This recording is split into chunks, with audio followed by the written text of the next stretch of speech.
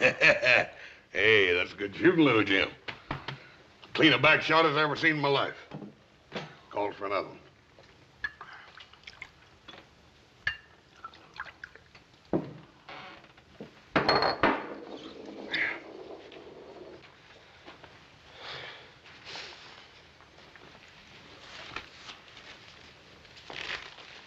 That's a shame. He had a full house. You can't win them all. Drinks on in.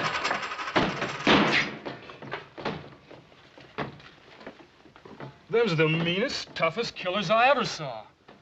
Who are they? Well, them's the Slade boys. Didn't you know that? No. We're sure lucky they didn't plug us, too. The Slade boys. I'm sure glad they're riding on through. Do you know where they're heading? I heard him mention a place called Kiowa Flats. Slade boys. Kiowa Flats. Remind me to ride clear of that place, will you? Come on, give me a drink. Yeah, I'll have one with you.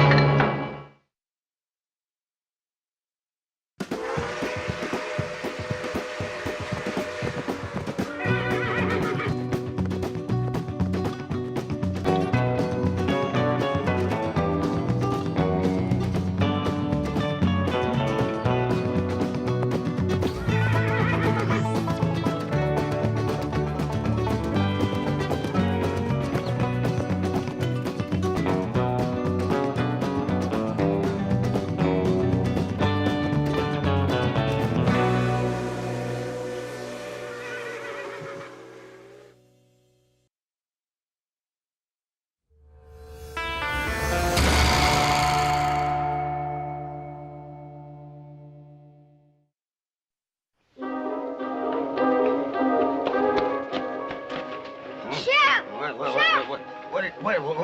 They're coming. I seen them up by the forks, Mr. Brown. One of them's about 9 foot tall. Well, who's coming? Them! You say one of them's a great big tall man? About 9 foot tall and half as big around. And the other fella, he's a little bit of a fella? About half as big as his brother. And mean looking? Meaner than rattlesnakes. It's them, all right. It's them. Now, Sonny, you get in off the street. Get in the house, you hear me? Keep off the streets. Now go on and get.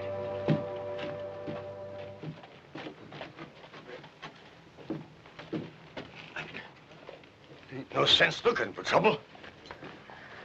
Darn thing never was no good nohow. They're coming!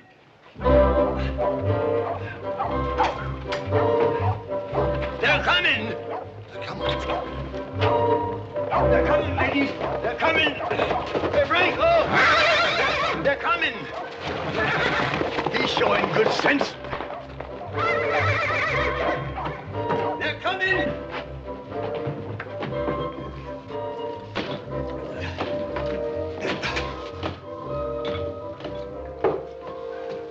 They're coming.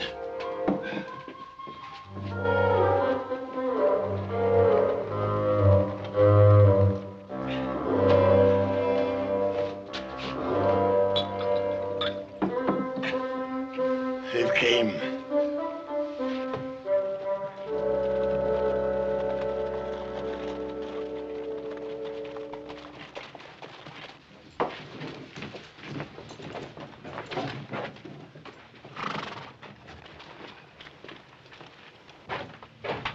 Now, don't nobody start nothing.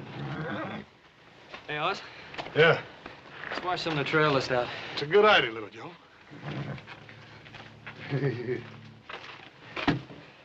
Howdy. Howdy. Howdy. Howdy.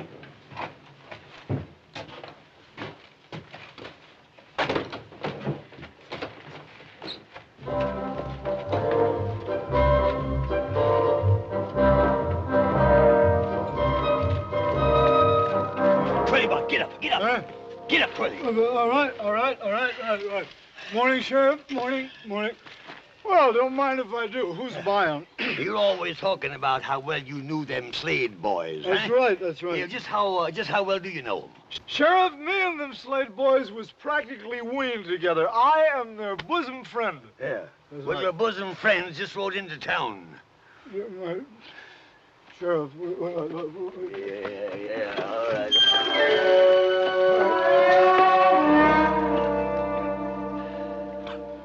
You say that again. Your bosom friends just rode into town. Well, why would those two murderous villains want to come to a miserable hole like Kiowa Flats? Because Alonzo McFadden hired him to kill off all the Hatfield boys, that's why. Oh, that's right. Well, where are they now? In the bar. Oh, no, that's terrible. No, Sheriff, that's the only bar in town. They'll bust that Never place mind. up. What do you mean, never You mind? listen to me. They'll ruin. All right. You go to the livery stable, get a horse, hire it, charge it to me, Right. and ride out and tell old Jubal Hatfield not to come into town for quite a spell. Then when you come back, look me up because I'll need you to identify them two fellas. All right, I'll do it right. And look. Look after the bar. Will you look after it? Yeah, I will.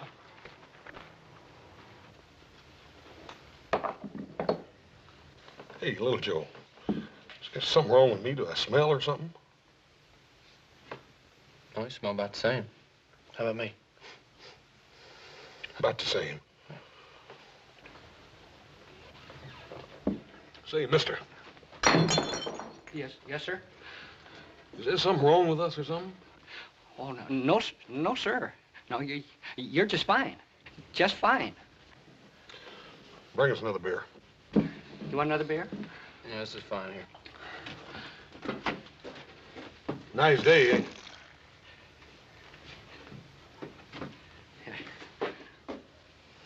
Ain't good enough to drink, ain't good enough for sheep death. I say it's a nice day, ain't it? Oh, yes, it's fine day. I mean, it's a nice day. About as nice a day as we ever had. I can't remember a nicer one. It was, well, maybe back in 47 or 48. I might have had something better. I don't remember. Well, it's kind of warm. Well, it's not too warm. Maybe a little on the chilly side.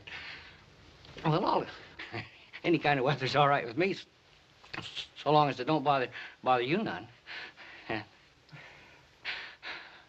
Oh, I guess it's a nice day. I don't know.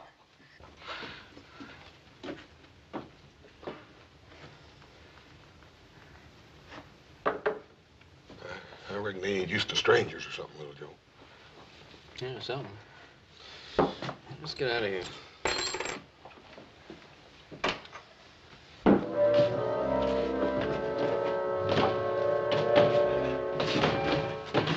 Howdy. Howdy. Howdy.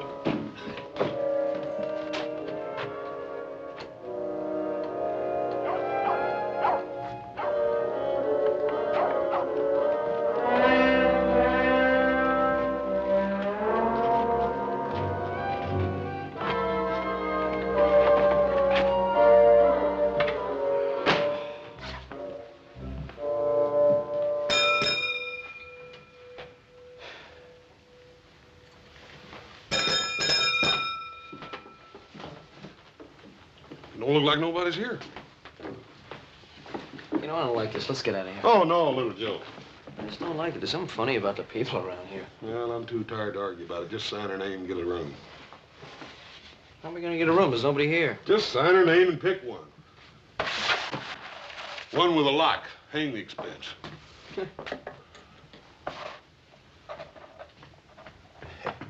Now they're going upstairs. They're gonna stay all right.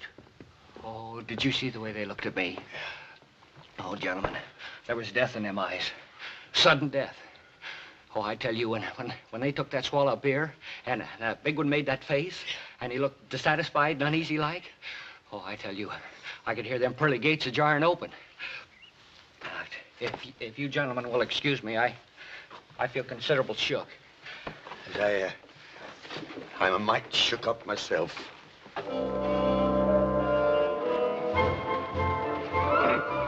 Miss Lorne Doone and ladies, if I was you, I'd get in off the streets. It's apt to be a mite dangerous. B. Bannerman Brown. Well, there's some in this town have a sense of duty, if others that oughta ain't. Yes, Now, where are they? They're, Stand aside, B. Bannerman Brown. Will you get out of the way? Come, ladies.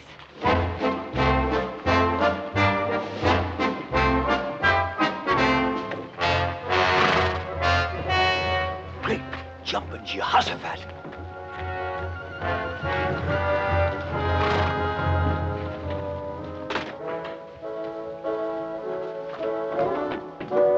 Repent, sinners. The day of retribution is at hand. Yes, Ma. I reckon it is. Us poor, frail females have come to throw ourselves on your mercy. You come to do what, ma'am? We want you should spare us, our men. Amen. Well, there ain't enough of them to go around as it is. Amen. Don't you worry none, ma'am. We'll spare you men if they're worth sparing.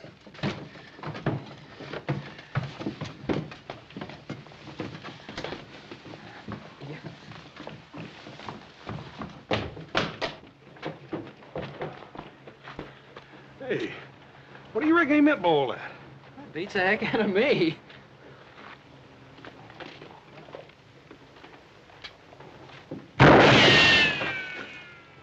Hey, somebody's shooting at somebody. I think it's us.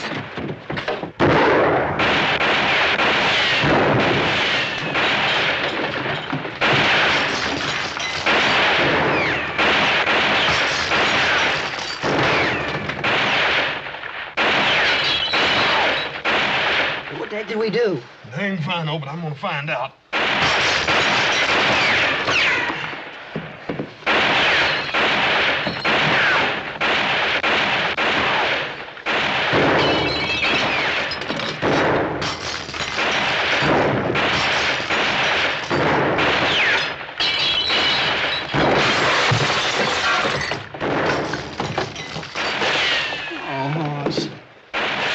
$2 for this. Sure ain't worth much now. Man, wasn't that good shooting. Well, look, next time we use your neckcloth, I please. just hope there's gonna be a next time. Hey, you in there! Huh? We know who you are and what you're here for. You can die now or later. And if you want a chance to make your peace, throw out your guns.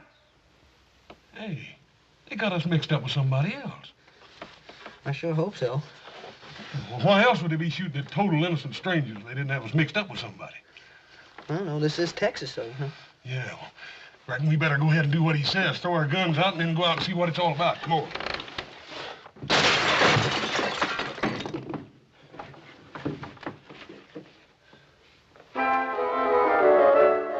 All right, let's try it again. What are your names? And what are you doing here? We done told you that. Our names is Cartwrights, and we're down here to buy cattle. Ants? Go on, boy. Oh! I told you not to lie to me. We ain't lying. Of course you ain't. You just come down here to buy cows. Texas cows. Now, who in his right mind is going to believe anybody'd come down here to buy Texas Longhorns, I ask you? I told you. We're going to take them back up to our ranch in Nevada and cross them with our own herd so as we'll have a hardier breed. And you two are going to drive them cows clean across West Texas, right on up through a hunk of New Mexico, all the way to the Nevada territory, just the two of you? Yeah, that's what we said. It's a fine lie, gents. A fine lie. It's the kind of noble, inspired lying that does credit to the folks that raised you. But it don't wash out here. Now, I'll tell you who you are. You're them two low-down, gun-slinging, murdering, hydrophobic skunks of Slade boys that was hired by old man McFadden to wipe out us Hadfields because he couldn't do it himself. And now look, we never heard of the McFaddens, and we never heard of the Hatfields. And that's the truth. Ain't they the living wonders, though? Ants, take them out and do what has to be done. Come on. Come on. Hey, what in time is going on here anyway? What are you fixing to do to these fellas? Kill them? They're the Slade boys. You can't do that. You ain't sure they're the Slades. Ain't sure. Ain't sure. You see him, don't you? Sure, I see him, but I never see the Slades in my life, and neither did you. He's right there, Pa. Yeah, Twirly Boggs, he says he knows him. He says he knowed him a long time back in Austin. Oh, Twirly? Yeah. Fine. Fetch him in here. Let him identify him, and then we'll kill him if it'll make you any happier. Oh, well, you see, Twirly ain't exactly around right at this moment. Oh. Ants, take him out. Come on. Now, wait a minute. Won't do no harm to wait till morning, will it?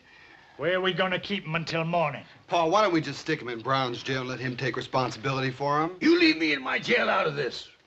Ants, take him out. Wait a minute. All right. Just get somebody to help me get him over to jail, that's all. Say, Bannerman Brown. On your way. You make sure they're there come morning. Or I might just take it into my head to vacate your office. I'm getting sick of you. Well, Joe, I got a funny feeling the law in this town is sure easily influenced. Yeah, all you need's a Navy Colt. Oh, you fellas comfortable and happy? I mean, can I get you anything? A bottle of whiskey or a couple of steaks or something? When are you going to let us out of here? Well, tomorrow morning, one way or another. What do you mean, one way or another? Well, if I can find Twirly Boggs and he says you ain't the Slade boys, I'll turn you loose. Yeah, but what's going to happen if you can't find Twirly Boggs? You get hung.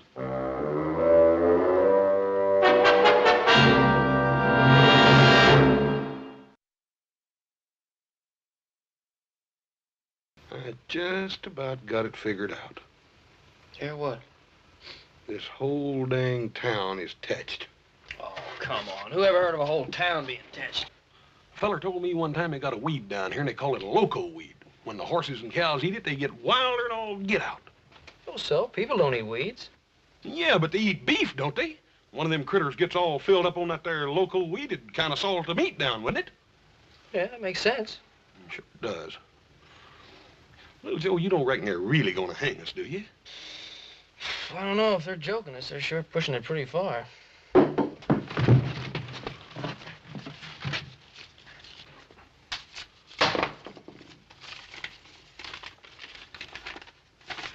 Hang on. Don't blob. Blab. Oh, don't blab. Rescue is at hand. Signed Black Alonzo, the red-handed Avenger.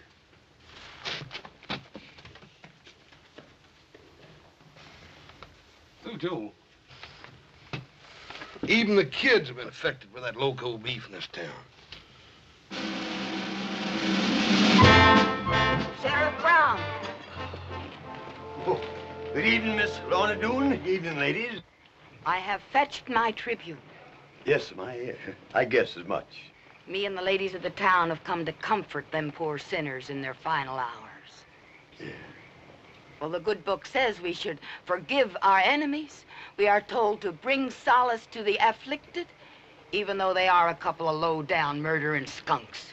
Yes, here's the keys. You go in and console them low-down murderers, them poor lost sheep. Me, I got work to do. Good night, ladies.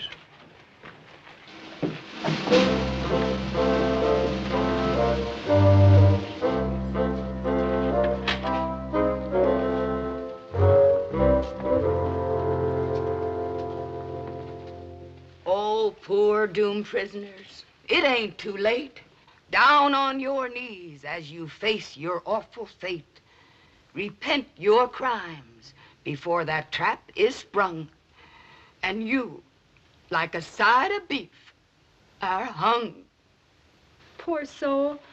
If when you come up close and scooch again the bars, you could kind of rest your po head on my shoulder. It ain't fair hanging men when there ain't enough to go round's it is. If you don't mind, I'd like to finish my little tribute whilst there's time. Ma'am, did you have many more of those? No, just 10 or 12 more verses. Well, I didn't have enough time to do a real good job on it. That's a shame. Now your poke is spent, and you can take my word.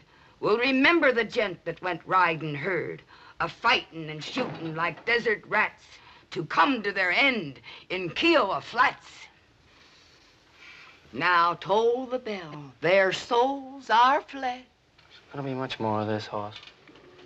Shh. Them two poor boys are hanging dead. Somewhere their kinfolk will weep and pray. Oh, this is worse than hanging.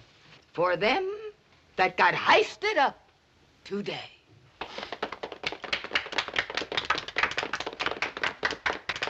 Did you really like it? Ma'am, I thought he was prime, just prime.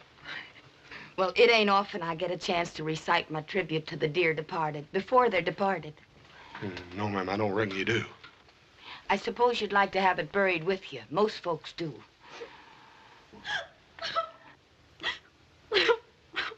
Oh, Clara Lou, stop that noise. I can't help it. There ain't enough men to go around, and here they go, wasting two at the same time. Amen. It's a woman's place to endure, Clara Lou. Well, I don't mind enduring if I got a man to put up with. Speaking of which, Lizabelle, I notice you've been hanging on to a certain hand half the livelong night. Clara Lou Kinsey. Well, I can't help it. She's just a selfish thing, that's all she is. Well, I never. I guess a certain person can hold another person's hand if they choose. Well, a certain person didn't have to choose the way another certain person grabbed onto it. I wouldn't act like such a hussy if I was you, Clara Lou Kinsey. Well, at least I ain't a flipperty gibbet like some Lizabelle Jones. Break loose from them pesky females, boys, and get a move on. We're busting you out. Who are you? Alonzo McFadden, you dang fool, the one that hired you. Well, come on. Oh, Alonzo McFadden! Bring him back here! Bring him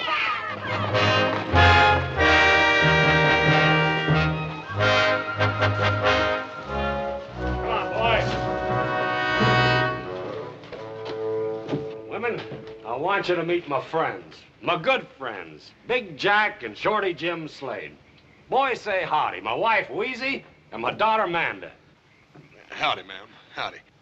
Mr. McFadden, you're making a terrible mistake. You see, we ain't really the... Never mind that now. We'll talk in the morning. Yeah, but look, Mr. McFadden, we're... Adoration. How you boys go on and on. Dad burn it, Mr. McFadden, we ain't the Slade boys. You ain't? No, we ain't. That's what we've been trying to tell you all the way in from town. Look, we're the Cartwrights. What's the matter? You scared? Oh, we ain't scared, and we do appreciate you busting us out of that jail, Mr. McFadden. That burn it, if it make you feel any better, I almost wish we was the Slade boys, but we just ain't. So if you don't mind, we'll just mosey on back. Bye, ma'am.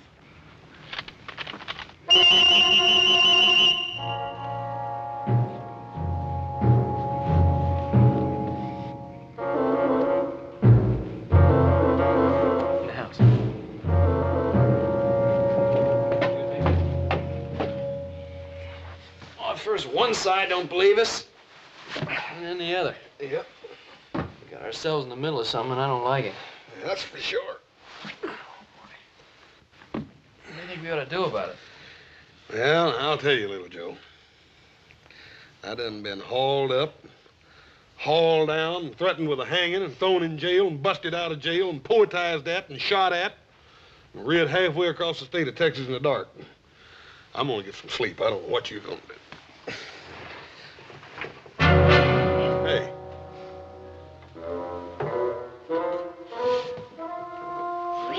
3 in the morning. Who are you? Turn him around, little Joe. Yeah.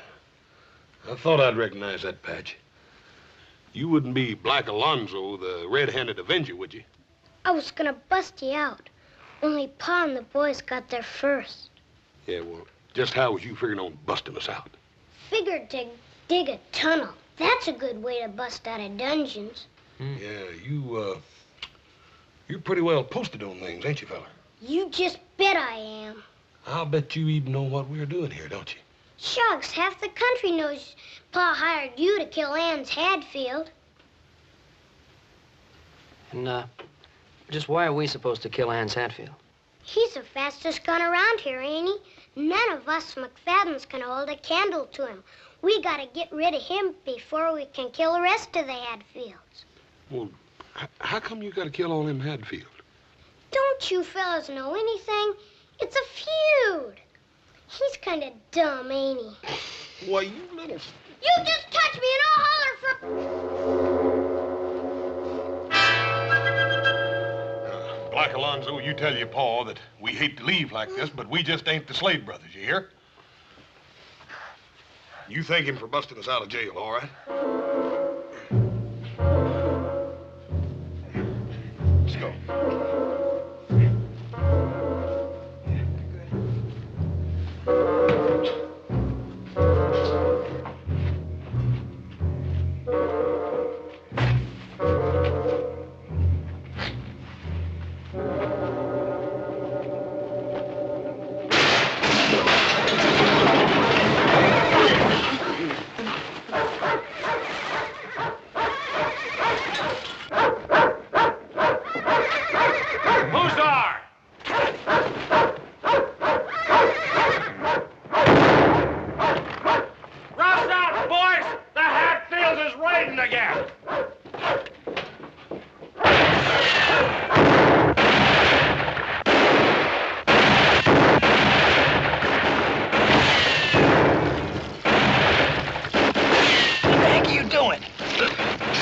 Shot at.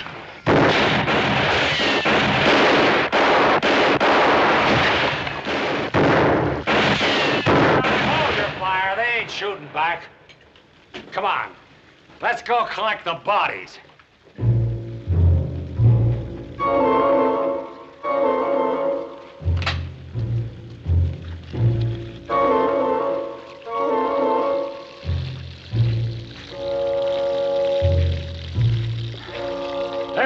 Slade boys, on your feet.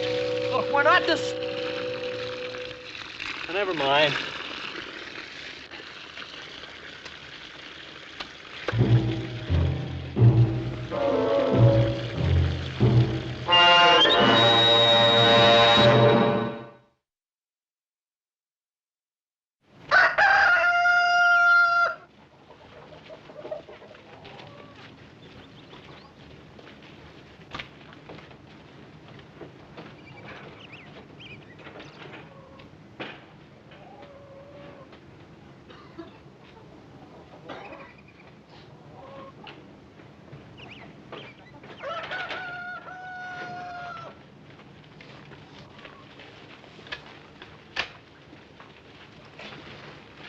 I want you two to listen and listen good. I hired you to do a job for me, and last night you tried to run out on your obligations. And I'm Mr. McFadden. Shut up and listen. I'm giving you fellas a fair choice.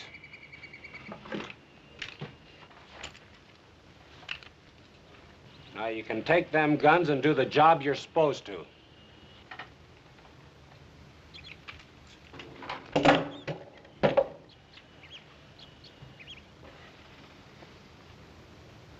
You got another choice.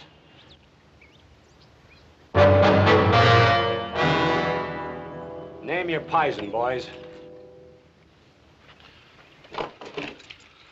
Dad burn it, Mr. McFadden. Don't you folks ever think any other use for a rope around here? First the Hadfields want to hang us for being the Slade brothers. Now you want to do it because we ain't. I'm getting awful tired of hearing that same old tired lie. All right, boys, heist them up. Now, hold on just a minute.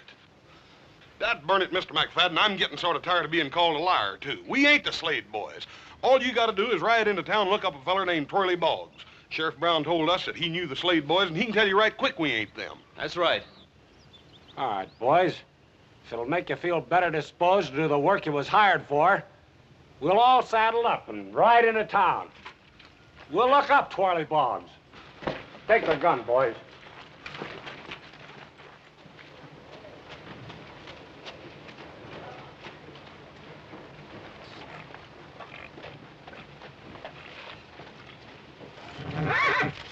Horse.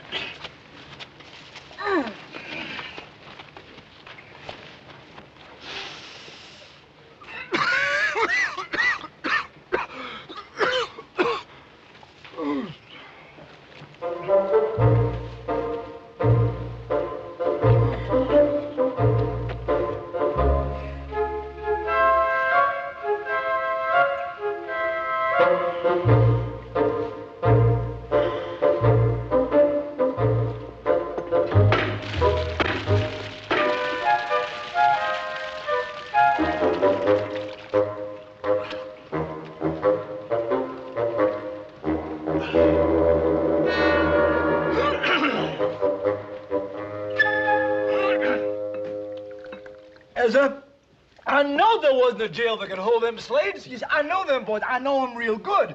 I went to school with the Aunt Emmeline, see? I tell you, those boys would gouge your eyes out if they thought that you looked at them in the wrong way. They would shoot you if they wanted a little target practice. Why, them boys... Who's buying, gents? Them boys, they had a man for breakfast every day of their life from the day that they put on long pants. Yes, sir. They had 2 on Sundays. Never touched me, though. No, sir. They like me. You see, they like me real good. But Oh, come on now. Somebody stole my drink. Let's have a drink here. I tell you, them 2 Slade boys is 2 curly wolves. They are the big wind off in the prairie. They walk in blood, and where they breathe, they leave behind them ruin. Get ready for ruin right now, because here they come.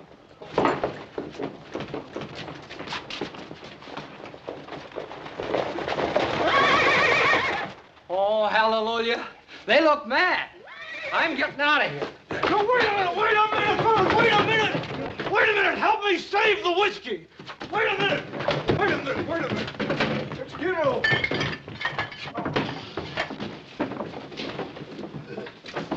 Howdy. Brown, where's Twirly Boggs?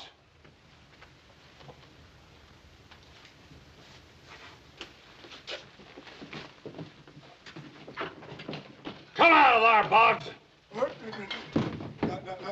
Now, wait a minute. Now, wait a minute. Now, take it easy. Let's not go massacring Twirly Boggs now. I ain't never done no harm to nobody. Come here, Boggs. Yeah, I'm right here. I'm right here. Take a look at these 2. Are they or ain't they the Slade boys? What? Are they or ain't they? You just go right ahead and answer, Mr. Boggs. Tell him the truth. Ain't nobody gonna hurt you. Correct. Ain't nobody gonna hurt you. That's fine. Well,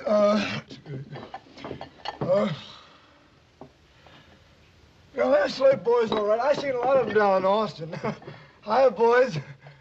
What's the matter, boys? Don't you know me? I'm Twirly Boggs. Remember? I used to go to school with your old Aunt Emmeline. That doesn't.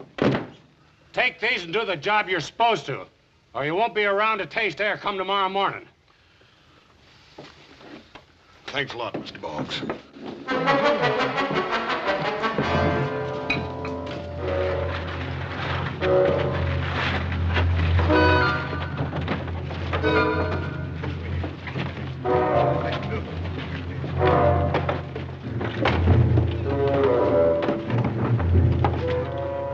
Howdy, boys. Howdy.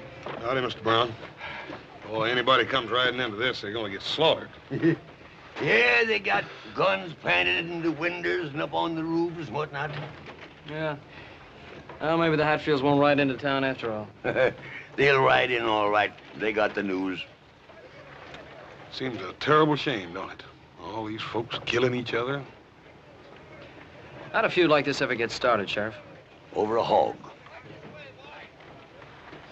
Over a hog? Yep, just a plain common, ornery, razorback hog. I'll tell you boys all about it, but first I got to get a little potation to loosen up the vocal cords. I'll tell you the whole sad tale. Come on. Gully.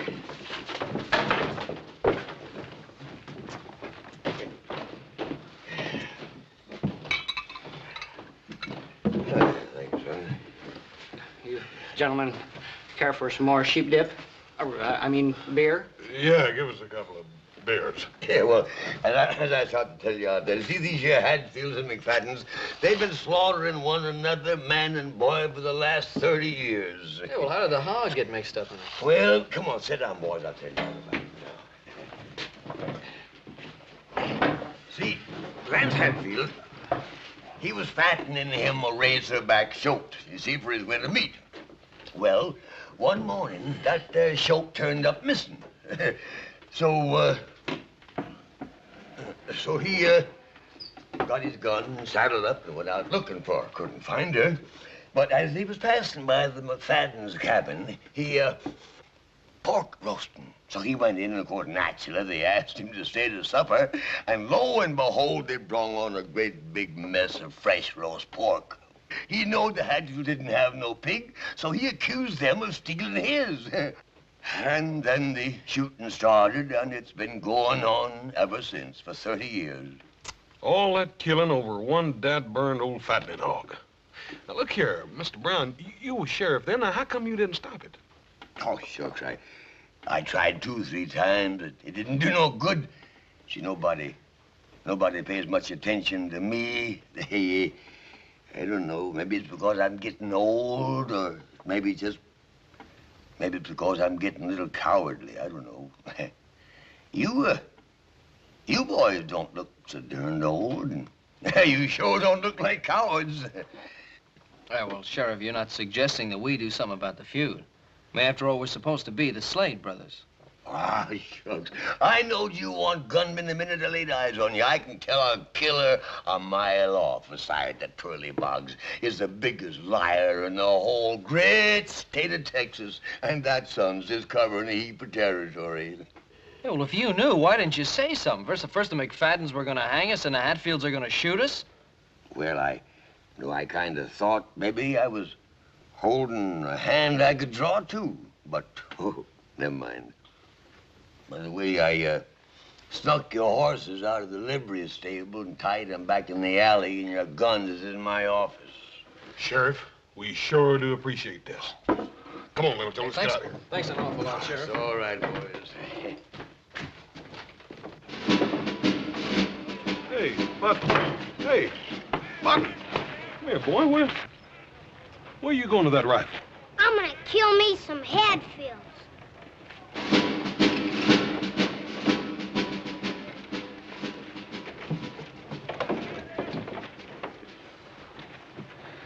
Yeah, even the kids are thinking like that. That seems like a shame, doesn't it? Yeah. Well, let's go. Come on, who you joking? That's what I like about us as a family, little Joe. Pa always taught us to never do nothing the others be ashamed of. I'd like to keep it like that. I just wonder if there's anything we can do, like B. Bannerman Brown said. Well, I don't know, but let's try. Come on. You boys change your minds about going? Well, sir, you might say we had our mind changed for us. I don't know what we're going to do, but whatever it is, I think we better get started.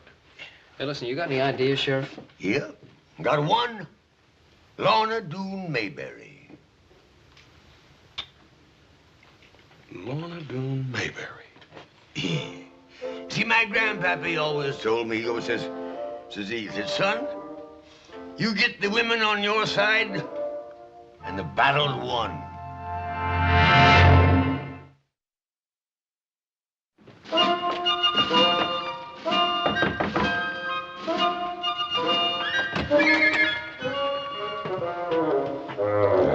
Excuse me, ma'am. Me and my little brother are in a peck of trouble, and, well... Come on. Tell me what it's all about. Come on. Well, first of all, ma'am, there's just about to be a bunch of killing out there in that street. There's always killing in that street. Well, yes, ma'am, and that seems to me like it's a terrible waste. I mean, there not being enough men to go around for all you ladies like it is. There ain't a woman living can keep men from fighting. Well, ma'am, I beg to differ with you. You see, sometimes women folk can sort of get around men folk in little ways, and I figured maybe if you ladies tried right hard, you might be able to get around these. You ain't as dumb as you look. What do you want me to do? Well, ma'am, here's our plan.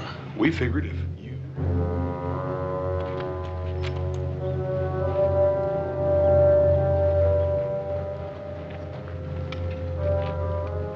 All right, hold your fire, man. Get that wagon! Hold your fire. Hold it. Hold it.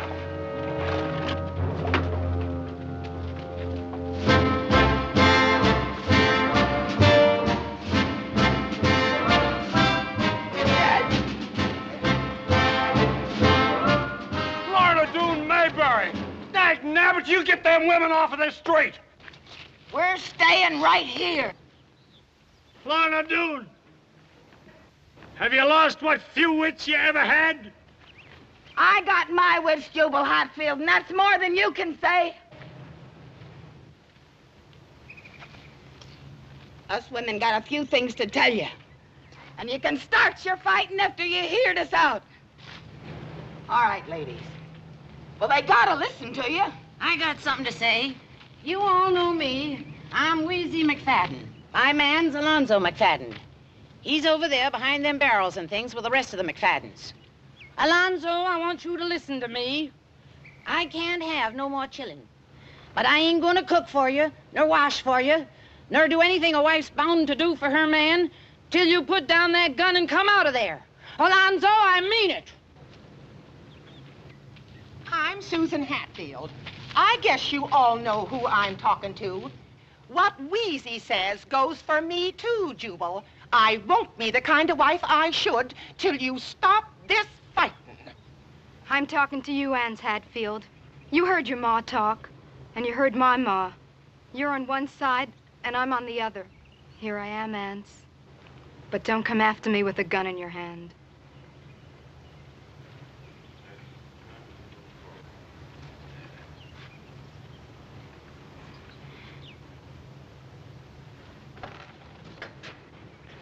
Boy, you get back here.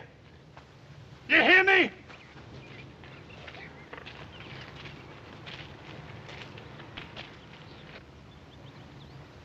You men want to hear some more?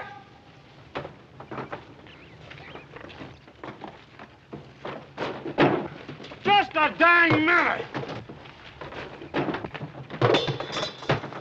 What tarnation's going on here? Hey, confound it, get back here.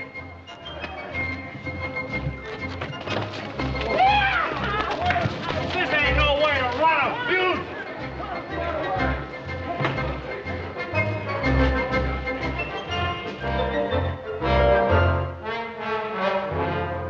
And it was such a nice day for it, too.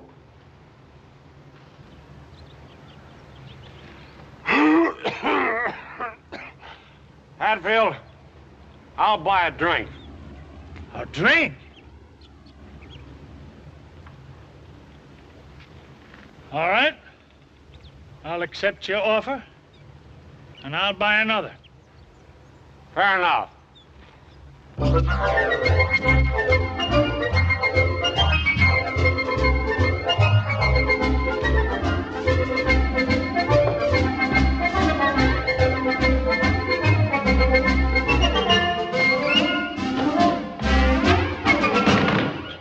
Whiskey. Whiskey. Yes, sir.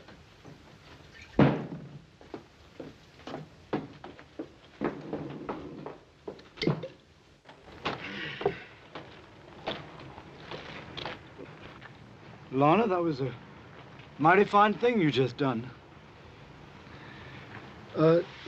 Lorna, 15 years ago, you said to me that if I ever,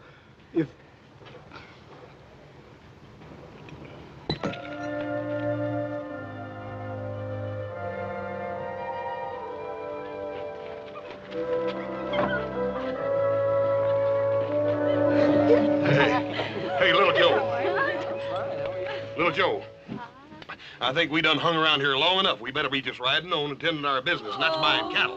Oh, Hoss, take it easy. A guy has to have a little chance to relax. Boys, here's your hats and here's your own guns. Now take an old man's advice and get riding. There you are, son. Yeah, well, Sheriff, we were just beginning to enjoy this town. Yeah, but don't forget the silly heap of folks around here that still thinks you're the Slade boys. Now, word to the wise?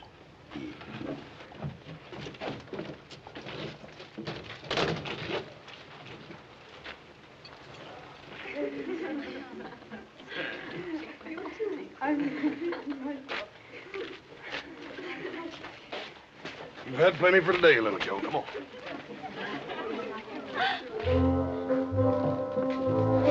Jubal Hatfield, you put her there. Alonzo McFadden, you're a good old sot. Thank you, Jubal. The best. Except for one thing. What did I do wrong, Jubal? Bringing in them hired killers to settle a dispute between two Texas gentlemen. I'm ashamed of you. Jubal, I'm a dirty dog. Oh, now, don't take on. I'm a dirty dog. Jubal, this has got to be wiped out in blood. All right. Whose blood? Who do you suppose? Those two dirty, miserable killers that came along into our peaceful little community trying to stir up trouble between us two peace-loving families. That's what I like about you, Alonzo. You think the same as me. Let's go round up a couple of the boys, just in case.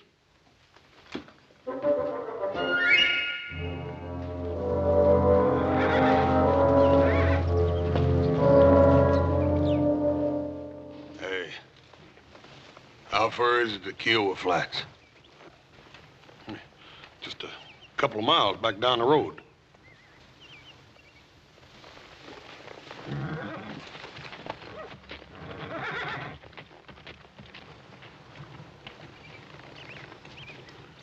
You don't suppose that... I think so. Come on, let's get out of here.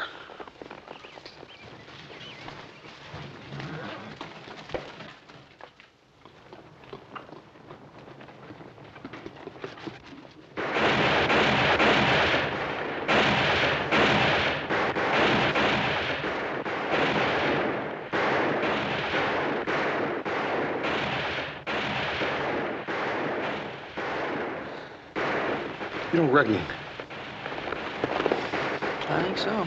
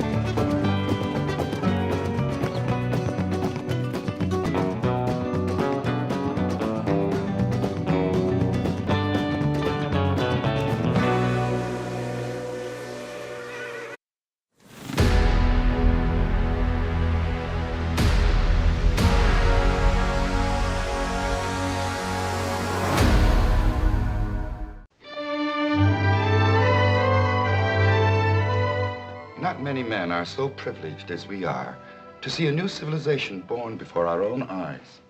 There are times in the streets of Virginia City when I question the use of the word civilization. It is always that way with the new hop scene. A diamond, before it is polished, seems no more than a clod of dirt.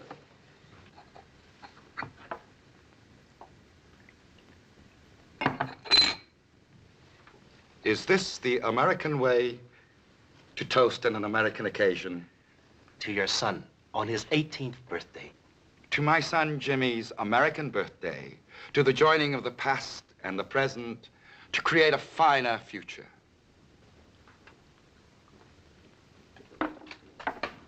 You have honored my house, and now there is much to do. You are fortunate to know the Cartwright family so well, Hopsing. It pleases me to know that here in America, the affection and respect of the sons for the father is as strong as it is in the land of our ancestors. The Cartwrights have great respect for you, my uncle, and admiration for your son. I am happy that the younger sons will honor us with their presence at the birthday party. And do not worry, Hopsing. Your friend Hoss will be fed as well as if you yourself did the cooking.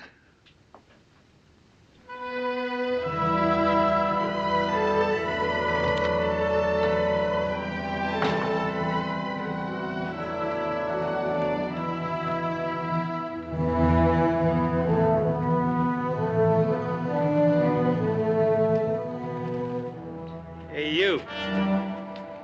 You speak to me?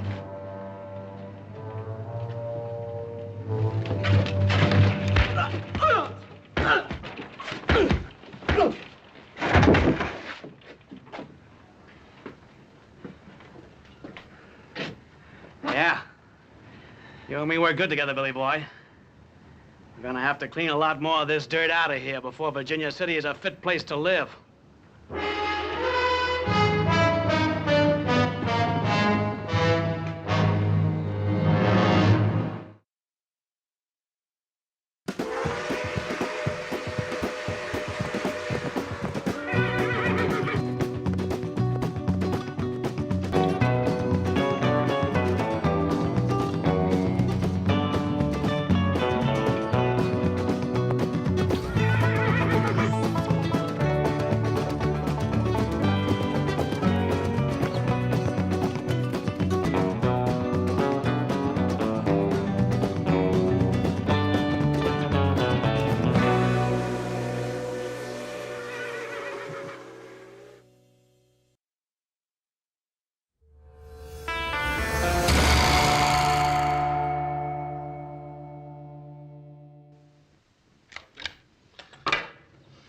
Little Joe, is it sure enough true we're going to have bird's nest for dinner at Jimmy Chang's birthday party?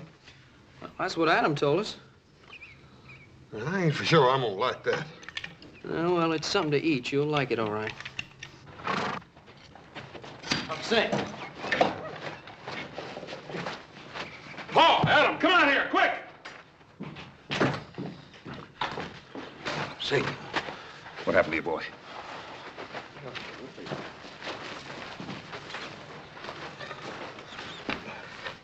What happened to your boy?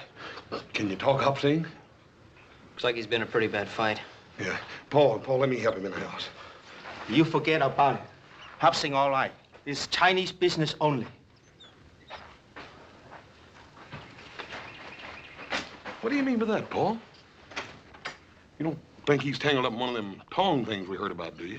No, I don't, son. The Tong is a protective organization composed of civilized people. I wonder how much more this has been going on. A lot of it, particularly in the California gold mines. Didn't think any of it had spread over the mountains. Well, why would anybody want to do a thing like this? Because Hopsing is Chinese. That's the craziest thing I ever heard of, Paul. I feel like going in there and tearing that town apart board by board. No, you won't, son. You'll go to Jimmy Chang's birthday party tomorrow, just as you planned. I suppose we just forget about the fact that somebody beat up on Hopsing. We're not going to forget about it, but we're not going to stir up more trouble for the Chinese than they already have.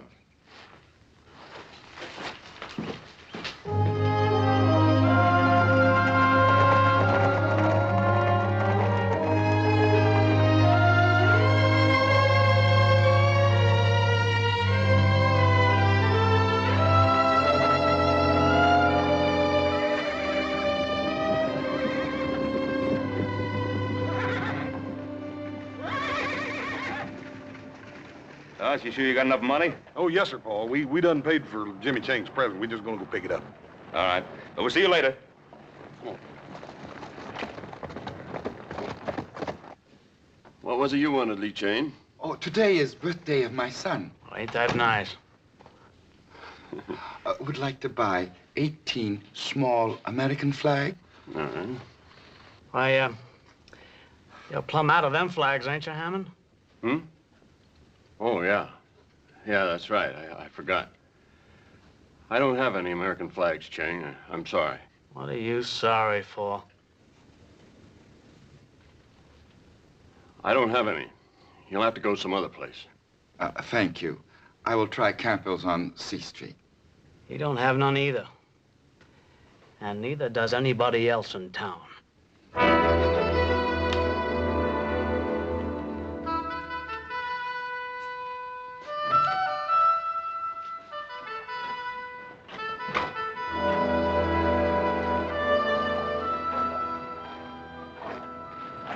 Lee Chang, my friend. Ah, Mr. Ben, Mr. Adam. It would seem my unworthy nephew feeds the food to bring good health. It would seem Hop Sing feeds my brother Hoss a few extra servings, too. Well, this is a big day in your life, Chang. You'll be mighty proud of that boy of yours.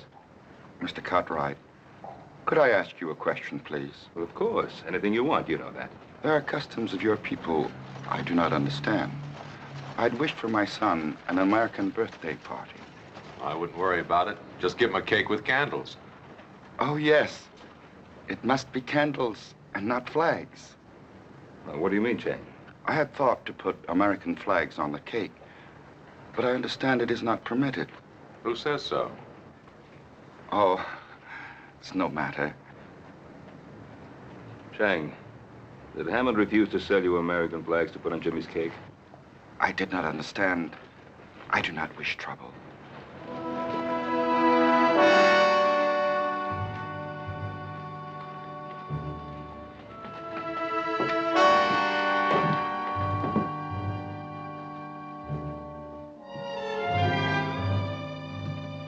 Adam, Ben, it's good to see you. And what can I do for my favorite customers? We'd like to buy some American flags. I don't have any of them little ones, Ben. And how did you know we wanted some of those little ones? Yeah, maybe we wanted a great big one. Well, do you? You run in the store now, Jesse? No. No, I just take care of my own affairs, that's all. Well, then stay out of ours. You pack a grudge a long time, Adam. Well, how about it, Hammond? I'm just sure we don't have none. Now, why don't you take a nice, hard look? We're right here. Well, here's some of them. I didn't know I had any left. Let's see, that's 3, 4, 5, 6, 7. How many of them did you need? 18. They're to be put on a birthday cake. Oh. There's a few extra. That'll be $1.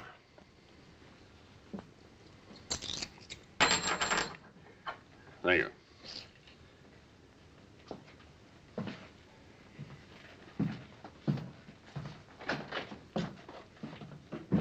Adam, you shouldn't let Jesse Tibbs get under your skin that way. I can't help it. Nothing but a cattle thief and a hired gun, and yet he walks around loose. He'll trap himself in time.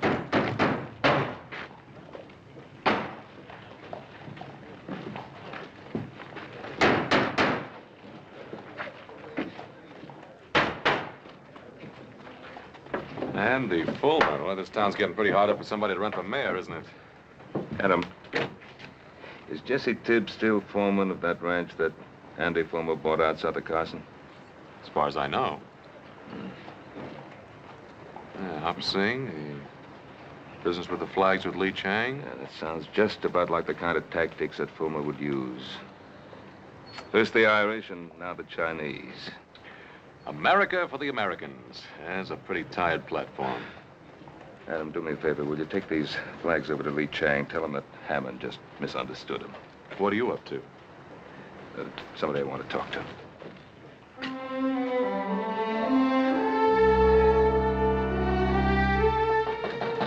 Come in.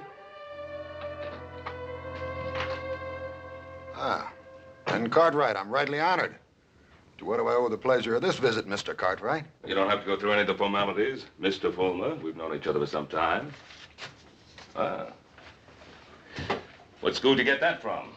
School of Hard Knocks, same one you went to, Ben. Only I don't call myself a lawyer. Folks get in trouble, they come to me for advice. Ain't nothing in the law says I can't charge a fee for helping them. Now, just what did you have on your mind, Ben? Andy, I understand you're fixing to run for mayor. That's right. Andy, what's your platform? Virginia City for Virginia City. Short, sweet, and to the point. You like that? Well, it depends on what it means. It means Virginia City belongs to the folks that made it what it is. It means we don't want outsiders. Well, now, what's your definition of an outsider, Andy? Well, now, Ben, you live outside the city and you can't vote for me anyhow, even if you would. But I'll be glad to spell it out for you anyway. It means our town's being overrun by foreigners who are willing to work for nothing, and they're taking the bread and butter out of the mouths of folks like us who built this country. Now, by foreigners, Andy, who do you mean? The Irish, the Welsh, or the Chinese? Now, before you start giving me any of that high-flown talk about prejudice, you just stop and remember this camp's full of those same Irishmen and Welshmen and Cornishmen, and those are the very people I mean to protect. I wasn't going to give you any high-flown talk about prejudice, Andy. I just wanted to know where you stood. Yeah. Does that mean you're against me, Ben?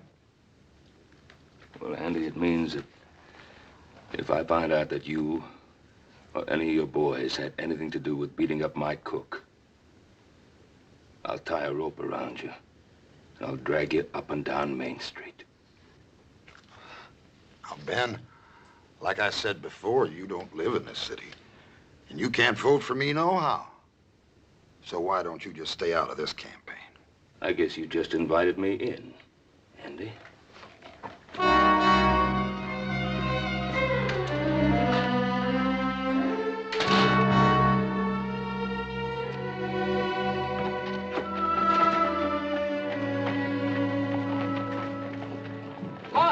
Little Joe. Doggone that Jimmy Chain. Just when I got a surprise birthday present right out the open, we'd have to run into him. I didn't expect to see you till tonight.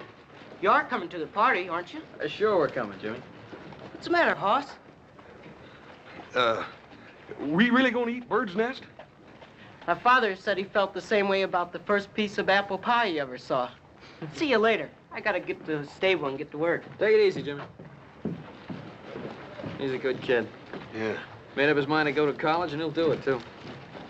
You reckon he knew this was his birthday present? If he couldn't figure that out, he sure has no sense going to college.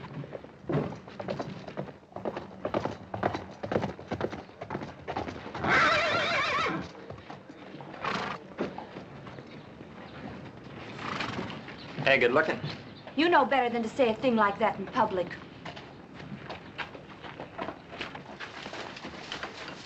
You didn't seem to mind it so much last night. Why, Billy Wheeler, I wasn't even with you last night. Then who were you with, Sally? Tommy Gaines or Ned Wilkins or the Pierce kid? Or maybe him? What if I was? I didn't know you was making fun. I'd slap your mouth. Let go of me. Suppose I tell your daddy what you just said. What do you think old J.R. did to you, huh? Now, you just be nice, and I won't tell. Let go of her. Let go of her. Why don't you try and make me? Boy, you just made the biggest mistake of your life. The biggest mistake you'll ever make. Jimmy. Oh, let me look at that cut. That's all right, Miss Sally. Leave me alone. All I did was bathe your face. A girl would do that for anyone. Yes, anyone. I didn't mean it the way it sounded. That's all right. I'm used to it. Here, I'll put some more water on it. Sally, Father. get into the house. But, Father... Did you hear me? Why, what have I done? You've disgraced my name, flouting yourself in front of this heathen. I was just helping Jimmy. Billy Wheeler hit him. And I thank Billy Wheeler for that. Father, how can you say that? Jimmy didn't do anything. You get into the house before I thrash you. I'm not afraid of you, Father. I haven't done anything wrong. Every time I look at a boy, you see evil. Shame! Sally! You keep away from her. You shouldn't have done that, Mr. Ridley. Why? Oh, Father, no! No! Father, no!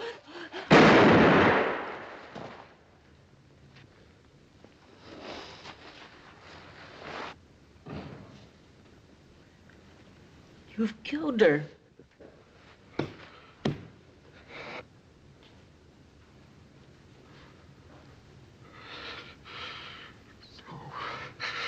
No. No.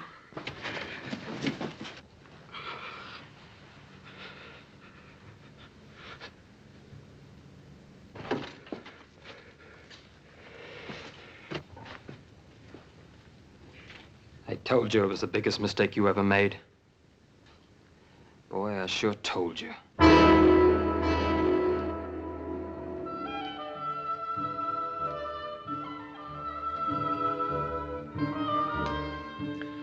I wouldn't be too worried if I was you, Lee Chang, about Jimmy. He'll be around in a minute. Yeah, old man Ridley probably gave him a few extra chores to do. You know, Mr. Ridley, he's tougher than nails. Oh, Jimmy not mine. He work hard. He do what Mr. Ridley tell him. What do you think, Hoss? I don't know. That boy's so danged anxious to make his college money, he's done forgot his own birthday party. Yeah, he's almost an hour late. Jimmy! Jimmy! Jimmy, what happened to you? Hop Shane, get some water and some towels, quick. What is it, my son? They were chasing me. Who was? I had to fight them off, Hoss. They wanted to kill me. Well, why? What did you do? Little Joe, I didn't do anything. Well, something must have happened. Sally Ridley is dead. Her father shot her. It was an accident. They think I killed her. Now, look, Jimmy, I want you to tell me the whole story right from the very beginning. It was an accident, Joe. I liked Sally. I wouldn't ever hurt her. We know he's in there. Send him out. Send him out or we're coming in to get him. Somebody'll get hurt. Just keep calm. Ain't nobody gonna hurt that boy. We'll handle this thing proper. Little Joe, you come cover me.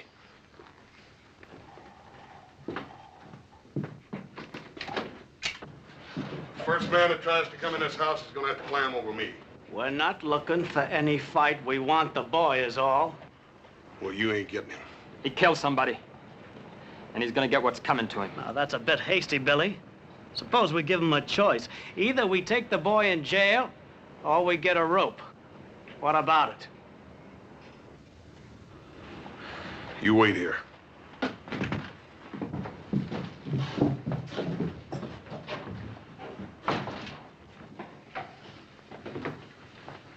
Will they take my son? No, Lee Chang. If anybody does any taking around here, it's gonna be Little Joe and me. But you believe Jimmy? Look, don't worry, Lee Chang. Sheriff Halstead's a fair and honest man. He'll know the truth when he hears it. Father, in America, a man is innocent until proven guilty. Isn't that right, Hoss? That's right, Jimmy. Go on. Let's go, Hoss. Hopsing, Adam's gonna stop by for us. Tell him we're down at the jail.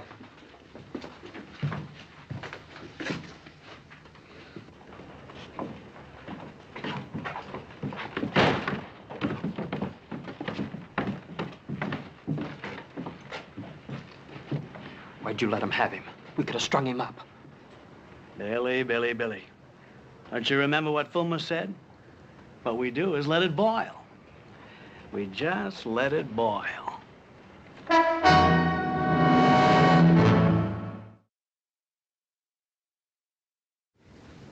Now, you've told me the whole truth. You sure you've left nothing out, son? I've told it just the way it happened.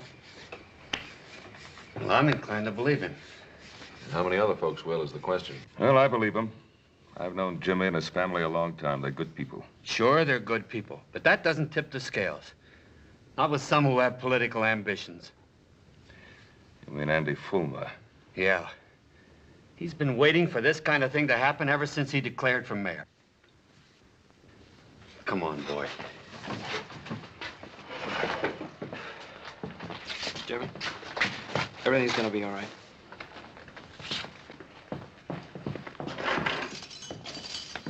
This is for your own protection, Jimmy. You'll be better off here than you will at home. I understand, Sheriff. See, Jimmy, this doesn't mean that you're guilty. Even an innocent man, if he's suspected of murder, can't be allowed to roam the streets. I know. You'll be all right here.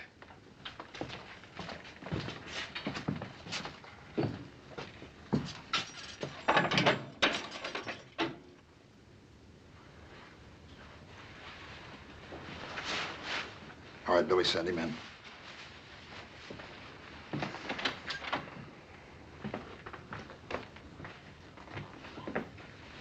How are you, Mr. Ridley? Andy.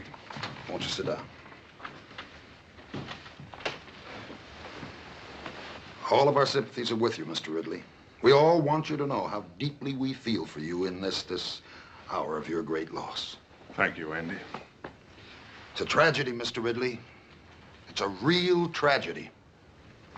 And if we hadn't let the bars down in the first place, a thing like this couldn't ever have happened. Now, you know me, Mr. Ridley. I speak my mind plain. Your daughter went out with lots of American boys, didn't she? Sure she did. Pretty little thing like her. And did any of those American boys ever act any way other than decent with her? Of course not. Would an American boy have shot her down in cold blood? There's something I think you should know. That boy didn't kill my daughter. It was an accident. I had the gun. The gun went off. That boy didn't kill my daughter, Andy. I did. Now, you just sit there, Mr. Ridley. You had a very trying day. Jesse, haven't you got some work to do? Sure. Sure, Andy.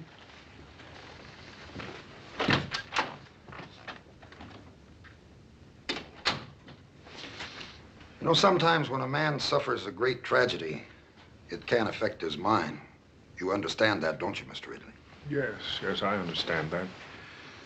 And in his grief, he might forget things or even imagine things that never really happened. Yes, that's true. Well, I'm sorry to say this, old friend, but I see signs of that in you. In your eagerness to do what's right, you're willing to shoulder all the blame for Sally's death. Well, shouldn't I, Andy? Now let's face the truth. Didn't that boy, that James Chang, didn't he provoke whatever caused Sally's death? As the Lord is my judge, that boy caused Sally to die. Yes. And our city's overrun with these undesirables. And that breeds the sort of thing that happened to you. And every decent citizen in this town wants to see that don't never happen again. Now, ain't that right, Mr. Ridley? Yes, Andy. All right, then. Now let's you and me sit down and examine what's really right for Virginia City. You asked me to order members of our town to fight if need be to protect your son. My son has not killed anyone. He has committed but one crime. He is Chinese. Is James Chang Chinese? Has he not given up the ways of his ancestors? Has he not taken the dress and the custom of another people? He is ambitious. He desires to educate himself in this new land. He knows that one day the Chinese will take their place alongside other people who have come from many other places to make this great country. Young eyes can see great distances, and risk is the privilege of youth. Your son has accepted the new ways, and with this, he has accepted the risk. He is my son, and they talk in the streets of killing him. It is written, it is better to sacrifice one lamb than to cause the slaughter of the entire flock.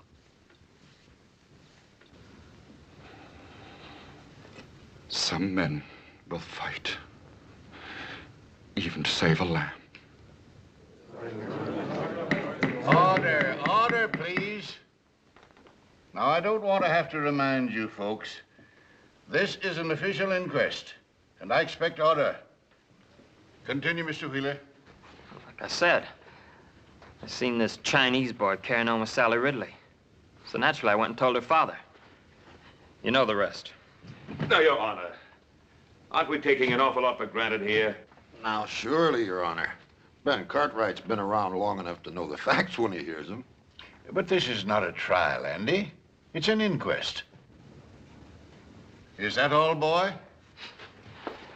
Well, ain't that enough, Your Honor? Don't get smart with me, son. Now, you just get down and let's have the next witness. Miss Amanda Ridley.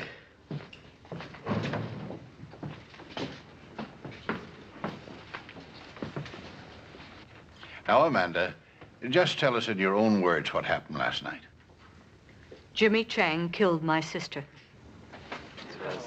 Order in the court, please. Order, please. Amanda, we're not passing judgment here. We're just trying to get the facts. Well, what did you expect? Everybody in town knows what kind of a girl my sister was. Always flaunting herself, fluffing her hair and mincing around boys. What's the matter with her? She's jealous of her own sister. Please, Amanda, I know how hard this must be for you, but all we want to hear is what you saw. Well, I heard a shot. I ran to the stable. There was Jimmy Chang bending over my sister. There was a gun next to him. My poor father was standing there, just staring. And the gun was by Jimmy Chang? It was right by him, right where he dropped it. Now, Your Honor, how do we know that was Jimmy Chang's gun? Now, who saw him drop it there? Ben, you're not trying to tell us that gun just fell out of the sky, are you? Ben Cartwright, I'm not going to put up with any more of your outbursts. All right, Amanda, that's all. Mr. Ridley, will you take the stand?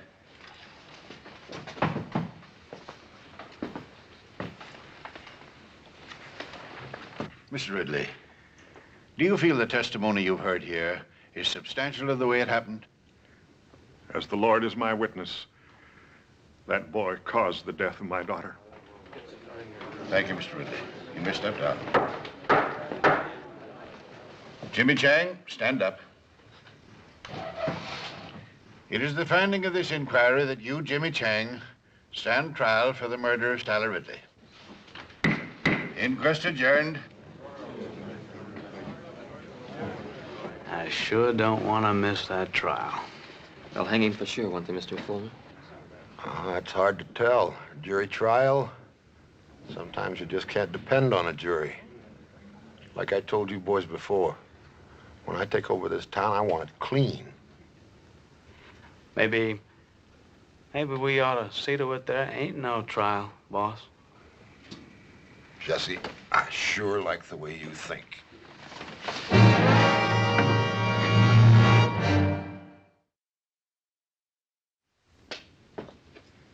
We owe no obligation to this town, boys. And he's right. We're all merchants. We all earn our living here. If we let the Chinese take over, our property will be worthless. I never spoke truer words, Cyrus. That's my way of thinking exactly. And if it wasn't my way of thinking, I wouldn't be running for mayor. Well, one thing, Andy. I ain't a man to jump into things, you know. Well, you ain't a man to stand by and watch your own house burn down without tossing on a pail of water either, are you, Cyrus? I don't know. If we let that Chinaman get away with killing that white girl, it's just the same as saying we don't even care what happens to our own wives and daughters. Well, what do you think we ought to do, Andy? I think we ought to put a stop to it right now.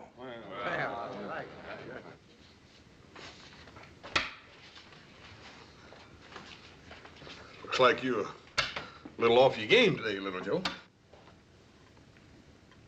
Huh?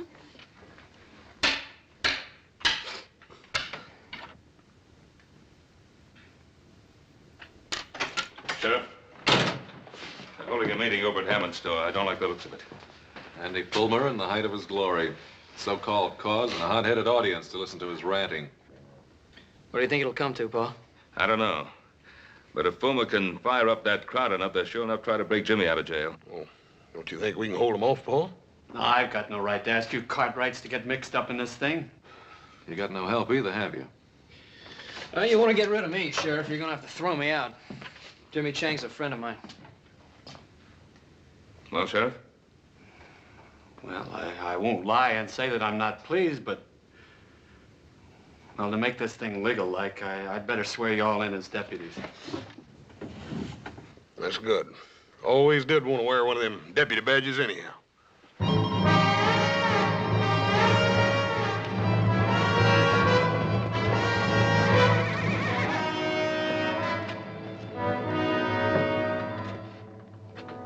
Ben?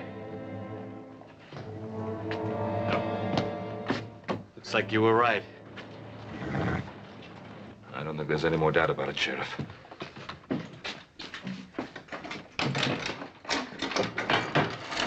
Look, there's only one way to avoid trouble, and that's by getting that boy out of town fast. But I can't rightly do that, Ben. Well, you can't rightly let them come in and lynch him either, can you?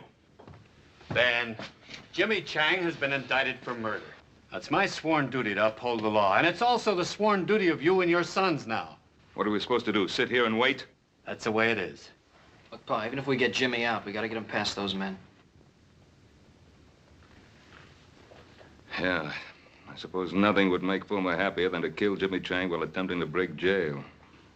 Now, look, Ray, there's no law that says a deputy can't walk out of here, is there? No, there isn't. If you boys want to change your mind, I can release you from any obligations. No, that's not what I meant. I just don't like the idea of sitting around here while Andy Fulmer calls every turn. What's in your mind, son? Well, Pa, I can't help thinking about Amanda and the way she behaved on the witness stand. Now, I've known her a long time. I just don't believe she's turned that bitter. You think you might want to talk to her? I'd like to try. Oh, it's worth a chance. Maybe through her you could break down Ridley's story. I don't like the idea of you going out there, though. No, Horse and I could cover him, Pa. Oh, that'd be playing right into Fulmer's hands. And there'd be 3 less guns in here for him to worry about. I'll get through all right, Pa. Well, I wasn't thinking of you getting through, Adam. I was thinking of you getting back in. You know, don't sell Fulmer short. He's got Ridley on his side, and he's going to do everything in his power to keep him there. Well, I'm going to risk it. All right, Adam.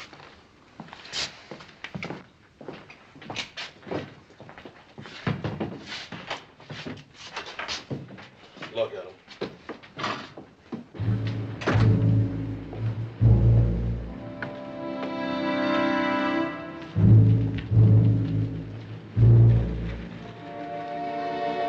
What's the matter, Cartwright?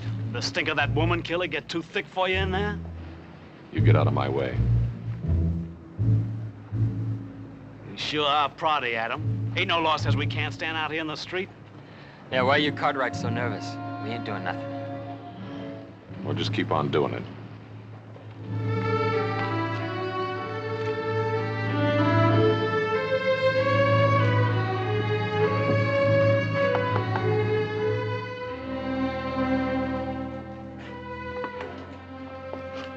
May I come in?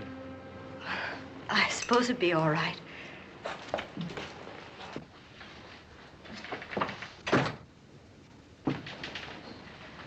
My father isn't home. Well, it's really you I wanted to talk to, Amanda. Would you like to sit down? Thank you. Well, all of us used to have some mighty good times in this house. We haven't entertained since Mother died. 7 years.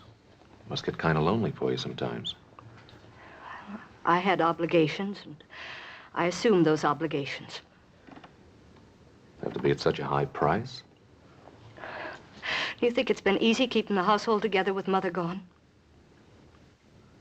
No, I don't. I watched my own father do it for years. Yes, but Sally did everything she could to make things difficult. Yeah, Pa had his moments with all of us, too. She had no respect for anything, not for me or for my father. Look, Amanda, stop feeling sorry for yourself. Life hasn't passed you by. Why can't you Cartwrights mind your own business and let us mind ours? Because it happens to be everybody's business when a boy's life's at stake. You can stand there and say that to me when my sister's been murdered. What do you expect me to do? Go over there to Jimmy Chang and tell him it was all a big mistake? If that's what it was, yes. Jimmy Chang said he didn't have a gun. He said it was an accident. Now, look, Amanda, I've always admired you because you had the courage to stand up for what you thought was right. Sally was just exactly the way you used to be, no more, no less. You don't need to pretend with me, Amanda.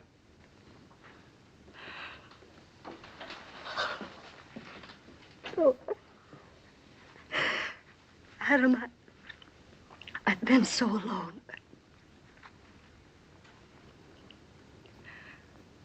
What should I do? Tell the truth. What are you doing in my house, Cartwright? Is no woman safe in this town? How dare you persecute my daughter? It's not your daughter that's being persecuted. There's a young boy over in that jail that's just about to face a lynch mob. That boy's a murderer and a heathen. He's been indicted for his crime. Indicted, but not convicted. Or don't you think Jimmy Chang deserves a fair trial? James Chang will have a fair trial. Not unless you tell Andy Fulmer that's what you want him to have. Oh, Mr. Fulmer's an honorable man. He doesn't need me to tell him what to do. What's the matter, Mr. Ridley? You afraid to face up to Andy Fulmer and the principles you value so highly?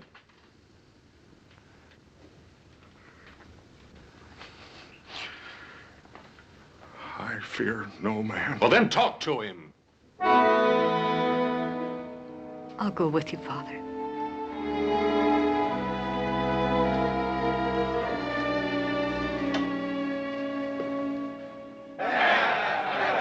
What rights he got to stand trial anyway? He ain't even no citizen. That's right. We gonna let those Cartwrights tell us how to run our town. They don't live in Virginia City. And this town is for us that lives here, for us Americans. That's right. There are only 3 Cartwrights in there. Adam left. And we'll see to it he don't get back in again. I say rush the jail. Sheriff Halstead will be on our side when he sees we mean business.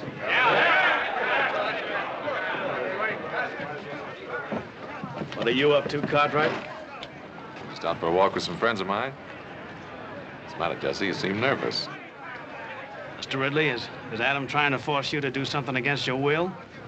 No man forces me against my will. I want to talk with Mr. Fulmer. You wanted to talk to me, J.R.? I've got to talk to you about everything. About those people out there. Why, certainly, J.R. Not a man in this town can't speak to me whenever he wants to. You come right on in. Miss Amanda?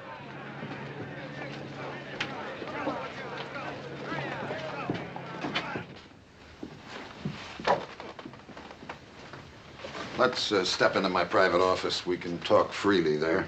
Well, I'll wait out here.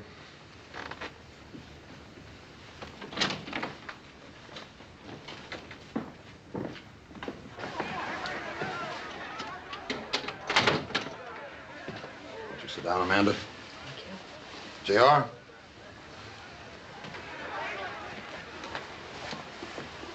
Now then. What was it you wanted to say to me, J.R.? I want those people out there to know the truth. I want to tell them what I told you this morning. And what did you tell me this morning, J.R.? Why, that Jimmy Chang is innocent. That my daughter's death was an accident. And what did I say then, Mr. Ridley? I just don't remember. Didn't I say that I wanted to help you? Didn't I say that the people of Virginia City were behind you 100%? Did you see all those people out there in that street? Why do you think they're there? They're there because they're your friends, J.R., just as I'm your friend. Because we both believe in the same principles. We believe in honesty and decency and the American way. Now, ain't that right, Mr. Ridley? Yes, I suppose so. Father, Now, you don't suppose. You know. Those people are out there because they're your friends. They're out there to honor you. They're there to honor a man who stood up in his hour of great tragedy. Not for his own sake, but for the sake of an entire city.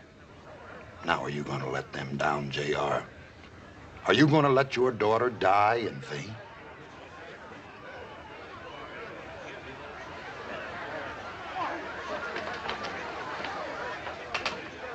They're waiting for you out there, J.R.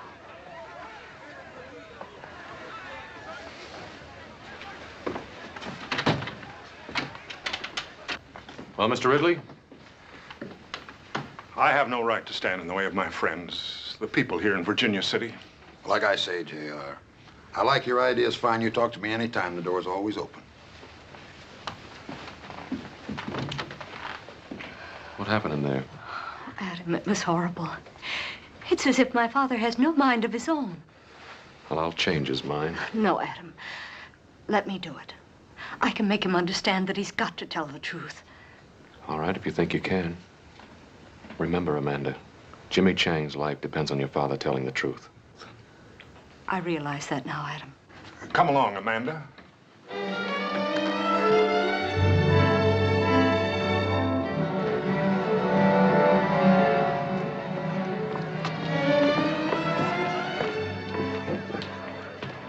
Just where do you think you're going, Cartwright? Now, why don't you leave those folks alone?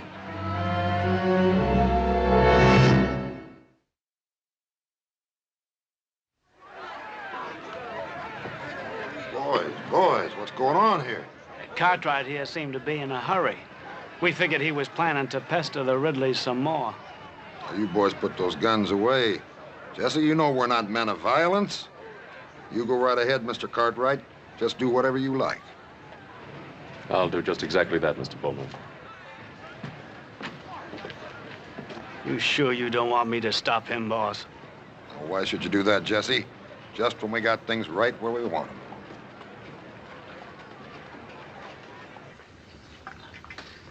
Little Joe, did you ever taste anything like these jailhouse beans?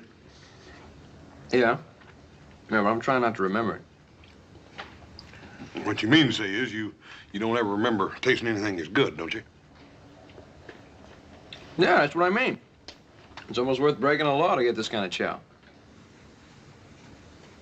Jimmy, you ain't eat a bite of yours. Why don't you try to get some of that down? Thanks, Hoss, but I'm not hungry. Hungry? What's that got to do with it? You think the only time a man can eat's when he's hungry? Yeah, you haven't got any kind of fool idea like that, do you, Jimmy? I didn't kill Sally. You believe me, don't you, Hoss? Jimmy, you ought to have more sense than even ask such a question. But there are some people in this town who think I did. How can they, Hoss? Jimmy, don't you worry none. You got lots of friends in this town. Friends that aren't gonna let you down. Here he comes. Let him in.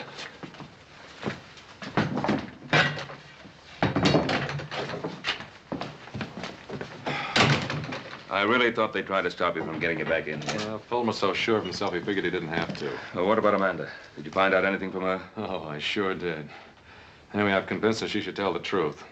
And I thought we had Ridley convinced, and then we got over to Fulmer's, and I don't know. Fulmer's got some strange kind of hold on the man. It's like so much clay in his hands. Anyway, Amanda's still working on him. Well, do you think she'll get anywhere with him? Well, if she doesn't, we've got a lynch mob on our hands. Father, how can I make you understand what I'm saying to you? I'm on the side of right. Right. You're just doing what Andy Fulmer wants you to do. That boy's gonna die. Your sister died too, didn't she? Yes, she did. Until now, I don't believe I really cared. But now I know you don't care. How dare you speak like that to me? I dare speak like that because it's the truth. Your sister brought disgrace on us. And it isn't really Jimmy Chang you're trying to punish, is it? You're trying to punish Sally.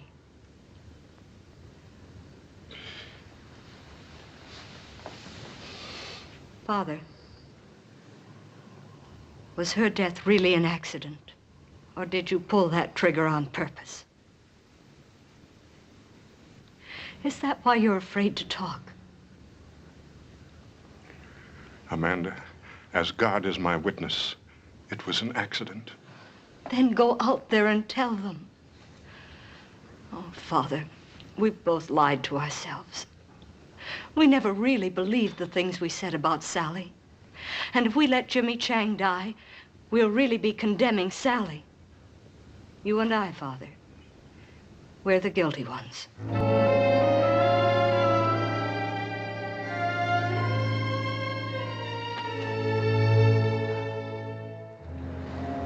Now, boys, you all know where I stand. I'm just interested in doing what's right for our city. Are we gonna let those Cartwrights stand between us and what we know's right? I say let's rush him and get him out of that jail. Come on! Huh? Here they come. Let's put a few shots over their heads. That should scatter them.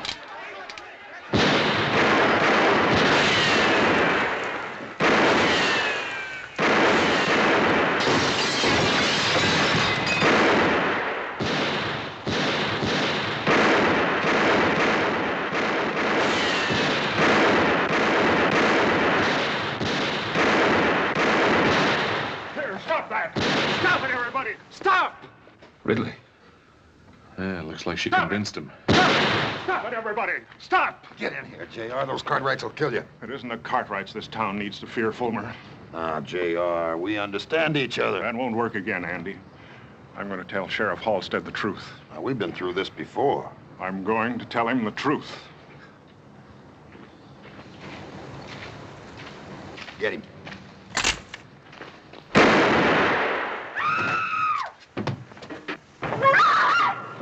Fool. Why did you kill him? What? What are you saying? You told me to kill him. Murderer. You filthy murderer.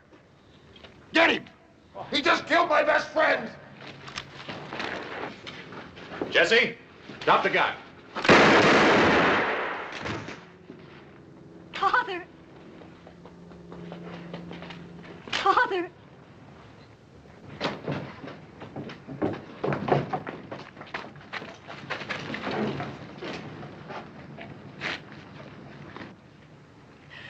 My father wanted to tell you something.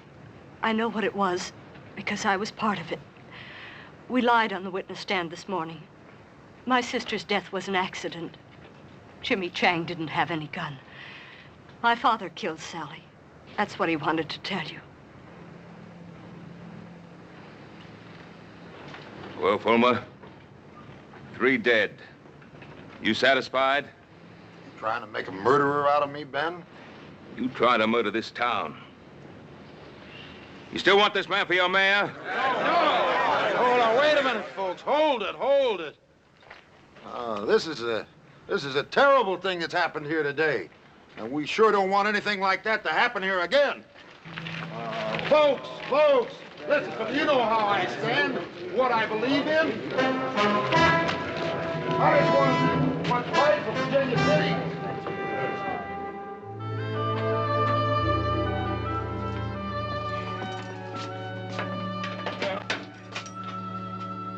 I'm afraid you're at liberty, Mr. Chang. Come on, Jimmy, didn't you hear him? Or don't tell me you done got to where you like it in here. But what? But what? I thought you were the one who had the fine ideas about going to college. Yes, I do, but... Well, if you're going to go to college, Jimmy, you got to bust out of this jail before you can start. It's all right, Jimmy. Come on. You can go home. It's all over now. Go on.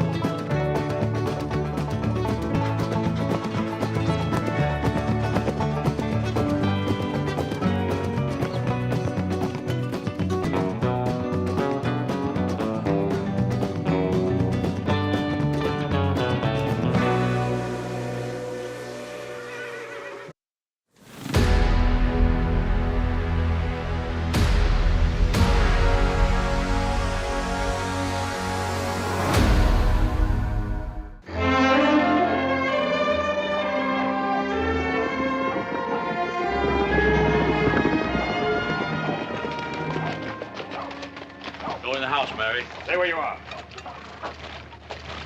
You have been served with a notice of eviction. Why are you still here? This is our house, mister. We got no other place to go. That is your concern, not ours. You can't go in there! Leave her alone!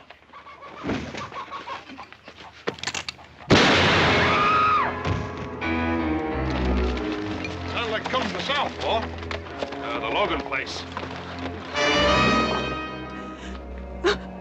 Put up the sign.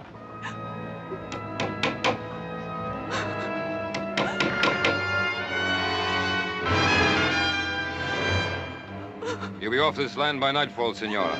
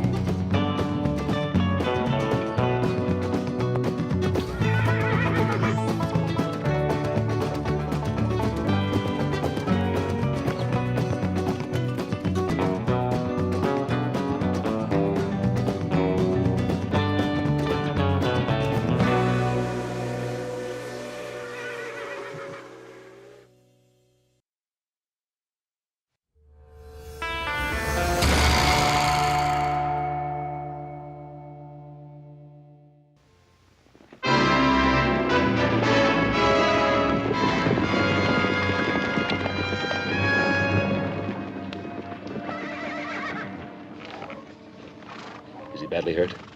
He's dead. They killed him. Mary, what happened?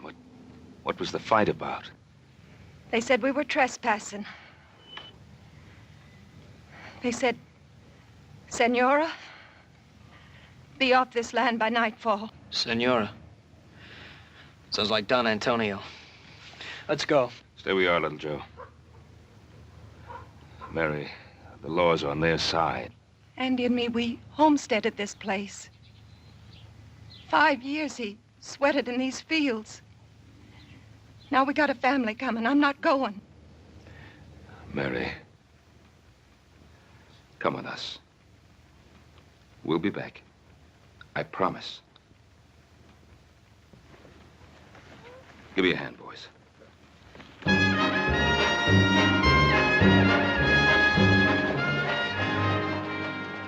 Stay here.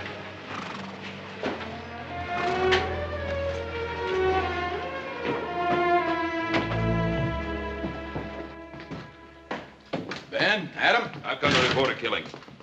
Andy Logan has been shot down in cold blood. As a matter of accuracy, he was killed in self-defense. Sheriff Hawkins has all the facts. That's right, Ben. Senior Logan has already made a complete report on behalf of his men. Well, did he report that it was his men who committed the murder? There's a difference, Ben. Logan was given a notice of eviction, so he had no legal right to be on that land. And a couple of witnesses saw him attack Senior Luger's man. All he was doing was defending what was his. There's no evidence of that. Well, there's Mrs. Logan's word. Do you think that'll stand up in court, Adam? Stand up in court? They talk of lawlessness of the West. Well, this is lawlessness backed up by law. They're evicting families, throwing them out of their homes, killing men, and you protect them. Now, keep your shirt on, Ben. I don't like this any better than you do. But this is not really your fight, Senor Cartwright. Why do you insist on interfering? Interfering? Of course it's our fight. You're trying to take part of our land, too. Technically speaking, yes. But although the De La Cuesta land grant takes in a few hundred acres of Ponderosa property, it is such a small section of your great rancho, you will hardly miss it. We happen to value every foot of our property, Senor Luga. Your pardon, Senor. It is the property of my niece. Perhaps she will be gracious enough to permit you to retain it, if your attitude is cooperative. Well, you know what you can tell your niece. Some respect, sir. You are talking about Isabella Maria Inez y Castro de la Cuesta, descendant of one of the oldest and noblest families in Spain.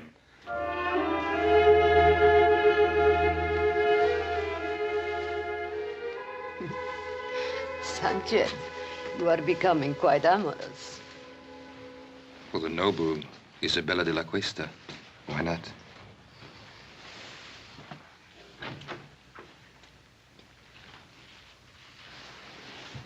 Why don't you knock? Since when do you require privacy?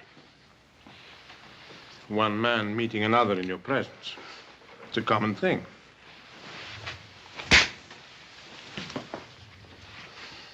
Get out.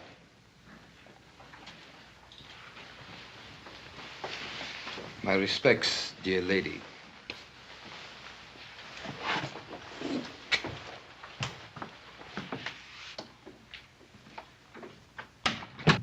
Sanchez, the darling of the barroom girls.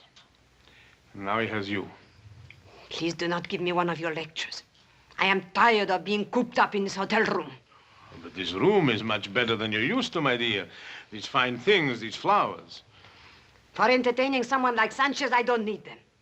I am Isabella de la Cuesta. Is that not right? Yes, that is right. Then, I refuse to remain a minute longer in this carpeted prison. Just a few more days. Everything is going beautifully. Don't spoil it. How could I spoil it? Everybody is expecting Isabella de la Cuesta to be a great lady.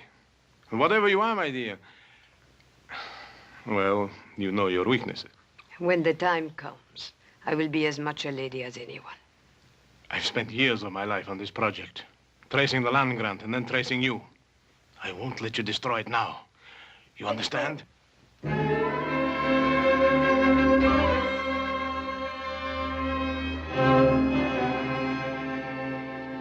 Why, you mean this Luca can just come in and throw homesteaders off their land and there's nothing we can do about it? Well, the Spanish land grants go back hundreds of years. Mexico recognizes them, we recognize them, and the De La Cuesta claim has been examined and validated by the Territorial Land Office. Apparently, it's in perfect order. I would suppose it wasn't all in perfect order. Well, then we could go to court and try to stop them. The records of the Spanish land grants are kept in Monterey, aren't they? Mm-hmm. Maybe worth looking into. Oh, would you like for us to ride down there and check on it? Yeah. Yeah, you and Joe. First thing in the morning. Check everything on file. Get a complete history of the De La Cuesta family. Meanwhile, Adam and I will file an action in Judge Blankney's court in the name of the Carson Valley settlers and ourselves. Well, what chance do you think we stand there? Well, very little, I suppose, if Isabella de la Cuesta is actually the true and rightful heiress. Well, there's still one more thing we could do. What's that? Talk to the great lady herself. After all, no one's seen her or talked to her except Senor Luger. What good will that do? You don't think she's going to help us? Well, how do we know till we find out? Well, here's hoping we can prove that Isabella de la Cuesta is not Isabella de la Cuesta.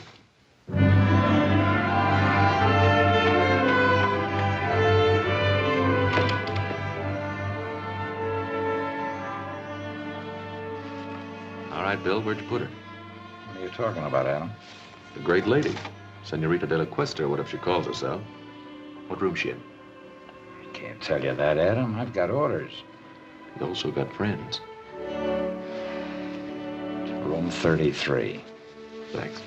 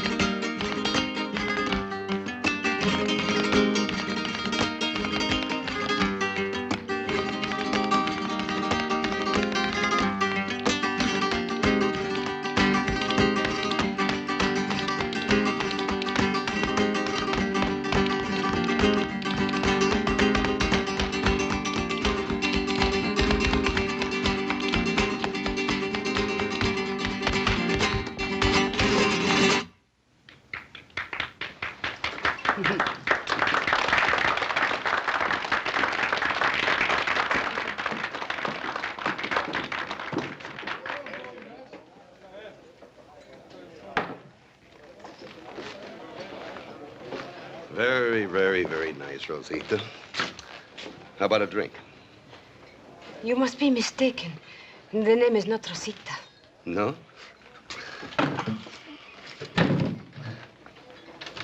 What is it, then? Go away from me.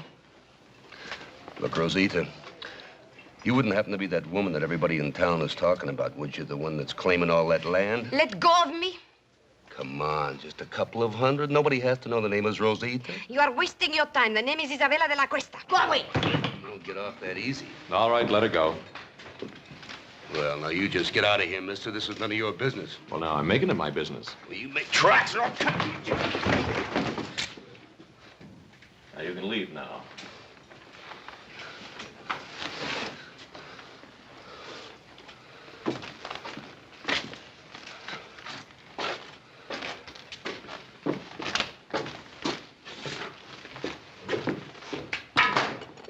Exciting place. Is he hurt? No, he'll get over it. I appreciate your fighting for me. It was not your fight. No, but you are my fight, Senorita de la Cuesta. Oh. Why? Who are you?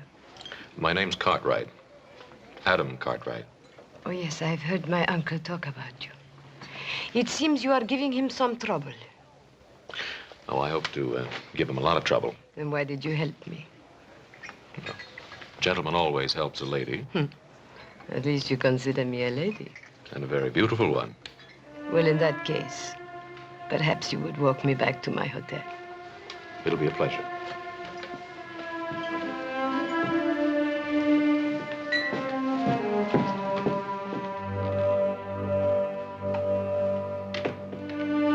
I believe the lady's in room 33. I have the key.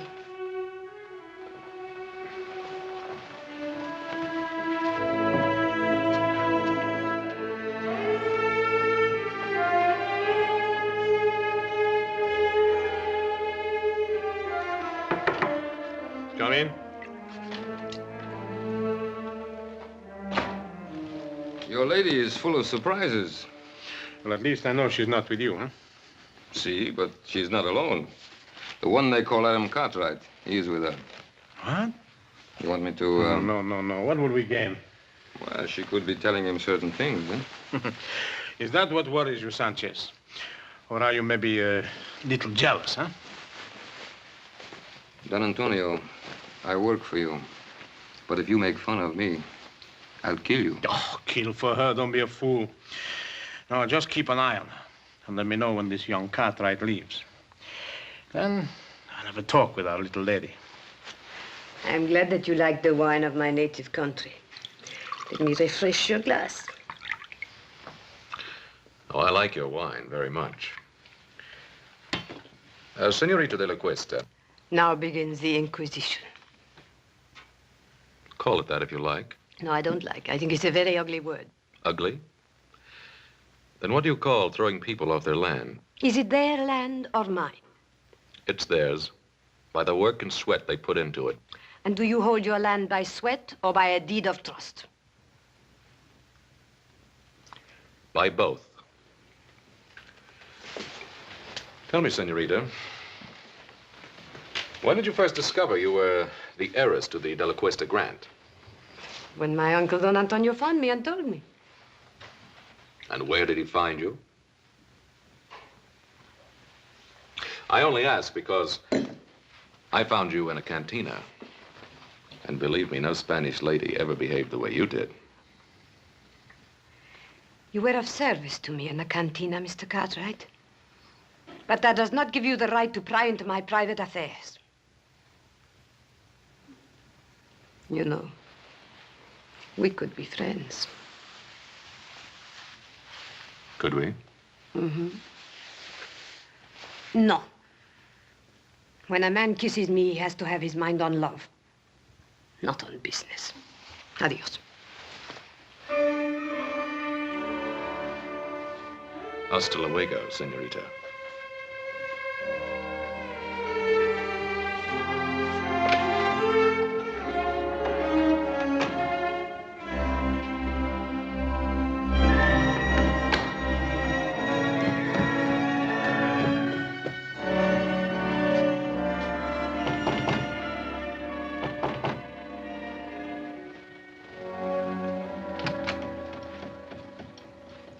At least you have learned to knock. Of course. You've had a visitor? That is my business. Young Cartwright. Where did you meet him? That is also my business. It's mine also. The Cartwrights are our main opposition. They will do everything they can to stop us. Supposing we had the Cartwrights on our side. Impossible. Supposing we had one of the Cartwrights on our side. Isabella, you have learned to handle men to perfection. Thank you. But then, of course, I didn't have much choice.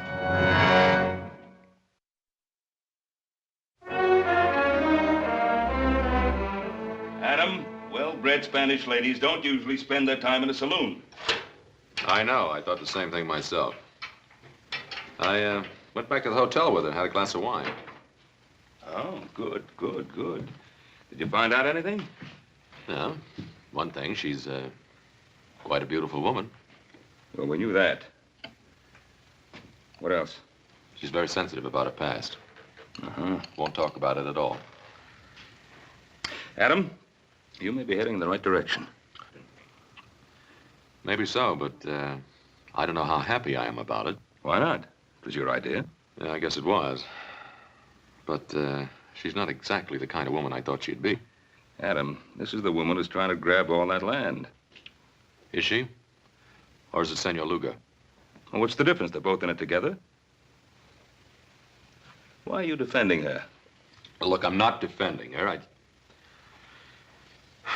just like to know more about her.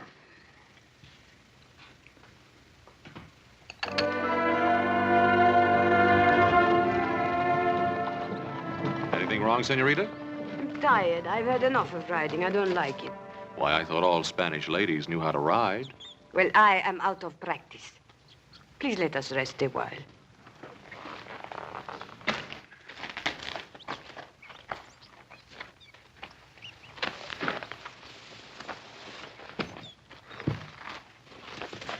Why did you bring me out today?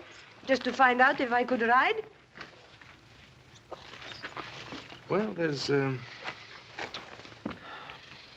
something about you, Isabella. Is there? What is it? Well, it isn't nobility, I'll tell you that. And then what is it? It's...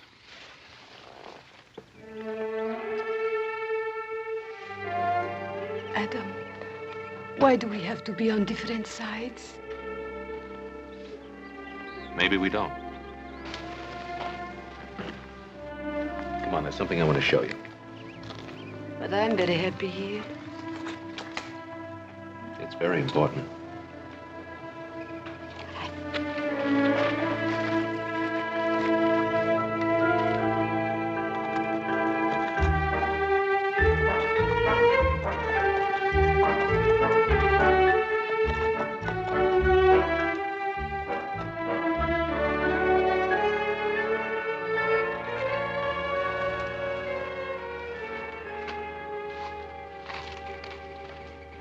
What is this place? That's part of your holdings. I think you ought to get to know it. Is this the time? Well, why not? You not only have land, you have buildings, too, see? Man and woman used to live here. I understand a child was on the way. So they will live somewhere else. The woman and the child, maybe. The man's dead. As a matter of fact, he died exactly where you're standing now. He was murdered by Sanchez. They never told me. He won't be the last to die, either. They're trying to evict settlers all over the valley. There'll be lots of fighting, lots of widows. Then let them not fight. Only you can stop it. Oh, no, Adam. You cannot blame that on me. I do not want people to get hurt, and I do not want them to get killed. But I have to think of myself, too. They cannot have what is mine. Well, you know you'll never enjoy this land. There'll be too much blood on it.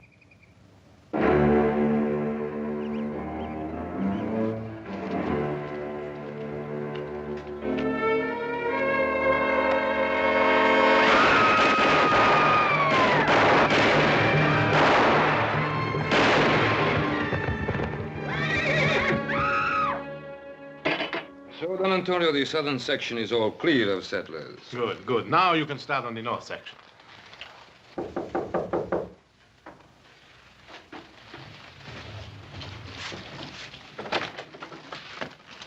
Yes, who are you?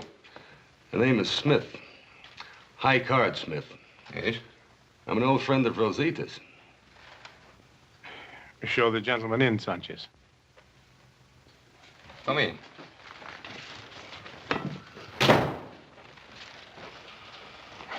Now, what is this about Rosita? I used to know Rosita in San Francisco. I figured you wouldn't want the news to get around. But we have nothing to hide. Well, that might not go so well in court, senor. After all, people are liable to get all mixed up between Rosita Morales and Isabella de la Cuesta. I see, I see. You want to avoid confusion, hmm?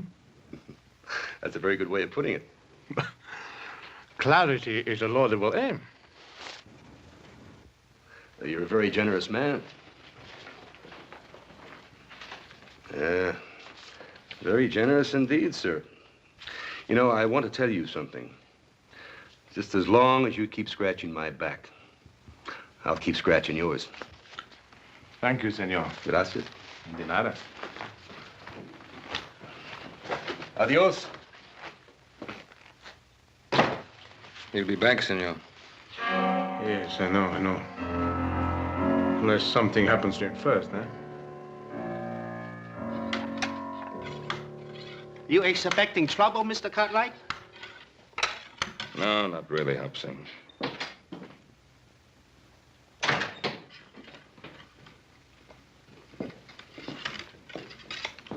What are you doing, Pa? I'm getting ready, just in case. I thought we decided there wouldn't be any fighting. Well, if the settlers decide to fight against their evictions, I'm not going to stand by and watch them get shot at. Did you talk to him? I talked to them. But I don't think they'll stand for much more pushing around. And neither will I. Well, now, there's just a chance that there may not have to be any pushing around. Why? Well, I went riding with our Senorita de la Cuesta this afternoon. Huh? What happened? I took her out to the Logan place. Did she like it? I told her what Senor Luga's men had done. I think she was honestly upset about what happened out there. Hmm. That's nice, Adam. That's real nice. Was she upset enough to call off her hired killers?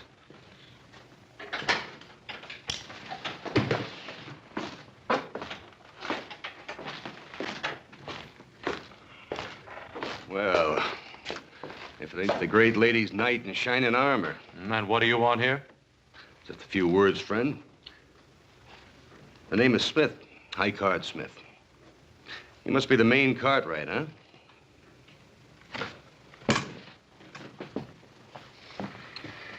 You have something to say, say it. Hospitality.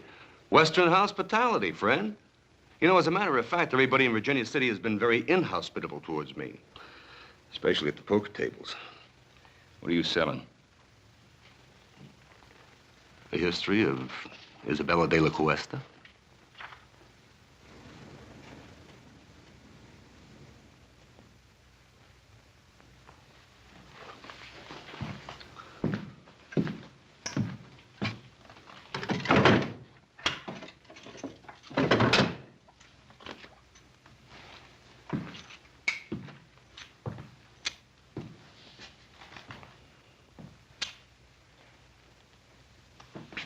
Mr. Cartwright? Well, her name is Rosita Morales. She used to be a barroom girl and a dancer in a cheap waterfront dive in San Francisco. And just how do you know that? Son, I was there. I'll bet you were. Just a minute. Just a minute, Adam. That's what we wanted to find out, isn't it? You know who her family was? Family. A common sheriff, Pedro Morales. He runs a little store in a dirty little spot a few miles south of here called Los Altos. I want you to stay in Virginia City till that trial comes up. You know I can't do that. Make it worth your while. All right, friend. But don't you try to find me. I'll find you. I'll find you often.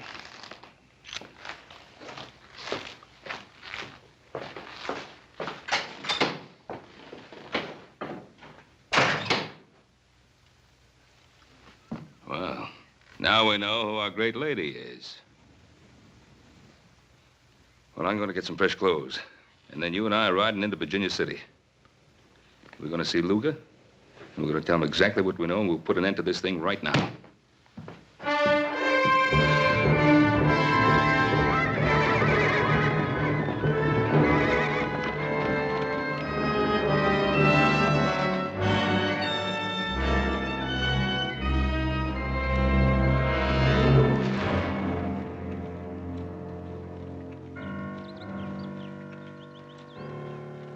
I think we better keep our little appointment with Senor Luger.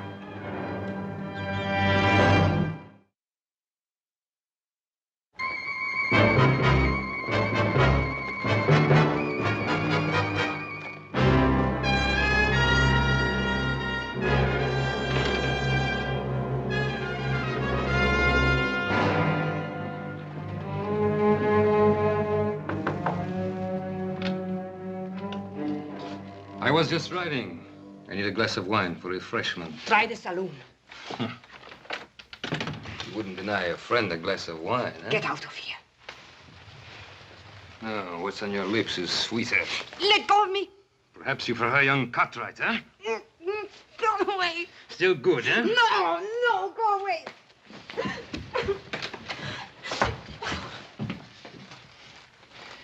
You are surprised, Senor Cartwright, huh? To see your great lady in a lover's quarrel with one of her servants, huh? May we have a moment with you, senorita? Yes. He forced his way in here. You do believe that, don't you, Adam? I think it's about time this masquerade came to an end. We know who you are. You're Rosita Morales. Maybe I am, but I am also Isabella de la Cuesta. Your father's Pedro Morales. My father is not Pedro Morales. He bought me from some Indians after my family was massacred. I was too little to be killed. But soon I became big enough to chase around the shack. So I ran away to San Francisco. Now, Miss Morales, how can you possibly expect us to believe that kind of story? Because it is the truth. And if you want to believe anything else, you will have to prove it. And while we're proving it, more killing, more bloodshed, is that what you want? I don't know anything about that. You can put an end to it. How? Withdraw your claim to that land. It's the only possible decent thing for you to do. The decent thing to do. Rosita Morales is not decent, is she? Then Isabella de la Cuesta will not be decent either. But she will be rich. And how many lives is that worth to you?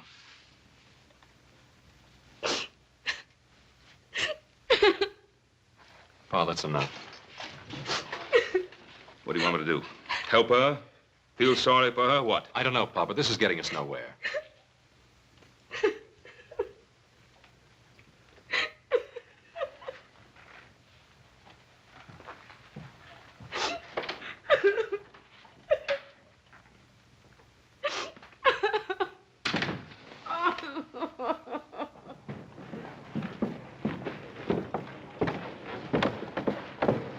Adam, I think it's up to you to find Morales.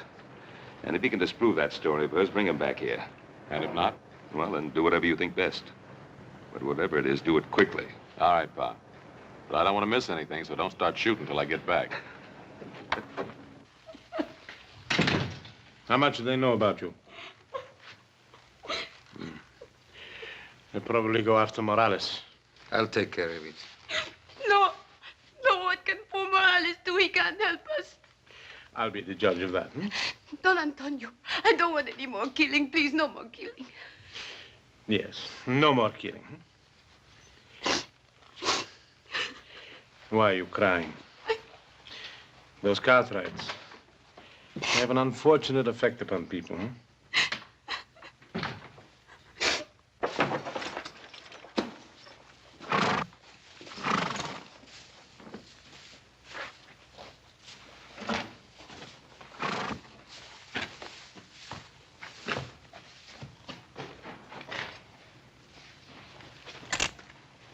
One moment, amigo. Don't turn around. You're not going anyplace. This will get you nowhere, Sanchez. No, it will get me your life. My life? Who sent you, Luga? No, not Luga. Isabella de la Cuesta. You're lying. Why? You think she cares about you? I don't think she'd send you here to kill me. You presume too much, senor. Do I?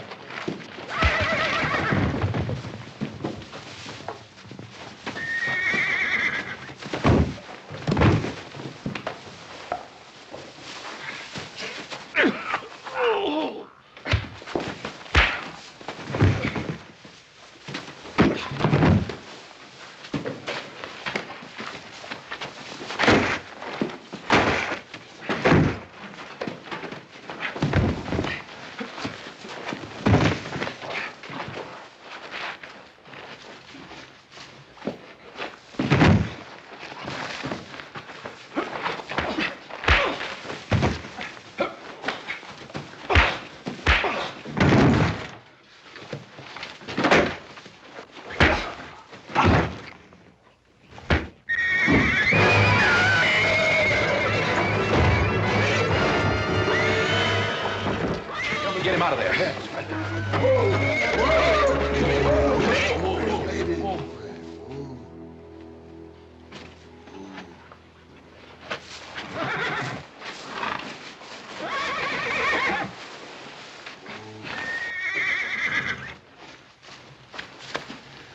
He's dead. Look, Jack, I'm in a hurry. Tell the sheriff I'll explain this to him later, will you?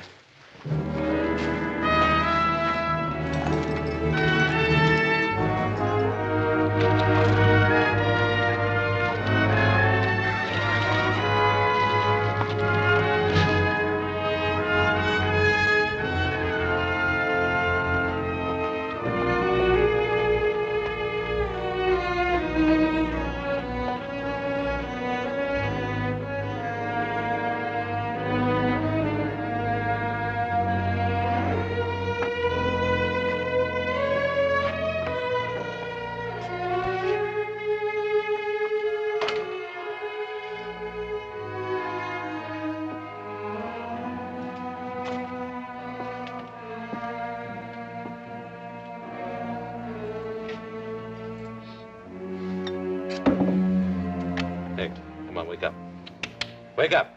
¿Qué pasa? ¿Quién es usted? Come on, wake up, wake up.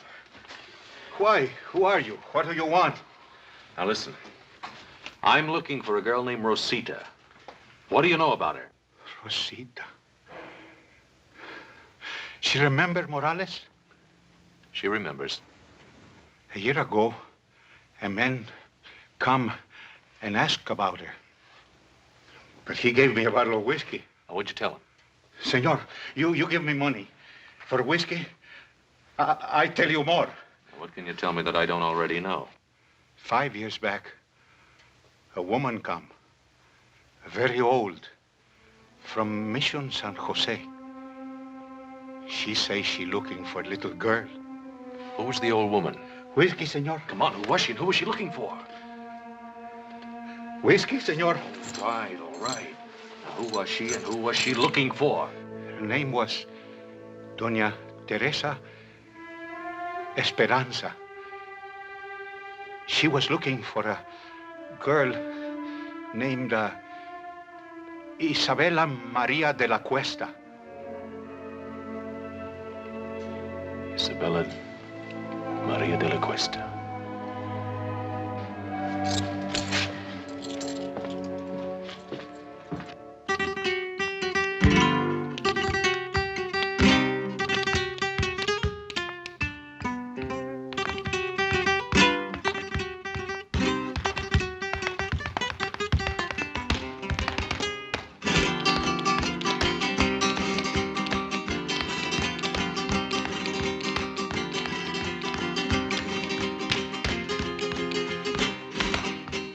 Might have known I'd find you here again. I was just sitting here thinking. You mean getting drunk? Wash your tongue, senor. I don't want to be hated. Everyone loves the rich. It's good enough for you, isn't it? And not you? How are you falling in love with this young Cartwright? And if I have, what business is that of yours? Must I remind you what we have at stake? Sanchez is dead. And how did he die? Killing again? I told you I didn't want any more bloodshed. Suppose they bring old Morales back, and the Cartwrights bribe him. They will force a hearing immediately, and anything could happen. But if I am Isabella, what are you afraid of? Justice is nebulous. Everyone is behind the Cartwrights. They love them in this town. Is it so bad to be loved? When we are rich, they will love us too.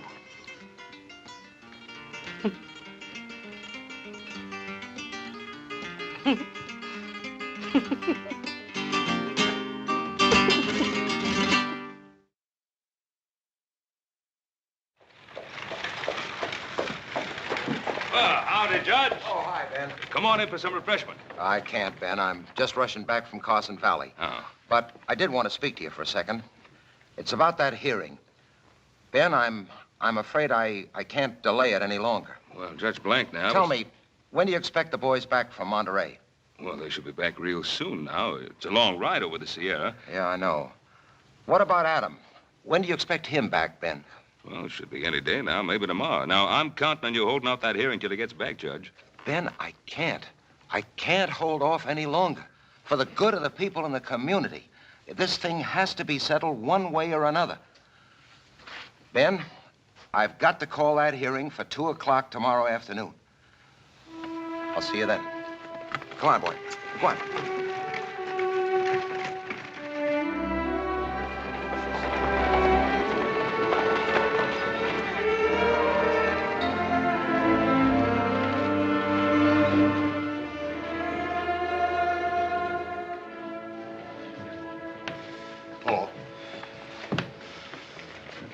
Hello, boys.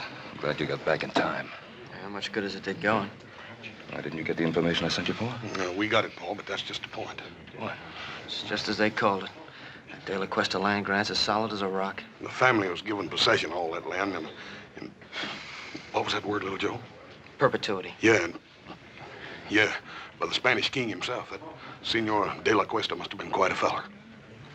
We'll have to wait for Adam. What good's he gonna do? He's our only chance now. It is now 2 o'clock and time for these proceedings to begin. Your Honor, I would like to make a request. What is it, Ben? I've been waiting for my son, Adam. Something has delayed him. Well, I don't see why that should hold up these proceedings. Your Honor, I think the issue is quite clear. This is obviously a transparent attempt to delay and obstruct justice. Oh, surely, Your Honor. A few more days could be spared in a matter of such importance to so many people. A few more days, Your Honor. We've been forced to delay too long already. Your Honor, I am not opposed to the delay if it will help things. I think I know what is best for us, my dear. But if Adam has some information bearing on the case, why should we be afraid to hear it? Evidence can be falsified. Witnesses have been known to lie. Oh, to tell the truth, Senor Luga. This case affects the lives of so many people that I think nothing should be overlooked. Therefore, I hereby adjourn these proceedings until 10 o'clock tomorrow morning.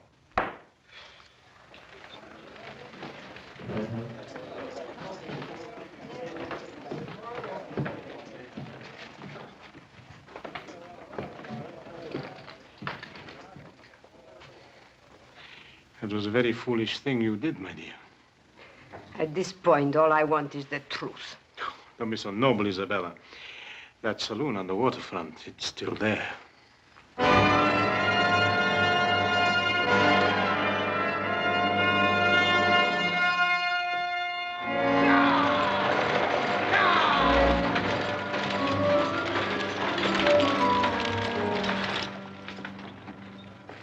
They're here.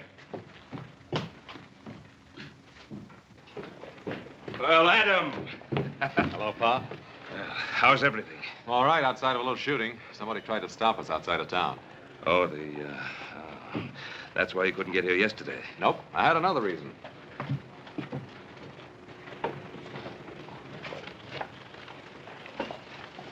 May I present Donna Teresa Esperanza? Donna Teresa, this is my father, Ben Cartwright. I am honored, Senora. Thank you. I'm sorry you had to take such a long journey. If at last I find my grandniece, no journey will have been too long or too difficult. Well, may I?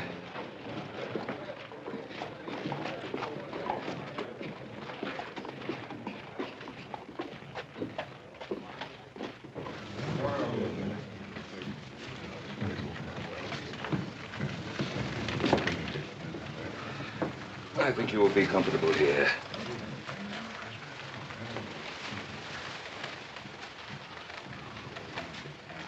And who is she? She's the grand aunt and last living relative of Senorita de la Cuesta. What about Senor Luga? Well, he's not her uncle, that's for sure. Doña Teresa. Senor Luga? I did not expect to see you. I'm sure of that. Otherwise, you would not be here. Your Honor, this is the witness for whom we've been waiting. This is Donna Teresa Esperanza. Senora? A great aunt of Isabella de la Cuesta, the only link to her past, and the sole person able to identify her. Identify her? Oh, Donna Teresa is an old woman. She hasn't seen Isabella for many years. In fact, since a little child. How could she possibly give a valid identification? Who is this adventurer to decide on my qualifications? Not so long ago, he dared to visit me and seek to enlist my aid in his evil and corrupt scheme. What scheme do you refer to, Senora? His plan for me to vouch for the identity of my grandniece, the last of the De La Cuestas. Would you be able to identify the girl if you saw her? Without question. Very well. Your Honor, I protest this entire proceeding. Senor Luga, you are out of order. If you please, Senorita.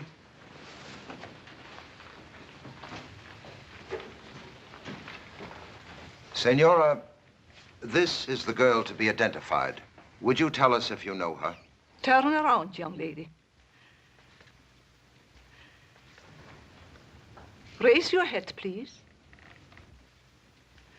The carriage, the tilt of the head, the dark eyes. Your Honor, if I might see this young lady alone, I shall be able to tell you whether she is indeed my grandniece. Oh, that isn't necessary. It is obvious from Doña Teresa's reaction that this is her grandniece. Your Honor, I would like to talk to this lady in private, as she suggests. Sheriff, will you clear the room, please? All right, gentlemen. Step outside.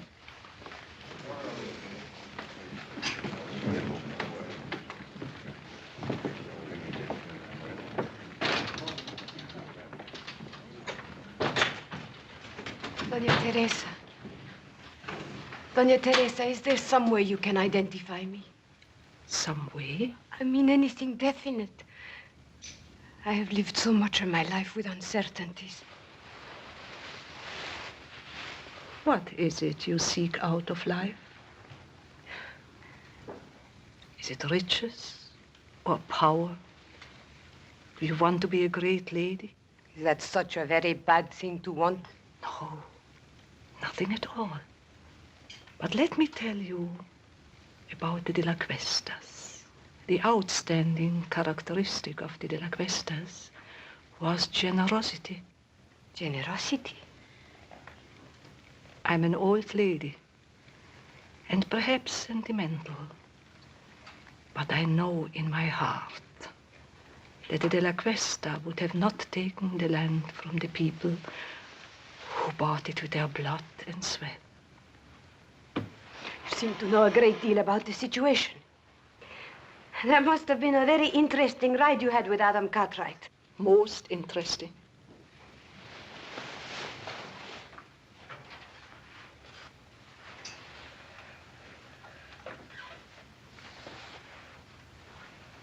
I know who I am now.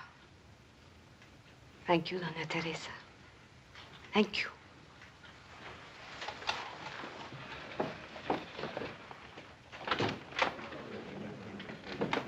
Your Honor, there is no need to go on any longer. I am Rosita Morales. She's lying. What did you do to her? You are Isabella de la Cuesta. Tell them the truth. Senor Luga, you'll have your share of truth-telling. Come with me. You fool. You could have had it all. You could have been the richest woman in this country. Where are you going? I'm going back where I belong. To San Francisco.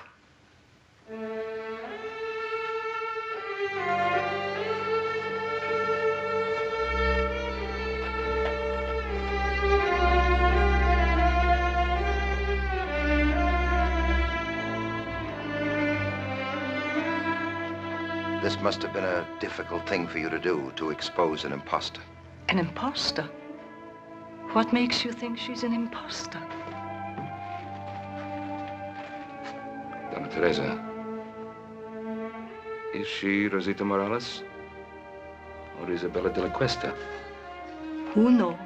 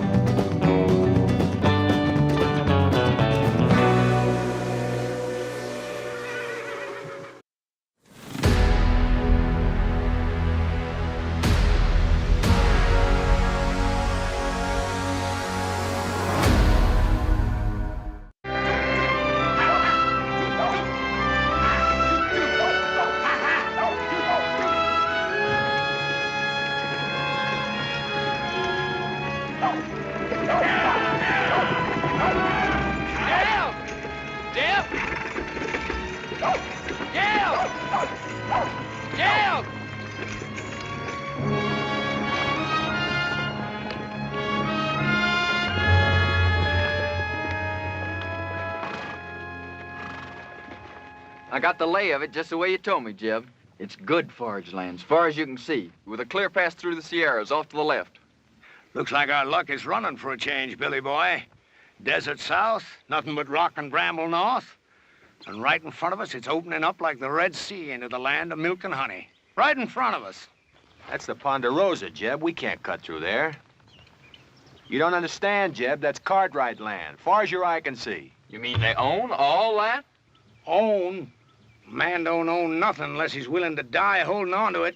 I worked out this way. I know Ben Cartwright. Why, he'd kill every last one of us before he'd let a sheep set foot on the Ponderosa. Start bringing up that flock. Now. I come a long ways with you, Jeb. But I ain't riding against Ben Cartwright for you or nobody. Start bringing up them sheep, Burton. I'm pulling out, Jeb. And you ain't got nothing to say can stop me. Don't appear there's much I can do to stop you either. No hard feelings, Jeb. But I just ain't gonna ride against Ben Cartwright.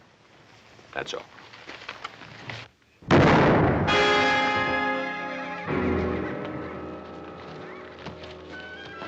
All right, you two, get them sheep moving. Leave him, Billy. He's past fussing. You got to learn to kill a man once you draw on him. But I shared second plates with him, Jeb. Just a few hours ago. Once a thing is dead, you got to get clear of it. The scruffiest hole squirrel knows that. Sure, Jeb. You're lettered, ain't you, boy? Yes, sir. I spell out some. All right. You read that to me, boy. And Moses went up from the plains, and the Lord showed him all of the land. I've been near 40 years myself, just like Moses. But the Lord has finally showed me my land, and I'm gonna take it to myself. I have to kill everything on it and burn it to the root.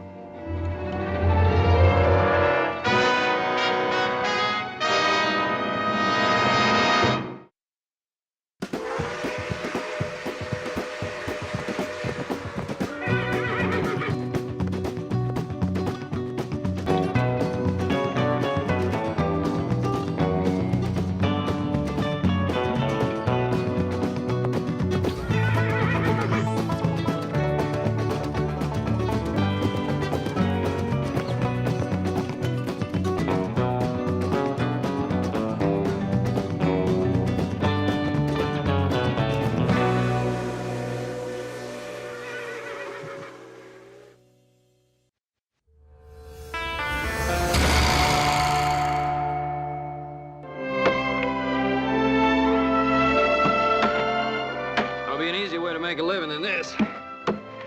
There he is. You know how, don't you? No. Marry a rich gal. Little Joe, you reckon how long it's going to take us to clear out all this stuff out of this drain ditch? I figured the rate we're going, it'd take us about 5 or 6 years. Yeah. Hiya, Pa. Well. Now, ask, you ever see such a pair of working fools? Well, Adam, I wish some of that would rub off on you. Well, now, Pa, the way I look at it, if a man expects to get ahead in this world, he's got to use his brain instead of his back. Adam, with a place like the Ponderosa, a man has to be able to use both. Now, come on, let's give the boys a hand.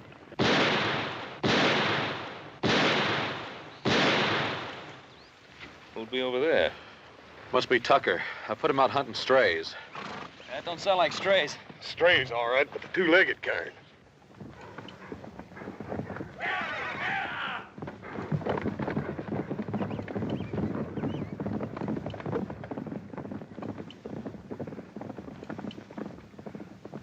That was just a warning. Where do you men think you're headed? Why, we're aiming across the Sierra. We better find another way. Nobody goes through the Ponderosa. That's Ben Cartwright's orders. You figuring to stop us all with that gun? Well, maybe not all of you, but I'll drop the first man that tries to come through here. How much is Cartwright paying you, mister? Well, what's that to you? Is it enough for a man to get himself killed for? Look, we're coming through. Now, you can shoot me if you've a mind to, but as soon as you pull that trigger, you're the same as a dead man. All right, bring him through. And you better get out of the way, mister, before you get yourself trampled.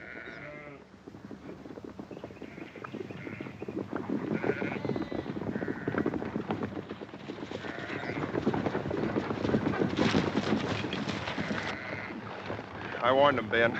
I give him clear warning. Well, nobody expects any more, Sam. You've been told you're on Ponderosa land.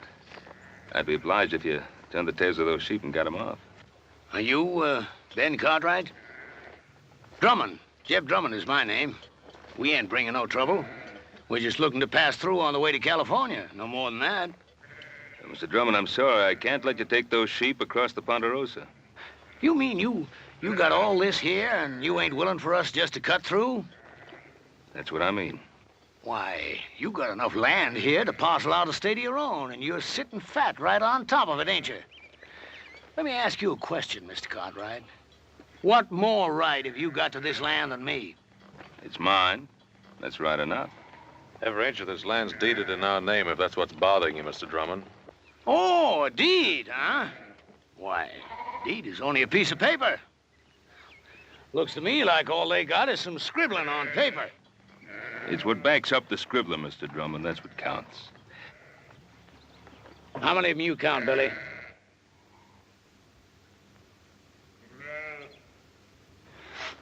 Five, Jeb.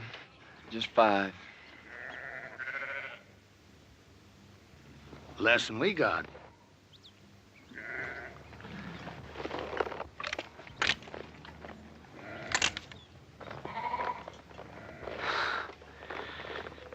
Well, there's no cause to draw down. I was just resting. Look, I'm only trying to get passage through to California, and I aim to pay for it, too. Drummond, I don't want any of your money. Well, it's getting on near to dark. You, wouldn't mind if we was to camp here for the night? Well, all right. But you make sure you're gone by tomorrow morning. Is that understood? You won't find us here. I promise you that.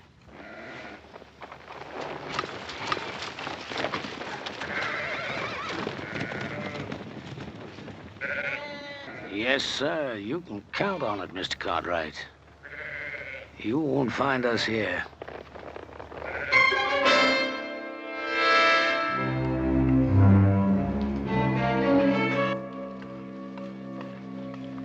Here you are, Billy.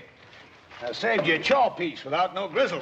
Well, that's out of your helping, Jeb. You best keep that for yourself. Oh, I had my fill for tonight, boy. You take it. Thank you, Jeb.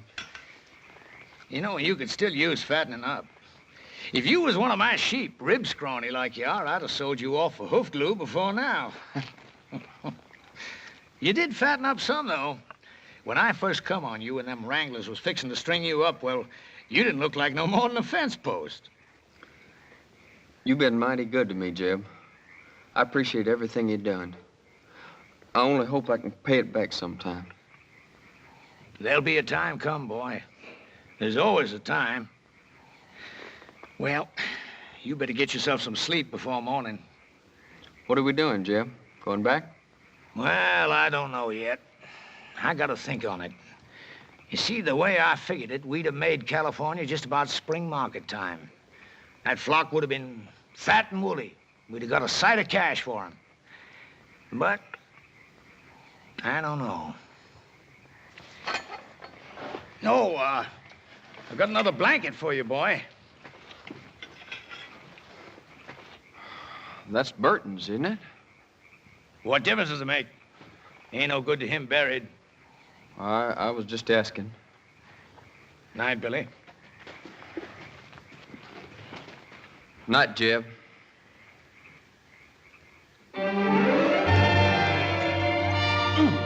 Burn it, little Joe. Cut it. Don't pull it. I wouldn't be having all this trouble if you hadn't gone and lost that chili bowl I always fit on your head. Just take it easy. It's getting thin enough up there like it is. Now, keep your head still. Are you still putting that salad oil on your hair? Hog lard. Oh.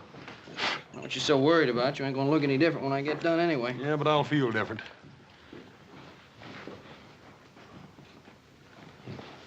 What's the matter? He's doing a good job, ain't he?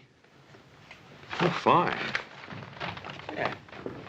Hey, let me see that mirror.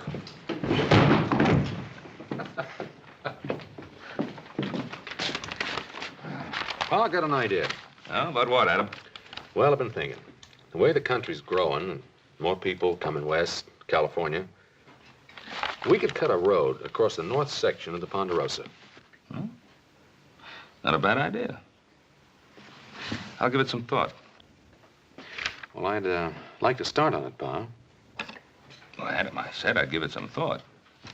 Oh, by the way, tomorrow morning I want you to ride out and see if Drummond and those sheep of his have cleared out.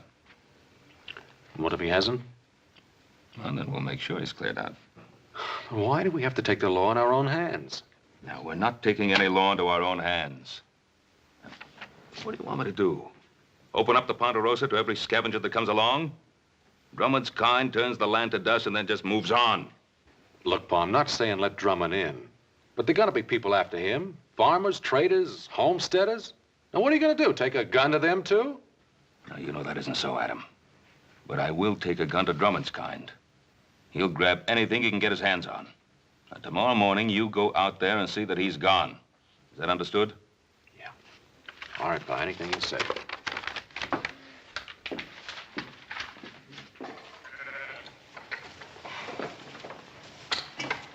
Come on, roll out. Come on. Hustle it up. Come on, we gotta be making tracks. Want me to get the flock shifted around and headed out, Jeb? I'll lead out the bell sheep if you want. I ain't taking them out. You ain't? You mean we're not crossing the Cartwright line? No, we're crossing all right. But I've been thinking maybe we won't cross all the way. You heard what Ben Cartwright said. Cartwright. I'm through being shoved and hauled by his like.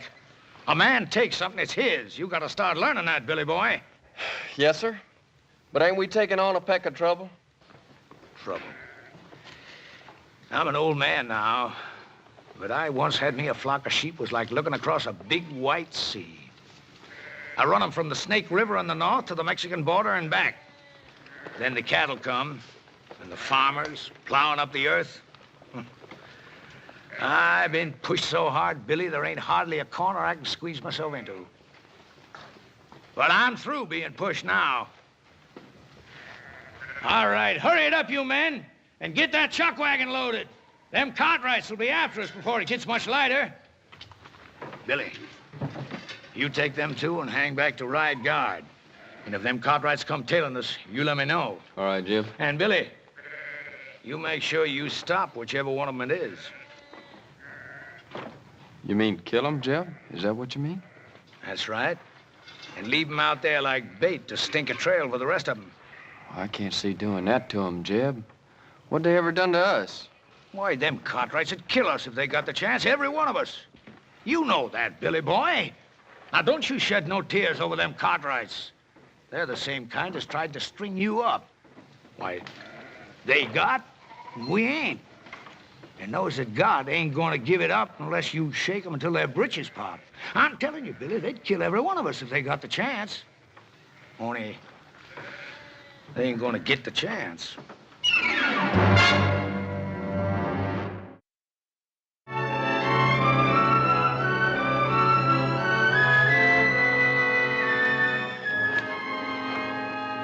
This looks like about as good a spot as any to set up. Set up for what, Billy? You talking about an ambush? You just do like I say. I've been riding with old Jeb for a long time now. I know the way he thinks. How do you mean, Carter? That old buzzard. He's thinking about killing himself some Cartwrights. Hey, you know I'm right, Billy boy. You spot yourself up there. Collier, you head on down a ways.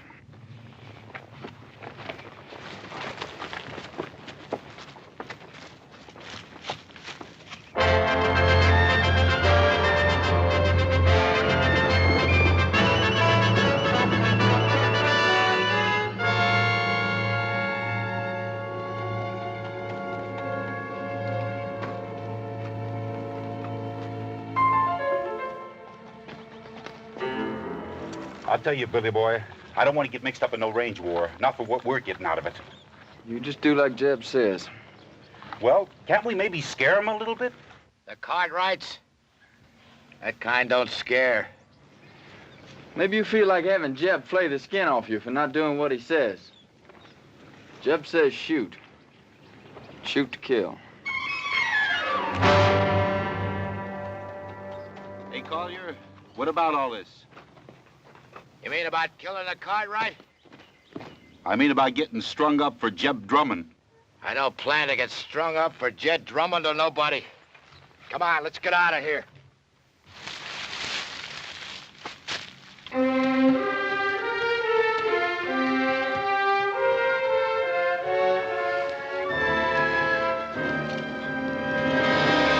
All right, drop the gun.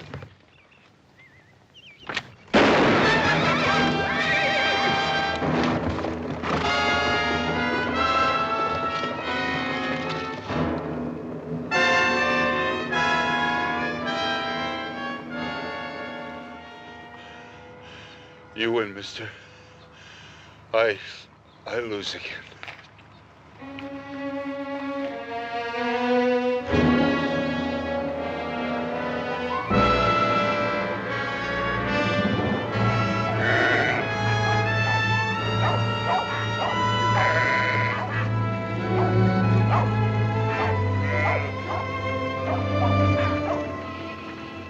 Keep them bunched over to that side so they don't mill. And get them two moving there. Gonna make new camp, Jeb? No, not here. It's too rocky. I'd like to get to that draw up ahead. Pasture up there, Jeb. That ain't no good for the sheep. No, not for the sheep it ain't. But for what I got in mind, it's fine. Come on, get them sheep moving.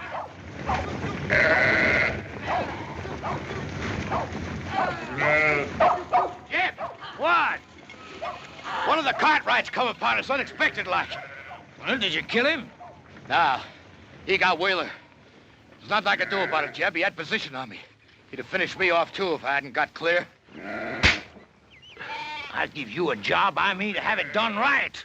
Now, instead of the rest of them coming looking for him, he'll tail back and tell them which way we went. Well, maybe it's for the best. If we can get us to that draw ahead of them, might be they get a little surprise, huh, Billy boy?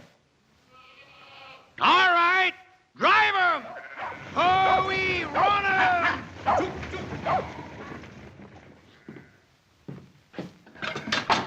Should have run that bushwhacker off for good last night. Want me to ride into town, tell the sheriff? I don't need any sheriff. That flock of sheep, he couldn't have gone more than a few miles. We can get rid of them before dark. Now, wait a minute, Pa. Let the law do it this time. What's wrong with you, boy? You want to sit here and twiddle your thumbs while drumming sheep eat our land bare? By the time the lawyers and the sheriff and the court in Virginia City get through haggling with what should be done, the whole North Pasture will be torn up. Get your guns. We've got work to do. What kind of work, Pa? Get those sheep off our land. Now, look, Pa, I don't want you running after Drummond. Now, just settle down. You going soft, boy? Pa, you're just as bad as he is. I'm what? You and Drummond both think you're a law unto yourselves, and you're not. Without the law, a man's no better than dirt. Now, you listen to something from me. I cleared that land that Drummond's driving his sheep through. I worked it till my hands cracked open and the sweat blinded my eyes. And I planted that grass, and with the Lord's help, it grew. And I'm not going to let a sheep herder who never did an honest day's work in his life ruin it. Now, you coming with me or not?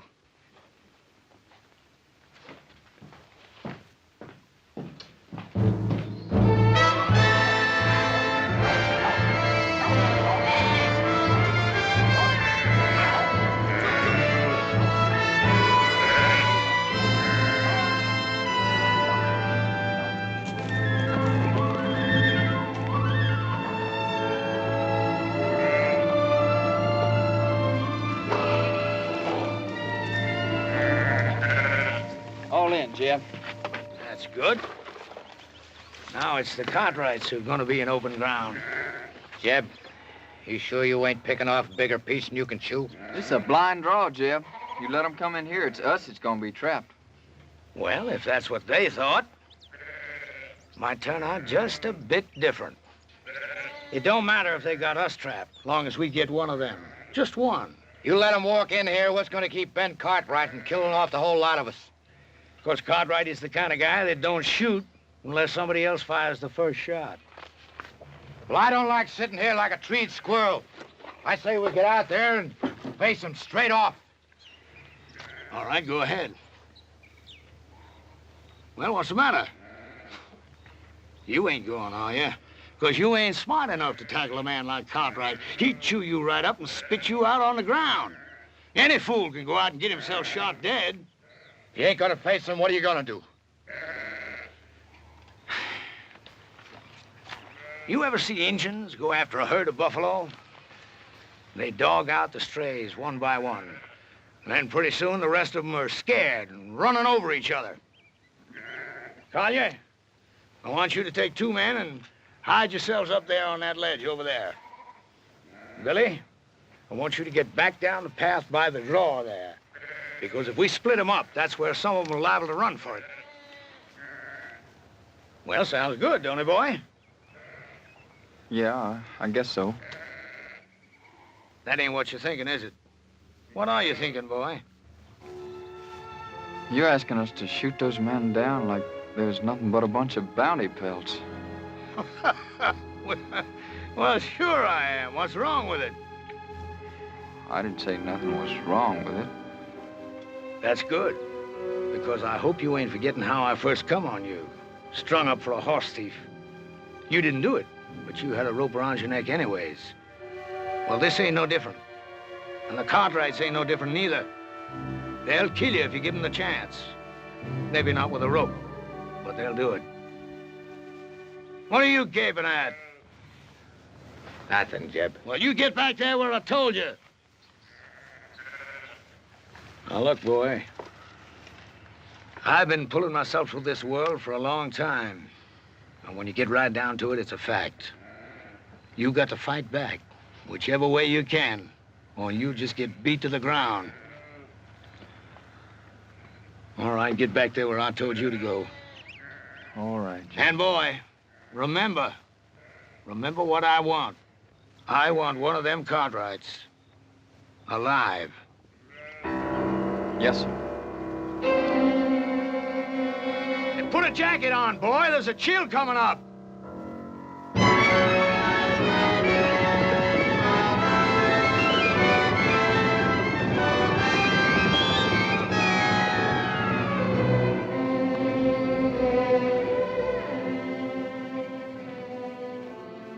Well, what do you make of it, Hoss?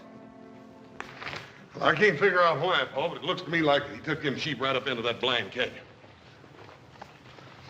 That old scavenger. He isn't leaving the Ponderosa at all. He's planted a camp here.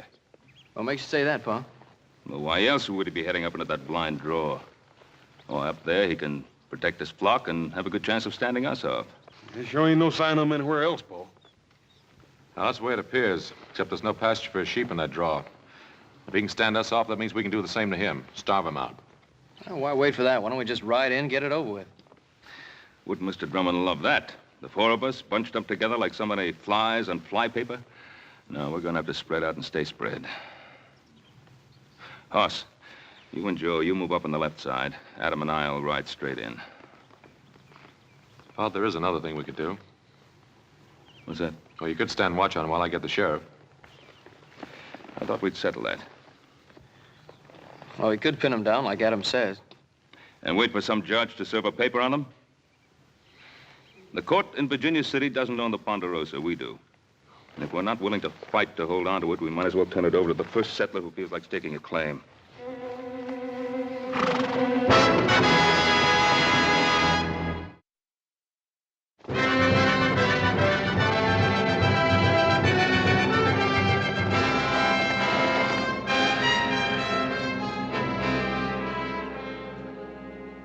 Talia, take your men and move them out into the open. What for, Jeb? We got good position on them Cartwrights right here. Just do like I say. Take those men and move them out in the open. But, Jeb, them Cartwrights will be sitting ducks from here. We could wipe them all out. I don't want to wipe them out.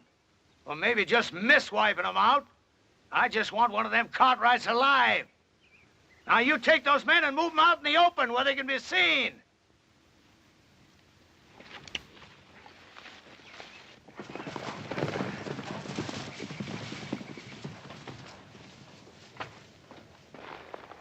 They're all right. We'll ride in slow. Adam will come with me. You boys cover us from the rocks.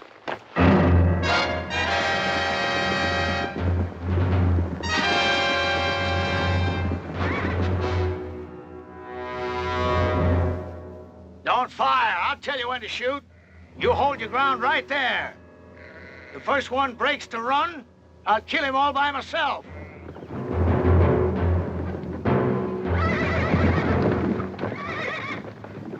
I hear you, Cartwright.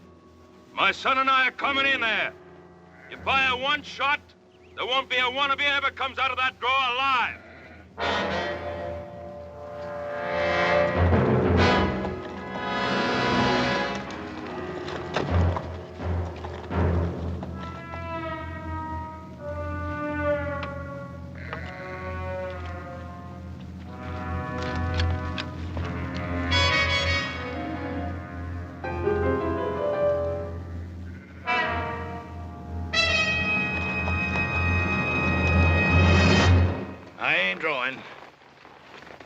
Drummond, I ought to let you and your sheep starve. Looks like I did work myself into a hole, kinda. And Drummond, you broke your word to me. You're not gonna break it again. I'm gonna give you one last chance to get those sheep out of here. Maybe we can make ourselves a little deal. No deal, Drummond. Clear those sheep out. He don't give a man much space to twist in, does he? He means it. Now, either you get out, or you get starved out. All right, boys. Put down your guns. I'll get my sheep out of here come morning. You get your sheep out right now. Sure beats me. Here you own half the world. And me, all I'm asking is the right to drive a few miserable sheep across the corner of your land. You'd think you could do a man that little good. You got a mighty unreasonable old man, boy. Now, Drummond, get those sheep out now. All right, boys, you got your orders.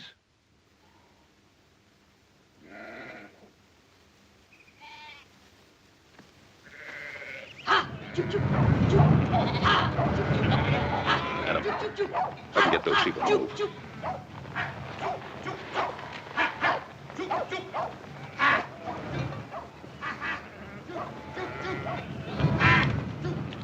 Hey, you look like a reasonable fella. Maybe we can make us a little deal. You heard what my father said. All right, you men, let's get 'em moving.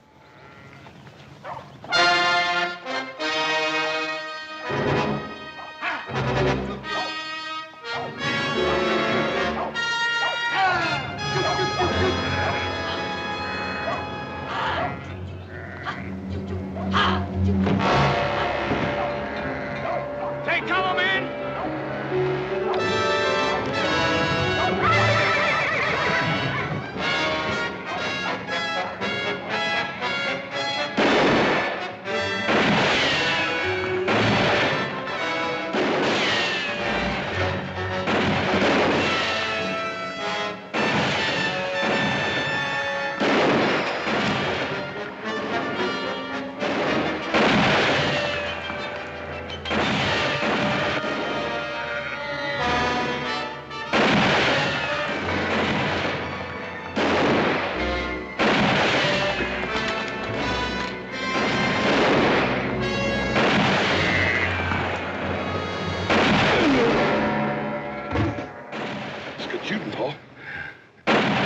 Up in there. I've got to get to him. Oh, you can't make it down there. Joe! Yeah, Pa? I'm going to try to make it up along that ledge. Follow me.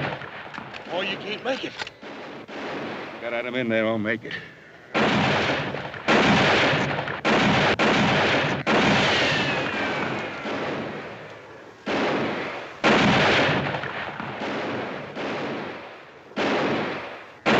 Joe! Yeah, Pa? That Drummond is behind the wagon. I can't get a shot at him from here.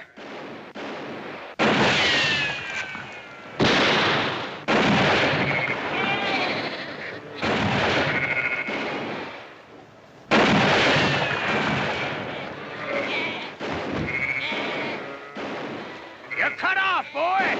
Throw down your gun! You heard him. Drop it. Adam! Make for that path behind you.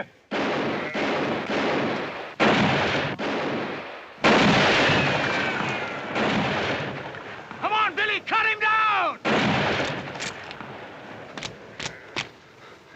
Drop it, kid. You're gonna kill me, ain't you? Come on, kid. I said drop it. Now get out of the way. I can't. I said get out of the way. I can't, Jeb. Give me order. Cover me!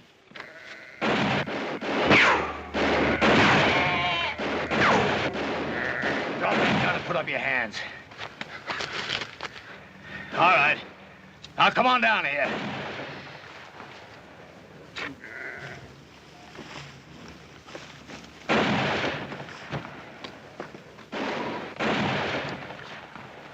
Cartwright! Cartwright, can you hear me? You call your men off or I'll kill your boy right now. Joe! Horse! Hold your fire. All right, now clear out. You still trapped in that hole, Drummond? Am I? You got yourself an empire, ain't you, Mr. Cartwright? Is it worth your boy's life? Well, is it? What do you want, Drummond? You hear that, Billy boy? What I want, Mr. Cartwright? Ain't that what you said? Well, I'll tell you flat out. First off, I'm going to run my sheep across your land. and I'm gonna graze them till they're full enough to bust. And your son is gonna be with me every step of the way. And if you try stopping me, I'm gonna put a bullet right in the back of his skull. It's been a long ways to here, Mr. Cartwright. A long ways and a lot of time.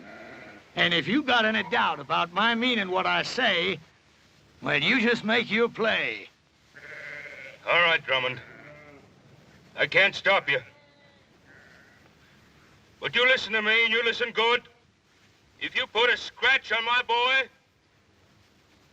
I'll find you, and I'll kill you. If I have to follow you clear to hell. Paul, we gotta do something. Maybe Adam was right. Maybe we should have called the sheriff in the first place. I don't know. He was right. My fault. Oh, Paul. You know we don't blame you for nothing. It's just the way things turned out. Hoss and I would have done the same thing if it were up to us. That's right. I made Adam do it my way. I let Drummond outsmart me. Paul, you heard little Joe. Any of us would have done the same thing. I couldn't have done it any differently. Couldn't just invite him in and ask him to make himself and his sheep at home in the best pasture. Paul, we know you couldn't do any such thing. But don't blame yourself. Should have thrown him and his sheep right off the property right away.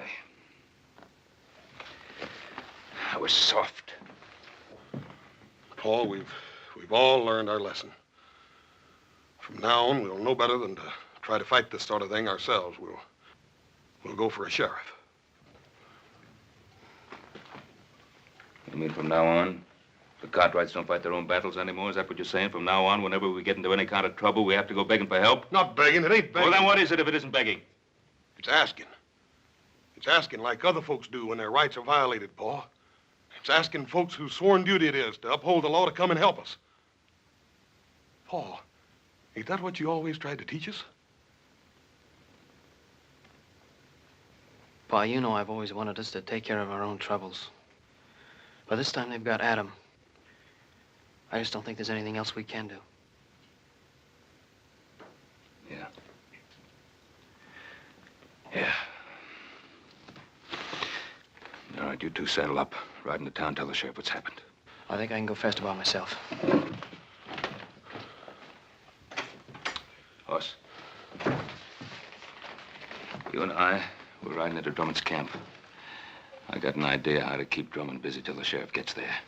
I don't trust him for then I can see him. Yes, sir. All set, Jeb. You look at them sheep? They're resting in quiet. I bet they ain't felt as good in their bellies in a month of Sundays, grazing on all this nice, fat Cartwright grass. Sure is good pasture, Jeb. You know something, Billy?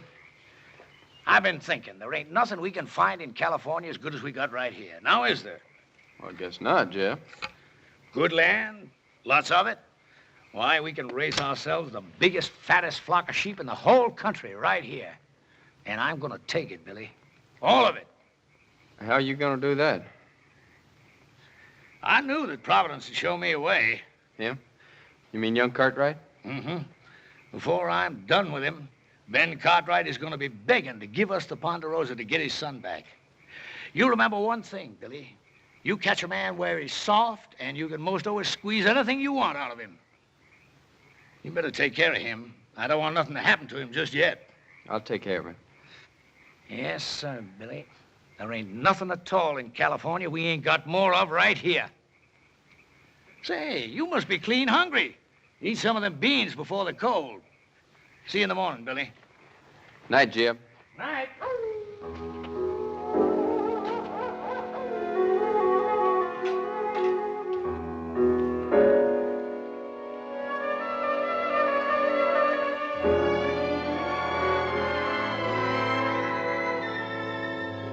Brought you some beans.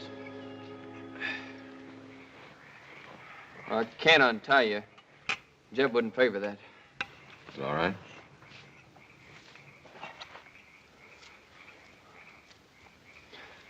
You could have killed me yesterday when you had the chance. Guess I could. If you had, you wouldn't be here like this now. Yeah, I guess that's true. Why'd you do it then? Why'd you kill me when you had the chance? I don't know. Just couldn't. That ain't like Jeb said. I mean about what you and your pa'd do to us.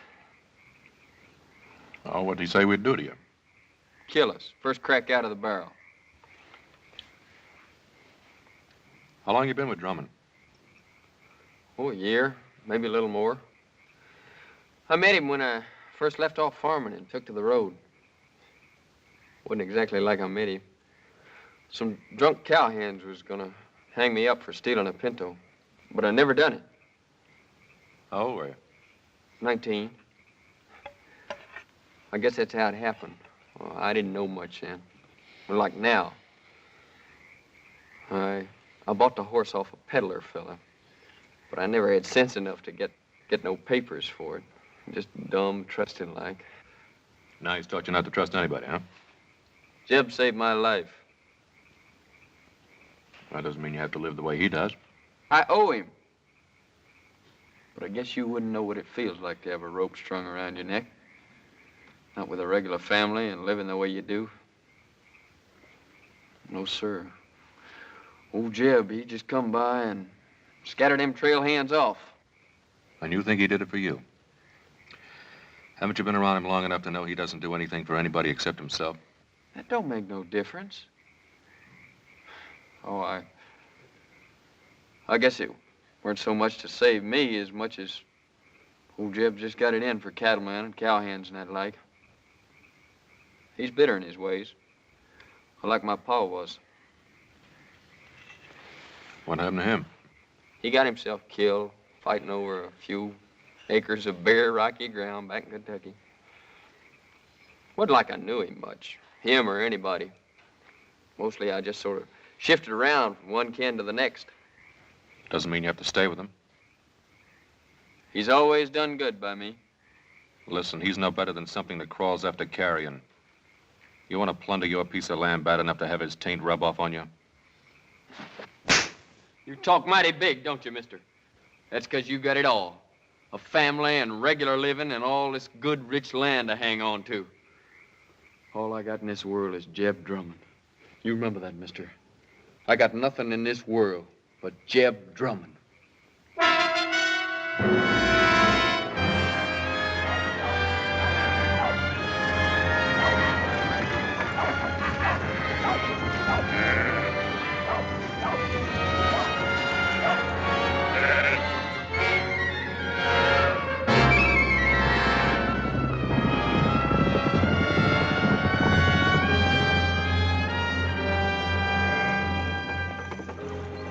Jeb, two men on horses. Looks like the Cartwrights.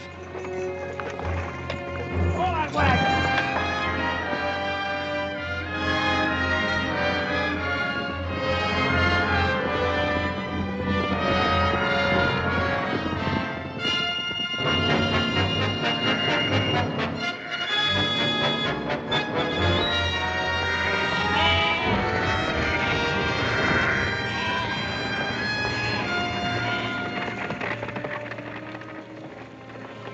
I left my gun, Drummond. He ain't left his. Get that gun, Billy boy. Adam. Hello, Pa. All right. Now suppose you dismount and say your piece.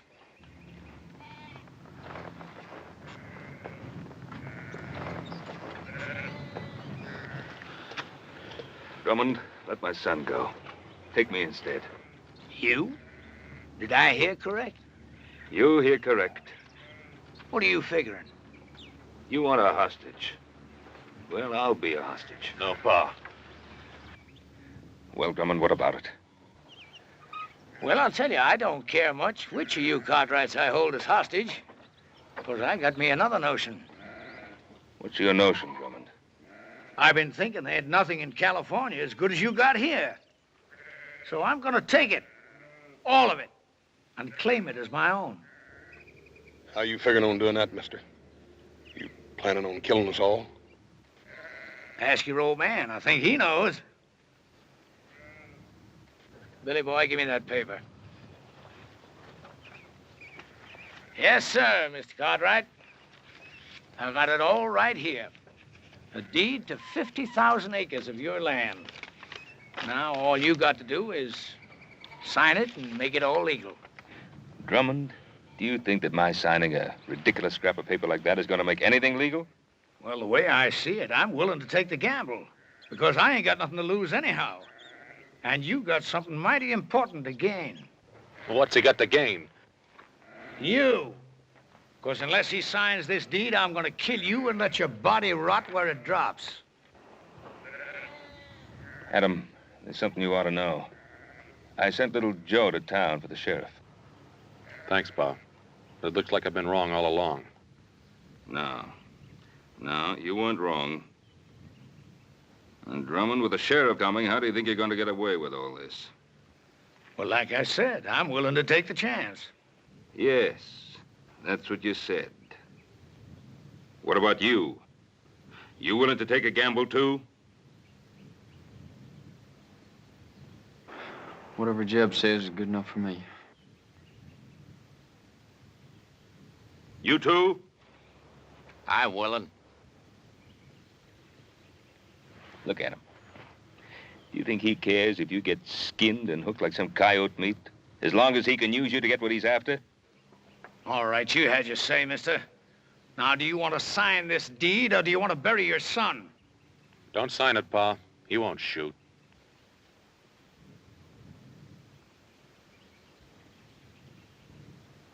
That's the difference between you and me, Drummond. I'm not a gambling man. Give me that paper. Pa, don't. 50,000 acres, it isn't worth it. Isn't it?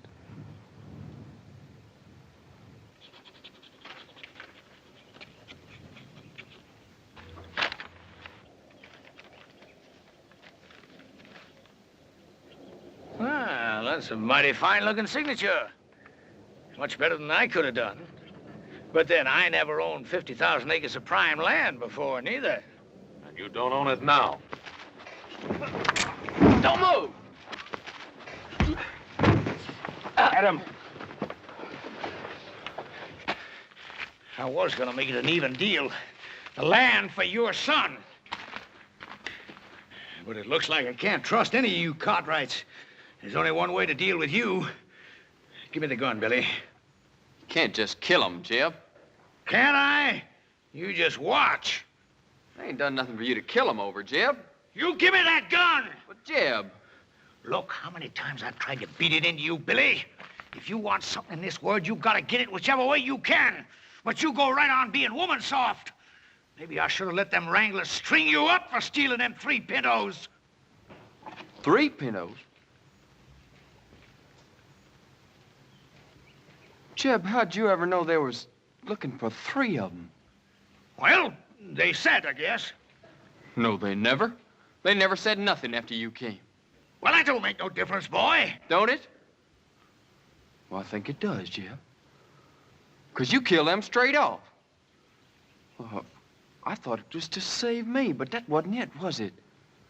Well, you knew there's 3 pintos, 'cause you was the one that stole them and sold them off yourself.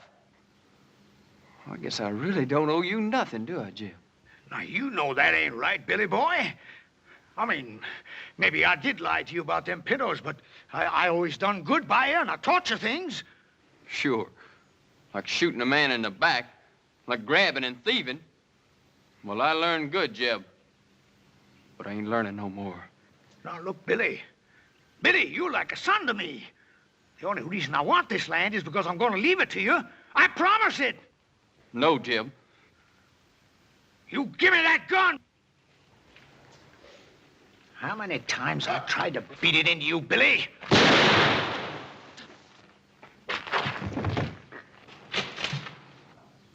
Jeb.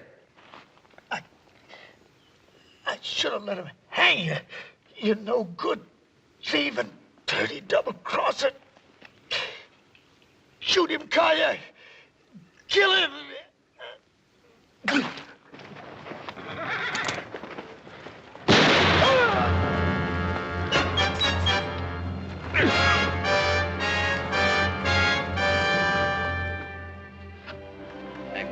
come Hop-Sing got all this vinegar? Sorry, Paul, you didn't have no rutabagas. Guess I'll be leaving. Sure do thank you for all your help. For the shirt, little Joe. You're welcome. Where'll you go now? I don't know exactly. Billy, do you ever think of taking up homesteading? You mean a place of my own? Yeah. Sure, but... Well, we got a lot of open land here in the Ponderosa. I figure that Adam here could probably help you pick out a good piece of it. You mean a piece of your land? Well, we got a lot of people coming out this way. I guess we'll have to make some room for them all, including the law. Well, Mr. Cartwright, I sure will try to live up to your faith in me. Well, Billy, you better, because if I catch you stepping out of line just once, why, I'll... You'll, go get the sheriff.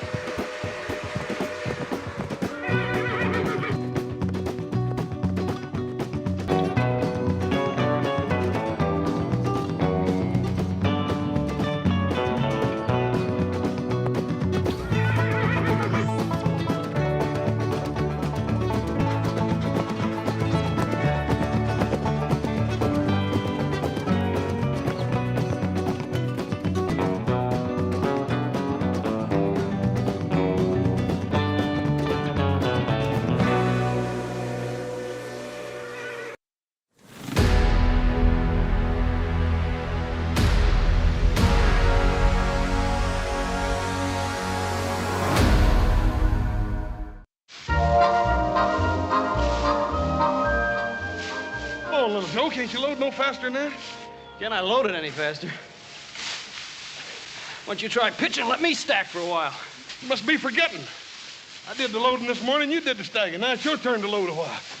No, I ain't forgetting. I'm just complaining. Now I ask you, do you ever see two guys work so hard and accomplish so little? I'll have to admit they're a bit on the slow side, Adam. But then they're pretty puny. Especially the one on top of the wagon. Yeah. Well, what are you doing? Oh, I thought I'd give him a hand. Well, we're going to make that dance in Virginia City. We don't have much time. Won't take but a few minutes. Well, as long as you're such a fool for work, Dave, be my guest.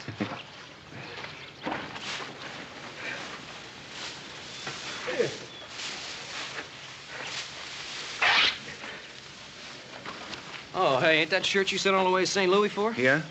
It's pretty bad shape now. Well, I can send for another. Come on, we better get the rest of this hay loaded before your paw skins us alive.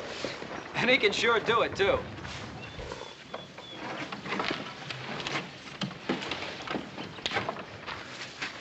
Hey, Walker. You stand right where you are, Walker. Oh! Drop your gun, brother. I don't know who you are, mister, but you're gonna go home in a box. I'm a United States Marshal, and this is my prisoner. Well, what'd Dave do? You got the wrong man, mister. Now, hold it. I'll kill the first man that tries to interfere.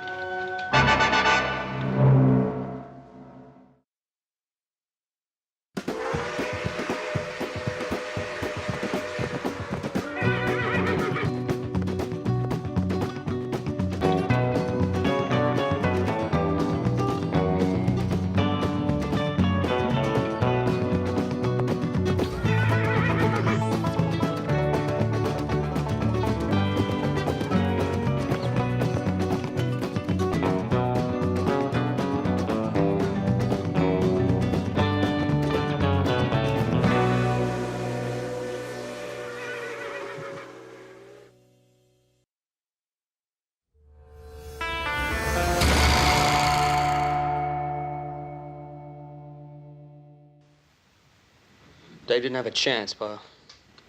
Marshall clubbed him before he knew what was happening.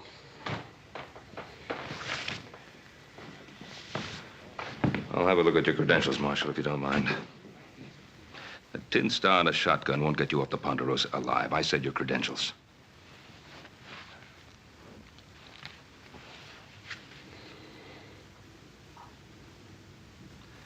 United States Marshal Emmett Dowd, Los Angeles, Office of Southwest Territory. Now, Was it necessary to half kill the boy, Marshal? He had a pitchfork. I don't take any chances. Dave's the one who didn't have a chance, Marshal. Marshal, Dave Walker has been working for me for almost a year now. In all that time, I've never known him to commit an act of violence of any sort. If you have any complaints, you can lodge them with my superiors. Oh, I'll do that. You can count on it. In the meantime, you tell your boys to step aside. I'm going to take my prisoner into Virginia City. On what charge? Murder.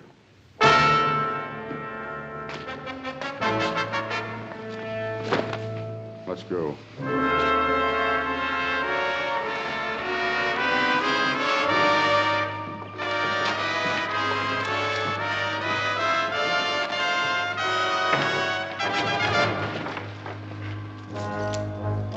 You have to treat him so roughly. Cartwright, I'll handle my prisoner in my own way. Now, look, he's not an animal. Treat him with some consideration. Mr. Cartwright, it's a federal offense, punishable by fine or imprisonment or both, to interfere with the United States Marshal in the execution of his duties. Now, you step aside.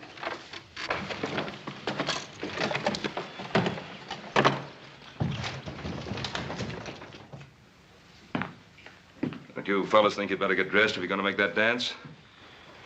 After what happened to Davy, I don't feel much like dancing, Pa. Me neither, Paul. Paul, do you really believe what that feller had to say about Dave being guilty of murder? Well, the question of Dave's innocence or guilt still has to be proved at a trial.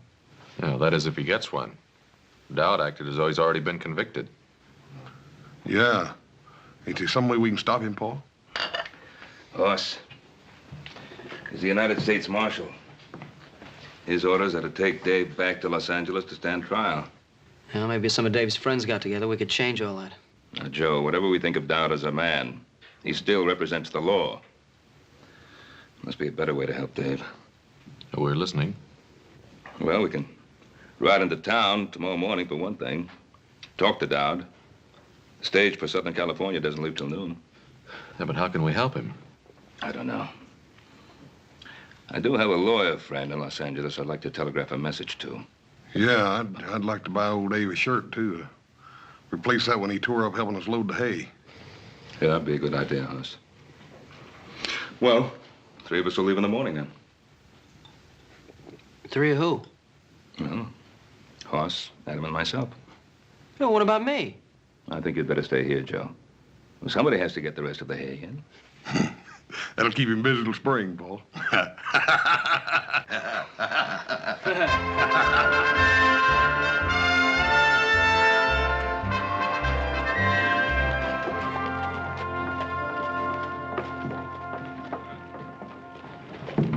Well, this country's growing up, Pa. Wasn't always you could send $1,000 flying through the air from here to Los Angeles. Well, at least it'll provide Dave with the kind of help he'll need. Paul, I'm getting just about ready to kill a man, Paul. Oh, what now? Well, I just took that new shirt over to Dave, and you ought to see what that marshal's done to him. What about the sheriff? Didn't he try to stop him? No, he's up at Pyramid Lake or someplace. Ain't nobody over there but that deputy, and Dowd just shoved him aside. We better get over to that jail, see what we can do.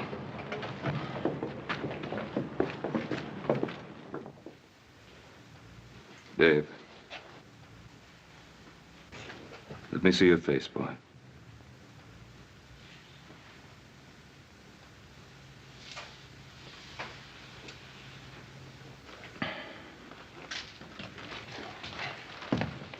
Dan, how did this happen? Dowd brought the boy in last night and then demanded a cell. I couldn't refuse to cooperate with the U.S. Marshal, Ben. He did this to Dave. Well, I didn't see it happen. Curly had the night duty. He said Dowd came back to check the boy's chains. Paul, I'm gonna kill him. No, that wouldn't help matters. Now, Dave, did you give him any provocations? Do you think he needed any, Mr. Cartwright? But why? He didn't offer any resistance. Why would he want to do this to you? Maybe because he's just that kind of man, Mr. Cartwright. Yeah. I guess that's so. Dave, Paul's wired $1,000 to a lawyer friend in Los Angeles. Make sure you get a fair trial. Adam, you think Dowd's going to let me reach Los Angeles alive? David, did you commit this murder? Mr. Cartwright, I don't even know what Dowd is talking about. All right, Dave. We believe you. Where's the marshal now, Dan? He's over at the hotel packing his bags. The stage leaves in 20 minutes. Well, that'll give us enough time. Come on, boys. Boss. Thanks for the shirt. Nicest one I ever had. That's all right, Dave. Mr. Cartwright, thanks for everything you've done for me, but don't bother trying to talk to Marshal Dowd. It won't do any good. Well.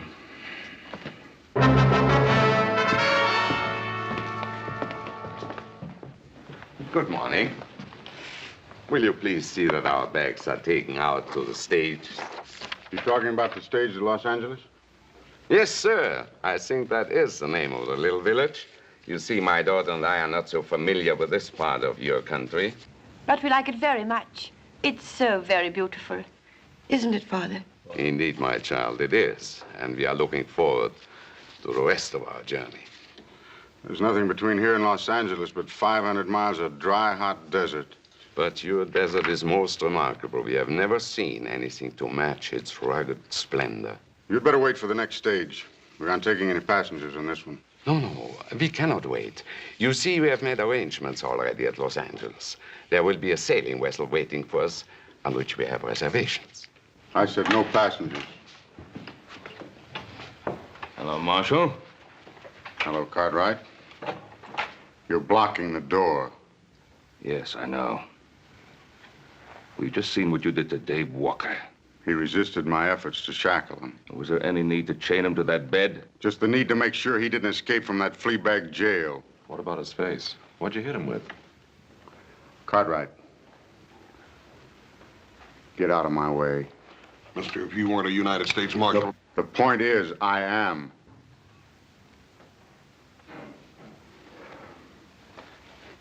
Let him out, Adam.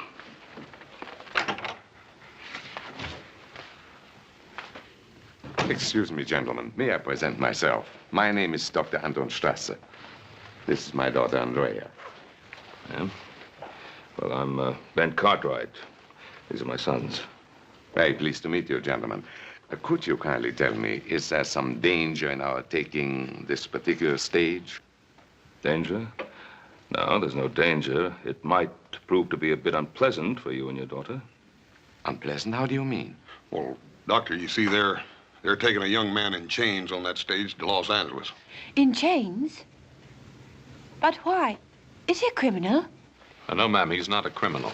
But it might be safer if you did take the stage next week. But, Father, surely he cannot prevent us from taking the stage. Easy, my child.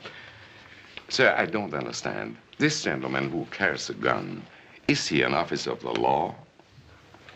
Well, he's an officer of the law, all right, but you must remember, Doctor, we're a young and rough country. Well, we have seen men like this who carry guns and abuse their power. It happens everywhere, even in my native Vienna. But, Father, we've got to get on that stage if we're going to make our connections. We'll see what can be done. Thank you so much, gentlemen. Alles wird in Ordnung sein.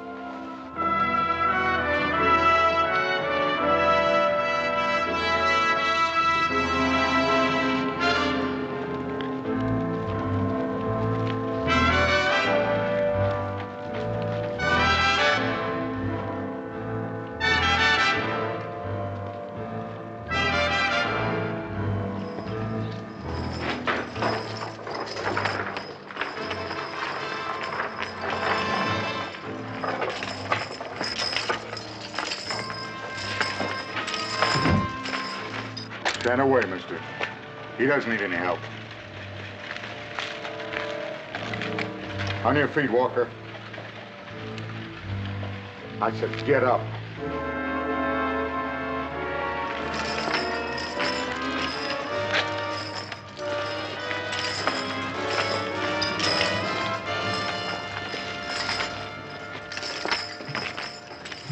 Once before, I've seen that kind of law, man.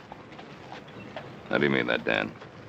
That Dowd doesn't intend for Dave to get to Los Angeles alive. Look, Dan, isn't there someone you can send along to look out for the boy? I'd go myself, but we're 2 men short as it is. We couldn't spare anybody till the sheriff gets back from Pyramid Lake. You think I ought to go along, Pa? Adam, this isn't really our affair. Isn't it? Why'd you wire $1,000 to the lawyer in Los Angeles? I'll make sure the boy gets a fair trial. Well, maybe that's why I want to go along. See that he lasts long enough to get a fair trial. Paul, maybe you ought to send me along, too. Charlie, have you any empty seats? As far as I know, we're not carrying anything but the marshal and his prisoner. Say, driver. Please take our luggage aboard. My daughter and I will travel with you. I told you at the hotel. There'll be no other passengers on this trip. Sir, you have no right to do this. This is a public vehicle. Tell your father to step out of the way, miss. I don't want to hurt him. But my father isn't well. And we must make that boat connection. I'm sorry, miss. But we haven't any weapons.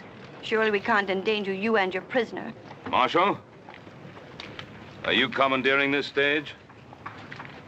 I said there'd be no passengers on this trip. Well, you know you can't take over a public carrier, Marshal Dowd. It's for their own safety. I can't be responsible for what might happen on this trip. Well, you can just not bother yourself about that anymore, mister. Me and my brother here are going to go along with you to make sure nothing peculiar does happen. That's right, Marshal. If you've any objections, you can telegraph your superiors for instructions. All right. Hand your guns to the driver. Hand up your guns, boys. You won't need them for what you have to do. Lock them up.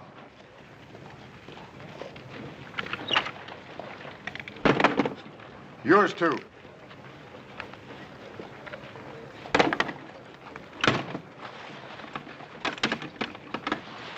I'll take the key.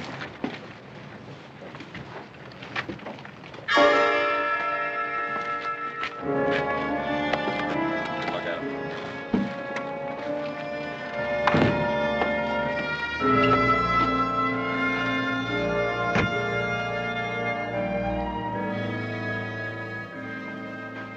It's all right, Marshal. You just keep your seat. I'd just soon ride up there, Charlie, anyhow.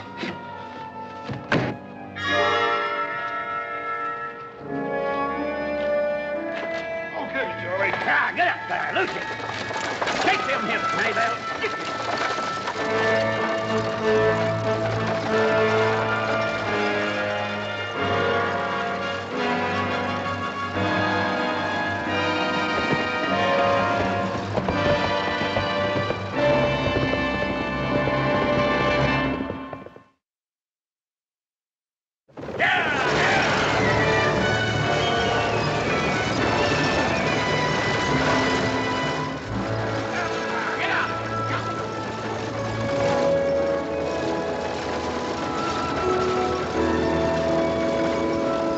Forgetting my manners, Miss Strasser.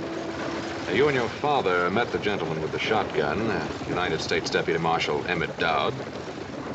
But as for the prisoner, well, I am not certain whether or not the law permits us to recognize him. Perhaps you could advise us, Marshal. We have a long journey, Mr. Cartwright. Let's not make it more difficult than is necessary. Well, looking at your prisoner, I would say you're making it a lot more difficult than is necessary. Since you're so well armed, Marshal, why is it necessary that your prisoner remain chained? Does it disturb you to see a murderer in chains? I don't go to see any man in chains. Particularly an innocent one. Walker's guilt will be established when we reach Los Angeles.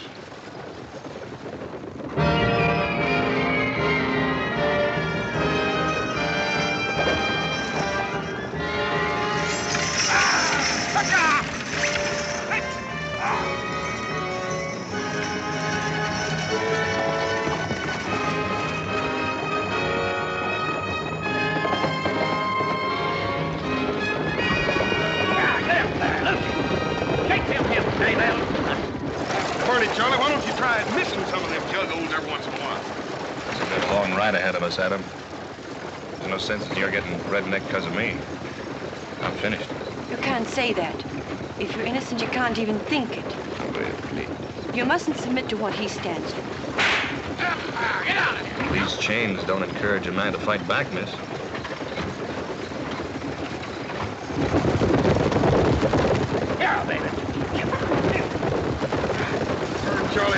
I'm going to be happy to get my britches off of this torture rack. Well, we'll be stopping to water the horse in another mile or so. Get up there, loose you.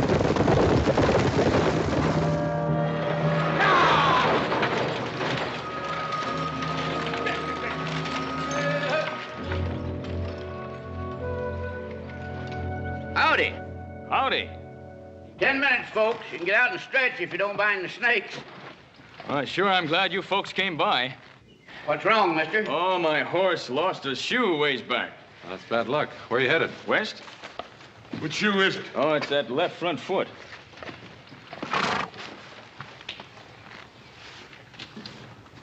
Yeah, it ain't no shoe, mister. You ain't going very far from that old pony. He's got a bad stone bruise.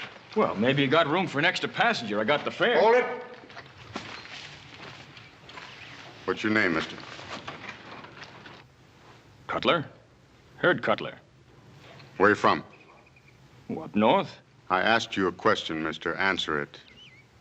Well, that's a good enough answer. Up north. Ranch near the Truckee River. I'm headed for Los Angeles.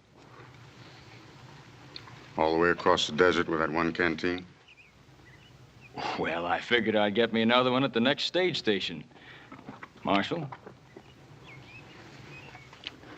Well, how about it, driver? You got room for me topside? Yeah, I guess so. We can't just leave him stranded out here. It's better than a week till another stage comes by. Didn't I see you in Virginia City? Oh, I don't reckon so, Marshal. Nearest I ever got to a silver mine was Laredo. The land jobber sold me and my partner a salted claim. Did you get back at him? No. Hanging party got to him first. Well, how about it, Marshal? Be grateful to you if you let me ride to the next stage station. I can have my horse shod and be on my way. I'll let the driver keep your gun. The marshal's taking all our guns. He's afraid one of us might lose his head.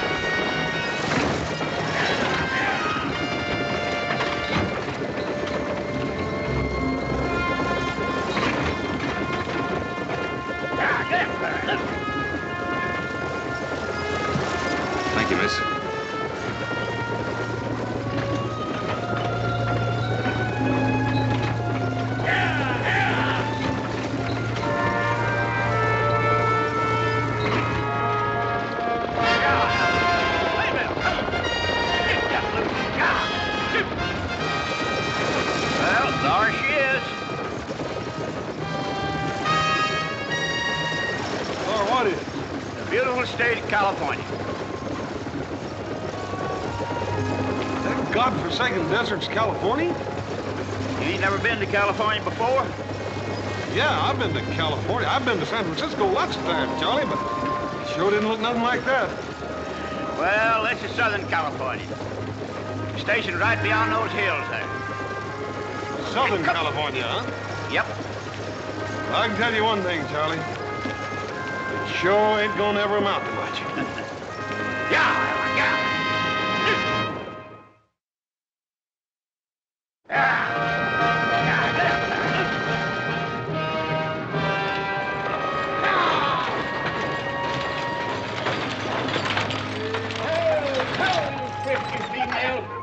Hi, Charlie. Hi. You're about a half hour late. You run into trouble along the way? Nope, not on the way, Michael, you old highbinder. I brung it with me. Just so's you wouldn't be losing out on your share of the misery. Only 6 for supper, Charlie? Only 6 and 1 in chains. But I don't reckon he'll be having much of an appetite. He's on his way to be hanged. Do tell.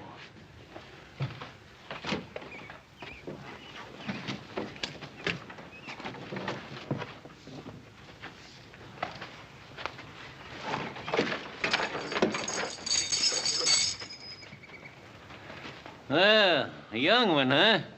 I bet you some gal's gonna be crying her eyes out. Maybe more than one gal, eh, Sonny? I'd like to think so, old-timer. What are they gonna hang you for? Horse thieving or card sharping? For twisting the arm off a nosy old desert rat. Oh, say, I like this boy, Marshal. Yes, sirree. Say, are you plumb set on hanging him? I suppose you're the station master. Yeah, that's me, Micah Bailey. Now, the gents will bed down in the dining room, and the ladies in the parlor. Don't you have any private accommodations? What's he talking about? Well, I reckon what he means, Mike, is that he wants a private room. Well, I tell you, mister, the only thing private out here is the hole that a man gets buried in. And even that's liable to be stolen out from under him by thieving Apaches. Breakfast at daybreak, supper at sundown. If you're late, you don't eat. Everybody hold it just a minute.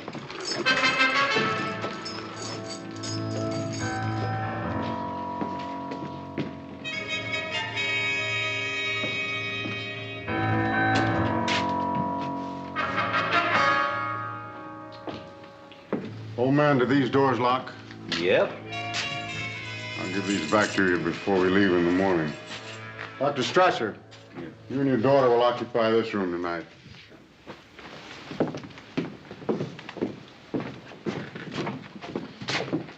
Thank you, Marshal. Hey, Bub, you just wait a minute. That's the station master's quarters. Cartwright, you and your brother, Cutler, and the driver will occupy the parlor. My prisoner and I'll take the dining room. Well, ain't you forgetting about me? Sleep in the kitchen. He's being thoughtful again, as usual, Micah. Ain't you leaning kind of heavy on that tin star, Marshal? Now, you listen to me. I'm station master here. Me, Micah Bailey. I'll say who goes where. Mr. Bailey, it is a federal offense, punishable by fine or imprisonment or both, to interfere with the United States Marshal in the execution of his duties. It means he's taking charge, Micah, whether we like it or not. Oh, put that strong box over by the stove. Mr. Bailey, how many firearms do you have at this station? Half a dozen rifles locked up in the liquor stores, and this. Are the keys on here? Yeah. Well, until I leave, I will take charge of all firearms. Mister, this is Apache country. I wouldn't let loose of my shooting iron for any man. Especially a blowed-up tin star. Bailey!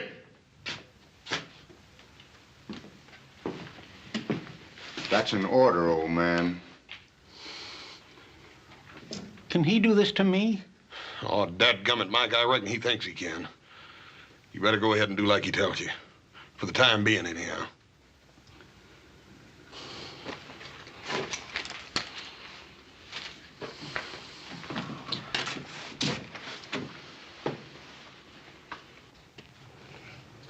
Well, that ought to get you across the desert, Cutler, but I'd sure be careful of that stone bruise if I was you. Well, thanks a lot, Hoss. You fellas want supper, you better rustle your shanks. I'm just dishing up beans and side meat. That sounds mighty lavering to me, Micah. Come on, Adam, let's go. What kind of beans? Wild beans. I picked them myself. Mesquite beans. Yeah, little Joe warned me if I went on a trip with you, I'd be eating cow fodder. You talk like I rode ahead and ordered them. Well, if you didn't, how come they're on the menu first night out? You don't come to think of it, it does sound a little strange, don't it? Oh, I don't think so. It's sort of like bees and honey. You and cow food just seem to go together. Yeah.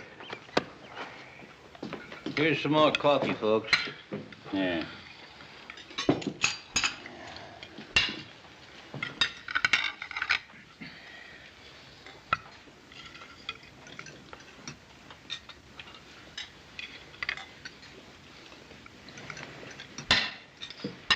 You haven't touched your food. First time I ever remember my appetite deserting me, miss. I can hardly blame you. I wouldn't feel much like eating either. And where, please? But you must eat. We still have a long journey, haven't we? Yes, miss. A very long and rough one. You must eat. It will give you strength. I'll get by, miss. When we get to Los Angeles, perhaps my father and I can notify your family. Well, that's thoughtful of you, miss, but there's no one to notify. My ma died when I was no bigger than a pollywog. Never knew my pa. Ma said he was a man with restless feet. I think she loved him more than he was worth. And you took after your father? No, miss. I always tried to stay put for as long as I was allowed. Looks now like I'll get my wish. I'll be settling someplace for good. Well, look, Dave, you're not convicted yet.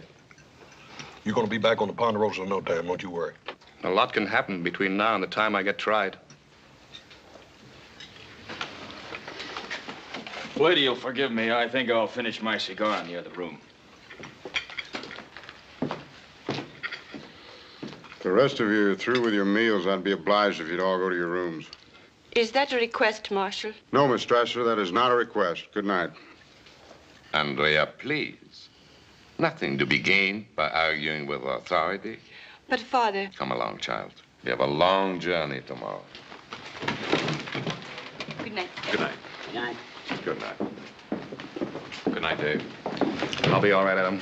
Don't lose no sleep over me. Night, Dave.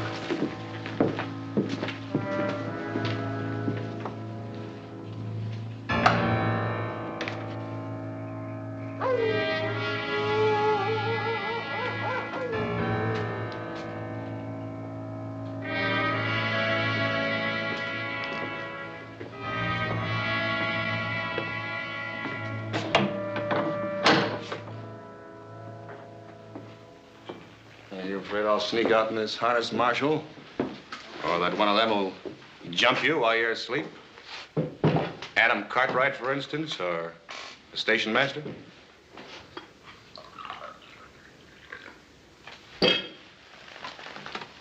How long has it been since you slept, Marshal? Almost a year. Has it really been that long? I can't imagine what keeps you going.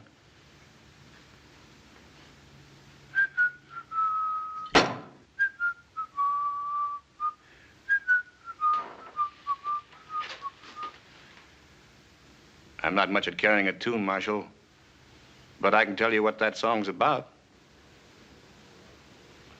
It's about a girl named Carey and the way she died. You shut your filthy mouth, you hear me? You shut your filthy mouth.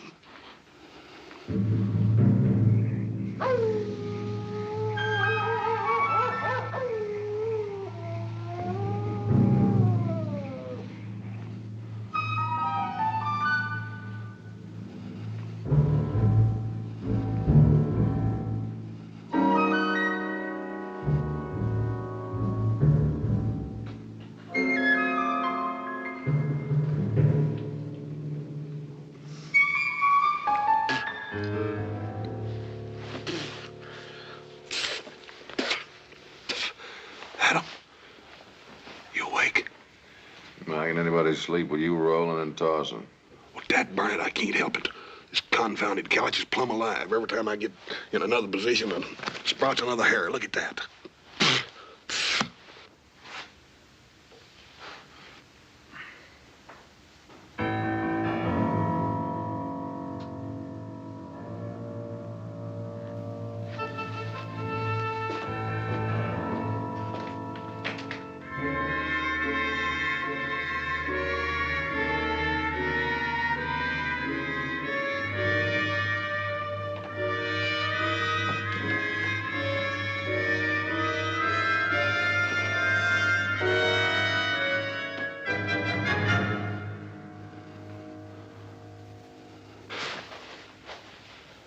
Cutler's gone.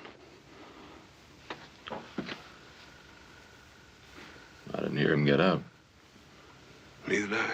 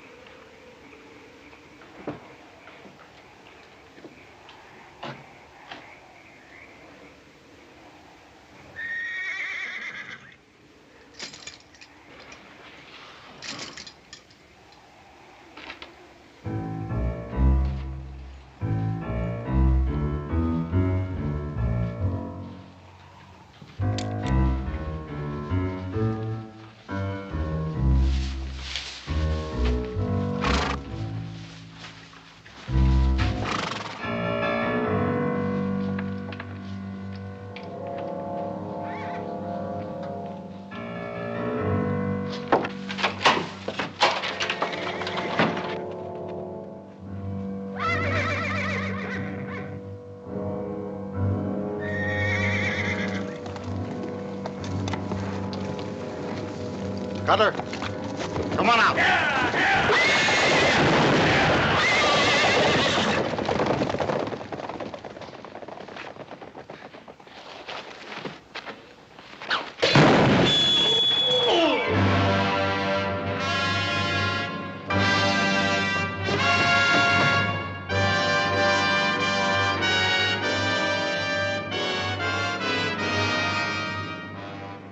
You murdered him.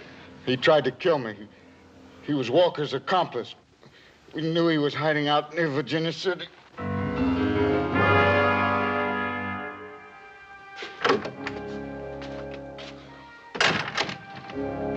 wouldn't count on catching that boat, Dr. Strasser. Why? We lost the horses. Well, my brother and the others are trying to find him. How's he? His collarbone is shattered, several ribs broken, and he may have serious internal injuries.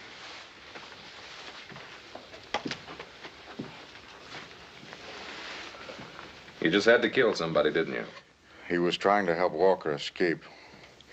I had my eye on him ever since I spotted him in Virginia City. I never knew suspicion could rot a man's mind. You really believe that, huh? All right, have it your way. I killed Cutler in cold blood. Are you satisfied? You want to kill yourself? Lay back. All we ever asked of you was to have a little compassion for the prisoner. Compassion? You mean feel sorry for him? Well, now, is there anything wrong with that? He's used this trick before. On Cora. Cora? My wife. I killed her with that shotgun. Well, now, what's that got to do with Walker? Because he worked his ways on her, too. Before I could get him back to Los Angeles for the murder of a paymaster, she tried to release him. And he deliberately pushed her in my line of fire to save his own rotten skin. Now we know the reason for the chains and the beatings. If you believe it, Doctor. It's not going to work, Dodd. You go from brutality to sentiment, and I don't buy it. Cartwright. Take that. Well, what's that for? I'm deputizing you. You take Walker back to Los Angeles. You mean you want me to take your place? That's what I mean. But you can't deputize somebody like this. Can I? The United States Marshal has the authority to deputize any citizen. And if I refuse? You can't refuse. It's your duty to take that badge. And you are bound by law to accept and carry out any reasonable commission.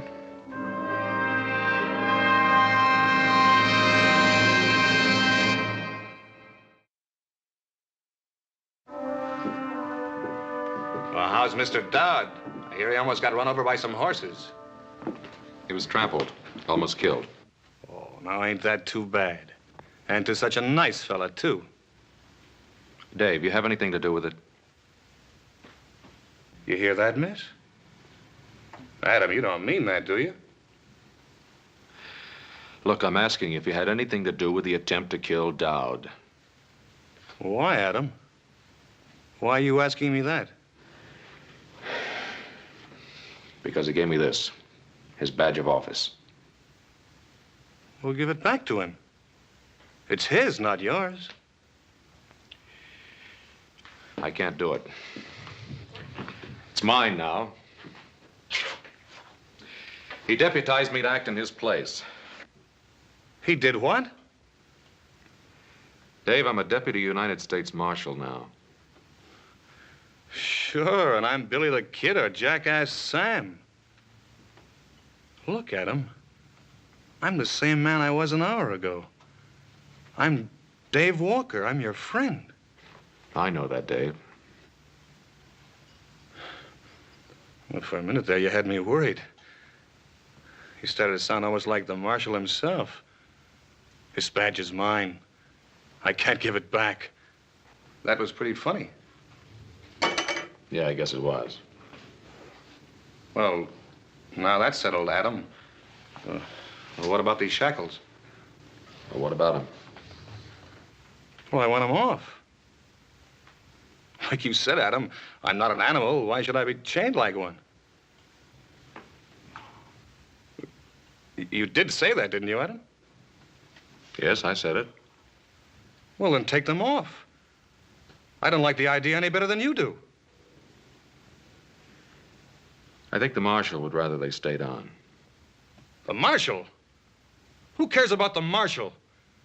You've seen for yourself what kind of man he is.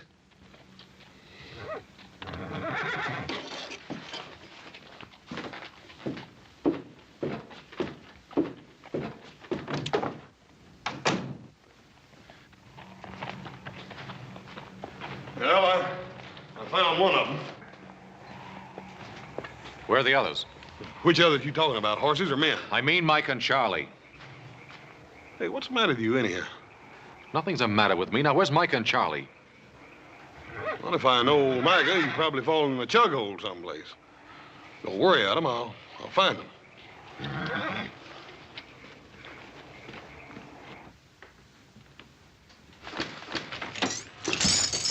You heard him, miss? Yes, I heard him. I thought he was my friend.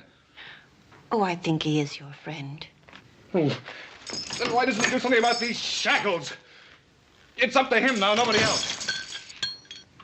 Perhaps he'll do it in the morning. Perhaps all he wants is wait until morning. Why? Why would he want to wait until morning? Oh, I don't know, David. I don't know.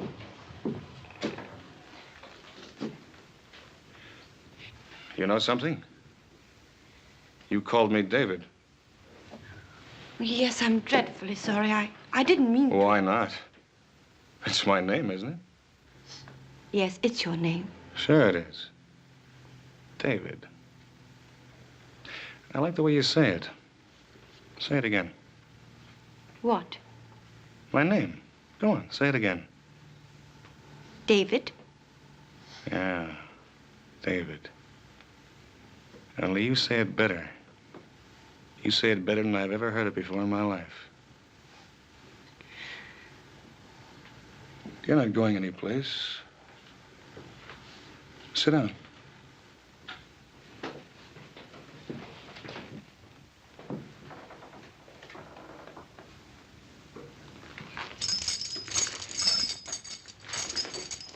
That's better. Andrea. That's your name, isn't it? Yes? Andrea Strasser. It isn't true what the marshal said, is it? Of course not. You don't believe that, do you? No, I don't believe that. I'm innocent, Andrea. I swear I'm innocent. I know. I know that.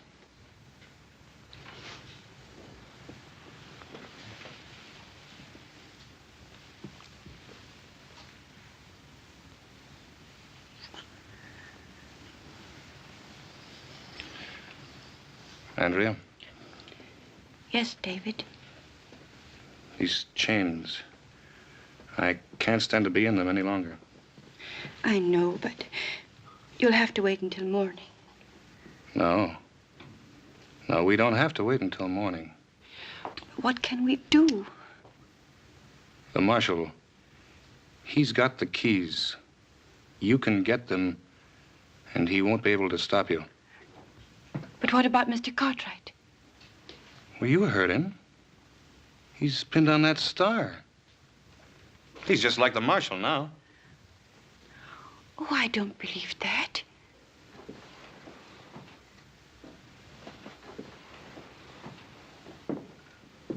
All right, I should have known better. I guess a back fence stray like me doesn't have the right to ask people for help.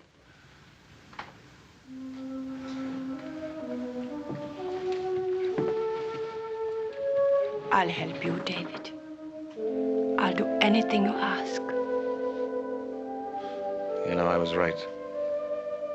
The way you say David, I've never heard a sound as beautiful as that in all my life.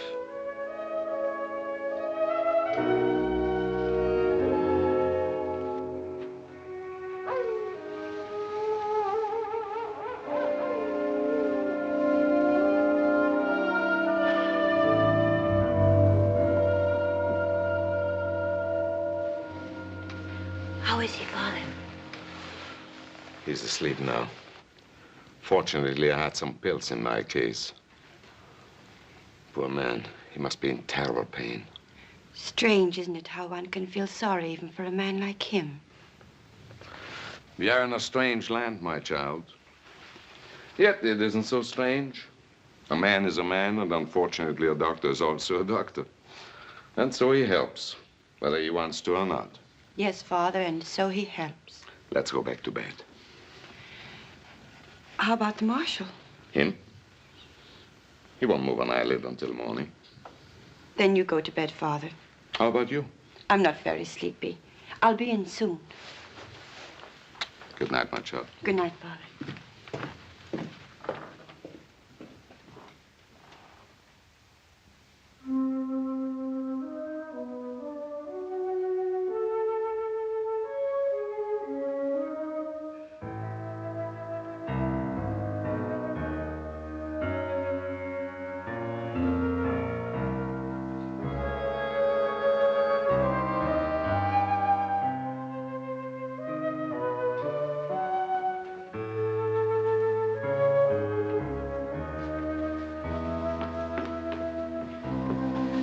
You got them? Yes. Here.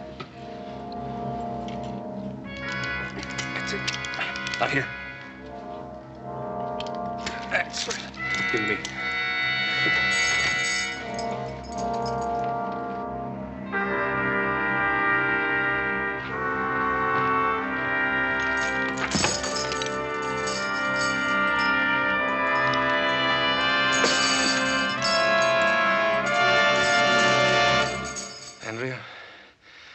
I'll never be able to thank you enough.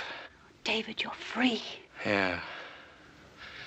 Yeah, I'm free until the next time I run into Marshal Dowd. David, what are you going to do? I'm going to give the Marshal a taste of his own medicine. Oh, no, David. No, you mustn't. Mustn't I? I killed his wife, didn't I? You think you'll ever be able to forget that? No! Hold it right there, Dave. You shoot me, Cartwright, you'll have to kill her first.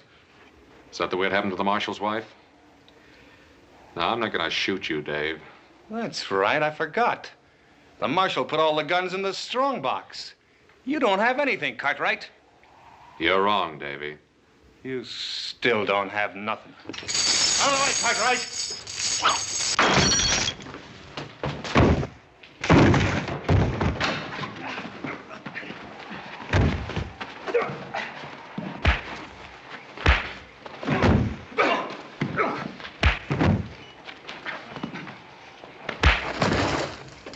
Cartwright, that's enough.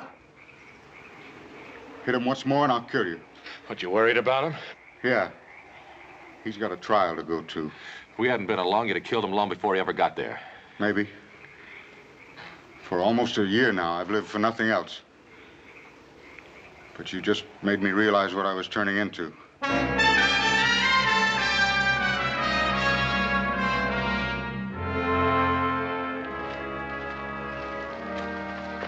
Get in.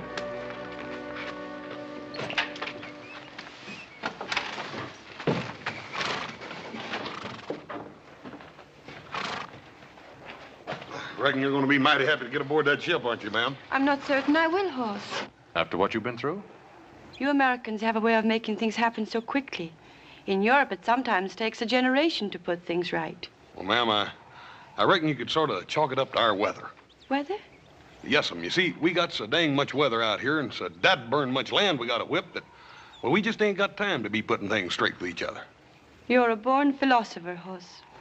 Me?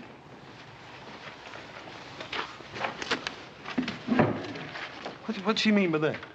She means that if you was any smarter, you'd still be the second dumbest man in creation. And you're looking at the first. It's a toss-up. Let's get going.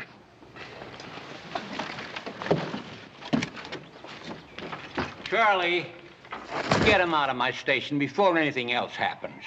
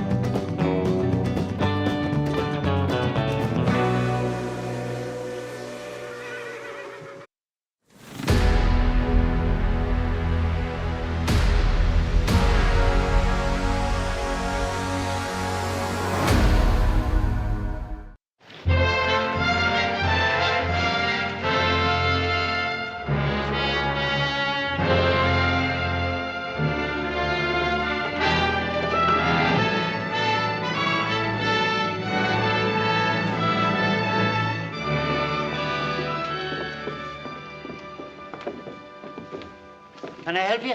Yes, a couple of the Yawn newspapers came into my hands in New Orleans. They mention a man called Ben Cartwright. Aye? Well, is he a rather large man physically, about my age? He has 2 sons. 3 of them. 3. What do you want him for? I'm Joe Cartwright. Your father and I have urgent business together. Where is he? Well, he's out of town right now. What kind of business? Out of town where? At Silver City. At a reception they're giving in his honor. Look at this. A whole newspaper story about him. We're booming him for politics. Fine man that he is. He'll make a fine governor, so he will. Little Joe here is checking me on the facts of his life. Be in tomorrow's paper. Nevada and Ben Cartwright, a great future together. Well, I don't know about Nevada, but Ben Cartwright has no future. What do you mean by that? When he gets back into town, tell him I'm at the hotel. Charles LeDuc. I asked you a question. Right, now.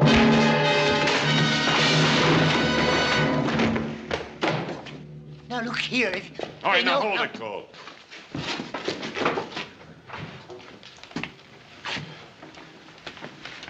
We'll smash Ben Cartwright just like we smashed the story of his life.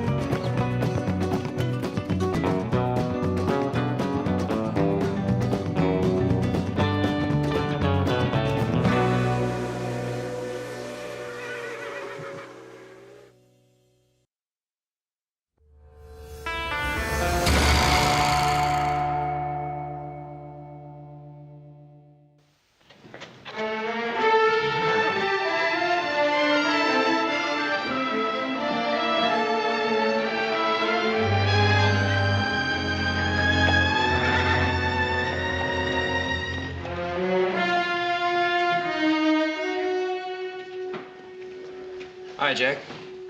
Joe Cartwright, how are you? What can I do for you? Listen, you got a fella named Charles LeDuc registered here? Yeah? Oh, what room is he in? You got anything to do with that? Yeah, maybe.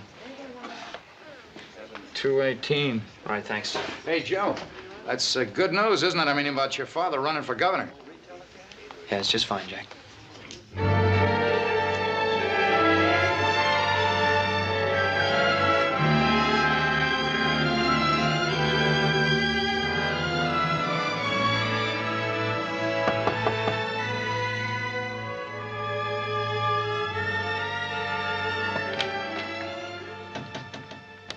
Yeah? All right, where's that man of yours, the one that hit me? I'm sorry about that, son. Why don't you come on in?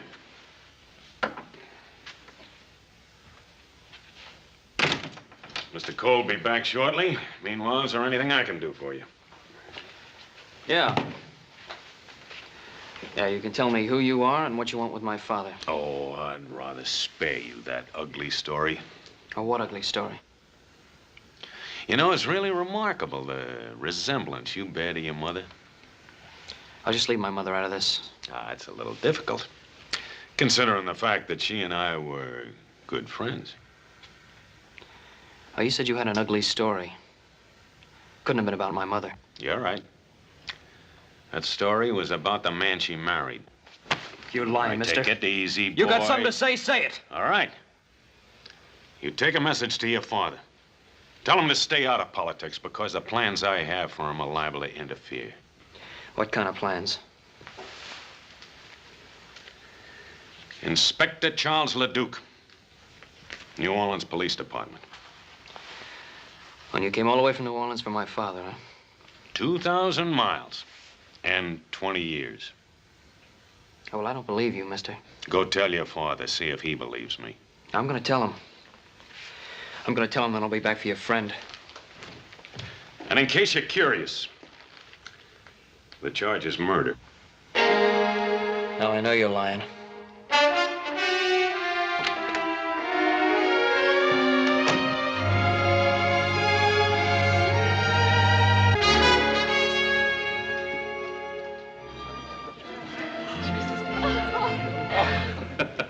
Ben, I must tell you, it's unusual in these parts for a man to be so graceful on the dance floor.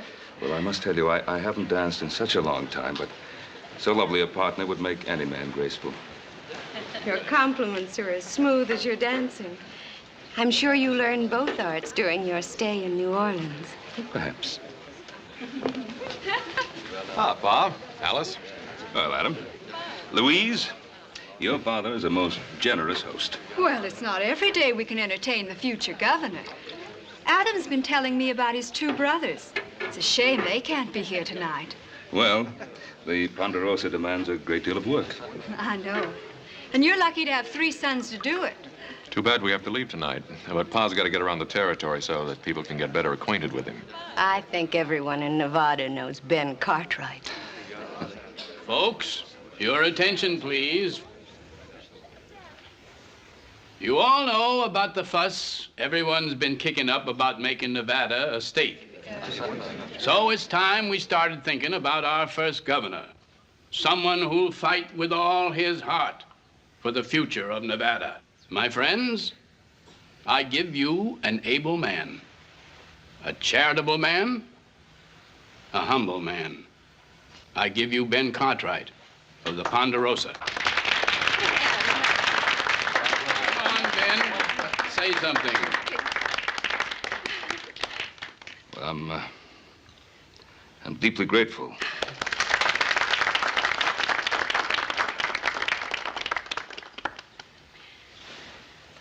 Well, I won't make a speech. Oh,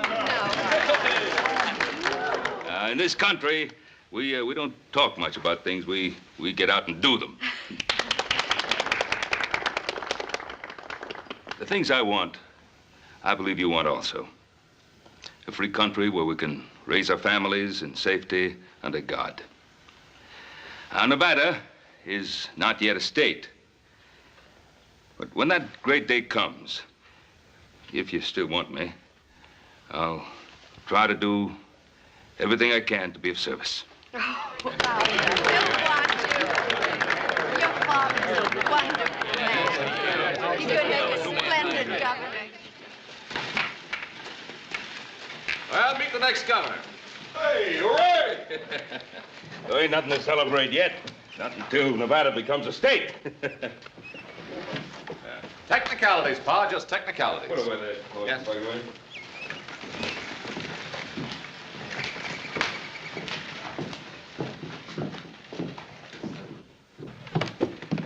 What's the matter with Joe? Well, Paul, you've had a long ride. Won't you go on up and get in some fresh clothes? We'll have something to eat, and then we'll talk about it later. Sounds good. Pa? What? I don't think this can wait. What? There were a couple of strangers in town today. They came into the territorial enterprise. Made a few remarks about you I didn't like. Well, I imagine there are quite a few people. Well, what kind of remarks? Well, first I better tell you who they are. They say they're on the New Orleans police force. One of them's an inspector named LeDuc. LeDuc? Charles LeDuc? And you know him? Is he at the hotel? Yeah.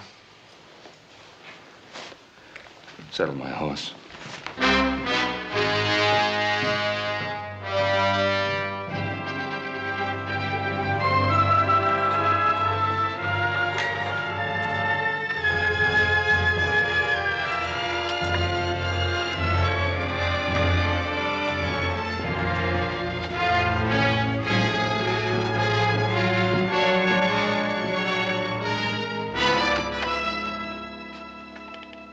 Ben Cartwright. Wow. Come in, Cartwright. Come in. Been 20 years. You haven't changed much. You remember me? Yes. I remember you. I understand you're a big man in these parts. They're even thinking of putting you up for political office, governor, isn't it? I have a lot of good friends. A lot of friends and 3 fine sons. Well, I haven't been as fortunate as you have. Of course, a policeman doesn't have much chance to accumulate family, friends, or admiration. Well, most people admire an honest man of the law. Seems like you have everything and I have nothing. Of course, I've always been handicapped by this unfortunate infirmity. I'm sorry. Well, a bullet was responsible. Hurts. Every step. Yeah, see, the kneecap is shattered. Happened 20 years ago. I was on a murder case. The murder case of Simon LaRoche. You remember? I remember. You should, because you're going to hang for it. Mr. Leduc, that charge against me was dropped 20 years ago. Was it? Yes, it was. I offered to return to New Orleans a month after I left. My lawyer wrote, said it was unnecessary, since 3 witnesses had testified that I had shot LaRoche in self-defense. Well, do you have any proof, any documentary evidence?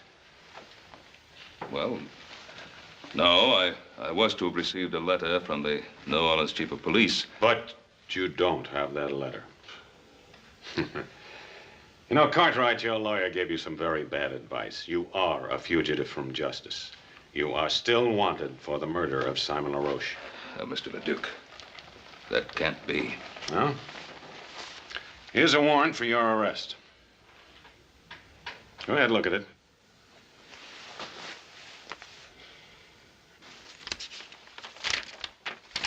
It's a true warrant.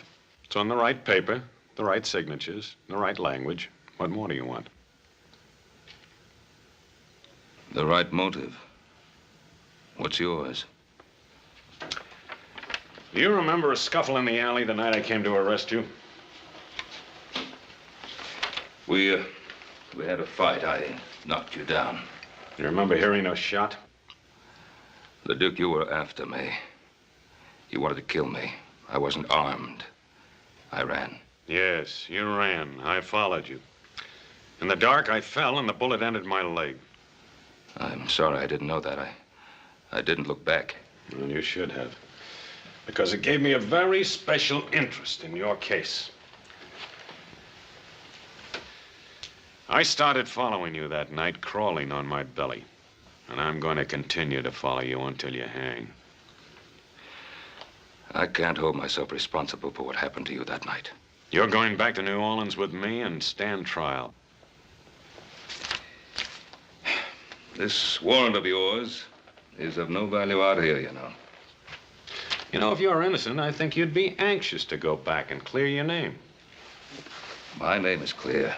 What do you think your name would be worth if people found out about your wife and Simon LaRoche, Governor Cartwright?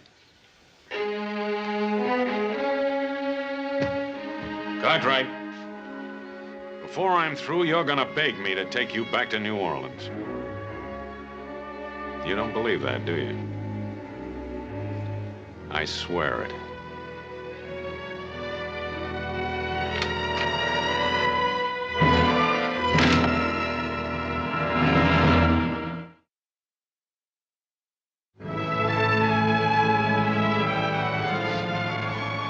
See you, Mr. Cartwright.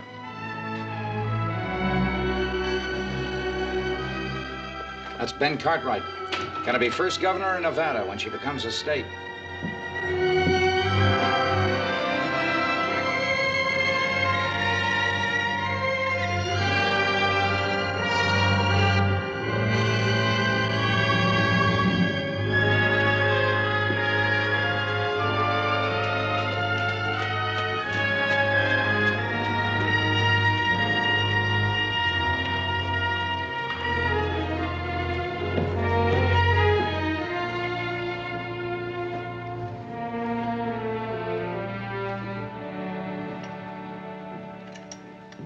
Hi, hello there, Ben.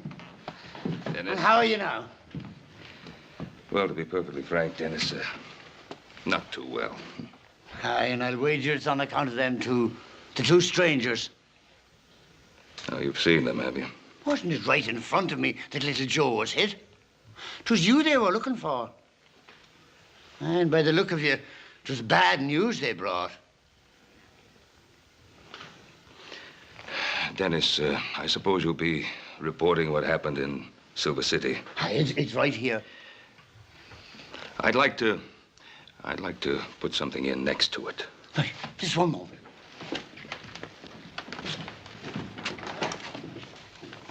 Ready now. To all of my friends in Nevada, my deepest appreciation for the way you've honored me.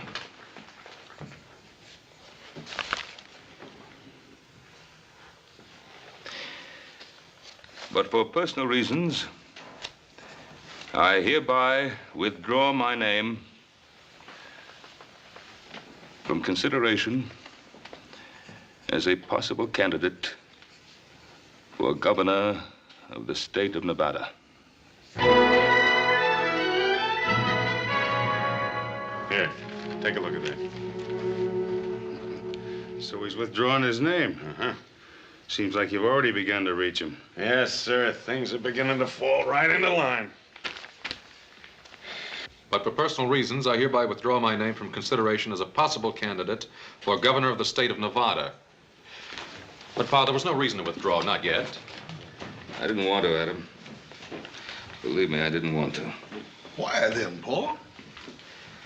Well, you just can't leave your friends out on a limb waiting to be sawed off. Your friends would have stuck by you. You mean they'd have been dragged down with me? On a political campaign, if there's just one weak spot, one breath of scandal, your opponents find it and use it to destroy you. But, Paul, if you were clear of them charges... If. It would take weeks to get word back from New Orleans. If I remained a political candidate all that time, our names would be dragged through every pigsty in the state. Pa, you're not telling us everything. It's not like you to run out of New Orleans now without the trial. It's the only thing I've ever kept from you, isn't it? It's one thing you can still keep if you want to. No. It's been too long already. Truth is something that always comes back at you, doesn't it? Joe, I've told you a great deal about your mother. You never really knew her. She was a wonderful woman, beautiful, slender, delicate, gentle. Treated Adam and Hoss like they were her own. She was like an angel to everyone that ever came into contact with her. And then this man, this LaRoche, Simon LaRoche, came into our lives. The man I killed. Why'd you have to kill him? Your mother came from a certain notorious section of New Orleans. A section the sailors called the Flats. Well, what difference does it make where she came from? No difference, not to me. But to a man like LaRoche, it presented an opportunity to cash in on her past by threatening to destroy her reputation. Threatening her with what? He blackmailed her to keep her past a secret. To keep what secret? Joe, What secret? Joseph, I don't... To keep what secret? What your mother did or did not do before I met her is of no importance. I loved her, and I married her. She was a wonderful person. But your mother was afraid of scandal. Not for her sake, but for mine, for Hoss's and Adam's. So she paid LaRoche. She paid him. Until I found out about it. I went to see him. We talked, got into an argument, a fight. He pulled a knife and I killed him. In self-defense, but I killed him. I felt I couldn't stand trial because then everything that your mother wanted to forget would have come out. So it comes out now, 20 years later. Yes. That's why I feel that maybe if I go to New Orleans, I can put a stop to it. There's another way. Joseph. Paul, let me go. Not the mood you're in. Now remember, the Duke is doing his duty. I want you to promise me that you will do no harm to him of any nature. I want to go out for a while. I'll go with you, little Joe. I'd rather go by myself. Joe? I promise.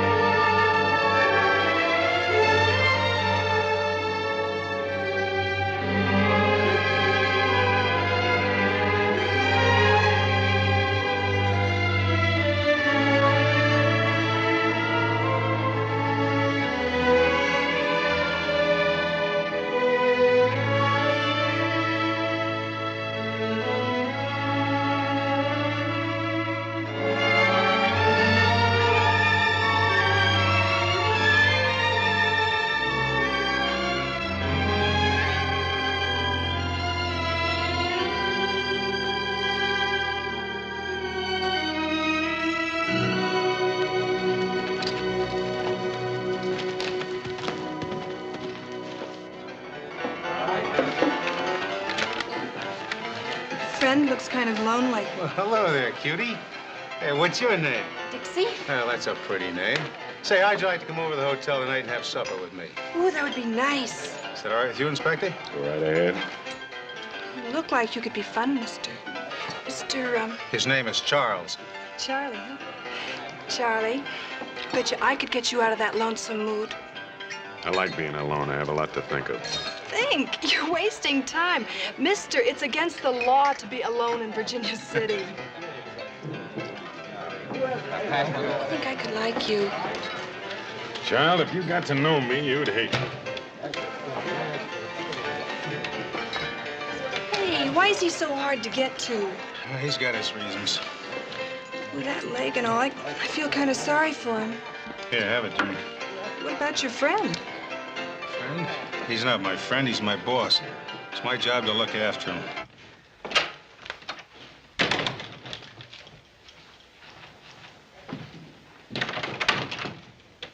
LeDuc! LeDuc, I want to talk to you. I don't have anything to say to you.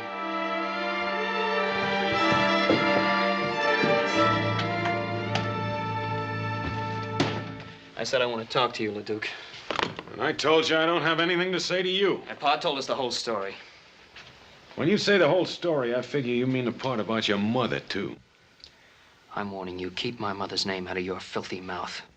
You know, you and I ought to be on the same side. You just get your father to take that little trip with me, and your mother stays an angel. You know, I gave Pa my word I wouldn't kill you. But if you drag my mother's name through the dirt, so help me, I will. You'll have to kill me first. Oh, maybe that'll be the best part.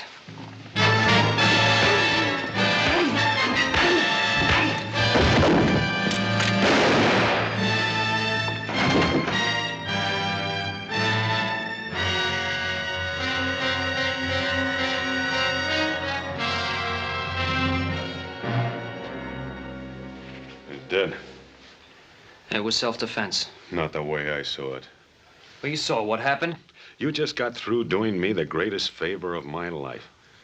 Because now I can tell my story under oath in a courtroom where everybody can hear. The whole story about your mother. You just give me the chance. That trial will be about her, not about you. Well, you're not going to get that chance. What happened?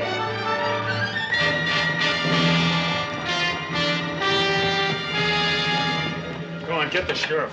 Young Cartwright just shot this man down in cold blood.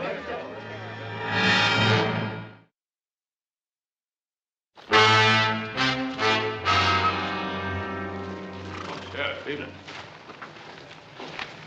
Anything wrong? I'm afraid so, Ben. We're looking for Little Joe. Little Joe? You ain't gonna like this. He shot a fellow in Virginia City. Killed him. Oh, no, Sheriff. No question about it, Ben. Where is he? Who was it he was supposed to have shot? One of them fellows from New Orleans, name of Cole. Oh. This Inspector LeDuc, he witnessed it. He said Little Joe just up and did it in cold blood. Oh, Sheriff Brady, you know Little Joe better than that. All I know is he shot a man and run away. And we gotta find him. Sheriff, now I know Joe will be coming home. Let us bring him into town to you. All right, Ben. Your word's good enough for me. Come on.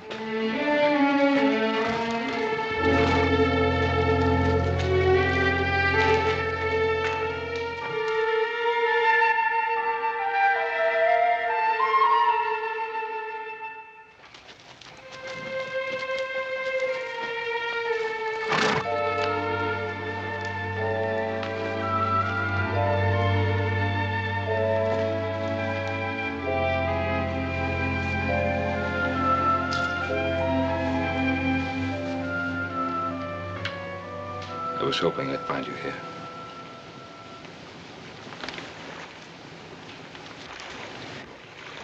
I thought you'd come. I wanted to say goodbye. Son, you're not going anywhere. I got no choice. Well, there's always a choice. Here it's the choice between running away or facing up to what's happened. What did happen in town? Well, I went to see LeDuc. In spite of what you promised? I promised I wouldn't harm him. I didn't say I wouldn't see him. While I was talking to him, Cole came in. We got into a fight. He drew his gun and I killed him.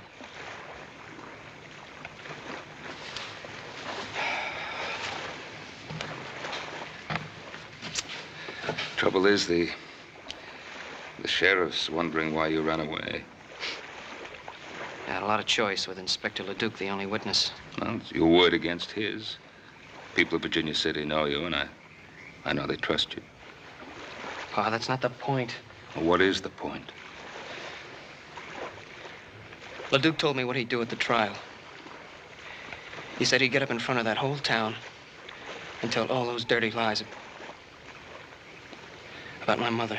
You were running away to protect your mother's name? Is that it? Yes, that's it.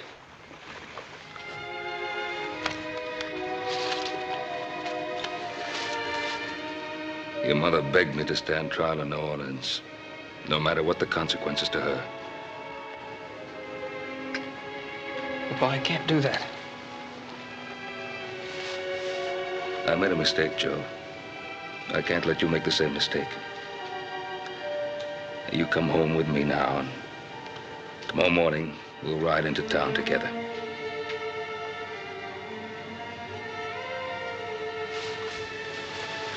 Son, you've always trusted me. And running away will ruin your life. And it won't help her. Come home.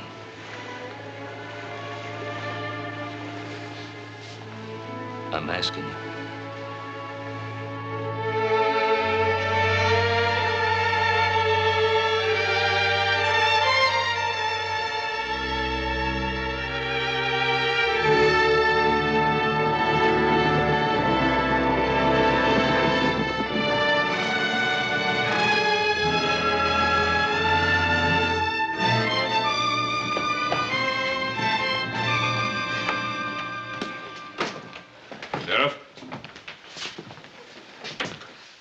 Your prisoner. Thanks, Ben. What have you got to say? Shot him in self-defense. Cole's gun was in his holster. That's impossible. He drew first. It was there. Why'd you run away? Maybe he figured he'd be framed, like what's happening now. You know better than that, Adam. You'll get a fair trial. God lock you up, son.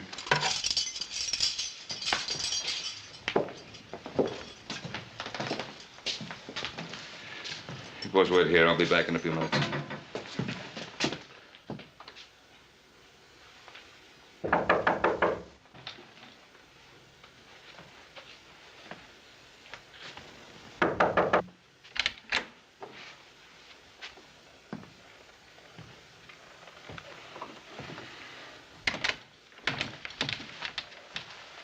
I saw you riding into town with your son. If you've come to plead for him, you're wasting your time.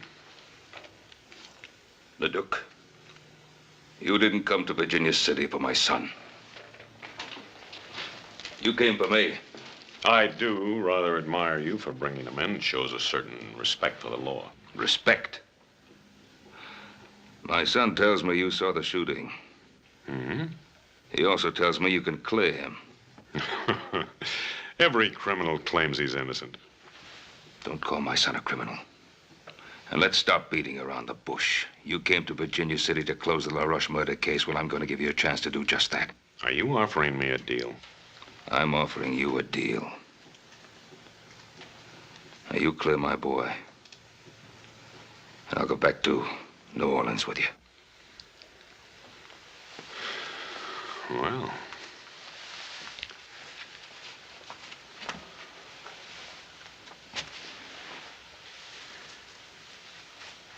Well, I don't know, though. You're asking me to perjure myself. I'm an officer of the law. The truth isn't open to whim. But, now suppose I do make this compromise. Would you return with me unarmed? Yes. And alone? Just you and me, on horse? Yes, I would. And would you give me your promise, your word, that you'd make no attempt to escape? I'd give you my word.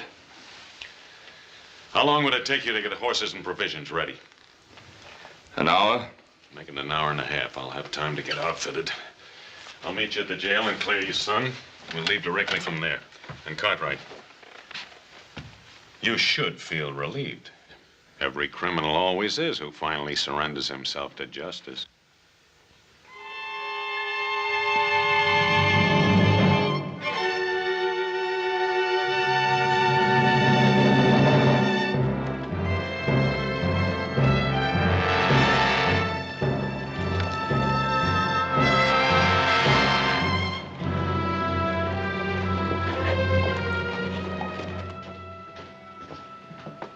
Pa, he's coming. Pa, who's coming? Inspector Leduc. He's agreed to tell the truth about the shooting. Tell the truth? Why? I'm going back to New Orleans with him. Now, I'll be back. I'll be back soon. Sheriff? Inspector, Ben says you got something you want to tell me.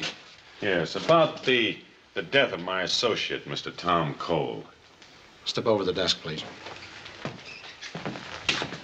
You see, I was rather dazed by what happened. And so I rather confused the facts. Unconfuse them. Well, as I recall now, Cole was drunk. He drew first.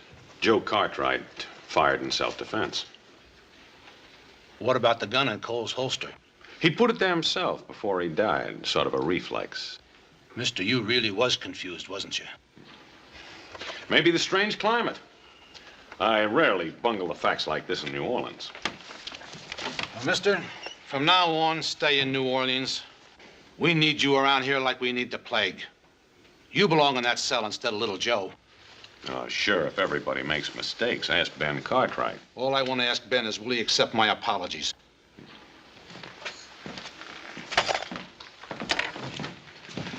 Thank you, Sheriff. Don't let little Joe out of his cell until I'm well away. Why not? Where you going? Just do me the favor. See you when I get back.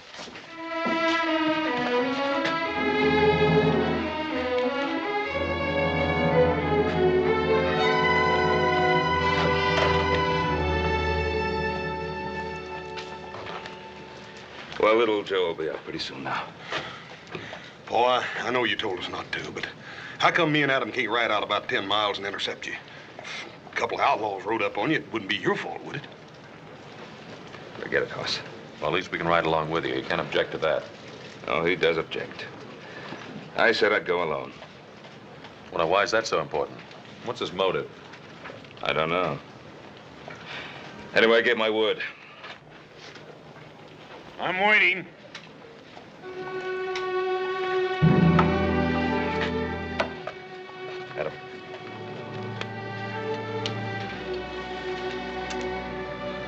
get your pack horse, Paul.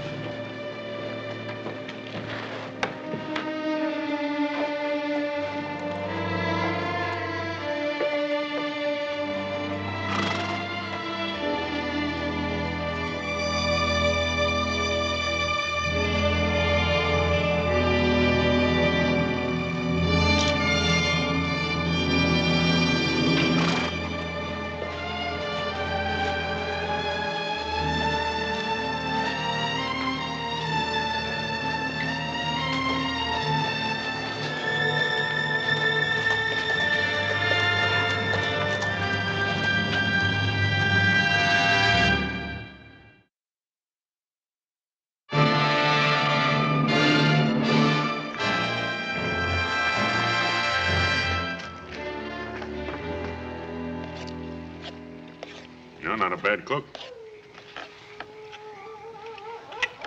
You know,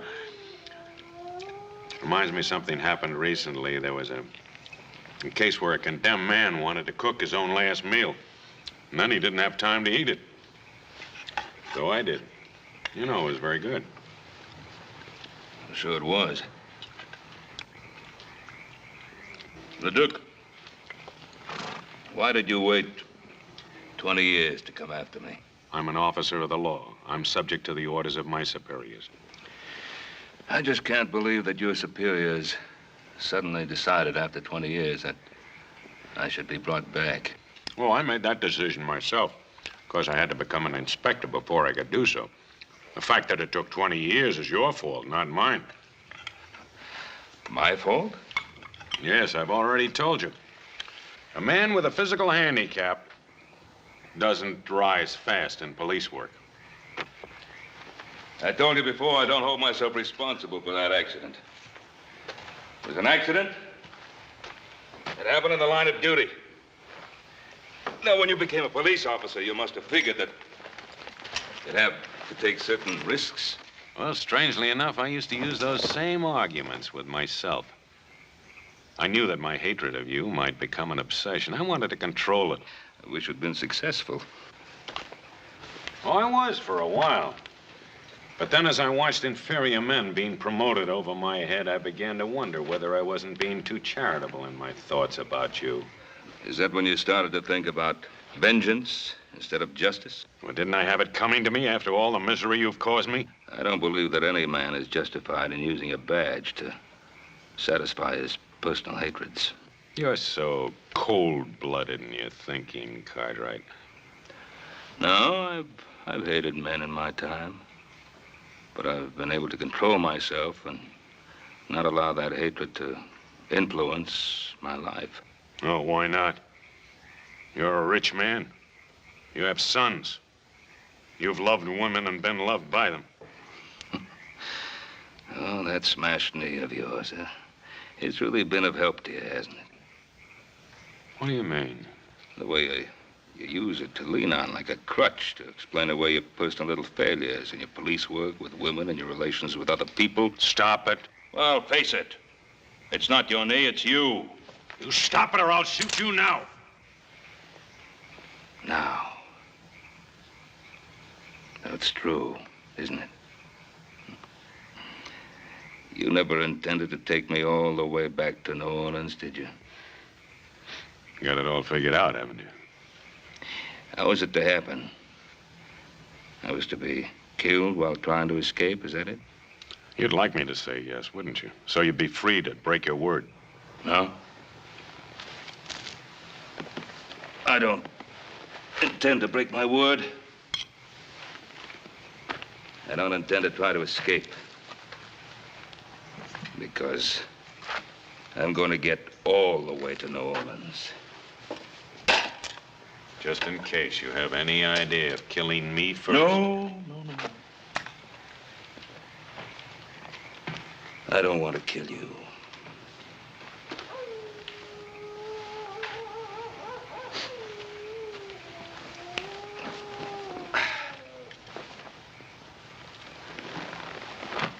Good night. I'm not going to sleep tonight, Ben Cartwright. I'm not going to sleep any night while you're alive.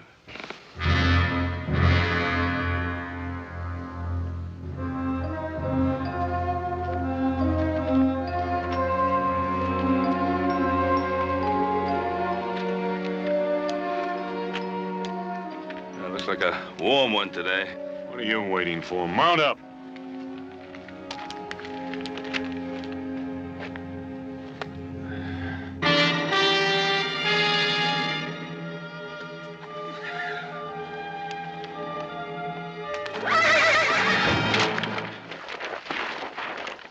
Get away from me!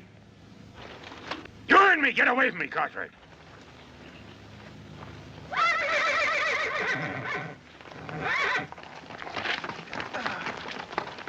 I think I'll put a bullet through your leg, so you'll know how it feels. All right, get over.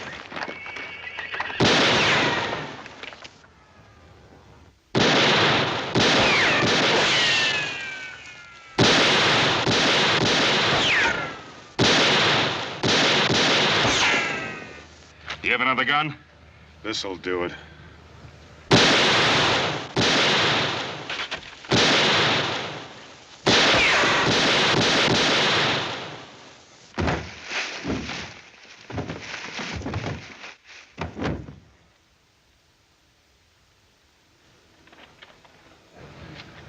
They've had enough. Was that equal? They weren't after scalps. They're after horses.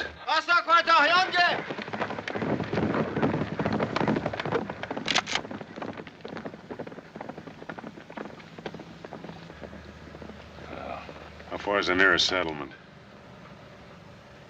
Well, there's a way station up ahead. How far? About 20 miles. 20 miles. Over those hills. Without horses. And without water.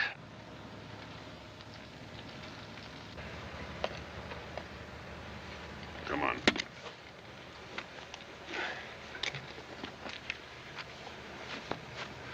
Stay ahead of me.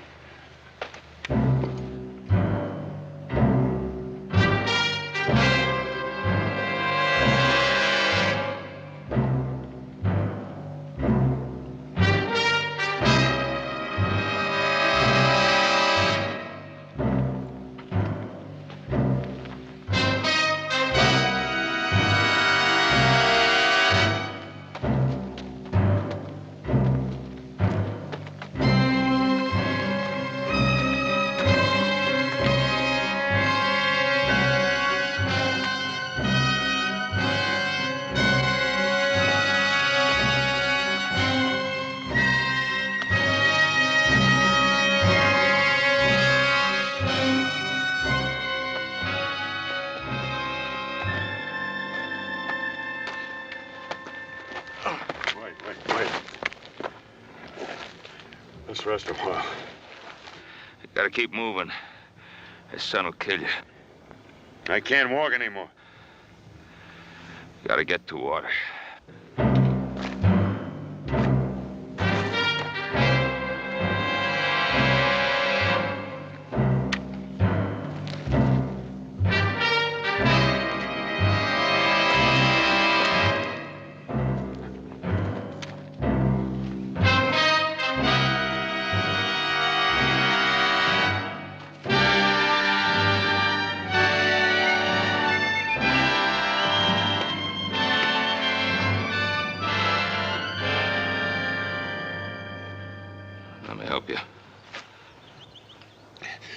Stay away.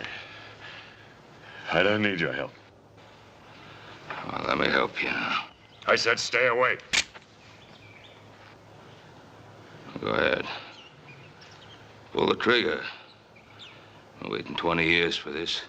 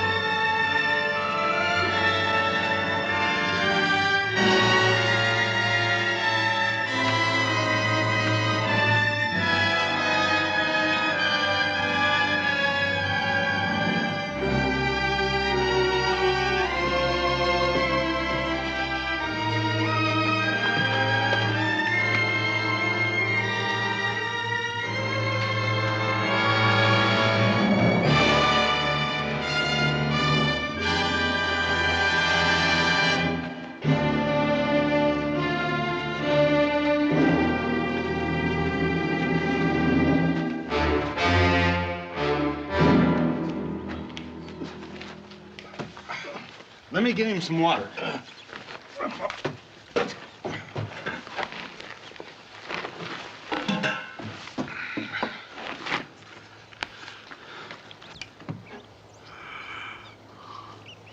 Easy, easy. That's enough.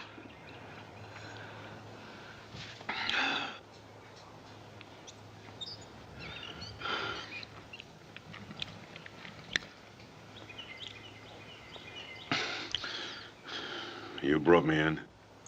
Yeah.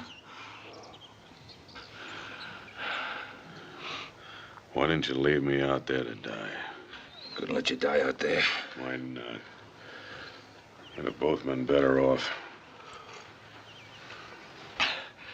When's the next stage leave for the East? It's due in sometime tonight.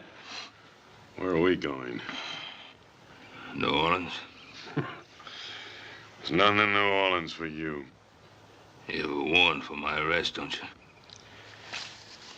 you? You were right. I intended to kill you before we ever got there.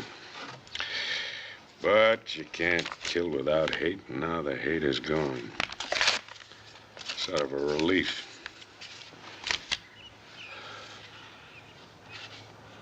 This warrant was never any good, was it? You were cleared 20 years ago by everybody except me. That letter the judge sent you, I intercepted it. Why didn't you leave me out there to die?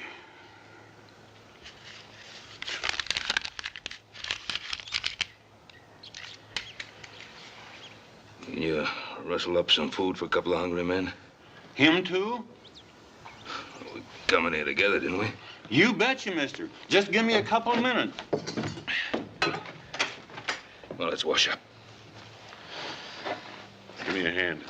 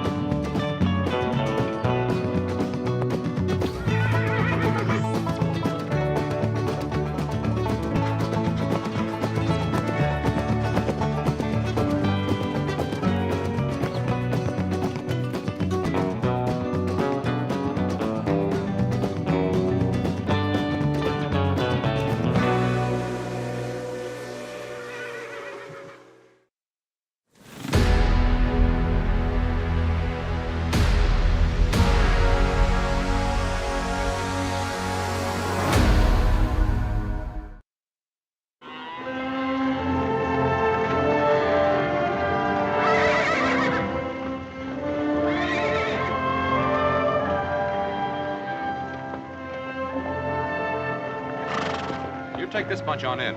I'll look over that hill over there, see if I can find any more. You be along after that? Well, if I don't find any, I'm liable to be sitting by the fire by the time you get those in the corral. Take it easy. Right.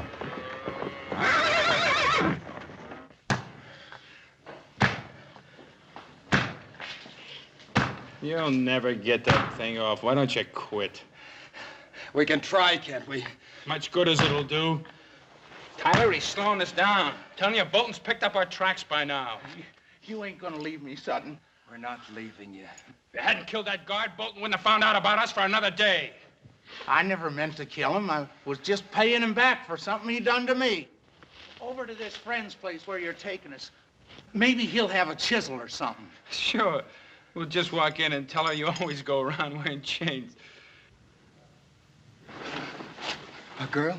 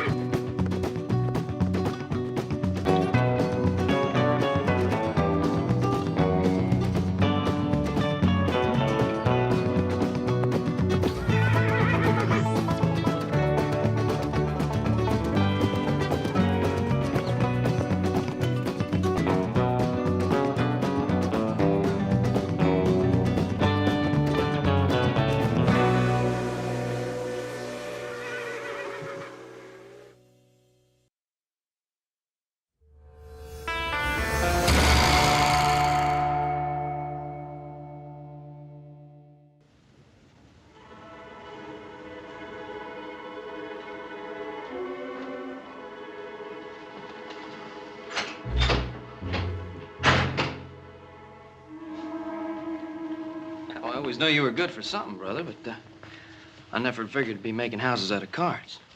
I ain't got but 3 more cards left. I'm gonna make it this time for sure. Gee, I'm proud of you, brother. Yeah, you have to breathe so dadgum hard when you're talking. You don't blow out in a house of cards here. Oh, yeah. Well, see, when I mean I'm proud of you, I mean I'm really proud of you. Ooh. Dadgummit, little Joe!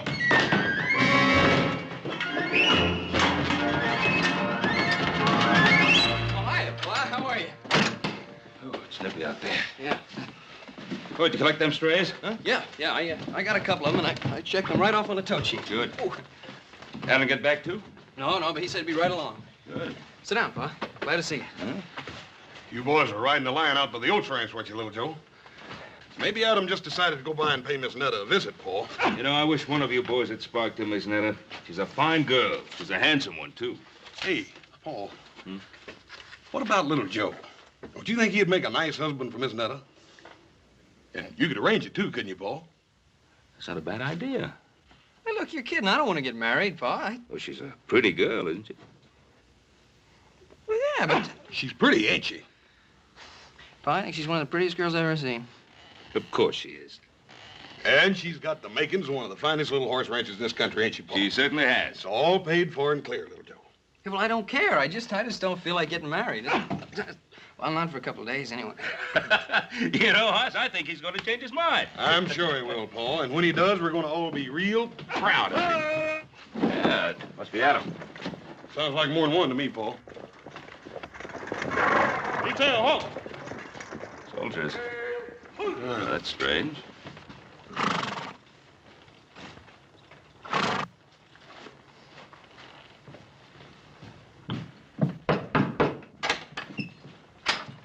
Mr. Cartwright? Yes, that's right. Detail, dismount. Stand to your horses. Captain James Bolton, Provisional Barracks, Fort Dayton. Well, Captain. Oh, please, come in. These are my sons, Hoss and Little Joe. How are you, Captain? Well, Captain, I suppose you must have your hands pretty full these days, what with the Indian uprisings and all. Oh, please, sit down. Fort Dayton is a casuals post. What's that? Place for troops deemed not fit for line duty. Well, the least we could do is get your men some coffee. It's pretty cold out there today. Hoss, see that Hobson get some coffee out to the men. Yes, sir. Hold that. My men are on duty. Well, I ain't on duty, Captain. You want some coffee? No. I'm trailing 3 deserters that escaped from my stockade. Well, Captain, do you think they headed up this way? The trail led to your land. Well, as I was riding the fence all morning, I didn't see anything. How about you, Hoss? Nope. No sign of tracks, campfire, trampled down brush? I didn't see anything. Well, that's odd. Well, Captain, I don't see why that should be so odd. We have a pretty big piece of land here. 3 men could very easily lose themselves on it. Perhaps. Who else is in the house with you now? Hobson, our cook. Our captain. Now, surely you don't think that those 3 men are hiding in this house? It's not within my province to think one way or the other, Mr. Cartwright. Then let me set you straight, Captain. Those men are not here. Then you'll have no objection to my men searching the area. Captain! I just told you. Those men are not in this house. Let me state the situation very precisely for you, Mr. Cartwright. We know that those 3 men came to this general area. It is also quite obvious they cannot evade detection without some outside help. Now, anyone aiding them in any way will be charged with and tried for obstructing military justice. Hoss, will you be good enough to show the captain out? You betcha, Paul. Captain, we've got a man out here, Captain.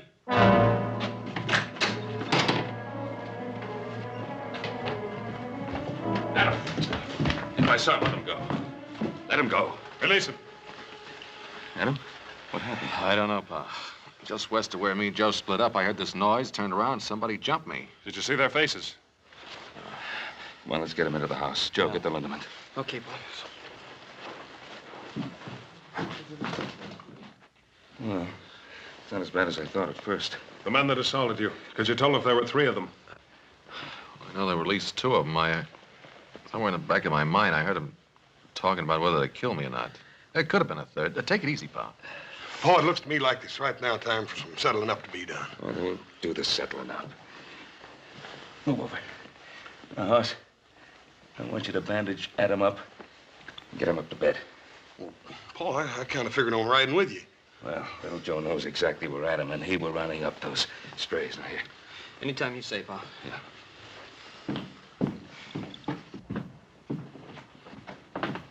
If these are the men I'm after, they belong to me. I think there's something we'd better straighten out, Captain. This is my land you're on, and that's my son who's been ambushed. Now, if you want to ride along, fine. But you ride where I say, and you ride behind me. Otherwise, take your men and get off the Ponderosa. And if they are the men I'm after?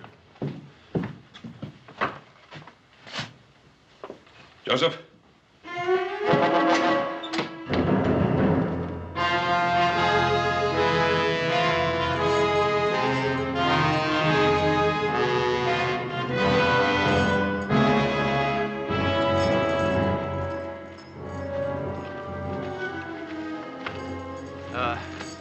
Let's take a breather. Sutton, are you sure you know where you're taking us? Well, if you want to strike out on your own, go ahead. I'm not stopping you, am I? The ranch is over that way, I think. Yeah, I'm sure of it. Well, how do you know they're going to take us in? I told you I worked there when I was drifting west a couple of years back. Yeah, I'd have stayed on, maybe, except the old man running it booted me off because his daughter took to me. I was promised Netta I'd be coming back for. Just a little sooner than I figured, that's all. Oh! Oh! Oh! Ain't nothing to hear us but hoot owls and crawlies. I don't like it neither. You ain't ever known anything better. Cut it out, both of you. That's an order. That's an order. You hear him, Mertz? Only you ain't an officer no more, Tyrus, so maybe you ought to forget about issuing orders. You know, I still don't figure you out.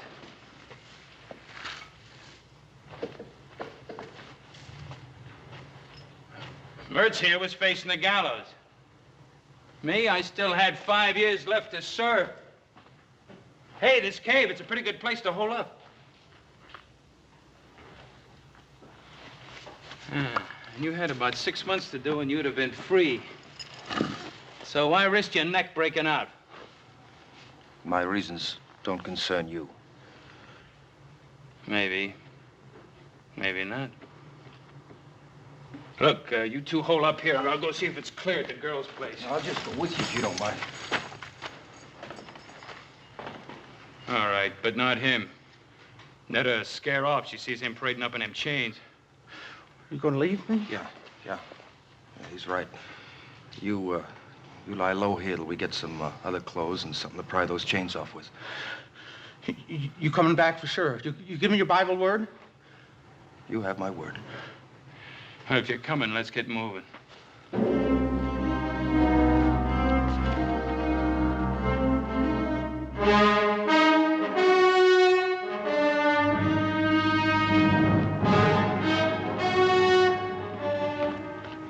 There's no sign of them up there, Pa. They must have headed off in that direction.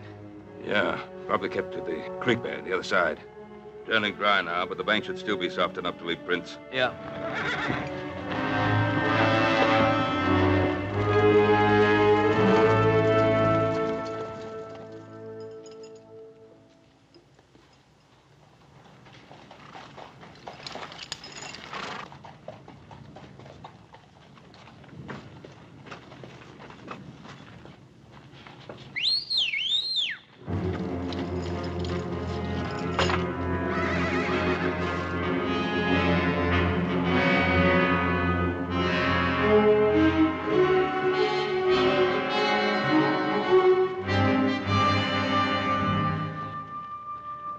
Somebody came through here, Pa. Not too long ago.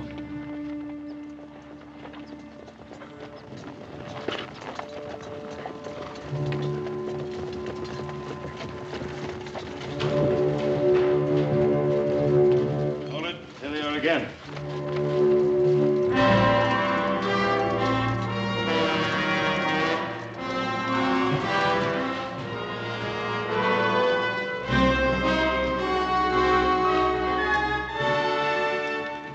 Spread out. Search any spot that's big enough to hide any of them. If that's all right with you, Mr. Cartwright.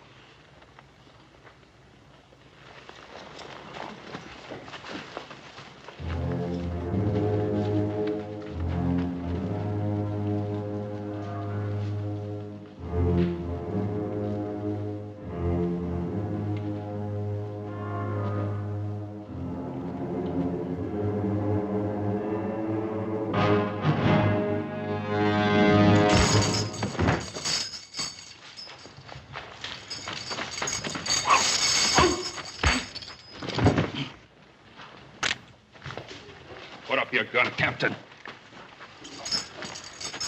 All right, now. Where are those other 2 men that were with you? I charge and hereby arrest this man for known and specific crimes against the Articles of War. Captain, he's a military prisoner now. I'll get your answers for you. Corporal, take the prisoner in charge. Yes, well, you better get those answers, Captain.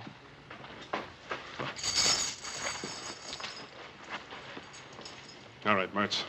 Where are the other 2? You put a blotch on my record, Mertz, and I intend to erase it.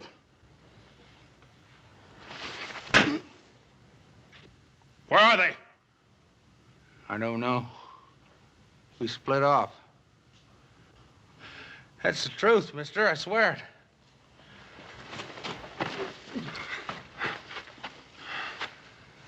Just get the answers, Captain. Maybe you're right. If he knew where the others were, he'd be pouring it out. Because he's scum. And scum always breaks. Isn't that right, Mertz? Or have you forgotten what it's like in the hot box? Someday somebody's gonna get you, butcher. Well, it won't be you, Mertz. I can assure you of that. No. No! No! No! I'd rather die than go into that hot box! No! No! The prisoner was attempting to escape. You're a witness to that. I'm also a witness to the fact that you deliberately tried to murder him. Bolton, I'm going to see to it that my good friend Colonel Metcalf at Fort Dayton gets to know exactly what kind of officer he has in his command.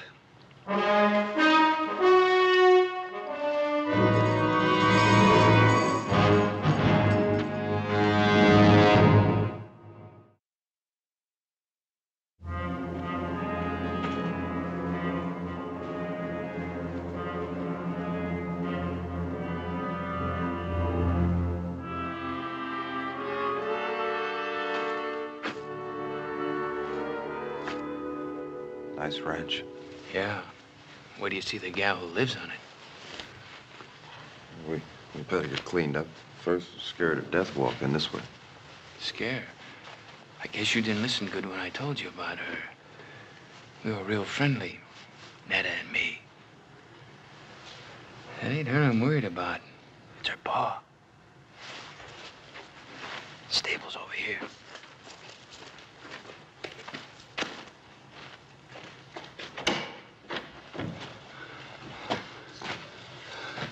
Don't close the door so we can hear if anyone's coming.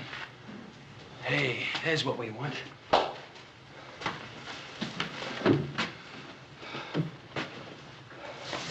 Here, put this on. Help you look human again.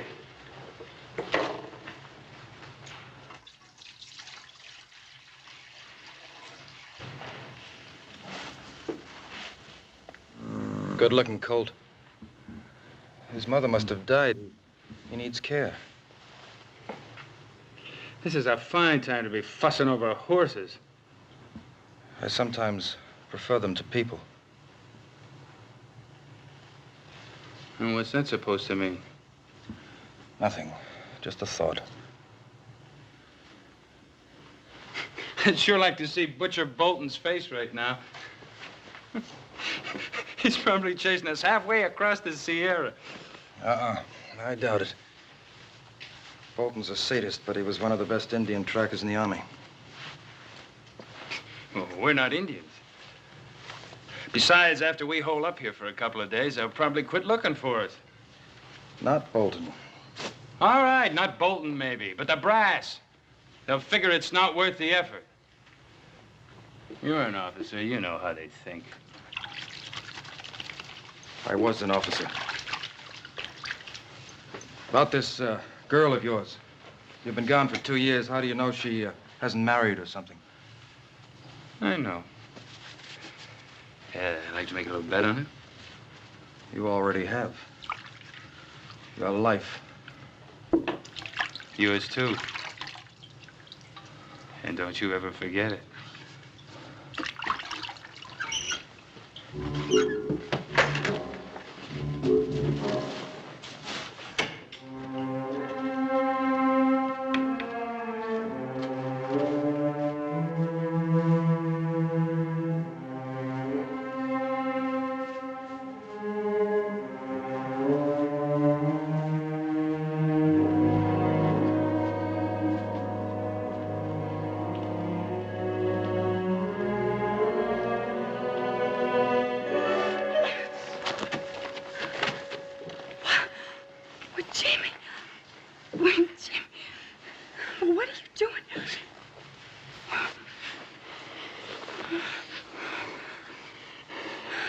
I told you I'd be coming back. I thought you'd forgotten me. Netta, you think I could ever forget you? Oh, Tyler, come here. This is my partner. I've been telling him all about you. Now he can see everything I said was true. Tyler, ain't she a beauty? Sutton, you never even got close. It's a pleasure to meet you, Miss. Tyler's my name. Paul Tyler. Miss? Her name's Netta. Call her Netta. How do you do? Are you in the Army with Jimmy? No, not exactly. Well, you see, Netta, I left the Army some time back. Tyler and me been doing a little prospecting. Oh. Well, why didn't you just come right on up to the house? What are you doing out here? Oh, we were covered with trail dirt. We wanted to wash up a bit before we barged in on you. Now, was that fair? You get all prettied up and... Well, just look at me. Oh, honey, you're wonderful. Just beautiful. I'm going to take a walk outside. Wait a minute, Tyler. Your pa's up in the house, I guess, huh? Oh, well, Jimmy, Pa died over a year ago. Oh, that's a real shame. I'm sure sorry, honey. Who's taking care of the place? Oh, I've a hired hand, Charlie. He's in town for a week. That's awful, you're being alone like this, honey.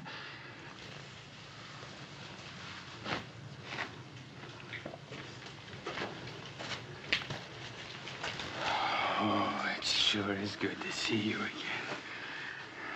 Why didn't you write to me? Oh, I couldn't. I was moving around a lot. You know how it is. Yes, I know how it is, but do you? Oh, Jimmy, after a while, I gave up hoping, and then I just stopped dreaming. I didn't stop. That's the only thing that kept me going. Netta, I'm gonna make up all that lost time to you. Jimmy, I don't think you can. I just don't think you can. Let me try.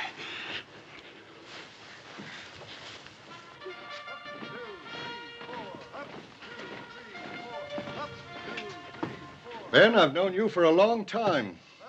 But I can't accept these charges you make against Captain Bolton, not without proof. Well, what more proof do you want? Well, at the moment, it's your word against his. That's right. Well, what did he tell you? That Mertz was trying to escape? That's what he says in his report. Well, have you spoken to Mertz? Have you heard his side of the story? I would have done so, of course. Unfortunately, Private Mertz is dead. dead. He attacked a guard in the stockade last night. During the ensuing struggle, he was killed. And you believe that? You really believe that? Colonel, how many men have died in Captain Bolton's stockade? Captain Bolton is an officer with a distinguished record, Ben. Commended several times for bravery in action. Perhaps you noticed his hand. He was captured and tortured by the Sioux. The Sioux are savages. Captain Bolton, I presume, was a civilized, responsible person. Come in. Adams, yo, Boyd, right? The colonel sent for me? You know Mr. Cartwright? Yes, sir, I do. Captain Bolton, Mr. Cartwright has made certain charges against you. I thought you should be here to defend yourself. I'm aware of Mr. Cartwright's charges. I'm sure the colonel knows my behavior has been and always will be strictly according to Army regulations. Colonel, I've never heard of any Army regulations that cover the killing of prisoners. Mr. Cartwright, maybe you don't know whom you're defending. Private Mertz killed a fellow soldier in a brawl over a card game. As for Sutton, he attempted an armed robbery of an Army payroll.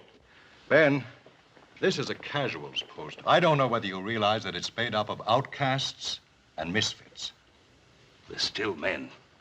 And as such, they're entitled to certain minimum standards of treatment. Ben, I respect your opinion and your judgment, but this is the Army, and I have to stand behind Captain Bolton. Yes. Yes. I understand. Good day, Colonel. Good day, Ben. Thank you, sir. Captain, I chose my words carefully in front of Mr. Cartwright. But your conduct has been brought into question. If there's the slightest indication of any transgression of regulations on your part, I'll see that you're investigated and if the facts so warrant, court-martialed. Is that understood? Yes, sir. That's all. With the colonel's permission, I beg leave to return to the Ponderosa with a detail of men. Well, that's private land. We can't search it without permission of the owner or an order from a civilian court. I have already obtained the required court order from the Federal District Court of this territory. Request granted. But if I were you, Captain, I'd remember that warning I gave you. I'd remember it very carefully. Sir.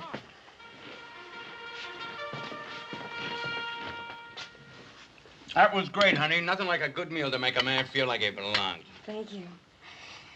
Well, you haven't touched your food. Oh, I'm sorry. I guess I've spent too much time eating army chow. Army chow? Well, he was in the Army, too, before we started prospecting. Who's that? Well, I don't know who it could be at this hour. Netta, honey, would you do me a big favor? Don't say anything about Tyler and me being here. Well, why not? Well, we just hit a big silver strike, maybe, and it's best nobody knows about it. Not yet. You understand.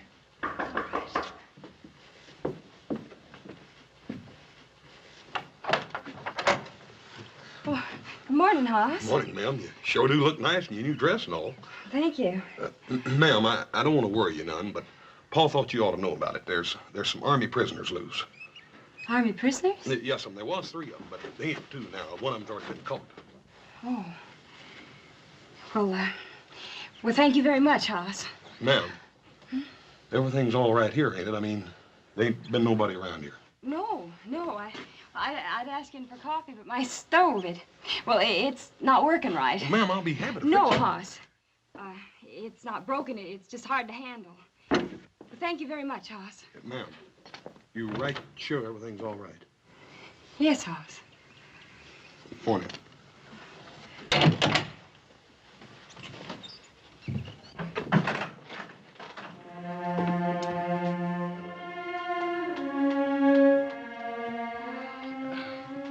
Is he going? You can never be sure about people, honey. We heard about them Army prisoners, too. It might have been one of them. Might have been. Just exactly where have you been prospecting? Well, up north a piece. Ain't that right, Tyler? Sutton.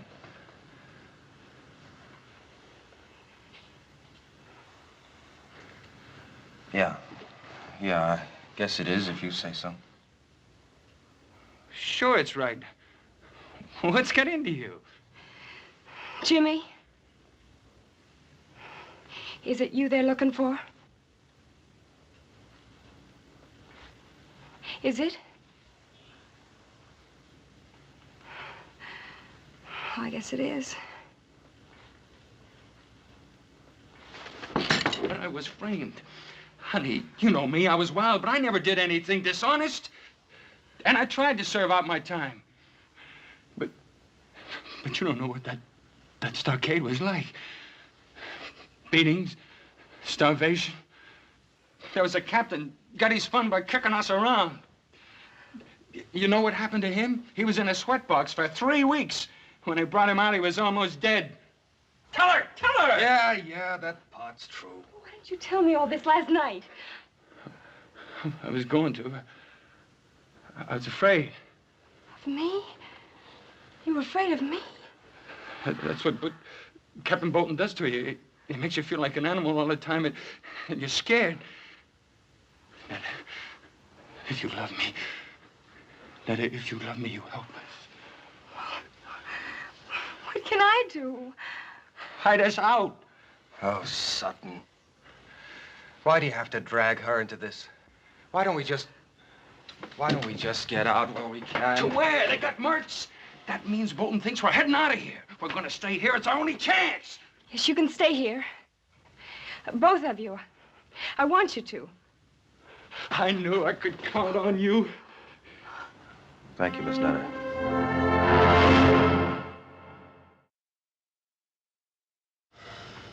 Oh, I don't know, Paul. She seemed all right. It was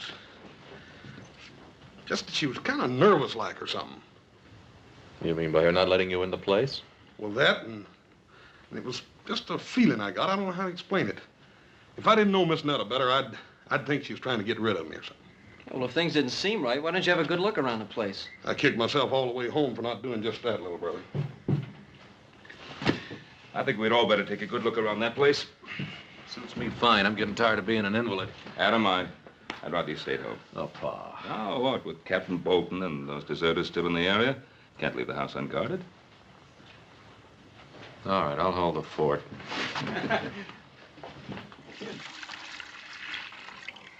The colt will be needing this.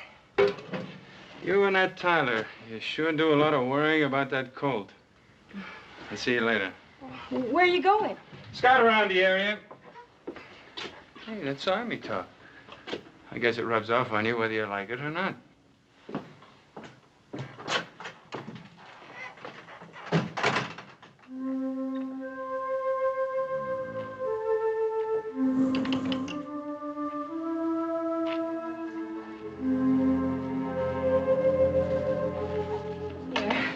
Brought him some milk. He needs it. Is it warm? I think it's just right.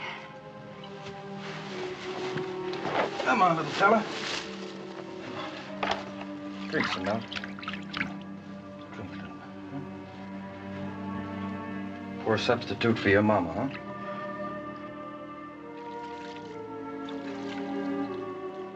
Where did you learn all about horses? I grew up with them. My father used to breed trotters back in Maryland. Well, you don't see many of those out this way.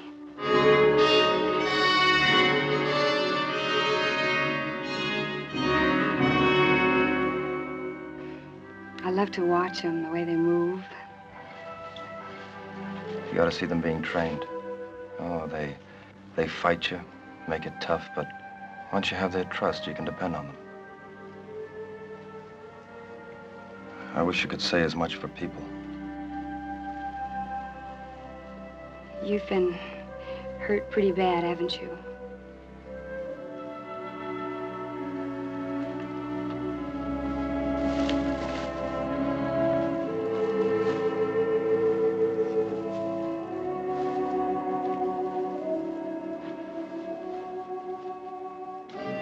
Paul, there's something a little funny about this. I don't believe she left here without locking up, do you? I don't know. You fellas take a look out back. I'm going to look in the stable. Right, Pop. You know, I get a funny feeling about you. Like you don't care whether you get away or not. Oh, you're wrong, Netta. That's something I care about very much. Bolton's never gonna get me back again. Did they do that to you? Oh, that's terrible. That's just terrible. I'm sorry you had to see that. Oh, I'm not. Netta.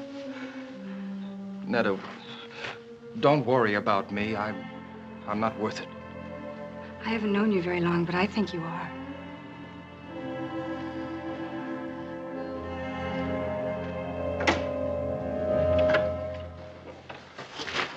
Oh, put it down, son. Ben, please. I'm sorry, Netta. I mean it, my son. Put it down. Come on, put it down. And you drop that gun. Now, mister. I got the drop and I ain't gonna miss from here. Oh, this is Ben Cartwright, don't you? Get out of the way, Netta.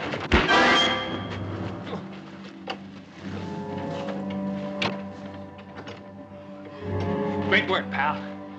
What's great about it? I might have killed him. Will he be all right? I hope so. I hit him hard. Too hard. Ben Cartwright, huh? The way he was talking. He knows who we are, doesn't he? I'm afraid he does. Nothing to be afraid of. His hard luck, not ours. Netta, get away from him. No. Get away from him. It's him or us. Put it down, son.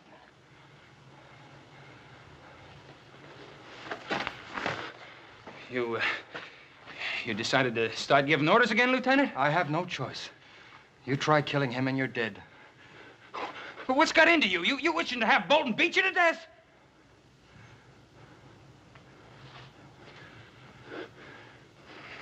All right. All right. But we gotta get out of here before he comes too. Where are you gonna go? Do you have another friend?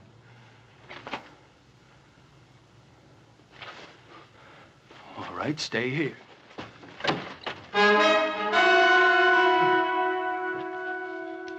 What's the matter, Sutton? You forget something?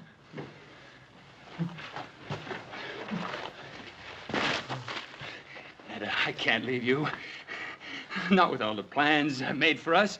You and me, honey, we're gonna make a great pair. Are we, Jimmy? Drop 'em, boys. Drop 'em. Right, get up. Move. Move over. Come on, get over there. You all right, Paul? Yeah, I guess so. That was quite a wallop, young man. What are you after? Give us a break. You can help us get out of the territory, but give us a break, that's all. Mister, you turn us back there and they're gonna kill us. Yes, I saw the scars they got in the stockade. Please, Ben, can't you help them? That it's an army matter. It's out of my hands. Well, what if one of them was your son, Hoss, or little Joe? Please, you gotta help them. Well, if they were my sons, I think I'd ask them to give themselves up. To the mercies of a Captain Bolton?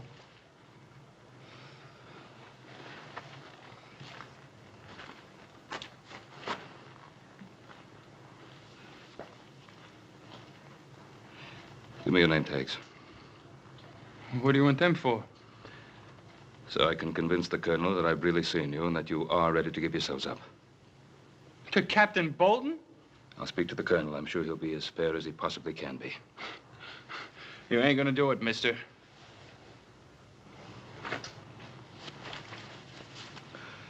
Do we have any choice? One thing, Mr. Cartwright. If Bolton comes for us, no matter what it takes, I'm not going back.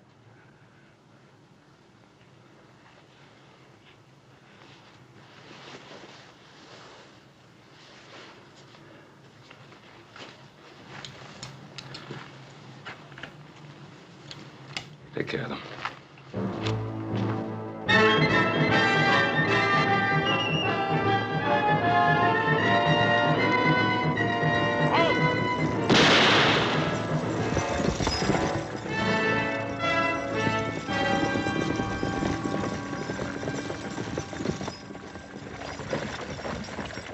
Dismount.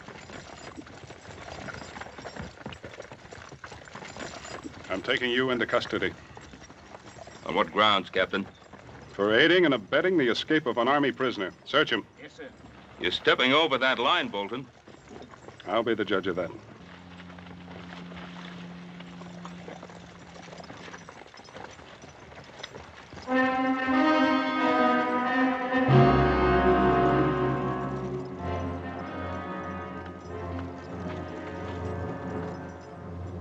Where are they?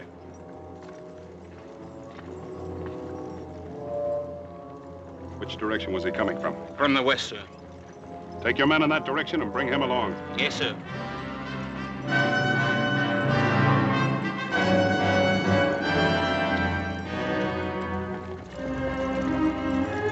Lead out.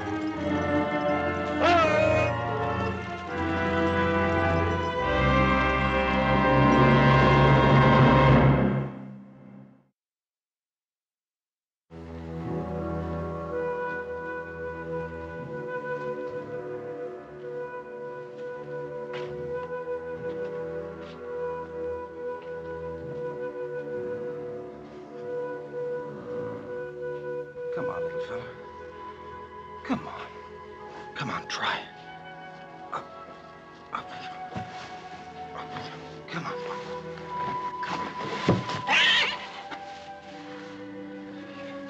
He's gonna make it. It's funny what a thin line separates things. Yesterday, I wouldn't have given him much of a chance. Sometimes it can be the same way with a man. Yesterday, I might not have thought you were worth saving. Well, what makes you think I am now? Well, you saved Ben Cartwright's life. You know, we're going to be here for quite a while. Why don't you set yourself somewhere? I'm just stretching my legs. Well, I think you got all the kinks out. Sit down. All right, friend. Don't get angry.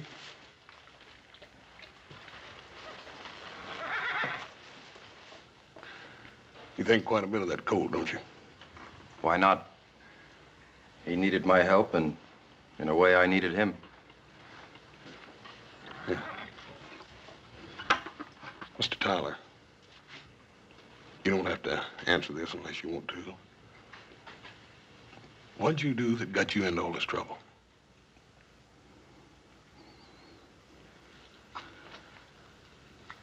I was convicted of cowardice.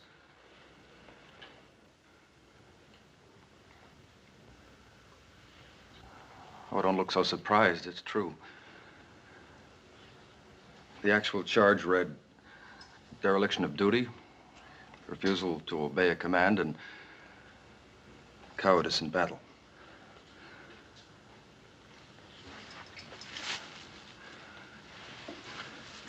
It was in the border campaign against the Apaches.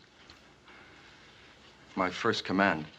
The regiment was pinned down, and I was ordered to take my platoon and make a flank attack in the open. 27 men against 400 Apaches. I refused. Maybe it was because I was afraid. All I know is that I couldn't bring myself to lead 27 men to their deaths. How come they want you to do that in the first place? That's the terrible part. I didn't know at the time that it was meant to be a diversionary attack. The real attack was coming from the other flank. Well, they were thrown back and half the regiment wiped out. Maybe my life and the lives of my men could have made the difference. But now I'll never know. It wasn't cowardice, Paul. How could you obey an idiotic order and commit suicide with all your men? You're wrong, Miss Netta. It wasn't an idiotic order. The Army generally knows what it's doing. Well, what were they doing when they put scars on him? Ma'am, you can't judge the whole army by a man like Captain Bolton. But, friend, that's the man we gotta go back to. Pa told you he'd take care of that, didn't he? Look, your pa's a good man, and maybe he's got good intentions, but he's never come up against anyone like Bolton before. I tell you, he's gonna kill us. Oh, no, he ain't. Look, there's only one way to beat this. And that's if you fix it so we don't have to go back. Mister, we can't do that. Can't you? This morning when I scouted the train, I left a buggy and a couple of horses up in the gully. All you have to do is turn your back for a couple of seconds and me and Tyler and the girl will disappear. Save your breath.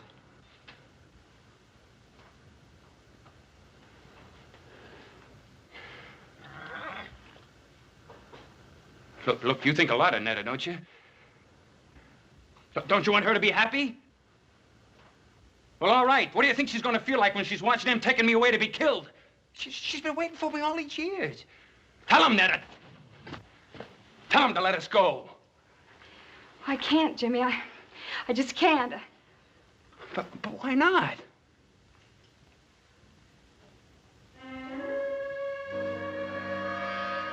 Hey. What's been going on in this stable besides taking care of sick colts?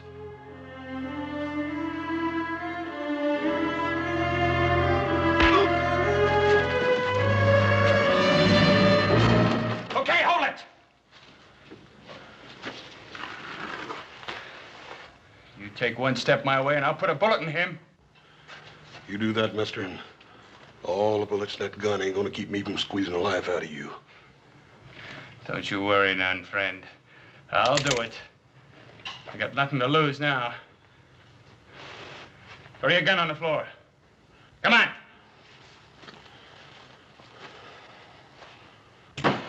The other one. All right, you. Over there with him. Move!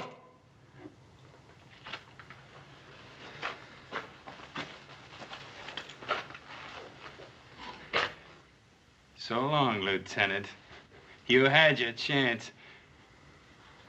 And you're gonna have what's left of him after Captain Bolton gets through with him.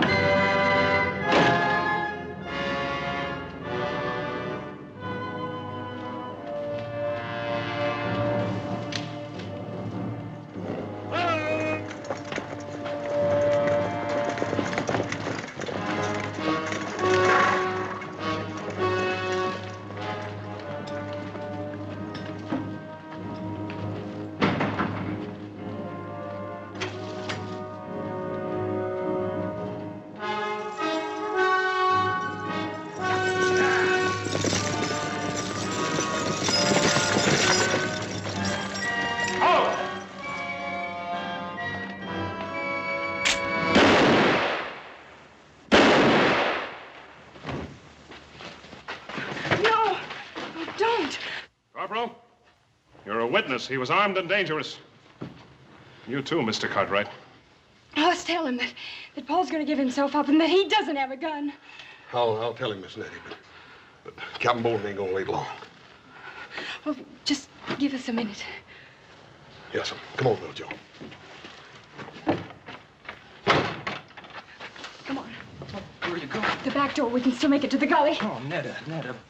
Bolton would shoot you down just as fast as he would me. I don't care. I don't want him to kill you. No, honey, I can't risk your life. Paul, I love you. Me? You love me? Yes. Oh, yes. I want to be with you. Then I can't run. I can't run. You ain't got a gun, Captain. Get out of the way. Corporal, this is Army business. I'm taking that prisoner. Don't forget he hasn't got a gun. Take them aside, Corporal. Tyler!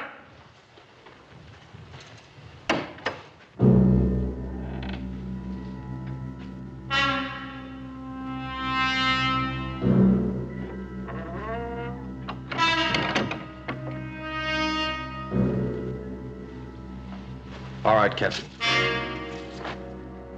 Drop your gun, Tyler. Captain!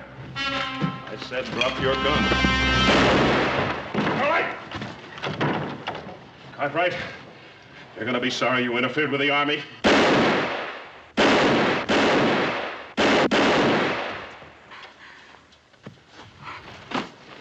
He's dead. You better get started back to the fort, Corporal. We'll bring the captain in. Tyler? How long? I don't know. Will I be here?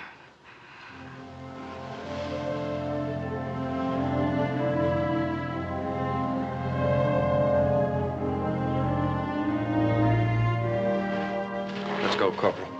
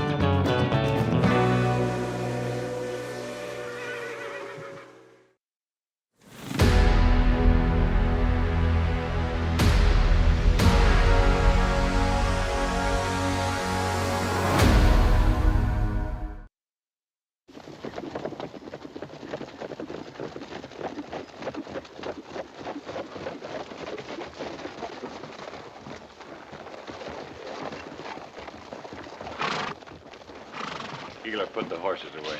Harry, Bragg, take a look around town. Anything going on, I want to know about it. Well, now, ain't that a beautiful sight, huh?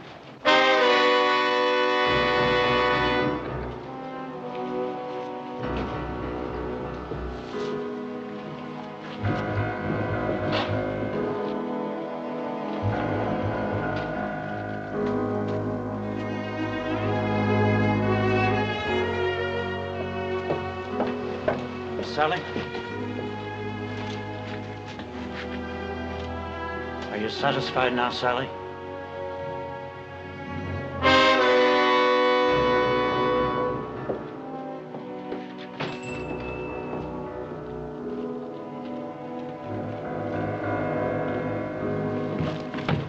Howdy, Mr. Baxter. I've been looking for you. The petition? Yeah. Not many names. I'll get more. I got to. Hold it, Keeler. What for?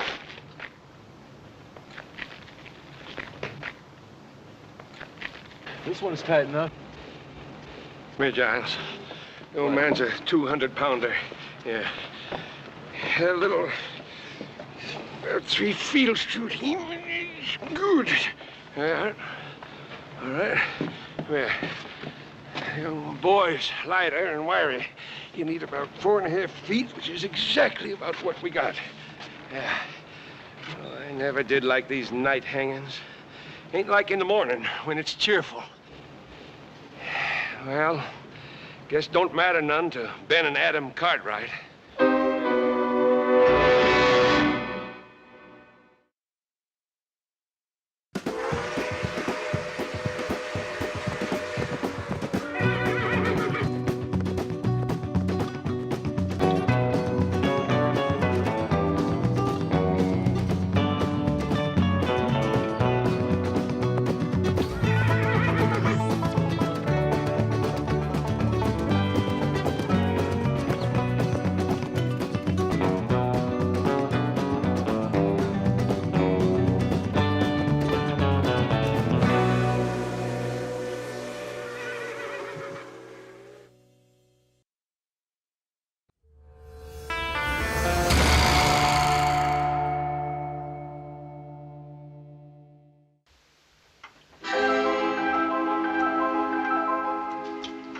us to go.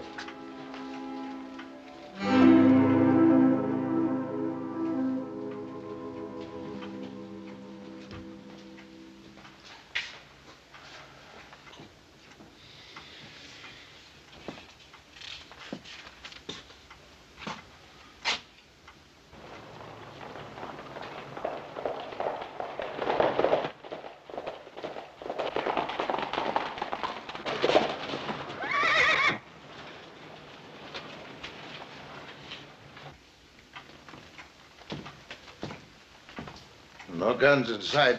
That's good. If my boys weren't supposed to bring guns into town, they won't.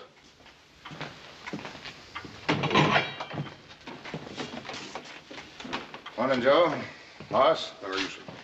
Bill? Okay, go ahead. Joe? Hi, Pa. Boss? Paul? We found him, Paul. Dead. How'd he die? We found him about 100 miles north of here. Looked like he'd fallen off of a cliff. Yeah, was thrown off. Deuce Martin? Yes, sir. We left his body with the sheriff up at Spotswood. Now, there are only 2 witnesses to that killing. One of them's dead already. Now, Sheriff, you know my pa and brother are innocent. Deuce gave me a full statement. Yeah, and then he left town before the trial. Didn't much matter. Sally Burns saw it, too. And you believe her? Well, the jury did, Joe. Oh, I'm sorry.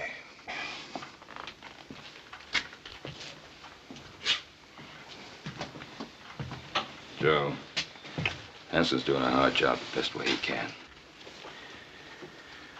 Now, time's getting short, but we may still come out of this right side up. Well, what do you want us to do now, Paul? 3 things. Now, first off, talk to Sally Burns again.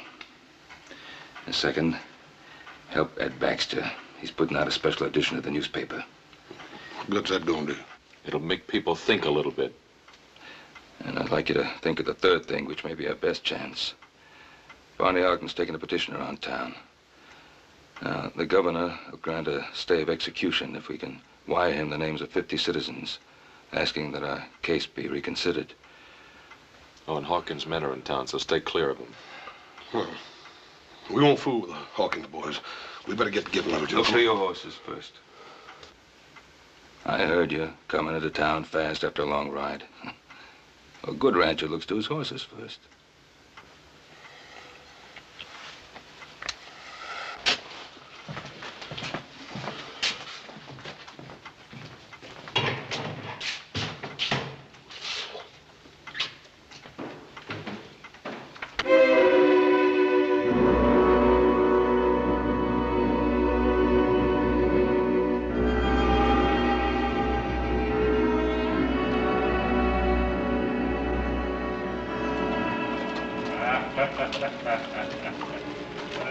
Of course, now, on the other hand, you hang him too high, and whoosh, you know? This town's like a graveyard. What's the matter with everybody? I just don't know. Well, mostly people come from miles around to watch the neck stretching. They bring a lunch and make a day of it. There's some folks around here kind of fond of the Cartwrights, who wishes there wouldn't be any hanging. It'll make Hawkins the biggest ranch in the territory. You like our boss, don't you? Sure. Sure. Just don't like to see anybody hang. Sounds to me like you ain't got no respect for the law. I'll just have to drag you out to watch it. Us and the boss will be audience enough. Hey, you know old Ben Cartwright been reading a good book? You don't suppose he's praying for one of them miracles, do you? Chaps, Keeler, take a look around town.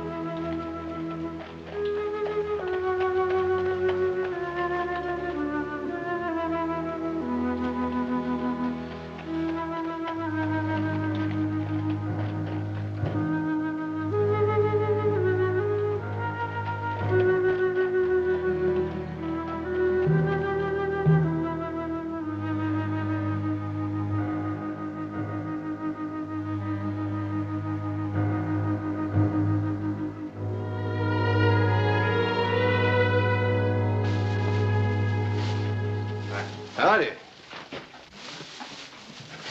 Take care of your horse? Yeah, 6 quarts of grain and all the hay and water he wants. Yes, sir.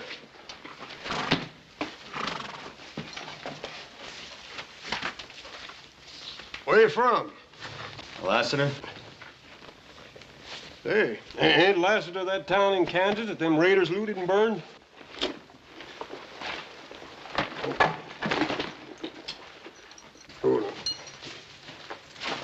They're hanging, Ben? Or coming? Coming real soon. You, here to watch? Why, I'm looking for someone. I don't hardly see, nobody packing a gun in the breeches. I'll take care of your horse. Yeah.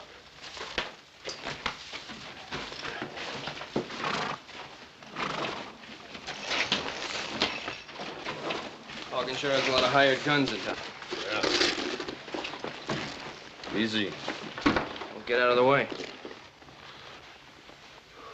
Sure, kid. Joe! Just watch who you're calling kid. Just take it easy, Joe.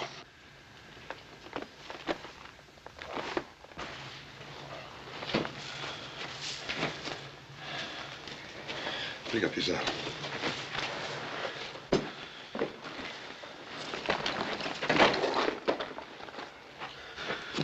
Joe, you're gonna have to watch that temper, boy. Well, Hawkins better keep his men out of my way.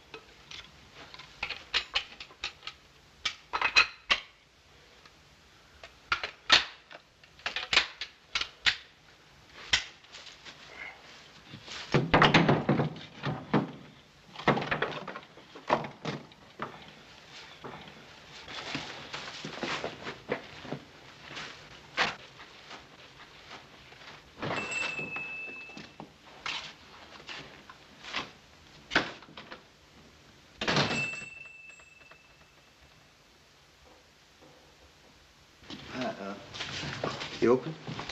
Coffee and stew. I'll have coffee and stew.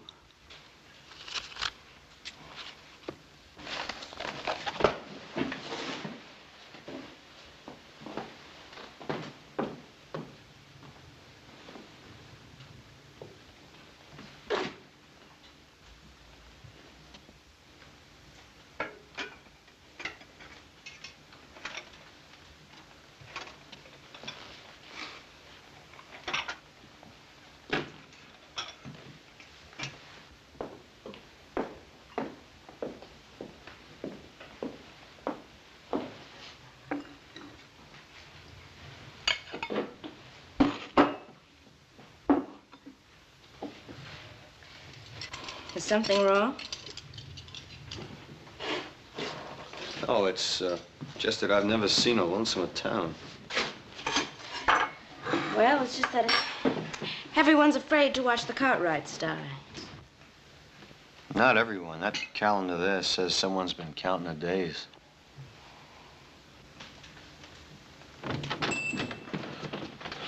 Miss Sally, ma'am, we'd like to talk to you for a minute if we could. See, you're the only one left in town now that can save our Pa and Adam. Me and little Joe found Deuce Martin dead. Dead? Yes, sir. You're the only witness against them now. I told you what I saw at the trial. Sally, you've lied. Joe, no need for that. You were hurting a lady. I didn't mean to hurt you, Sally. I'm sorry. I just wanted you to tell the truth, that's all.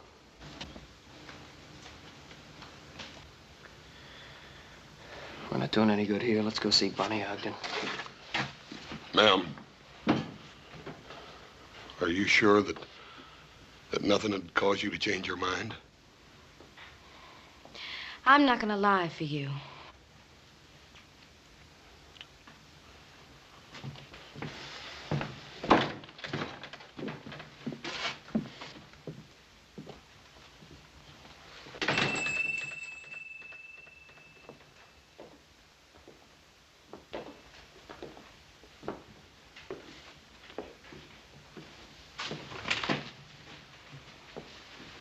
You and Cy Hawkins are the only men I've seen stand up to the Cartwrights. Coffee and stew around the house. Who was killed? My father.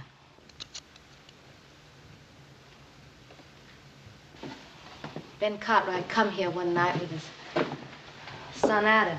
They were boiling mad and claimed Pa had been buying Mavericks stolen off their Ponderosa.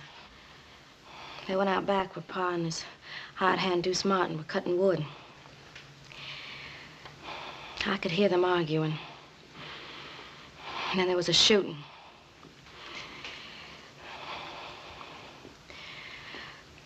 Well, if you knew what it was like to have someone killed in such a crazy way like that. I do know. I know very well.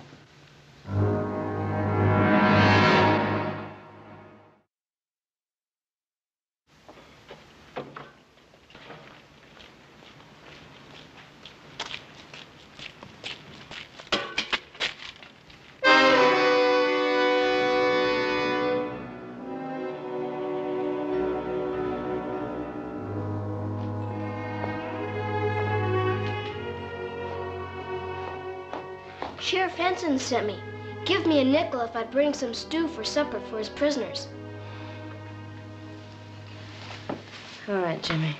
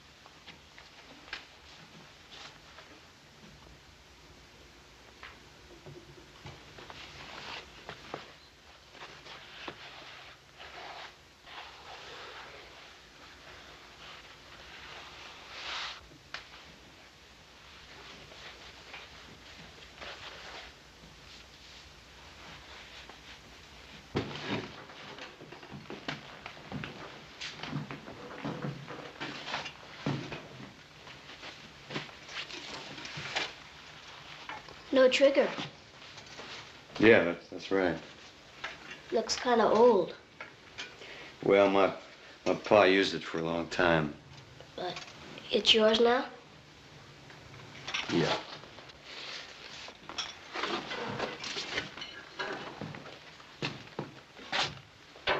Does the town of Lassiter in Kansas mean anything to you? No. How do you mean? Well, have you heard of anybody around here being connected with the town in any way? No. Well, who would be the biggest rancher around here? Ben Cartwright. I thought everyone knew that. Cartwright. No, I didn't know that. Is he a tall fella? He's big. Why? Well, he may be a fella I'm looking for. Well, don't you know by the name? I'll know when I see his face. Thank you.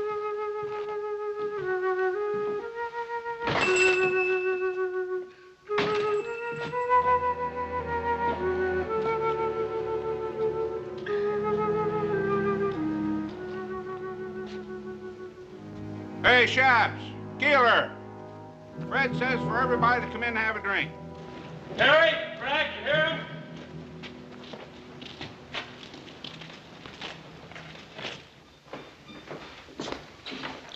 Nothing to worry about. Everything's under control. I'll be handling the final details. I'll do what I can to be helpful. That's very kind of you. Just how can you help us? Your throat should be clean shaved as possible. The hemp is new and stiff. It sometimes pulls short whiskers. That can be painful. Also, your boots should fit snug. Otherwise, they may fly off. Oh, we can do without your help. I believe you mean well, friend, but we thank you. I understand. Get in my room.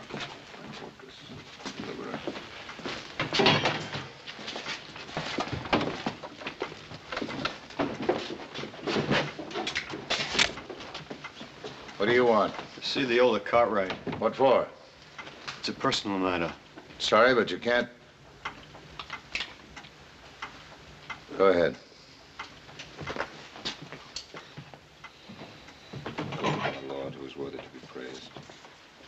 So shall I be saved from mine enemies.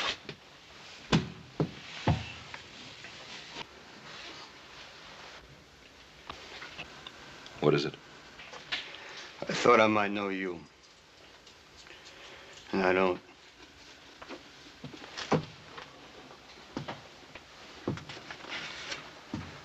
You seem disappointed. I am. You thought the hangman was doing you a favor? Yeah. This man you thought I might be.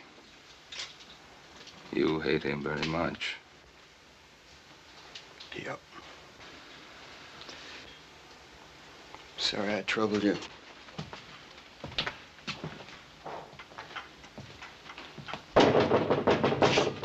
Who is it? Me, Hoss.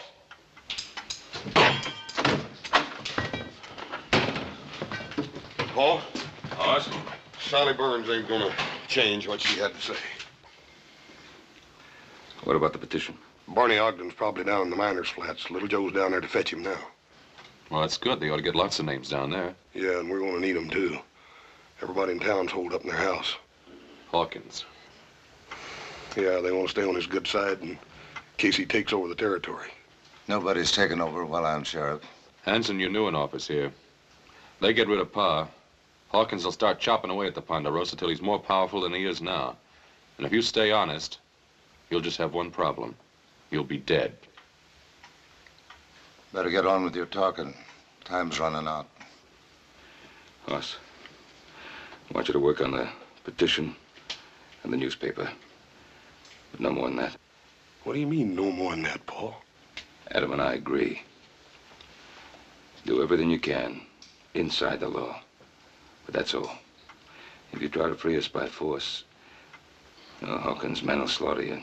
Besides, you'll be coming up against these lawmen and be shooting at our friends. That's no good. You don't have to worry none, Paul. Hoss, I want you to promise me no violence. Yes, sir. And try the telegraph office. Maybe Joe missed Barney. Maybe he's already got the names and sending them to the governor. Yeah, I'll check.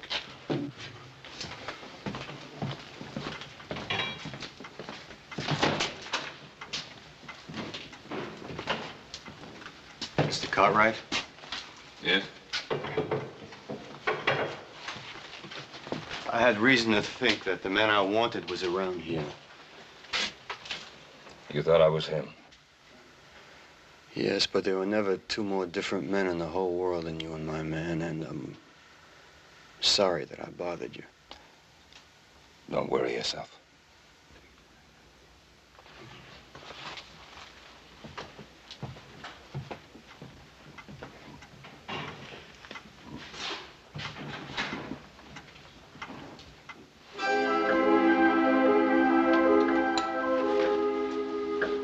Hey, ho, only about an hour to go.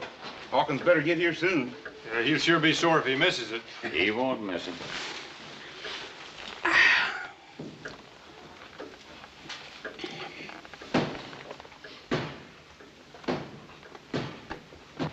You looking for something?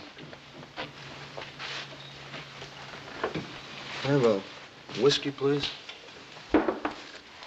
You're a stranger been going around, ain't you?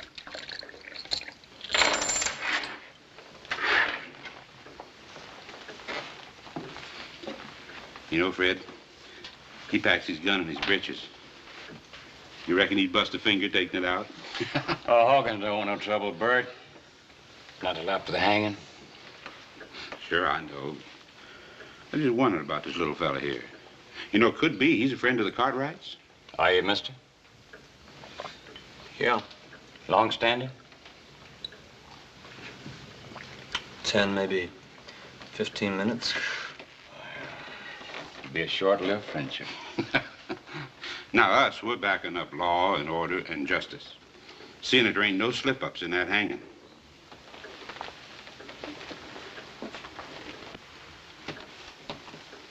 Now, you forget that for just 1 minute, and I'm gonna personally turn you inside out. You hear good? You too scared to talk? Go outside and cool down, Bert.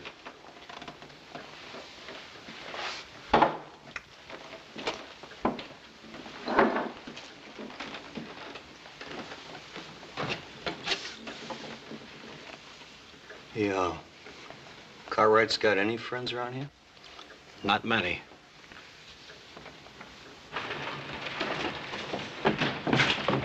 Watch it, kid. Sorry, mister. What do you got there? Stu, I gotta take you to the jail. Hey, Hoagie. Hey, Hoag, come here. Yeah. This kid's taking Stu to the jail. It must be the Cartwright's last supper. Say, what do you think we ought to do with it, Hoag? Well, let's just flavor it up a little. No! Stop! Oh, let's just do her upright, Hoag, huh?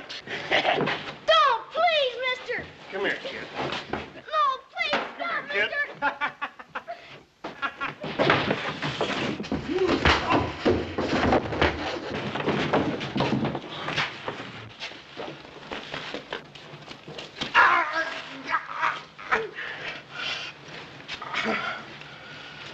Get up.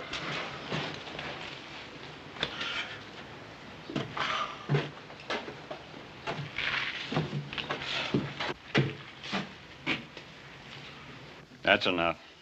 Get him inside. Move on in.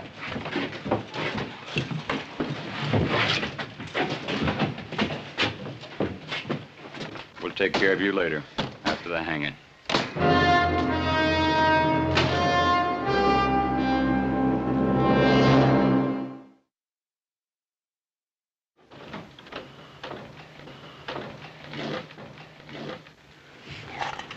I'll go get more. It don't matter none. You just finish what you started, son. Yes.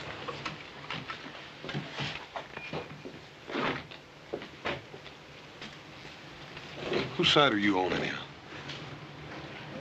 Well, I talked to your pa, and I'm just beginning to wonder about this hanging. How come? Well, it just seems to me that the wrong kind of people are in jail around here. Well, it's for sure that my pa and my brother didn't kill Mr. Burns. Yeah, well, a lot of people around here think they did. Couldn't have happened. Couldn't have happened the way Sally said it did. Mr. Burns was shot from out of the dark. My pa and Adam shot back trying to save him. You mean that Sally Burns lied? No, I don't think Miss Sally lied. It was dark that night. I think she just didn't see it right. What about the fella that saw it? Deuce Martin?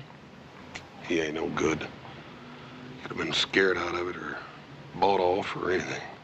Well, I hope you get that petition signed. We will. We got a special edition of the paper coming out, and that's going to help. That's good.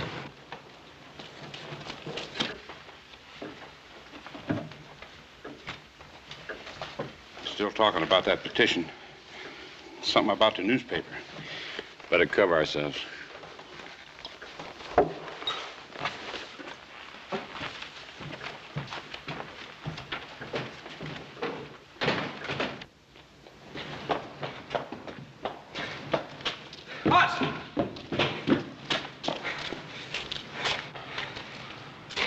He ain't with Hawkins.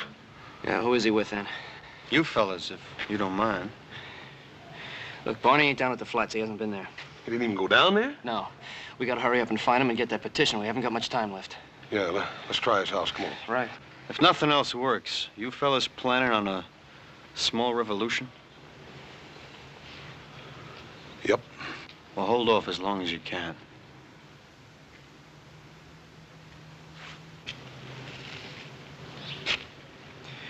What do you think he's got in mind? I don't know.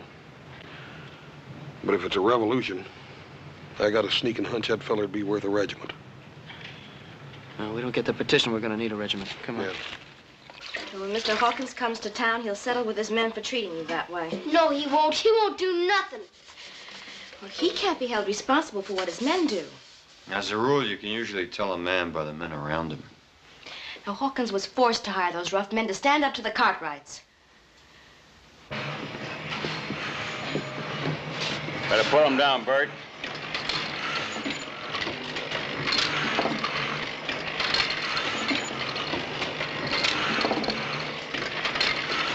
I'm busy.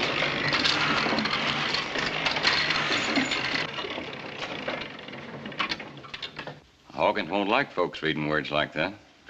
I can't prove the Cartwrights didn't murder Burns, but the Lord willing, I can help stop the hanging. I sure wish we could change your mind.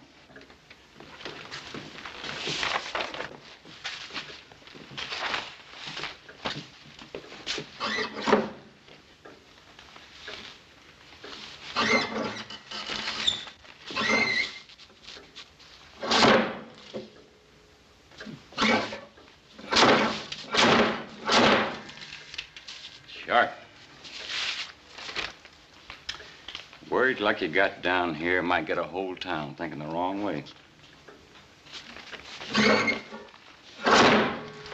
Anybody ever get the arm caught in one of these things? Fred, huh? Looks like he's melting down some type. I told you I'm busy. Sure is hot.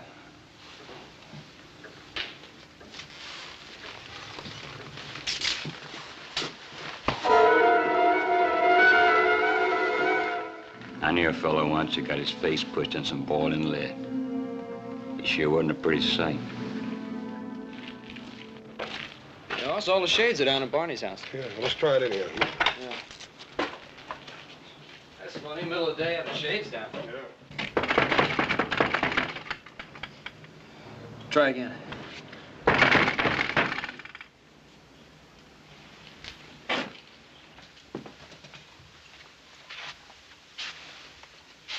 Hey, Barney, what are you doing sitting here in the dark? Hoss, I'm sorry. Where's the petition?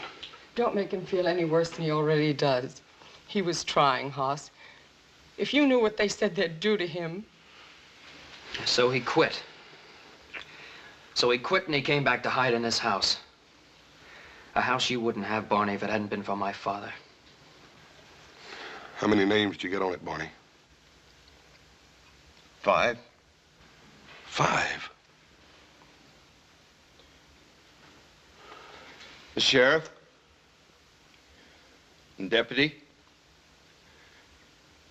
The hangman and his helper. Mr. Baxter. What about your own? What about your own, Barney? They made me scratch it off. You don't know what they said they'd do to my daughter. Where's the petition, Barney? Little Joe and me will get it signed. Look, we haven't got time for that now. No, we can try.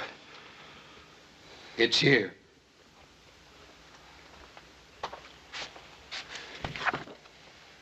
I'll light the lamp. Don't bother, Barney. I think I can see you better in the dark than I ever did in the daylight anyhow.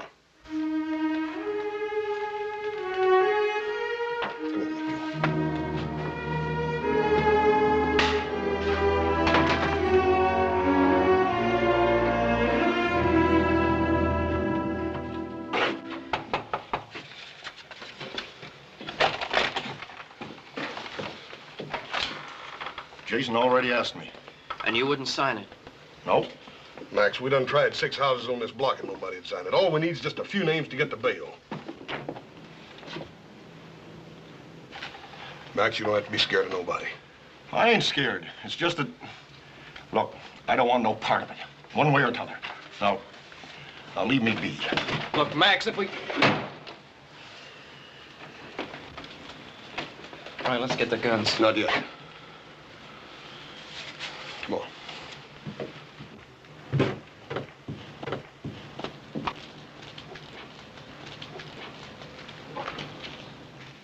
Well, now, the way I look at it, they was tried fair and square. And I ain't one to go again a judge and jury. Now, Zeke, you know they're not guilty. Well, now, I'm sorry, but I don't know no such thing. Come on, Joe. They're still with us. Thanks a lot, Zeke.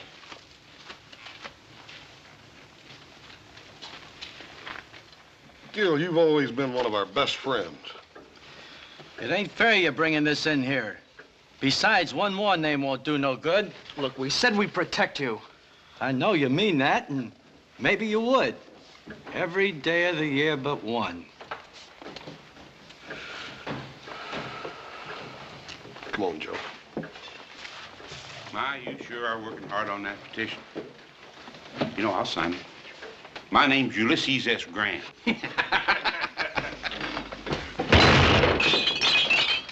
I wouldn't have found you.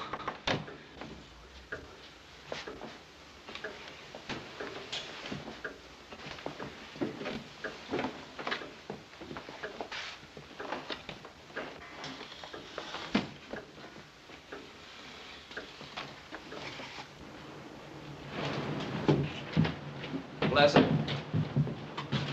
Thanks. So you're headed there. It's about time for Mr. Baxter's paper to be out, little Joe. Let's go over and see what's keeping him. Forget it. There's no time for that paper now. If it comes to shooting, We'll do just like you said. We'll hold off till the last. Let's go.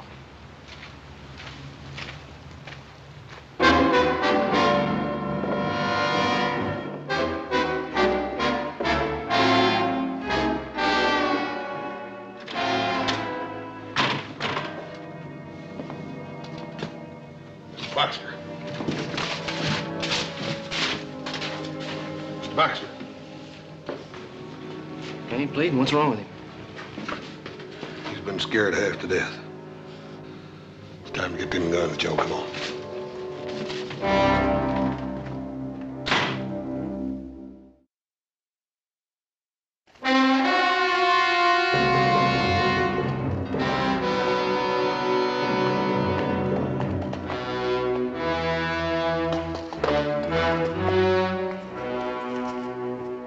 Hey, it's the boss. 20 minutes to go. He sure is spare with his time.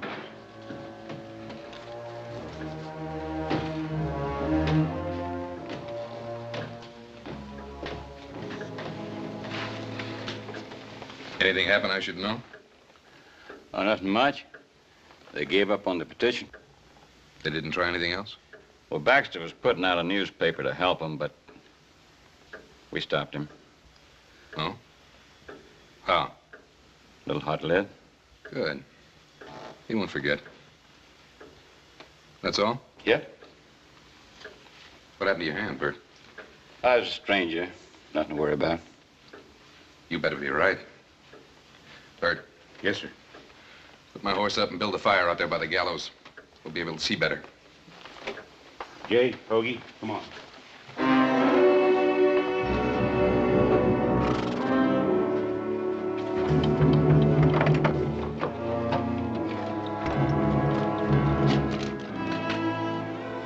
Thanks.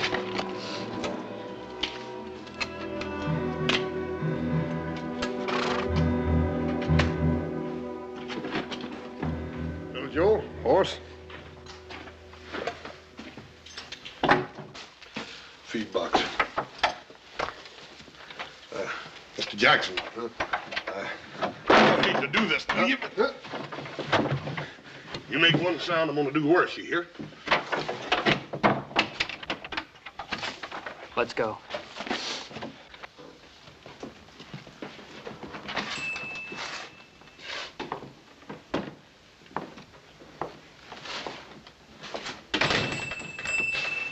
trouble? I got there too late, they told me. All things being equal, you got there as soon as you could. Yeah, but I wanted to do something good for Mr. Cartwright and Adam, and I didn't even get them their last meal on time. They're tying their hands up so as to hang them. Thought it was a plain business deal. Sheriff gave you a nickel for the job. I don't care about the nickel. I want to do something for Mr. Cartwright before they kill him. I know it's hard, Jimmy. That's the way it's got to be. They're murderers. They're not. Mr. Cartwright gave me a Christmas horse. What? Last year, when Ma and Pa were liking to die with a fever, Mr. Cartwright came over and gave me that pretty piebald mare of mine. Said it was for Christmas. And it was in the middle of the summer.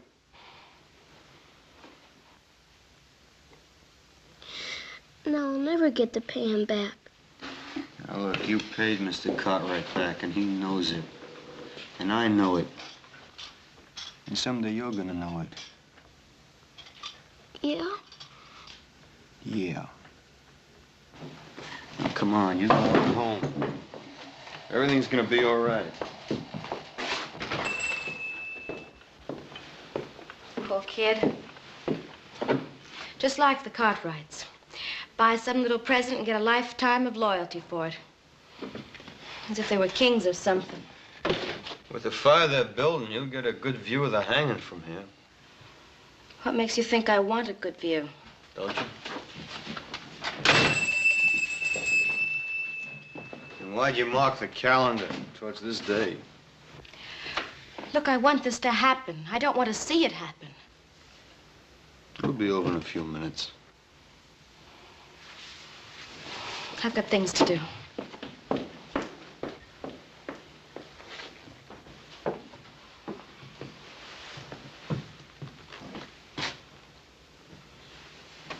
Can't see the hanging from here. Just hear it. Hear it? The hanging sounds almost as bad as it looks. Trapdoor bangs open,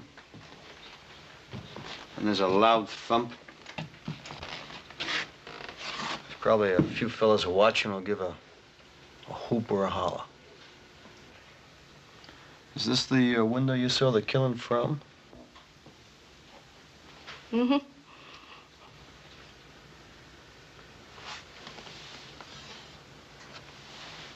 It's kind of dusty. Why don't you leave me alone?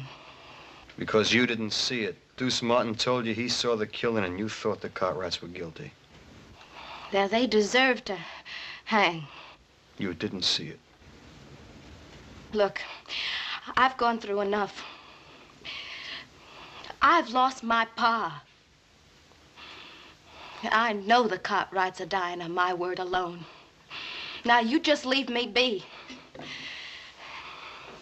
I thought you were a friend. I am, and I won't let you do this. Look, Hawkins told me what it'd be like. The Cartwrights are rich men. They'd go free after killing my pa. I couldn't let that happen. So you lied? I didn't say that. Now look, once, just once, I saw an innocent man hanged. And I'm still looking for the men who did it, and I will be for a long time. Now, the Cartwrights didn't kill your pa. I know that, and someplace inside you, you know that too. Leave me be.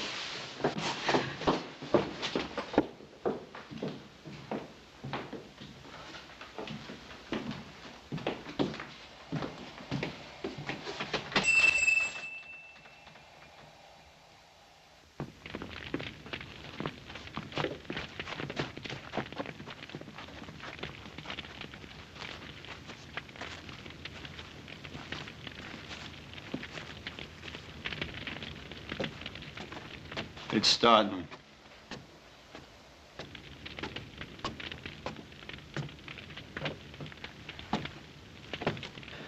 All right, we better move.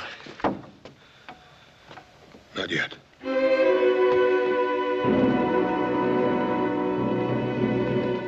They're walking up the steps. Can you hear them?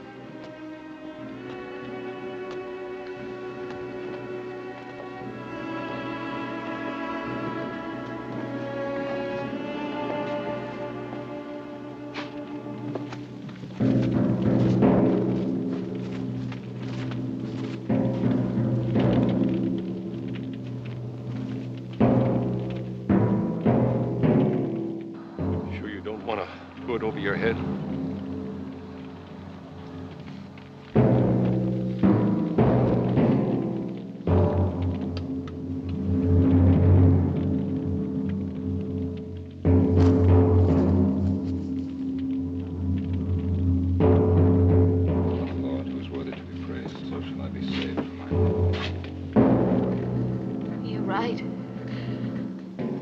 I didn't see them.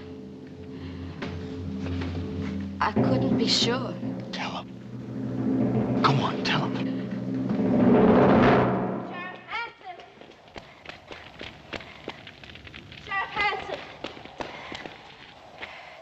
Sheriff Hanson, I lied.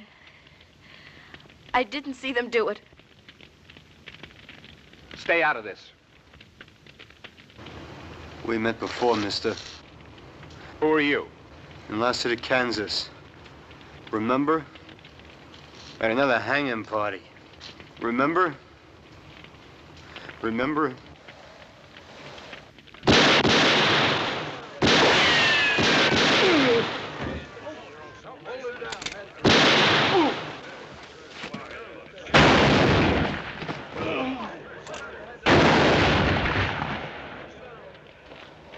That's enough shooting.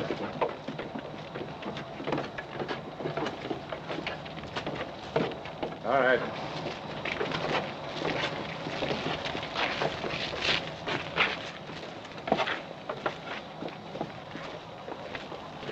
I bet you're glad we didn't wait till the last minute.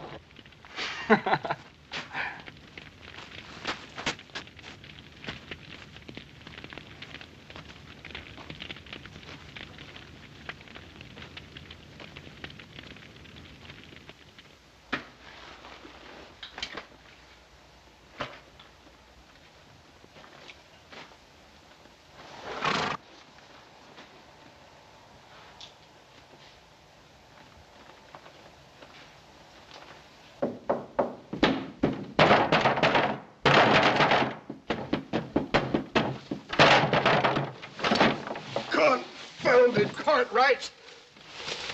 How much I owe you? $2. Much obliged.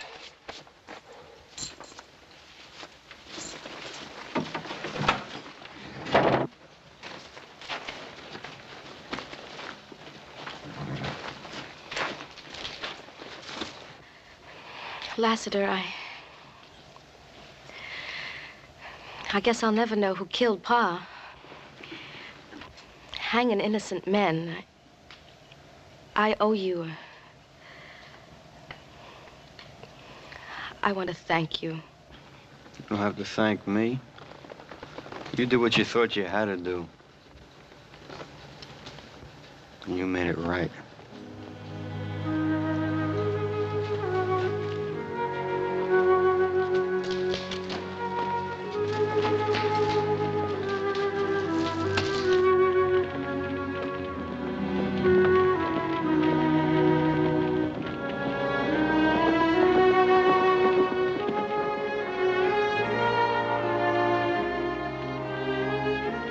There ain't no way to thank you for what you've done. Tell you how we feel. I know how you feel. My pa was hanged wrongly. Why don't you stay here? Found the man you were looking for. Thank you. But the men who did that hanging, there's more of them. A lot more. I'll be seeing you.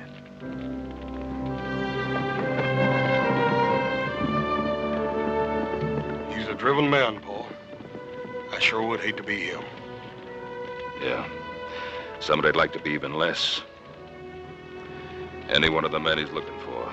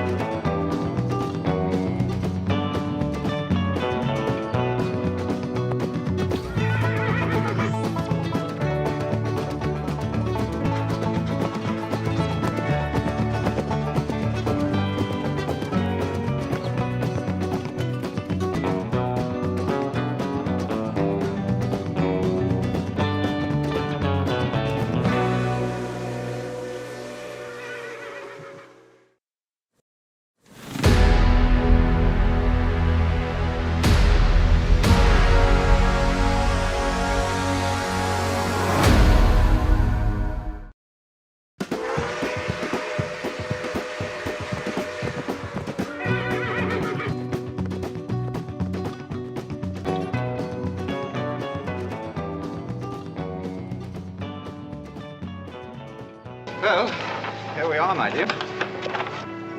I'd expected Ben Cartwright to meet us. It's really rather strange, isn't it? Hey, we can't just stand out in the street like this. Of course not. I'll get someone to bring the baggage. Would you bring up the baggage, please?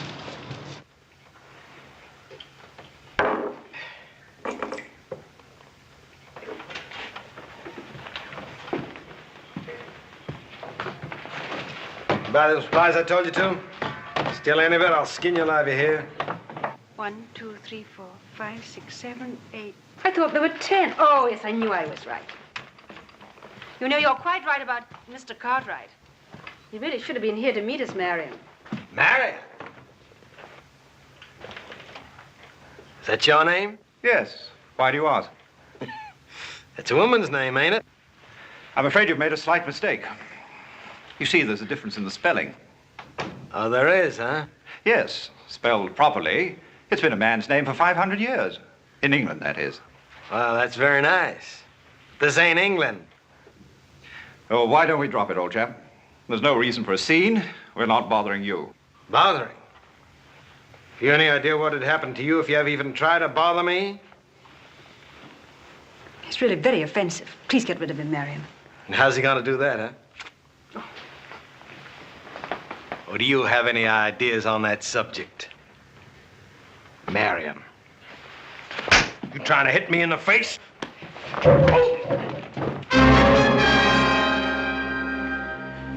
I'll get you for this, Cartwright. Maybe, Belcher. But this isn't your day.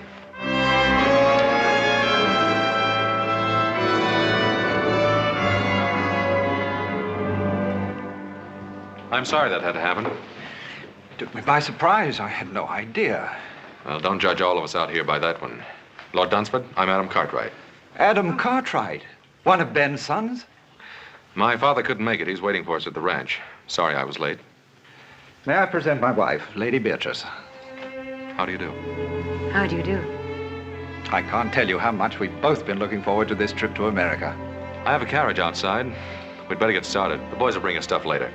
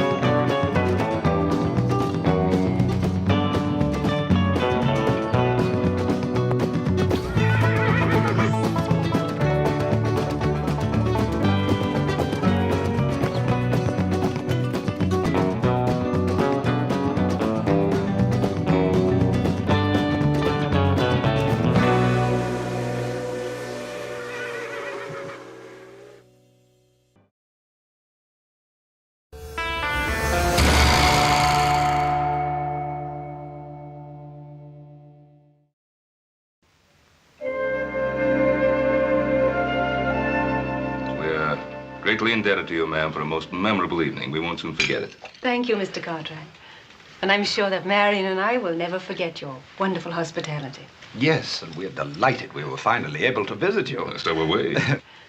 Though I told Beatrice about that time we spent together years ago in Louisiana.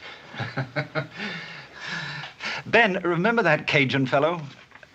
Trapper, wasn't he? Etienne. Had the longest trap line in the territory. Of course, it belonged to 6 other men. He'd come roaring into town twice a year, tear the place apart. Is that where you first met Pa? Yes, my first trip to America. Always like to hear Paul get wound up. He don't do it often. Most men love to reminisce. I suppose it's part of being a man. Or a woman. I'm sorry to break this up. Boss and I have some cows we have to bring down early in the morning. Yes, you do. If you'll excuse us. Why, of course. I hope your stay will be a long one. Thank you, little Joe. I agree with little Joe, ma'am. It ain't often we get an opportunity to have a filly like you visit us. Philly? Oh, that's Hoss's greatest compliment. Night, ma'am. Good night. Good night. I get to see the New York papers now and again, Dunsford. I was reading about your last African hunt. I wish I could have been on it with you. I'd be interested in seeing some of your guns. I hope you brought them along. As a matter of fact, I did. But I don't intend to do any hunting. Well, we don't have any tigers or elephants out this way, but I think we could rustle up some game worthy of our guest. Don't you think so, Adam? Well, we might find a pretty good mountain lion or two. Mountain lion? I wonder, are they as interesting as tiger? I really don't intend to do any hunting on this trip. Oh, why not, Marion? These American lion might prove to be very exciting. And after all, you are supposed to be the finest shot in all England. Well, if you men are going to reminisce about your hunting exploits, I'm going to get a breath of air. Will you join me, Adam? If you like.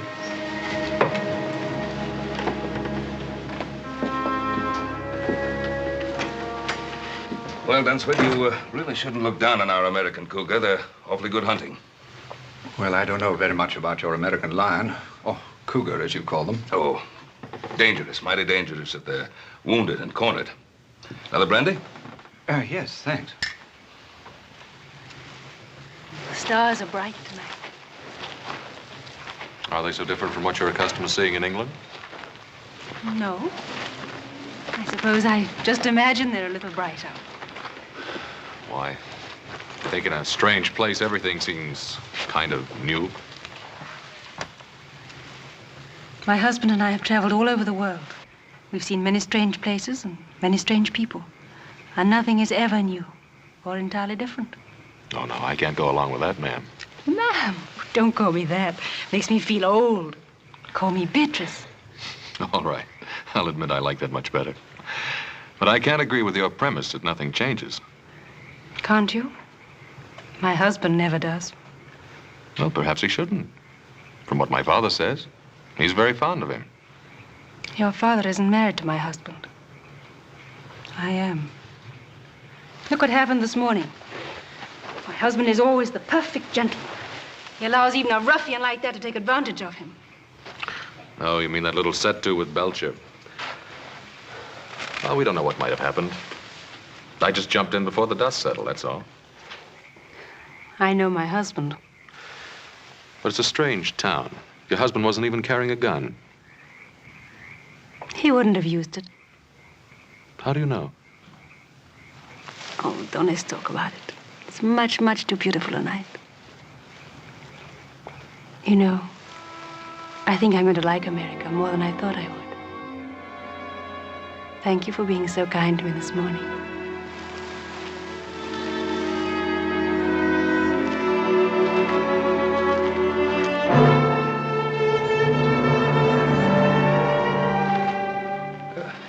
Adam, I've just about convinced Lord Dunsford that he do some shooting while he's our guest.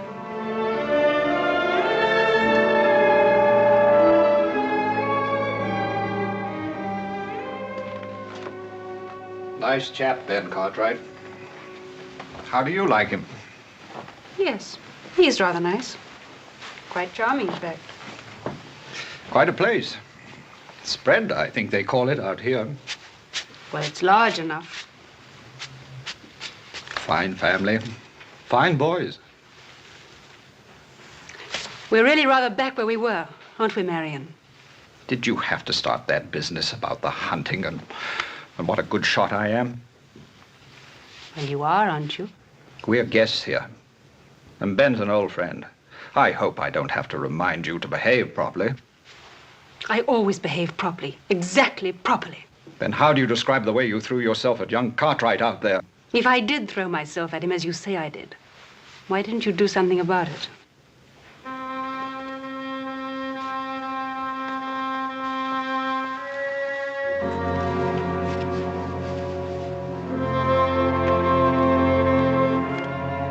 Belgian made, isn't it? That's right. Had it made specially for big cats, tigers and such.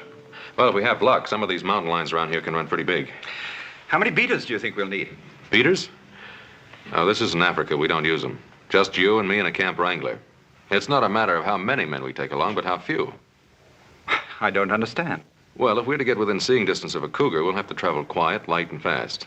Once you get the knack of it, I think you'll enjoy it. Yes, I'm sure I will. As far as the eye can see, even farther. It's vast, but it's beautiful. Oh, I hope we're not interrupting you. It's a pleasure. How are you doing, my dear? Oh, the guns came through in excellent shape. You sure have some beautiful weapons here. I think I mentioned to you before that my modest husband is considered one of the finest hunters of his time. Oh, you flatter me, my dear. Hardly, when all England says as much. We got in a little target practice this morning. Oh? Is he as good a shot as I said he is? Sure is. I'm glad I wasn't betting against him. Have you decided where you're going hunting?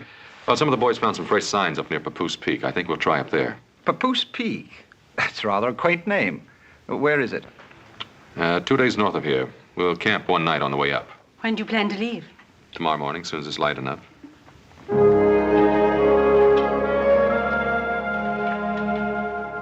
Got everything? Yep. Adam, I can't see myself calling him Lord Dunsford. Clean sacrilegious, I claim. Well, that's not the way it's meant. Call him anything you like. Well, seems to me if just plain Mr. Cartwright's good enough for your pa, then plain Mr. Dunsford ought to be good enough for him. I got a better idea. Don't call him anything. Just say, hey, you. Well, now, Adam, that don't sound polite, seeing as he's a guest and all that. I'll do some more thinking on it. I'll see if his lordship is ready.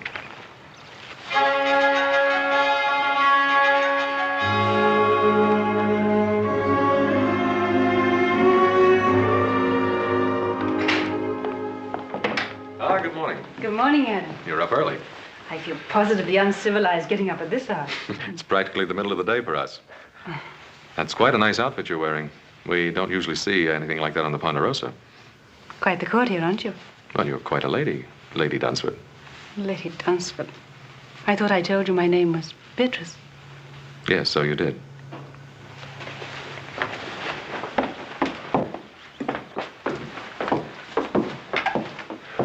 Why, only 3 horses, Adam? Well, there are only 3 of us going. Your husband, Whitey, and myself. But I'm coming with you. This is no trip for a woman. Oh, but why not? I always accompany my husband on the hunt. Besides, I've been in much more dangerous and much more wilder places than this. You can ask him. I will. Marion, I've just been telling Adam that I'd planned to come on the hunt with you. Is that the way you figured it, Dunsford? Well, I hadn't given it much thought one way or another. I planned it that way. If you've made up your mind, my dear, she's used to this sort of thing. Well, she's your wife.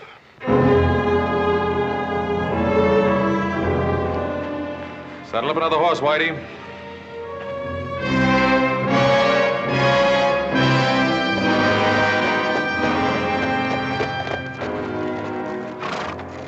Howdy. Howdy. I was, just riding by. Well, this place ain't hardly built on a highway. I can't say that it is, but I can't say I know where it is. You a stranger? Lost? I guess you could say that. I'm, out of tobacco. Could you sell me a mite? Ain't got none to sell. I can let you have a little to tide you over till you get in town. Well, that's real neighborly. I appreciate it.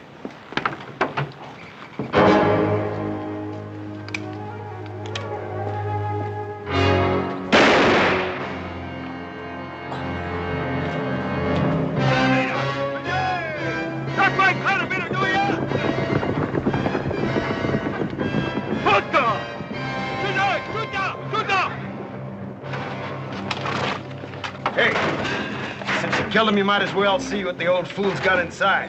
Don't hold out anything on me.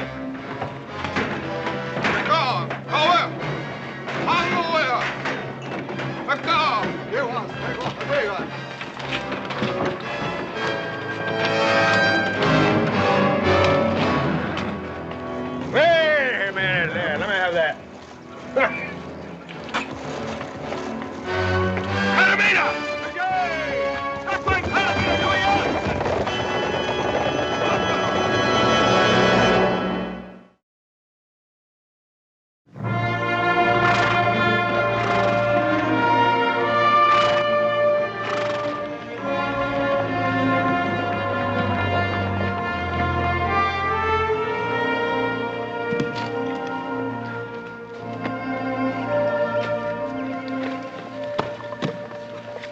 in the morning, Whitey and I'll start looking for signs. You tired? Mm-hmm. I admit I am. Oh, I know I was warned. Which is Papoose Peak? That one over there? Rather ghostly, isn't it? I think I'll give Whitey a hand. Toss me one of those cones, will you?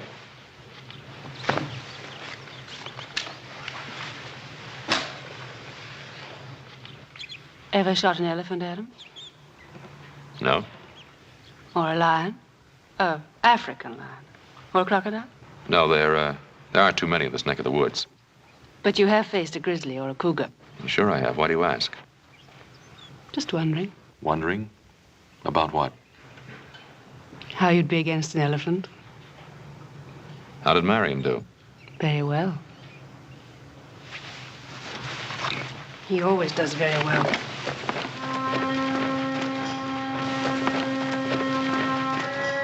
You got any sprays, Captain? Reckon old Adam's got his scooter yet?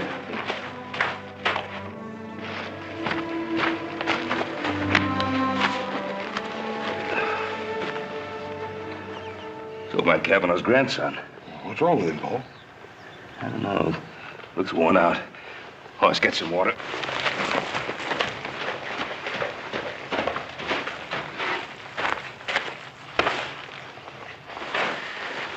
You all right, boy? Can you hear me? Grandpa's dead. Injuns. Oh, there ain't no Indians on the warpath around here. Not regular ones. You mean Belcher and his renegades? Yeah. Adam saw Belcher picking up supplies in Virginia City day before yesterday. Paul, if he went up by Kavanaugh's, that means he swung up north. There's a half a dozen isolated settlers up there, Paul. Adam and Dunsford and his wife, too. You don't think he'd try to tackle them, do you? If he's in a killing mood, there's no telling what that renegade might try. Hoss, you and Little Joe, you better ride up there in a hurry, see how everything is, just to make sure. Yes, sir. Yeah, I'll take care of the boy.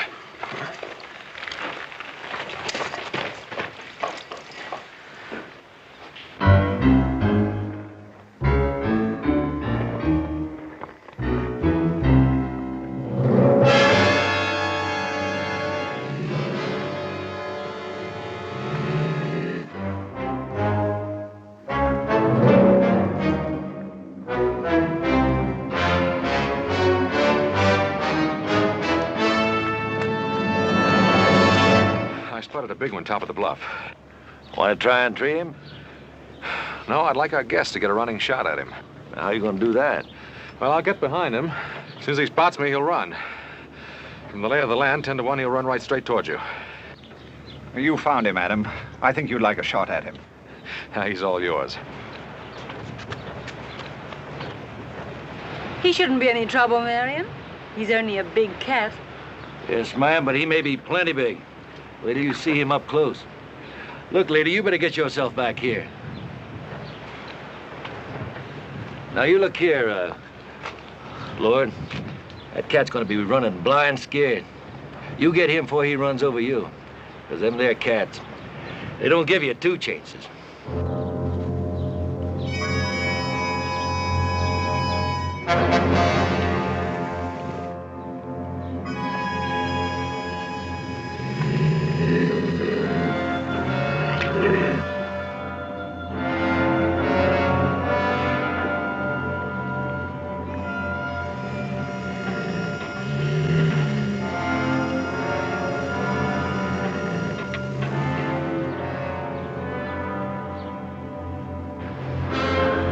Here he comes.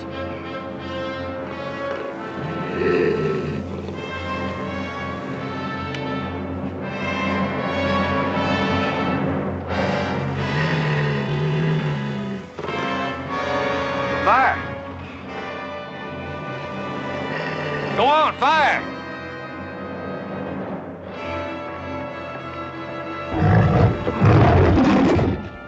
Why did you fire? Fire!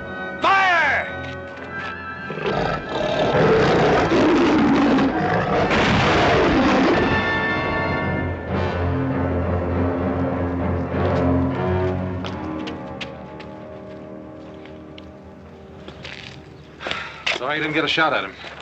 He'll never get a better chance.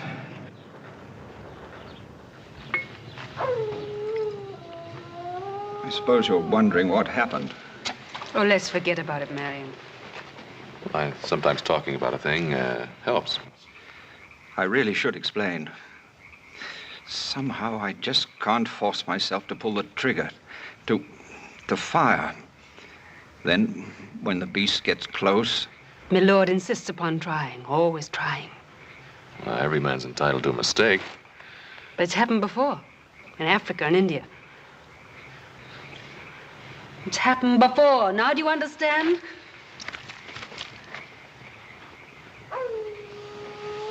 I think we'd better get some sleep. I'd like to talk with you, Adam, if you don't mind. What I'm going to say is going to be difficult for a man like yourself to understand. Look, Dunsford, I've seen other men freeze on the trigger, even when facing a deer. But I'm not talking about other men. I'm talking about me. I'm talking about what happened today. Well, look, why don't we just say it was a bad day? Can't you realize that it's much more than that? Adam, do you believe it's just a matter of courage? Dunsford, why go into it? Comes a day in every man's life when he has to evaluate that word. Makes no difference whether he be soldier or sportsman. Are you saying it's a matter of degree? No, it isn't. Reckless courage is the privilege of youth. As a man grows older, he stops to ask himself which is more important, himself or the tiger. And why do you go on? Unfortunately, Adam, I'm in love with my wife. And she's still in love with the image of the man that she married. That man passed out of existence 5 years ago.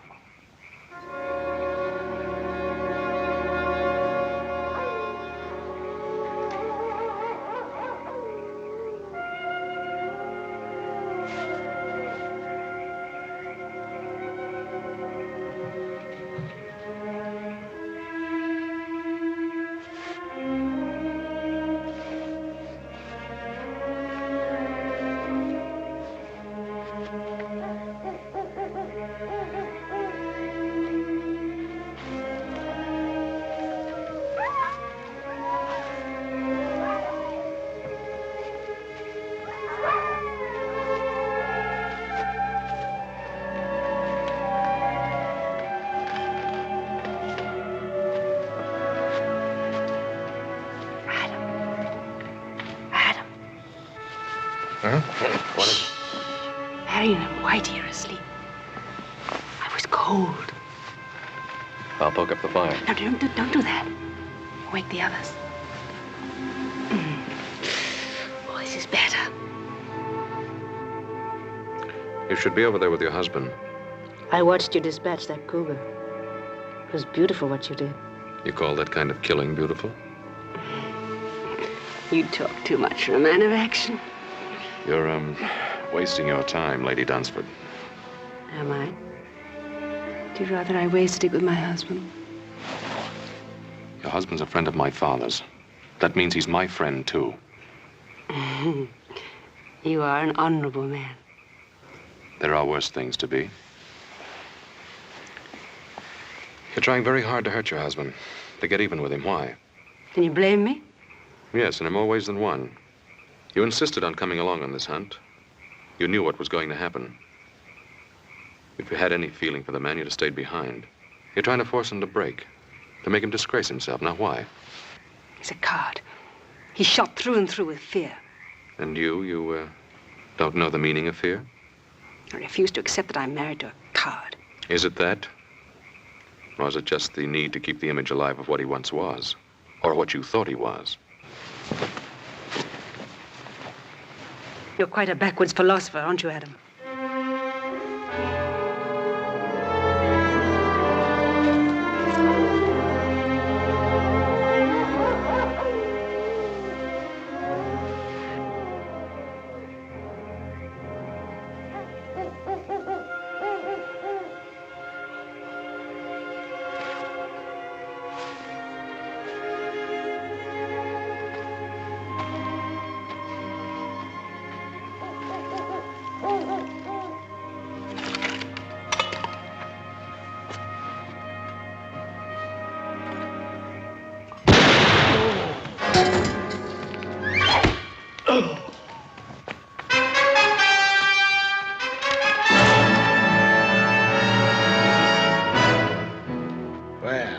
It ain't my old friend, Marion. So we meet again.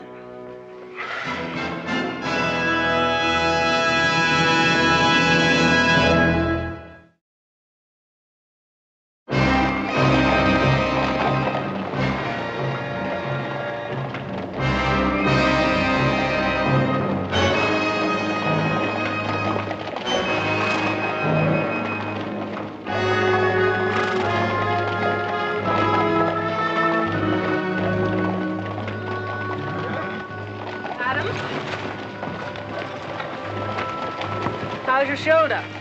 Thanks for the bandage. All right, up ahead. Keep riding, keep separated.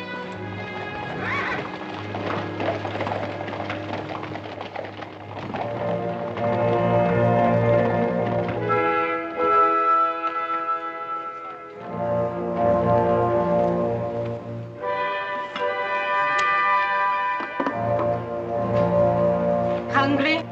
Eat. Time you brought me some food.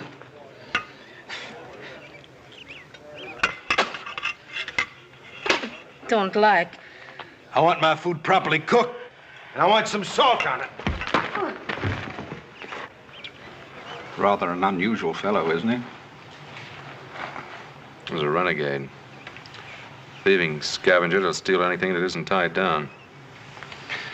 Don't suppose we have much chance against them.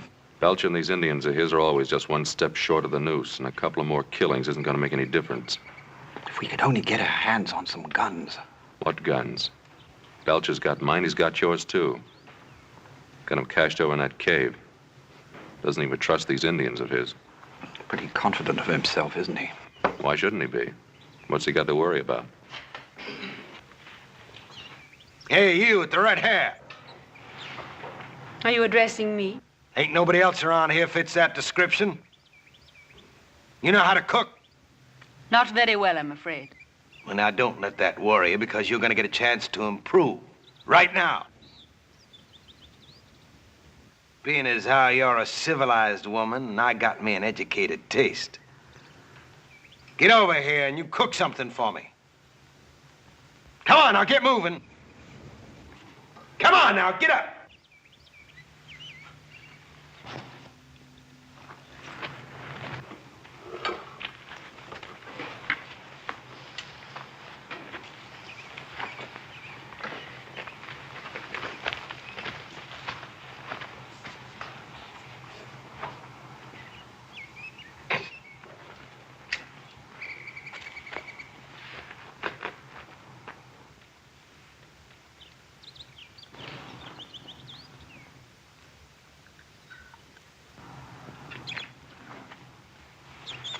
Try this, Mr. Belcher. Just a little rare with a pinch of salt.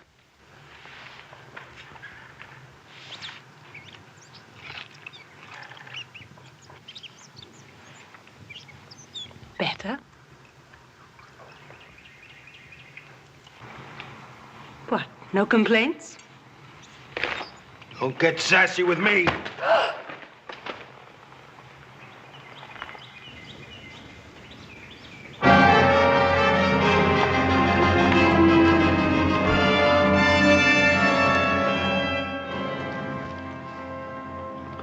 He's dead, Joe. Belcher.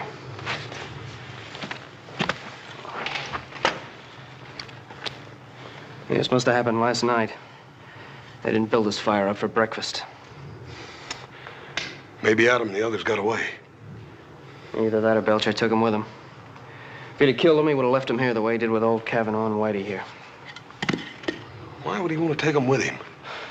I don't know. How do you figure a man like Belcher? Let's have a look around, see what we can find. Hey, Joe, come here. It's Indian ponies, I make it. Adam left his ponies picketed over here, you see? Looks like they rode out in this direction. Yeah, they took Adam's horses with them, all right. From the looks of those tracks, all the horses were ridden. Yeah, maybe. Maybe Adam and the Dunsfords are still alive after all, huh? They were when they left here. Let's bury Whitey and go after him. Yeah, we'll do that, little brother.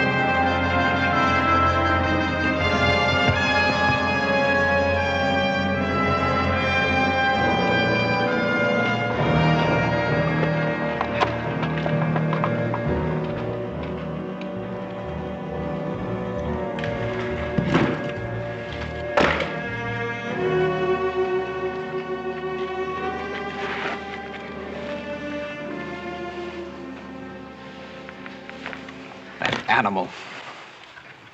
The way he's had you working all day as though you were his slave. Kill. He has his own idea about how he should treat women. Perhaps you could try keeping out of his way. Don't do anything to attract his attention. You think I don't have his attention already?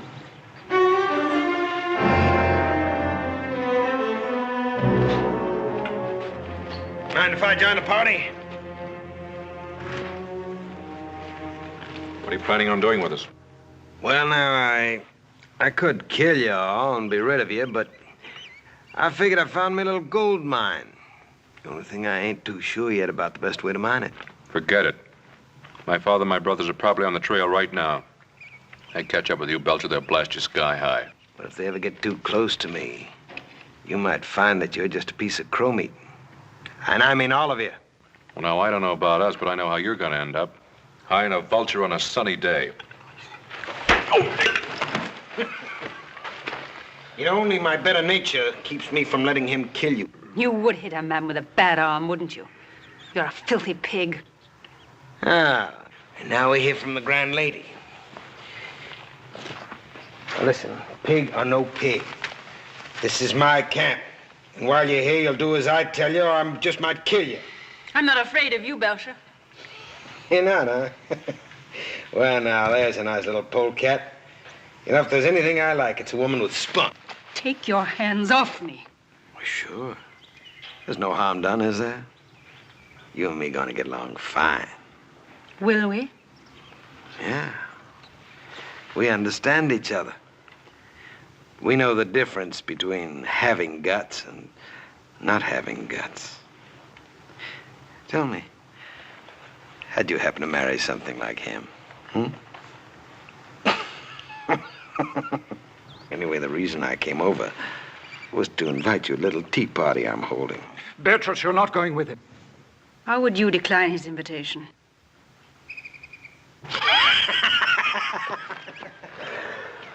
Sit down.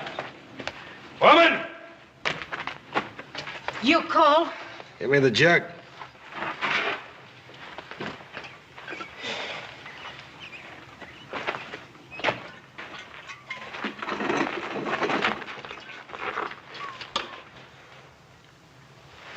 Yeah, have a drink. I don't think I should like it. I didn't ask you to like it. I just said drink it.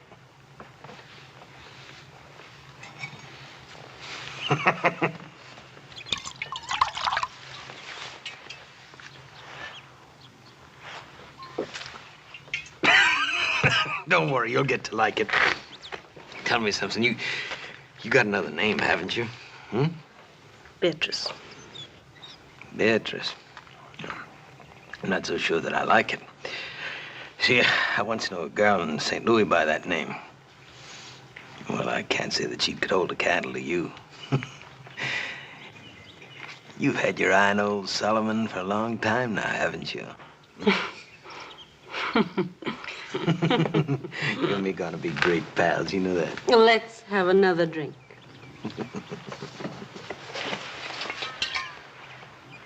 Isn't there any way to reason with a man like that? Well, you heard what he said about finding himself a gold mine. All he has to do now is figure out a way to make it pay off. Then you think it's money he's after? That's one of the things that's on his mind. Well, how much do you think Belcher would want? It all depends upon how much he thinks your wife is worth.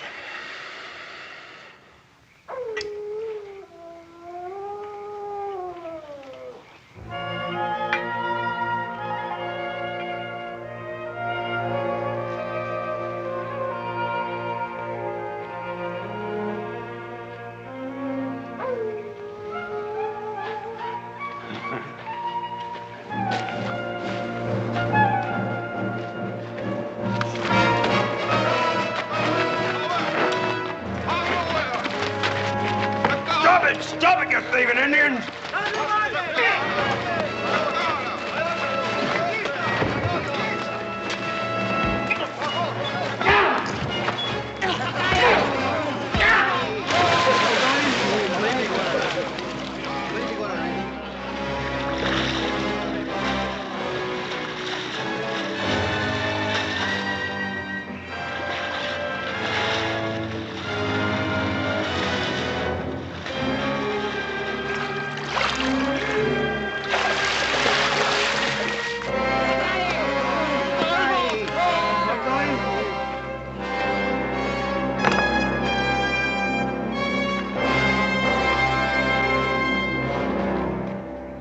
I guess I'll talk to him now. Do you think this is a good time? Belcher's a typical bully boy. He's probably feeling pretty good since he's shown who's boss.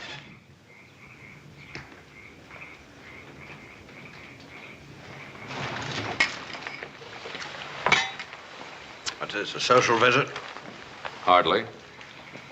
This gold mine, you figured a way to work it yet? You got away? Maybe I have. My friend Dunsford here is willing to give you $10,000 if you will let him and his wife go free. Well, he doesn't have it in his jeans. I already searched him. Oh, you'll get the money, I'll guarantee it. How can you possibly guarantee it? Turn him loose. Let him go back to the Ponderosa. My father will send the money, and I'll remain here as your hostage. Adam Cartwright, the man with all the answers. Adam, you never said anything about a hostage. You figuring to use me as coyote bait? I'm not hankering to have Ben Cartwright and his boys track after me. I'll have to think about this. Well, now, you can't very well turn it down. Well, I don't say that because I can do just that. I can kill you and Marion there anytime I feel like it. Forget the whole business. What about my wife?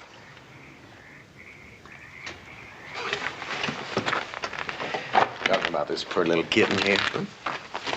Now, old Solomon might just consider taking her on as his squaw. Treat her pretty good, too. You don't really think you can get away with it? Why not? What's the difference? Me and the Indian steal a horse, it's my horse. Steal a gun, it's my gun. Well, if I steal a woman, she's my woman. I've done it before. Well, that's a very realistic way of looking at things. Realistic nothing is a way of a thief. What business is it of yours, Mr. Cartwright? But it is my business. You're my wife. And you'll stay my wife as long as I'm alive. Want to prove that, Mr. Husband? About being alive? Gonna fight me for this knife? Whoever gets that knife uses it. And gets to keep the woman.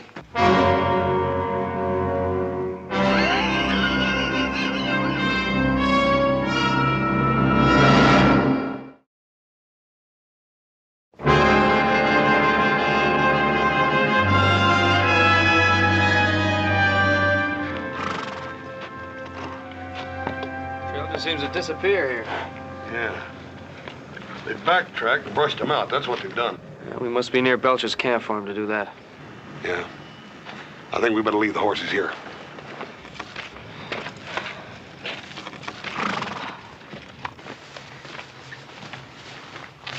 Oh, it's you. You startled me. You, enjoy a little party last night?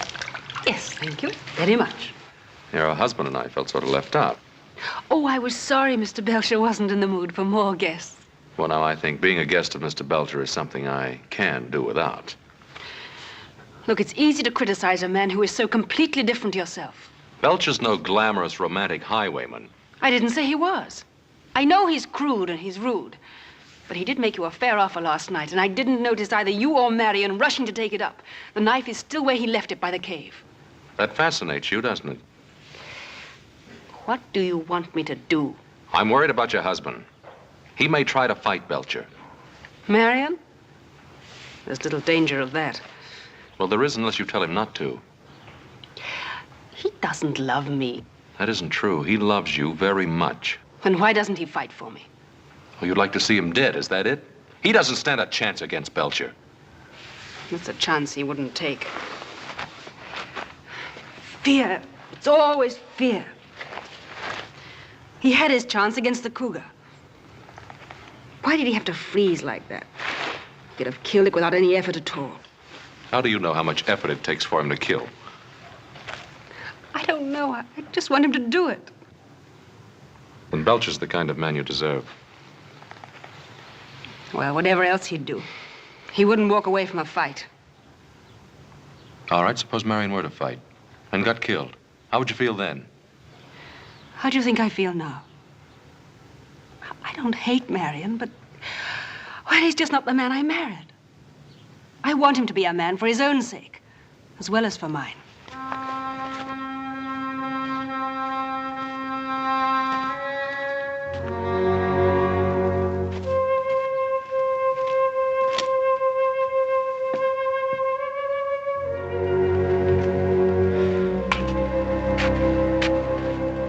Belcher sure knows how to cover up his tracks.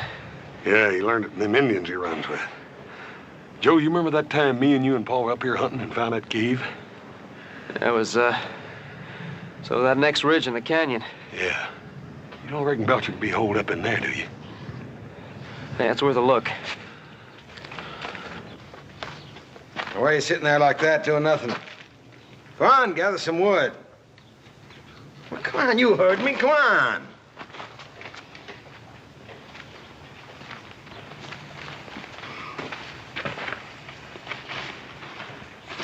I expect you to be looking me up this morning about that knife.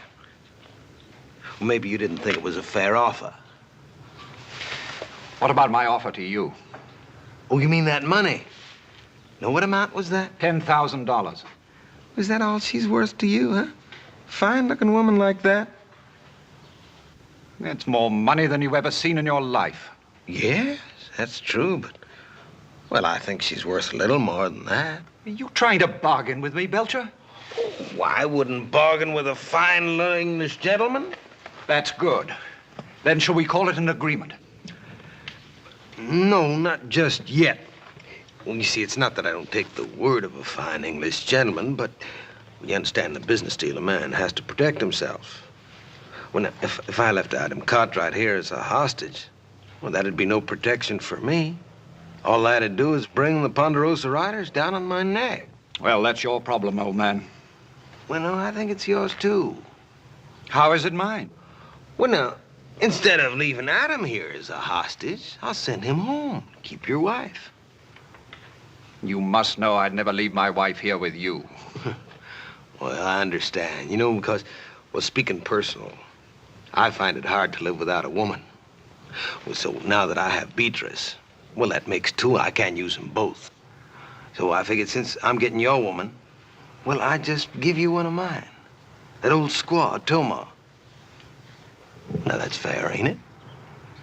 You don't really expect me to answer that, do you? Sure. Look, if you don't take her, I'm just gonna have to take her out back of that rock and bash her brains in. Why all the sentimentality? Huh? Oh. Well, you know, Toma, she's a little jealous, and if I move that new white squaw in tonight, it could get touchy. I'm giving you a reasonable deal now. Been fed everybody. When you think about it. Adam, what shall I do about Beatrice? What do you want to do? Do you think I should fight Belcher? I don't think you have a chance in a hand-to-hand fight. He's bigger, heavier, been raised on brawls and barroom fights. What do you suggest? Yeah. I might try him. And it's up to me, isn't it? Well, man can only do what he can. What he can. I suppose that's the whole point, isn't it? What do you mean? I don't know if you'd understand. It's not death or dying that I'm afraid of. Well, what is it? If I could only be sure that at the last moment I wouldn't freeze or run.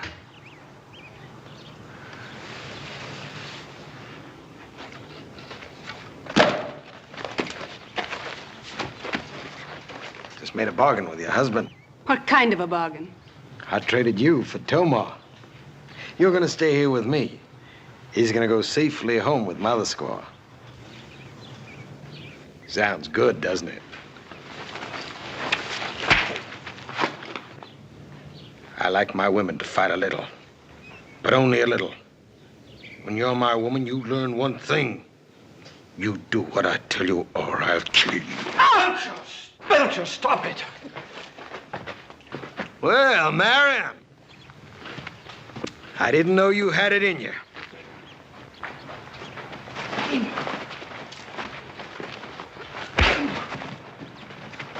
Let go! Let go!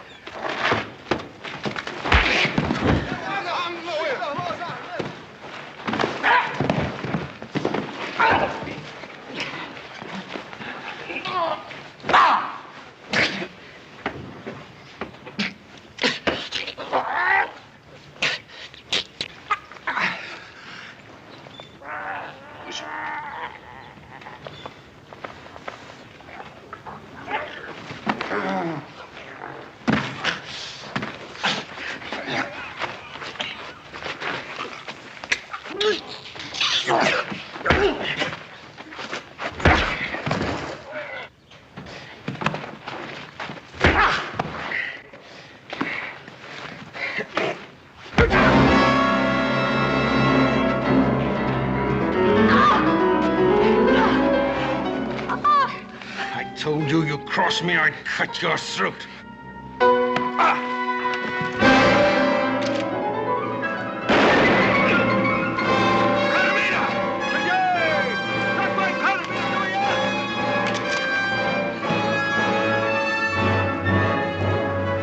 Beatrice, keep down!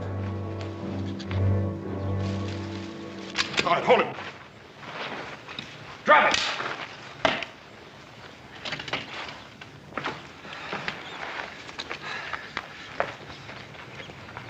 You're right, Adam? Well, we are now. So you took care of Belcher. We figured you would. I had a little help. We made quite a team, didn't we, Marion? We really did. We certainly did, Adam.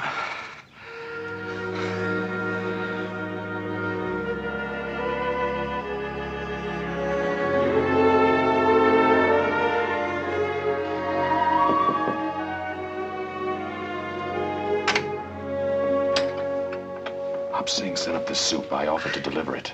You needn't whisper. Marion's much better this morning. He's going to be all right. Well, I'm very pleased to hear that. Thank you, Adam. I'll take the soup. Come on in. He'll be glad to see you. Marion, you have a visitor. Adam. How about doing some hunting? I could rustle up something. You know, Adam, I think I've had my fill of hunting. We both have. Besides, now I know that the man is more important than the tiger. When did you learn that? That night at the camp. When you felt that knife at your throat. Then you, too, really knew the meaning of fear. Yes. And a peaceful man, a truly peaceful man, is willing to die for what he loves.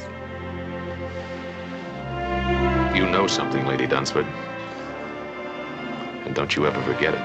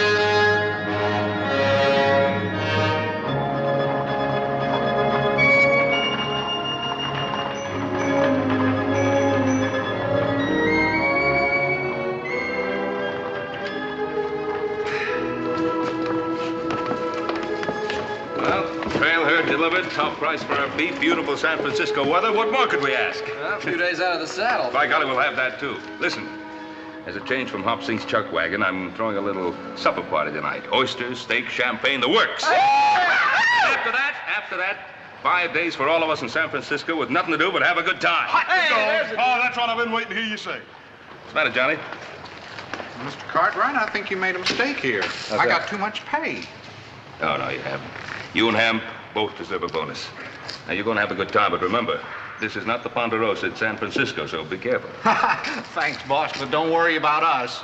Well, after riding trail with these boys of yours, this town is going to seem downright tame. Hey, thanks a lot. Come on, Ham. Don't be late for supper. Fine boys. Well, with hands like Johnny and Hamp, we won't have any trouble running the Ponderosa. Come on, let's get back to the hotel. Let's have some fun.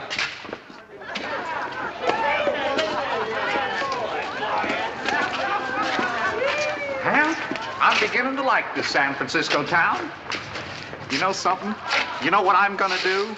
I'm gonna buy that sweet wife of mine a whole bolt of Chinese silk. Silk? You say silk? I said silk. Nothing too good for that sweet wife of mine. Gentlemen, I just happened to overhear. Now, as you see by my card, I'm a silk merchant, and I just happen to have a brand new shipment from the Orient. It's the home of the silkworm. Now, if you'll follow me to my establishment. Why, sure, neighbor.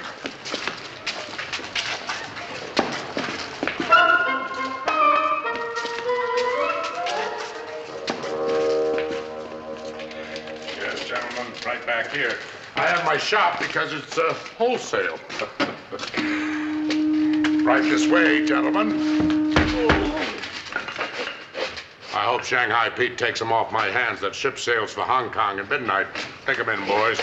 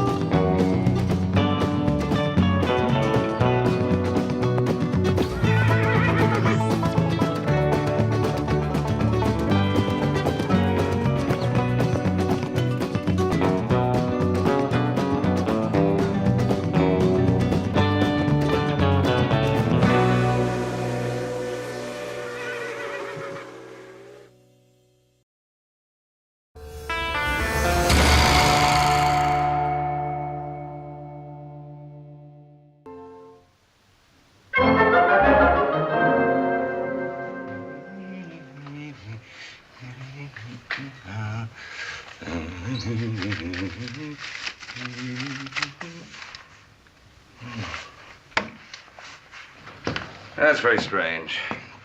Johnny and Ham should be here by now. Worry about them two, Paul. They'll be here. They ain't gonna turn down free oysters and champagne, I'll guarantee you. He's right, Pa. Hey, you know, I feel kind of guilty. Oh? Why? Well, here we are. Having ourselves a big time while Adam's home working himself to death. Oh? Yeah, doggone it, I do too, Paul. Really? Well, it's too bad you boys didn't think about that before you rigged those straws you drew to see who'd come on this trip. Hey, Paul. What about Hop Sing? Is he gonna come along? Oh, I doubt that very much. He's got 100 relatives in town he wants to visit. Wish it would happen Johnny to hurry up and get back. After supper, me and little Joe sort of figured we'd go over to one of them places where they got them good-looking waiter gals. Yeah, now you're talking, brother. Now you're talking, brother. If you think I'm going to let you and little Joe wander around the Barbary Coast at night alone, you've got yourself another thing coming. This is San Francisco. It's a big city, and it's a wild city. Yeah, but, Paul, you let Hamp and Johnny go. Well, you're not Hamp and Johnny. Haven't you ever heard of Shanghaiing?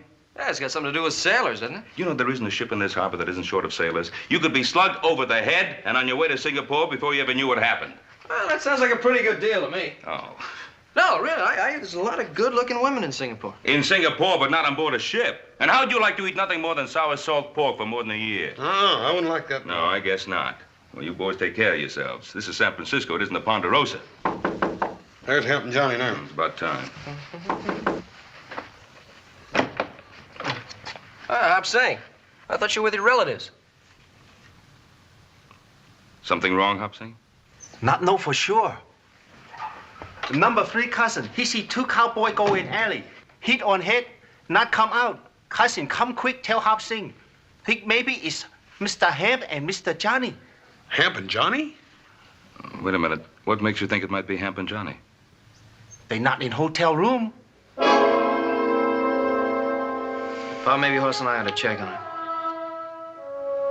I think we'll all check it.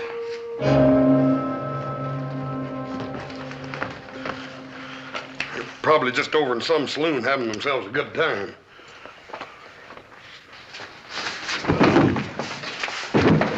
Four more before midnight if you want to get paid. That'll be all, boys.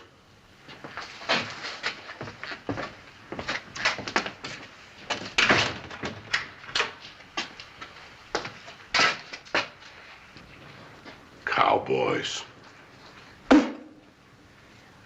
What can I do to make them look more like sailors?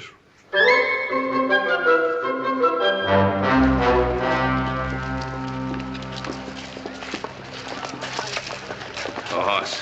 Any luck? Not a bit, Paul. Any luck? Nothing. Well, I'm going to the police. Hey, listen, you mind if Hoss and I have a look around some more? Well, I guess it doesn't take four of us to talk to a policeman. Just a moment. Remember, this is not the Ponderosa, so you two stay out of trouble. Do you understand? Oh, Pa, you know us better than that. Yeah. Yeah. Come on.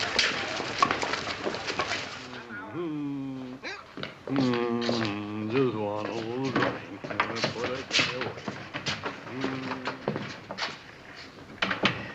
Are you the man in charge here? What can I do for you? My name is Cartwright, Ben Cartwright. I just drove a herd of cattle across the Sierra. Well, San Francisco can certainly use a decent beefsteak. Oh, Sergeant, I didn't come here to discuss beefsteaks. Two of my top hands have disappeared. Well, it does happen. Well, is this or isn't it the San Francisco Police Department? It's exactly that. Well, I just told you, two of my top hands have disappeared, and I've come here for help. And I suppose you expect me to drop everything and go find them, hmm? Well, yes, that's exactly it. Mr. Cartwright, men are always disappearing in this city. And you do nothing to try to find out what happened to them? Do you realize how many policemen it would take to keep an eye on every Shanghai hideout on the Barbary Coast? Well, Sergeant, I'm not interested in how many men it would take. I came here for help. Mr. Cartwright, this is a seaport. Ships come here from all over the world. Ships need sailors. Oh, sailors, yes, but not cowboys. Oh, you'd be surprised how many cowboys become sailors. Now, I suggest that you do as all the ship captains do when they find themselves short-handed. Set out and find yourself a new crew. Do you sit here and condone the buying and selling of human beings? I don't condone it, but I don't have enough men to do anything about it, so I accept it as an unfortunate fact. Now, please, if you'll excuse me. All right, Sergeant. You mark my words. I'm going to find those two men of mine, with or without your help. All right, you go right ahead. But I warn you, look out.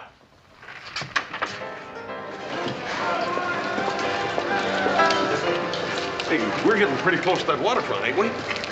Figure it out. If you were going to Shanghai somebody and put them on a ship, where would you take them? Out on the desert? What do you keep talking about Shanghai for, little Joe? You know as well as I do that Hep and Johnny are right around here in some of these little joints. The only thing is these bartenders don't seem to want to give out much information, do they?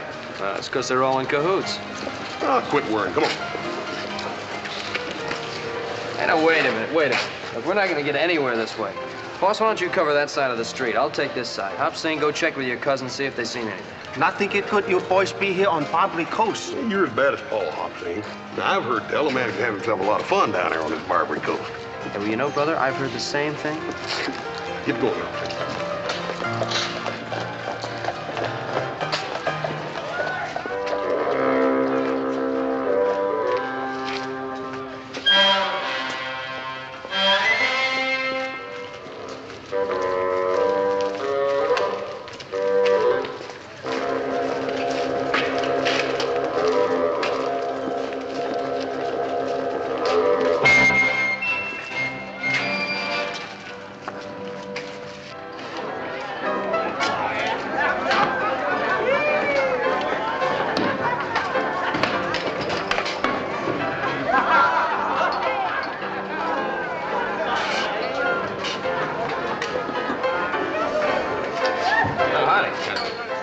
I'm looking for a couple of friends of mine. I thought they might have come in here, two cowboys. Sonny, we serve out drinks here, not information. Yeah, well, I just And thought... you look too young to drink, so, why don't you get out of here? Wait a minute, all I...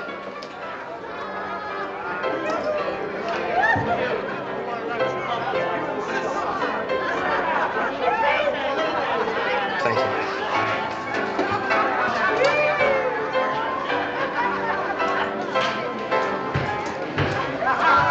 Questions being asked around here. I think I better tell Mr. Pernell.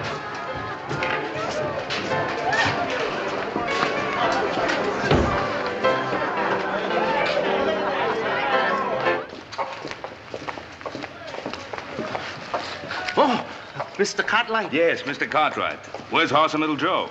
They go Barbary Coast. What? Not good. On Barbary Coast, hit, slice, cut, push. Very dangerous. Shanghai. Oh, little Joe didn't have enough sense to know that horse should have. Why didn't you tell him? I tell him. He say look like fun. Look like fun. Better find those two before they get into some real trouble. Barbary Coast. Hobson, go find cousin.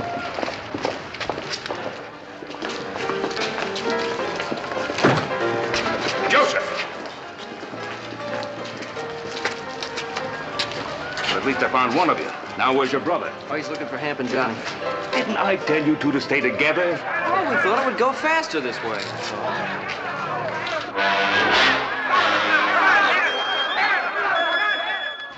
Isn't that horse?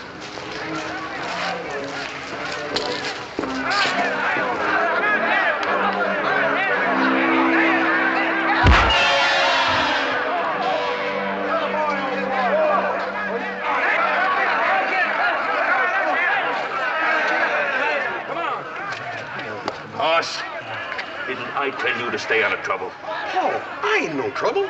This here's Busthead Brannigan. He's a box fight champion of the whole Barbary Coast. Come on, Mr. Busthead, wake up.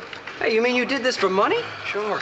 I told you it's gonna be fun down on this Barbary Coast, little Joe. Look there, more than $100. Makes me madder than mischief to think about how much talent I done wasted for free. Come on, Mr. Busthead, wake up. Come on. Come on. Mr. Busthead, like I told you, I don't want your championship. It was nice of you to offer to help us. Come on. Mr. Busthead, I want you to meet my pa. Busthead Brannigan, this is my pa. No, over here. Mr. Busthead? Champion? Oh, he's a real fine feller. Well, champ, have you any conceivable idea of the seriousness of the situation we're in? Serious? Paul, you still think Johnny and Hamp are in trouble? I don't think it. I know it. Oh, you mean Shanghai? Yes, I mean Shanghai. Dad, burn it. Let's tear this dang town apart, then. We'll do no such thing. We're not going to invite trouble unless it's forced on us. And that goes for you two particularly. Well, just don't stand there making a spectacle of yourself. Go get your clothes on. Get your shirt on. Mr. Busthead, it's a real pleasure meeting you. You'll be a great champion. Mr. Horse. Mr. Horse. Number 3 cousin, he like to talk to you. 何先生，我好歡喜有機會嚟見你，你真係強壯啊！我一世未見到人有你咁強壯㗎。Ain't it something, old Hop Sing's relatives being so dang glad to meet me? Why not? He win $100 on fight. You all be careful. Huh? Cousin say everybody on Barbary Coast talk about man and 2 sons. Say they ask too many questions. Everybody's in cahoots. I don't see how we're ever going to find out anything. Well, we won't find out anything if the three of us keep barging in like we're going to tear the place apart. No, we used to do it that way. Well, it won't work now. Now, you two boys, you get back to the hotel and you stay there and don't move until you hear from me. I'm going to see what I can find out alone. Hey, Paul, don't you think we want to go along with you? No, I don't. If I find out anything, I'll send Hop Sing for you. Paul, you stay out of trouble, you hear? You make sure you listen to your own advice, young man. You too. Come on, Hop Sing. Lay up. Sure hope Pa knows what he's doing. Don't you worry about Paul. He knows what he's done.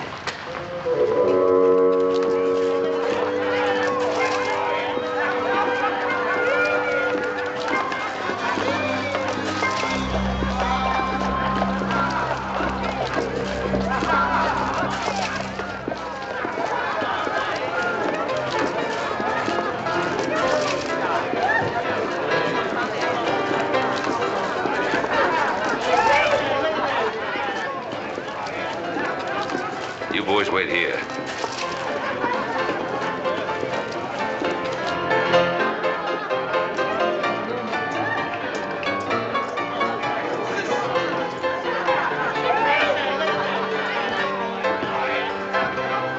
Well, fine-looking place you have here. Thank you. We try to keep it up. Yeah. If it isn't too much bother, could you make me a brandy squash, please? No bother at all. That's what I'm here for. Thank you.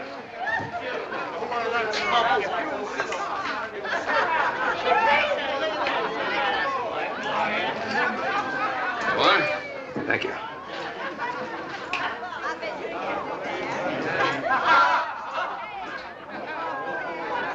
there's a surprise. What's the matter? Something wrong? Wrong? Why, sir, this is the finest brandy squash I've ever tasted in my life. And I've tasted them all the way from New York to Chicago to New Orleans. Well, I'm glad you like it. It's an art. Bartending. It's an art. Not many men have the talent for it. Tell me, did you ever work in New Orleans? No, can't say as I have. No, too bad. Why, a man with your talent could demand any wage he asked for. Yes, sir. Fine profession, bartending. And you meet a mighty lot of interesting people. All kinds, no doubt about it. Yes, I can imagine. I wager that with drinks like this, practically everybody in town drops in here one time or another. Well, we get our share. I have 2 friends in town I just gotta bring in here and show them what a good drink really tastes like. Say, I wonder if they've been in here already. Well, I got a pretty good memory for faces. A couple of cowboys. They work up on a ranch in the Sierras. Drove a herd of cattle into town.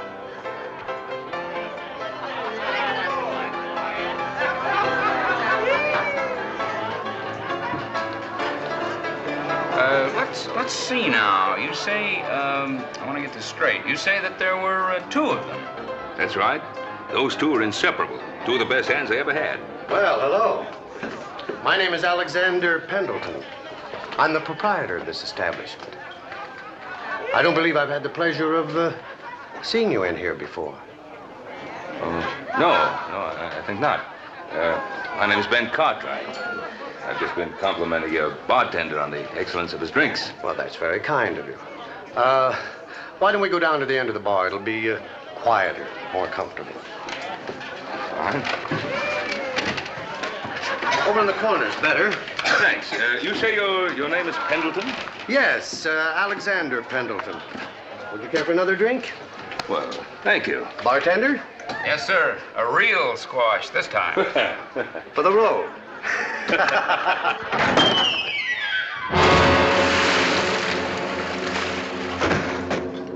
Boss, are you sure you know what you're doing? Haven't you had enough trouble with those 2 cowboys you bought from Cartwright Joe? That's their boss. You just dropped through the floor. I need 3 more men to fill out Captain Shark's crew.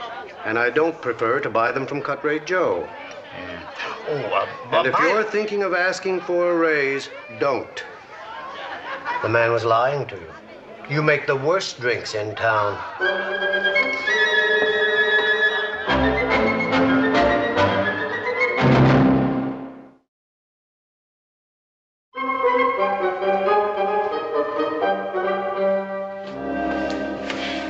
I'm getting worried.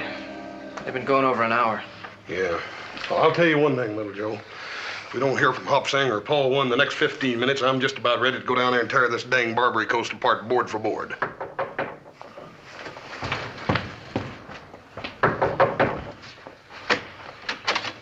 Where's Paul?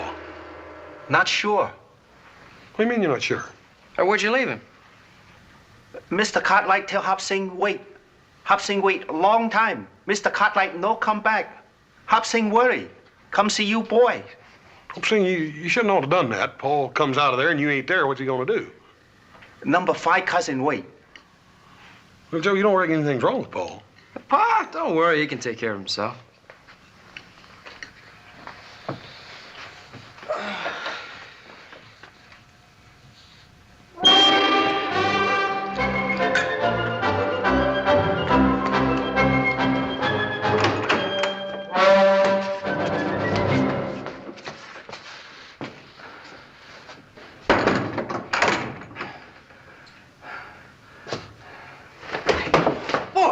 Mr. Cartwright. Ham?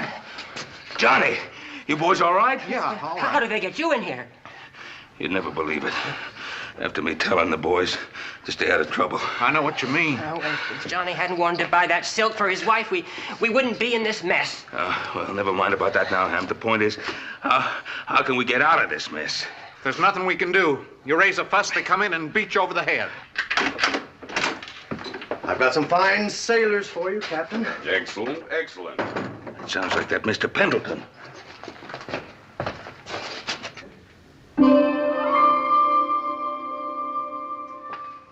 Well, you promised me 6. There are only 3. You've got to give me time. I need those men. My ship sails at midnight. Mr. Pendleton. Excuse me. I want to make a deal with you. A deal, Mr. Cartwright? I don't know what you expect to get for us, but whatever it is, I'll pay you twice that amount if you let us out of here. Twice? Fair enough? Oh, no, you don't. A contract is a contract. You agreed to give me 6 men. So I did. An interesting offer, Mr. Cartwright, but due to circumstances beyond my control... 3 times the going price. A contract is a contract if you want my business in the future. As you say, a contract is a contract. Good. The one who's talking, he isn't drunk. Or perhaps he just holds his liquor well. You know my principles. Don't want him, huh? The 2 sailors, yes. The sober one, no. Unless you get me 4 more men within the hour, I'll take my business to Cut Rate Joe.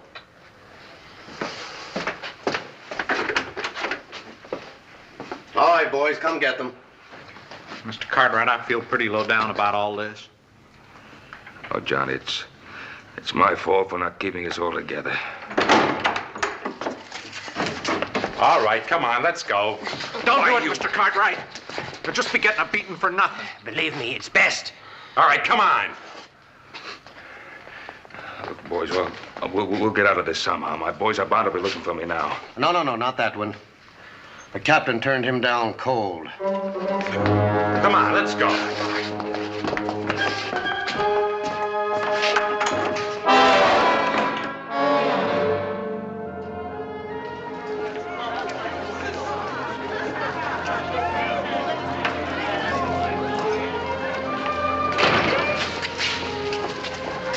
Have any luck? Not a dud burn bit. Unless I'm getting worried. Yeah, me too. I'm getting just about ready to tear this dad blame town apart. Come on, little Joe.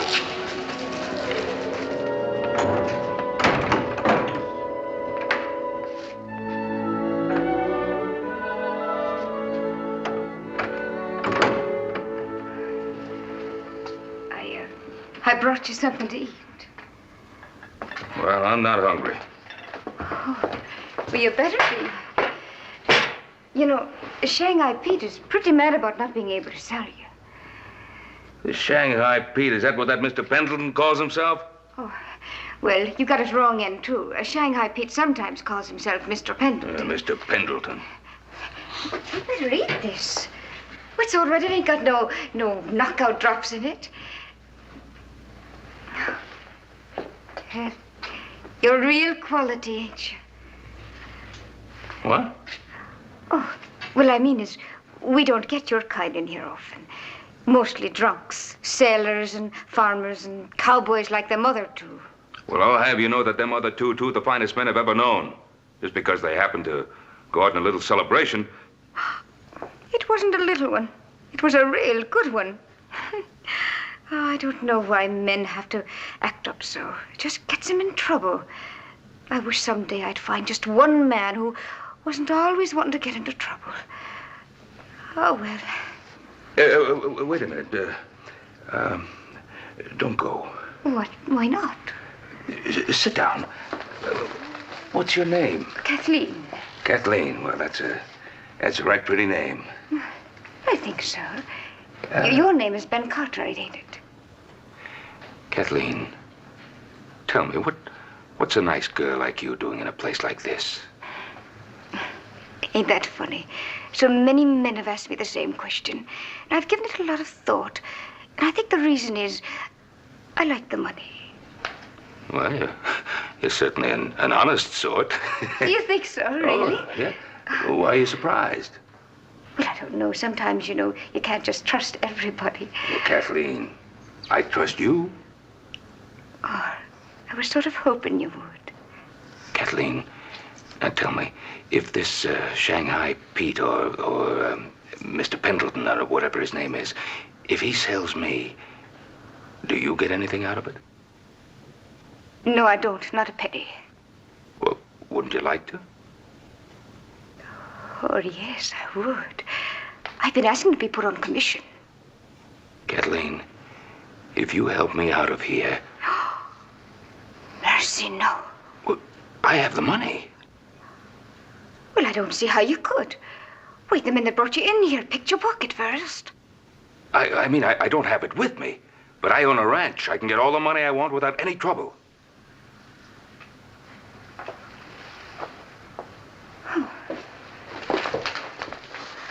How much? If you help me get out of here and tell me where I can find the other two men, $500. $500? $500. You wouldn't back out. Oh, I give you my word. The money's at my hotel. If you help me get out of here, you get the $500. You know something, Mr. Cartwright? What? I was thinking about getting you out of here the minute I came in. You'll help me then, Kathleen.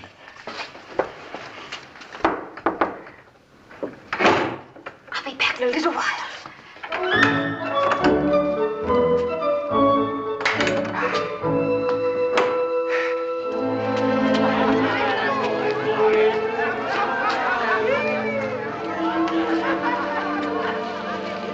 God burn it, Joe, this ain't no good. I know. Ain't getting us no place.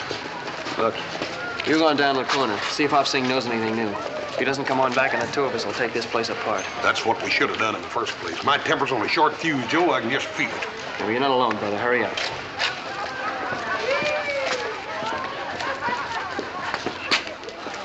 Upstate, you heard anything new? It's very bad news. What do you mean? Number 5 cousin, he see Mr. Ben go in saloon. No see Mr. Ben come out. What saloon? That one, on other corner. Upsing, are you right sure? Very sure. Have more bad news. Number 6 cousin, he work on dock. He say ship short-handed, no can sail. Ship now ready.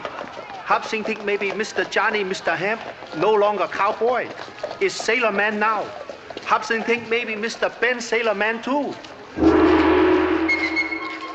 Mr. Horse, where you go? I'm going over that Y-to-B saloon. You better wait for little Joe. You only one man. Yeah, well, that ain't but one saloon, is it?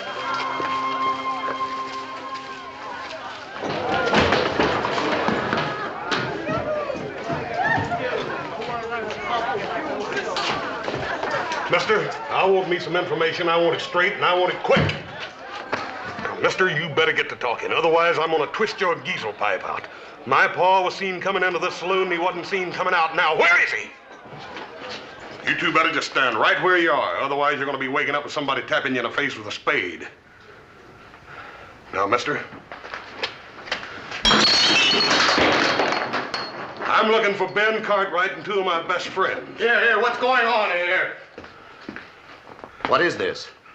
Mister, you're gonna find out what it is if I don't get me some information and quick. Well, now, is this any way to get it? This is a respectable establishment, son.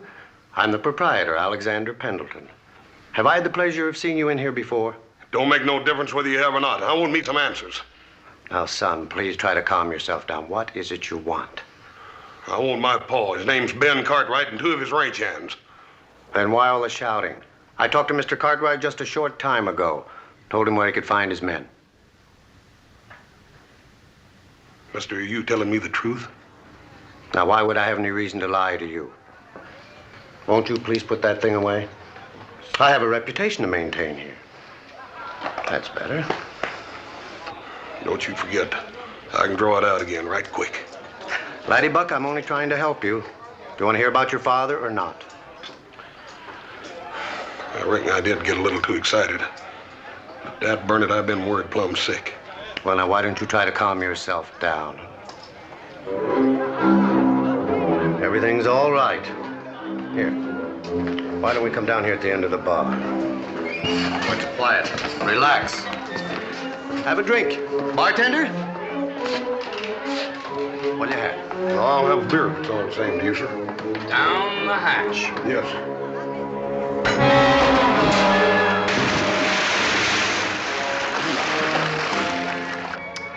A fine piece of merchandise.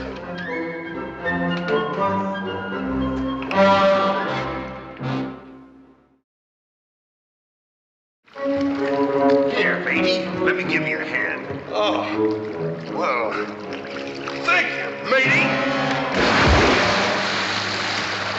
I can't swim. Well, now, this is going to be real interesting, ain't it? I got a funny feeling like you're standing down here waiting for me to fall down through that hole in the floor. No. I'm getting a stranger feeling that I ain't the only member of my family that's been down through that hole tonight. No. Oh, no. You seen a man with gray hair and dark eyes and a deep voice? I can't remember. You better start remembering, Buster, because I'm a cowboy. I ain't no sailor. And I like dry land. There's one way I can get it that I can think of, and that's holding you under till you drink all the water in this bay. You starting to remember? Yeah, that's real good. You just took the first step to establish the basis of a friendship between me and you. Now, where's my paw?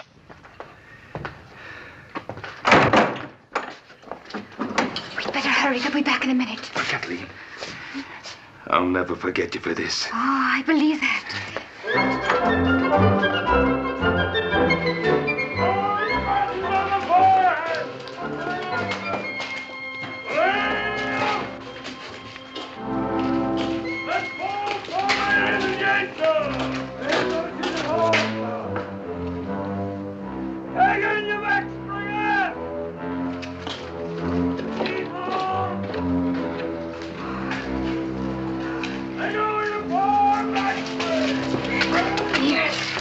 You're a friend of mine. Remember, you promised to help me find my men. Oh, you'll find them.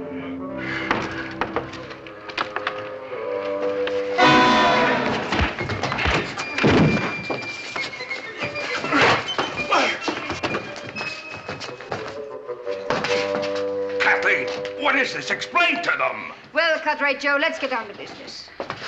But you work for Mr. Pendleton. I work where I make a buck. You look sound of wind and limb.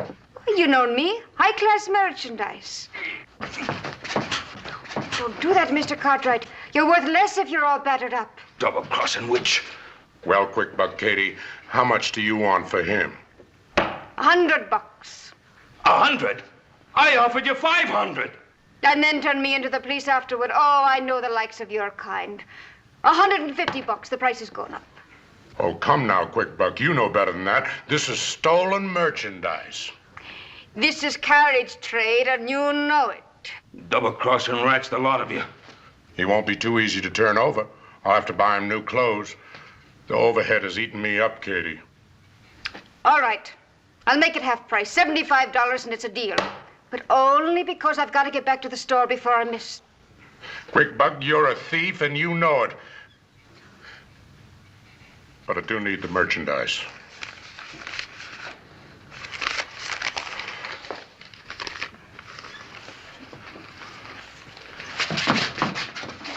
Oh, quiet, Mr. Cartwright, quiet. You'll see your crew. That's what you want, ain't it? See you later, Cartwright. Have a pleasant trip, Mr. Cartwright. All right, boys, let's see what we can do with it. Across the door. Nobody come in this room but Quick Buck Kate. What she brought Cartwright is supper.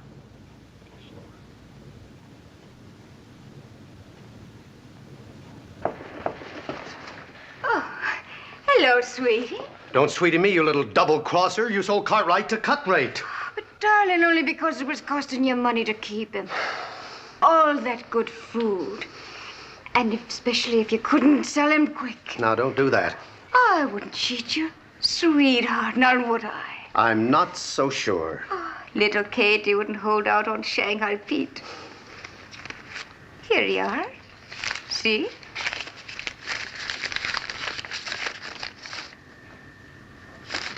$25. Is that all you got for him?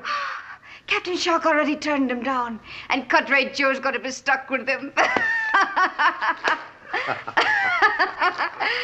No, you're not mad at little Katie now, are you? Lucky for you, you caught me in a good mood. Besides, I've got another Cartwright. And is he a beauty?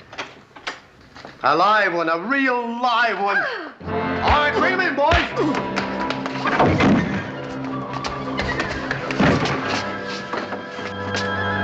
I don't see my paw. Where is he? Now, wait a minute, laddie. Wait a minute. Your dad isn't here. Where's my paw? Now, listen. Cartwright.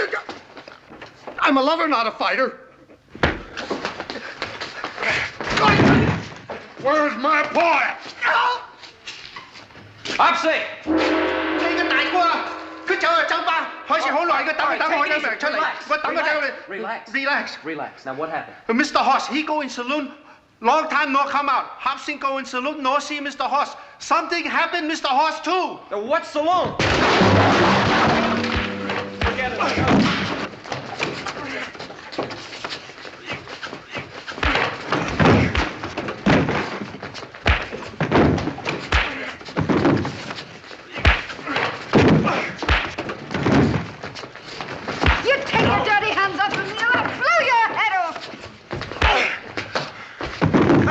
That ain't no way to treat a lady.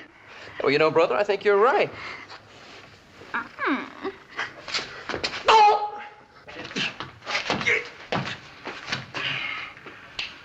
As I told you, I've seen this man before and turned him down. Not at this price, Captain. Only $100. I'm letting him go to sacrifice because I'm after your future business. Besides, your ship sails at midnight. Cut rate, Joe, you know my principles. I'm a fair man and a temperance man. I'm not offering you a drink. I'm offering you a sailor. I'm not a sailor. Sir, I do not approve of the practice of Shanghaiing. Then what are you doing with two of my men? I would not resort to it except I find myself so often short-handed. Now what kind of an excuse is that? Sir, I have dedicated my life to stamping out the evils of drink. It is abominable. Any man who is so drunk that he doesn't know what's happening to him deserves to be shanghaied. This man is perfectly sober. I can't use him. Well, thank you, Captain. I can't say I agree with all of your principles, but...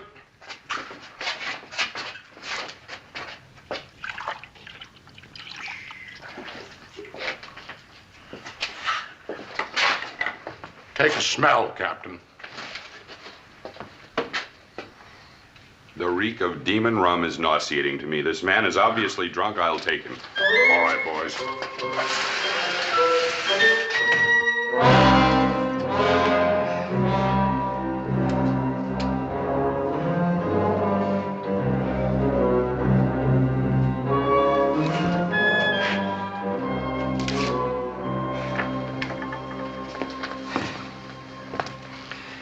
All right, what's your part in this? Honestly, I just happened to be walking by.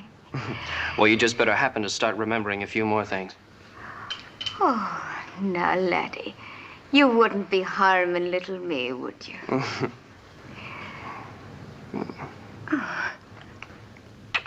That's such a beautiful arm. It'd be a shame to tear it off. Oh. Start talking. I don't know what you want to know. We want to know about a man named Ben Cartwright. Oh, I don't know. I sold him. Sold him? Where? To Cartwright's Road. Down the street in Embarcadero Alley. You sold our Paul? Yes. How much did you get for him? Oh, Horse, for Pete's sake, who cares how much you got for him? Let's get down to this Cut Ray Joe's before Pa and the boys are on their way to China. Let me get my hat.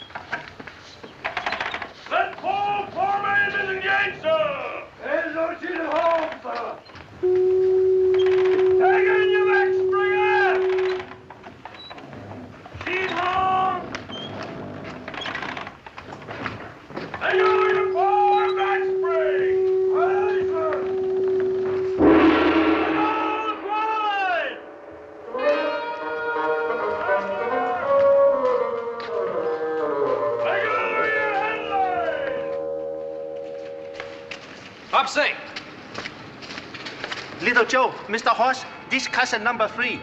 He see Mr. Ben. They take Mr. Ben away on ship. They find him later. Okay. You follow me. Come.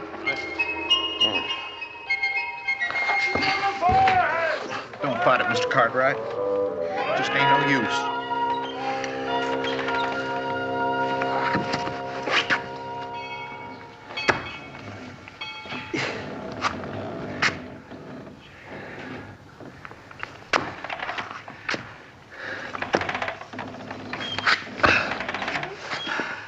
Johnny hadn't wanted to buy some silk for his wife, he wouldn't be in this mess. Oh, we've been in worse messes. Back in the Ponderosa, we've always been able to get out of them. I know it. My heart just ain't in it. Well, my heart is in it.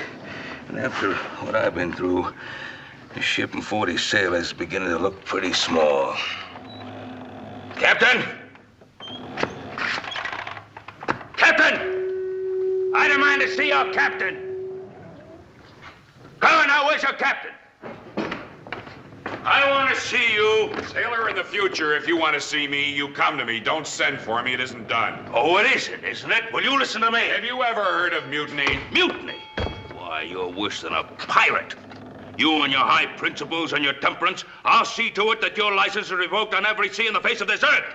Just who do you think you are? I'm Ben Cartwright of the Ponderosa. The Ponderosa? The Ponderosa. I know her well, Captain. A four-masted schooner out of New Orleans. The Ponderosa is a ranch. A ranch? I always wanted a little chicken ranch. There's a place up in Santa Rosa. Now, I'm an American citizen. I know my rights on board of every ship.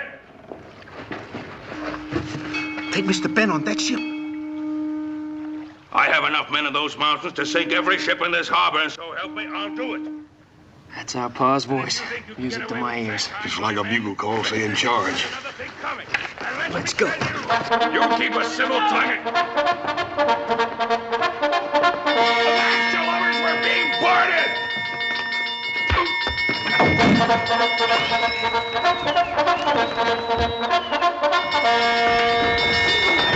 Hey, Paul, where you been hiding? Huh? Where you been hiding? Hang on, all away, Humphrey!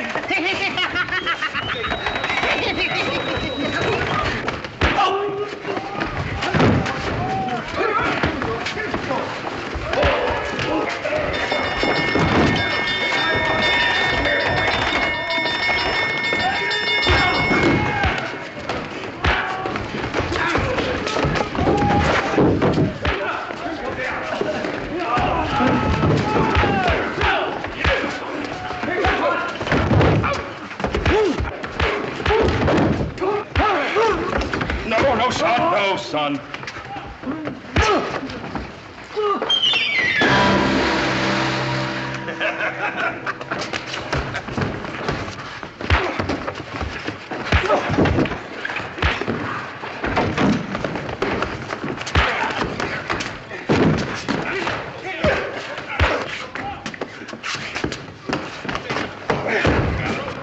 Boy, I thought I told you to stay out of trouble.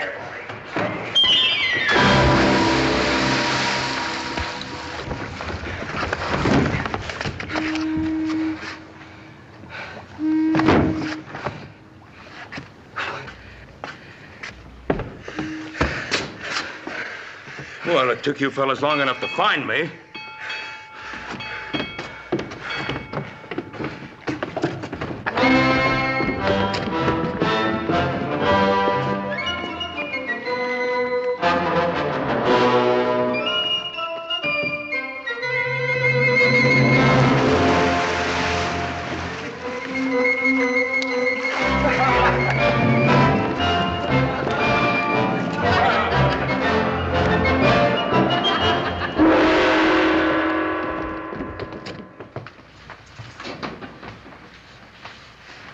Here, son.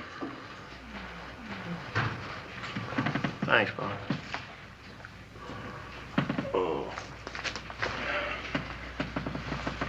Hoss? I'd darn sight rather eat it, Paul. I know. Paul, how much that little red-headed gal get for you? I wouldn't tell him, Pa. If she did get enough, we might want to sell you back. If she didn't get enough, you wouldn't want to admit it, would you? Very funny. Come in. Hi. Here are your clothes, Mr. Cartwright. Oh, how'd you get them? He had little business left to finish with Cut Rate Joe. Yes, I see that. You know what that little weasel was doing? He's going back into business. Second-hand clothes. He was trying to sell our outfits. Come in. Mr. Johnny, have surprise for you. Number 7 cousin in silk business. Make you present. 1 bolt fine China silk for your wife. Oh, gee, I sure would like to have me a courting shade made out of that. I wouldn't do it, Ham. Silk can get a man in a whole lot of trouble. Well, at least we're all together again. Oh, yes, and thanks a lot, boss, for everything. And tomorrow morning, bright and early, we're going to start out on a little vacation. How about it? Well, Pa, I'd just as soon we went back to the Ponderosa. Well, you're the one who was yelling about getting a vacation.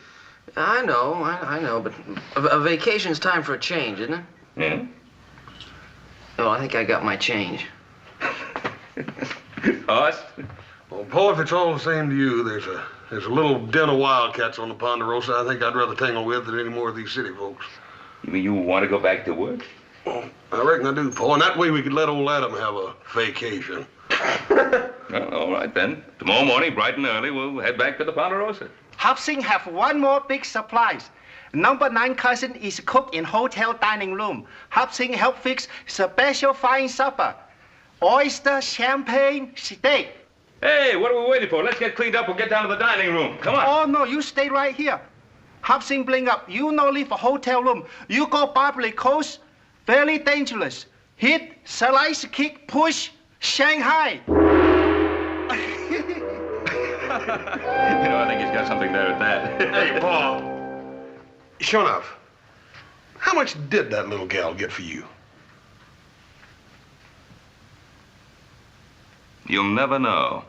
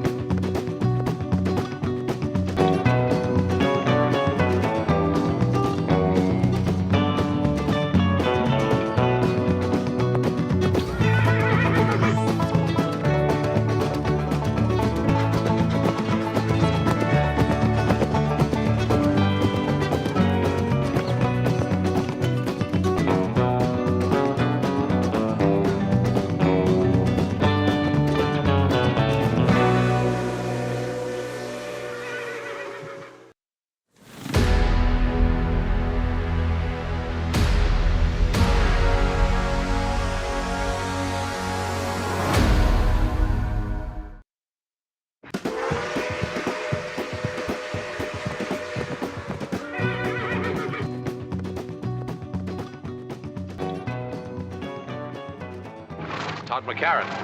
Wonder what he's up to now. Well, there's only one way to find out. Let's ask him. Let's go.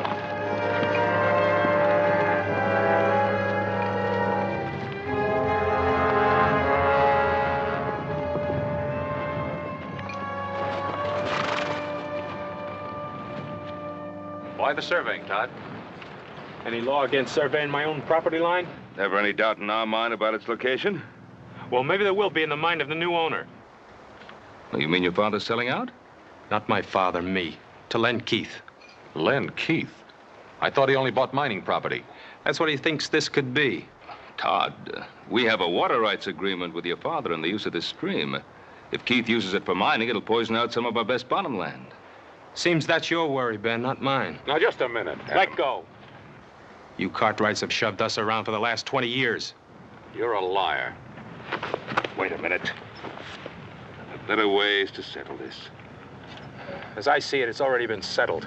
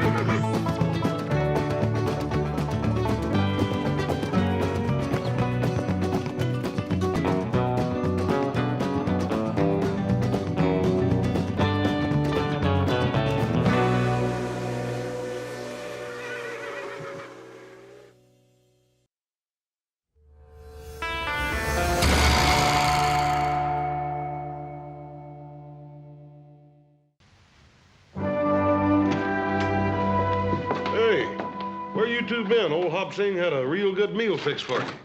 And you decided not to let it go to waste and ate it all, huh? How'd you know that? What are you doing reading a book?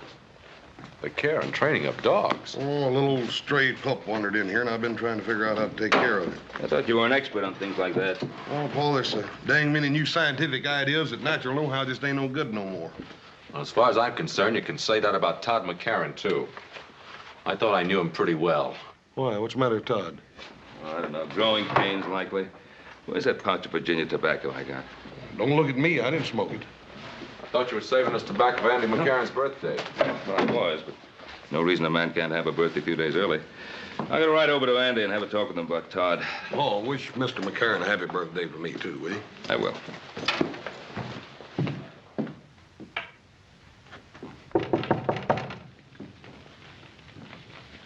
Who is it? It's Ben, Andy. Oh, come on in, Ben. The door's not locked. Doggone, it's good to see you. Well, doggone good to see you, too, Andy. Been a long time. It has that. How you feeling? Oh, I'm practically stuck to this chair, but what's the difference? Good to see you. Brought you some of that good southern tobacco. Take the bite out of your pipe. Thanks, Ben. Hey, smells good. This fire of yours feels good. Ran into Todd today. Yeah? I turned the running of things over to him. I had to face up to it. I'm just not up to handling things anymore. Todd was saying you're thinking some of selling out. You know how kids are. Always trying to get ahead fast, but I figure when it comes to selling, he'll want to stay on this land as much as I do. Well, I hope you're right, Andy. I guess I got a little upset when he told me he was thinking of selling out to Len Keith. Well, I'd be surprised if he mentioned any other name. He's so sweet on Len Keith's daughter that, well, he doesn't know his own name half the time. She's a fine girl. Todd seemed pretty determined to sell. That he is. Ben, you have boys your own. A man's got to let his son grow up, even if he doesn't always agree with him. Oh, you're right there.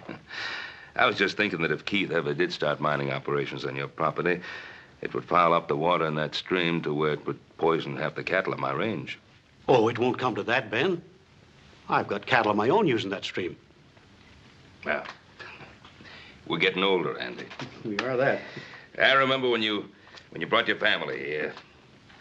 I figured that plan to share the water in that stream would outlast both our lifetimes. It's the truth, so did I.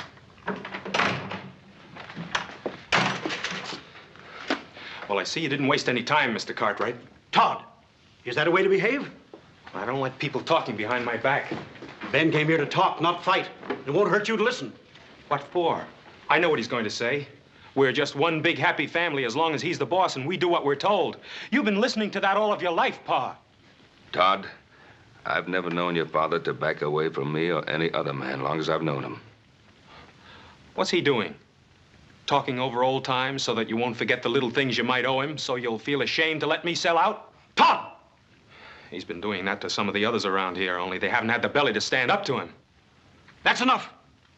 Ben Cartwright's the best friend we ever had, and you know it. He's no friend of ours. You apologize. Andy, never mind. No, Ben.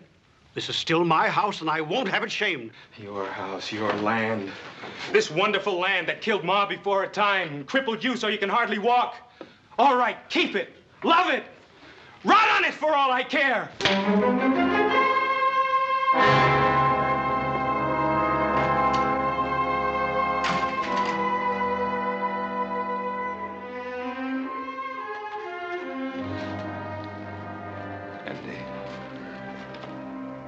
I'm afraid I'll have to apologize to you myself, Ben. I figured that if I come by, it might help.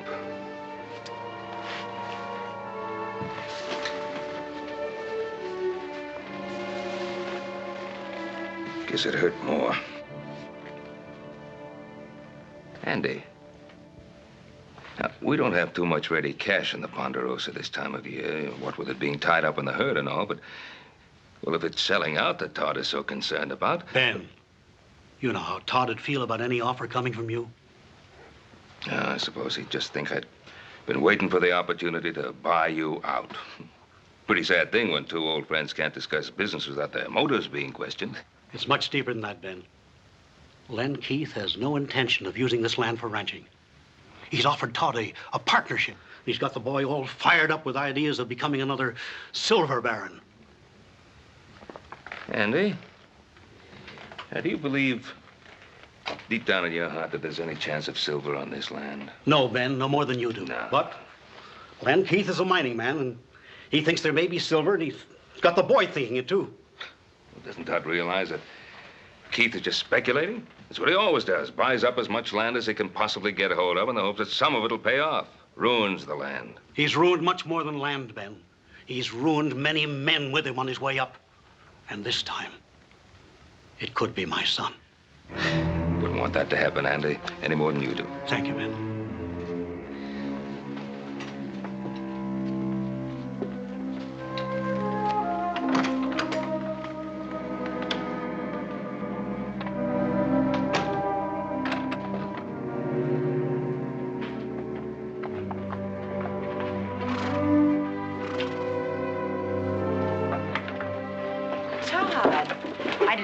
Till this evening.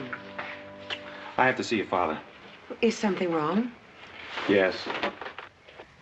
Hello, Todd. How's my future son-in-law? Disgusted if you want to know the truth. Oh, well, come on in and tell me about it. Maybe I can help you.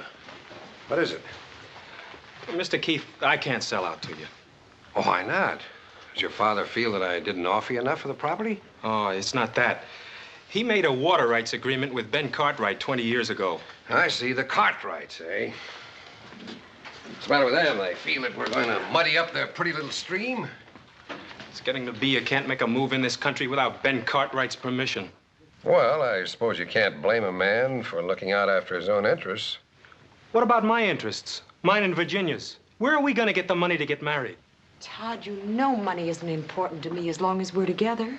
My mother felt that way. She died when she was 26 years old, helping my father try to make something of this land. Todd, I can always find a job for you in one of my mining companies. A man has to make it on his own, Mr. Keith. You ought to know that. It's what you did, isn't it? I certainly did. That's the way I like to hear you talk. Now, don't worry about it. I'm sure we can get your father to see it our way. Not if Ben Cartwright's doing his thinking for him, we won't. But the Cartwrights have always seemed like reasonable people to me. You just know them in a social way, Virginia. You've never dealt with them on a business level. Don't worry. I'm not going to let Ben Cartwright stand in the way of the happiness of my two children.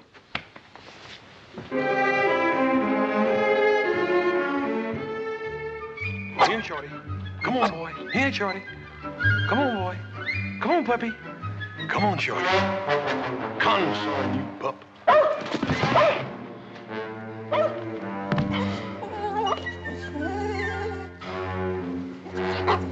Nice puppy. Come on, puppy. Come on. Come on here, Shorty. I'm gonna give you a bath. Get over there in that tub. Come here to me.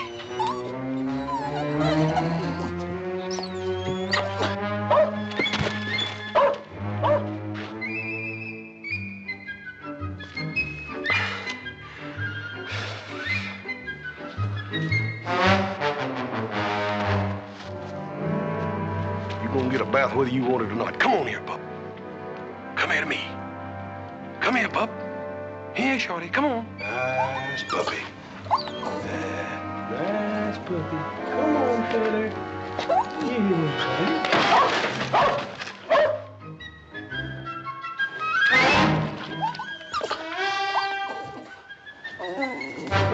If you ain't the beatin'est dang dog I ever seen all morning, I've been trying to catch you just to put you in that bucket. Poor little old outfit, don't you know this is for your own good? You load it down with them dang kicks, and I'm just trying to get them off of you, that's all.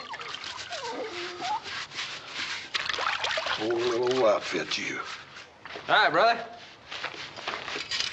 Are you still playing nursemaid to that little dog you found? Well, I can't hardly help it none, can I, if this poor little critter hangs around. You smell something? Oh, it's me. Yeah, I was setting some traps for the wolves that were bothering the cattle. Caught a skunk in one of them. You sure did. Look here, when I get through with old Shorty here, why don't you jump in? It's gonna take a lot more than soap and water to get me clean. Well, this here ain't ordinary soap. This here soap's got sulfur in it. I was over at Baker's Flat the other day talking to that storekeeper. telling him about old Shorty's wood ticks, and he told me that stuff would take anything off. Huh? Yeah. It'll probably take my skin off, too.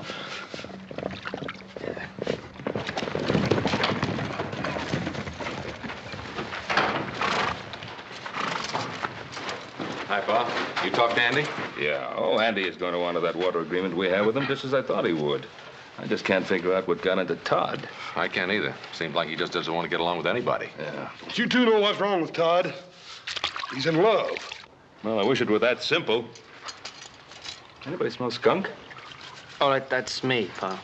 I caught a skunk in one of the wolf traps. Well, if you're going to go to that social with us tonight, I think you better start getting cleaned up now. Yeah. Oh, you think somebody will mind? Yeah. Listen, Adam, if Todd is at that social, and I think he will be, try to have a talk with him, you know, as a friend. Shorty, I know you ain't gonna never believe this, but this here's real good for you.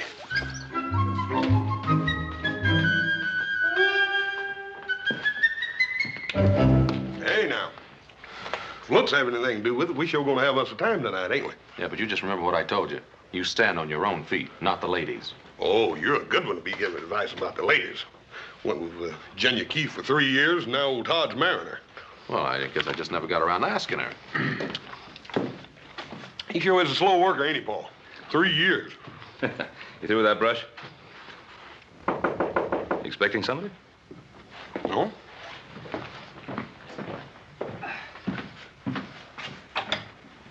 Oh, hi. Boss? Hello, Ben. Len? Not interrupting anything, am I? No, not at all. Just getting ready to go to the dance. Ah, I'm taking Virginia in later myself. Wonder if I could have a private little talk with you. Yeah, let's go get the horses ready. Well, sit down, Len. Thanks. Oh, what's on your mind?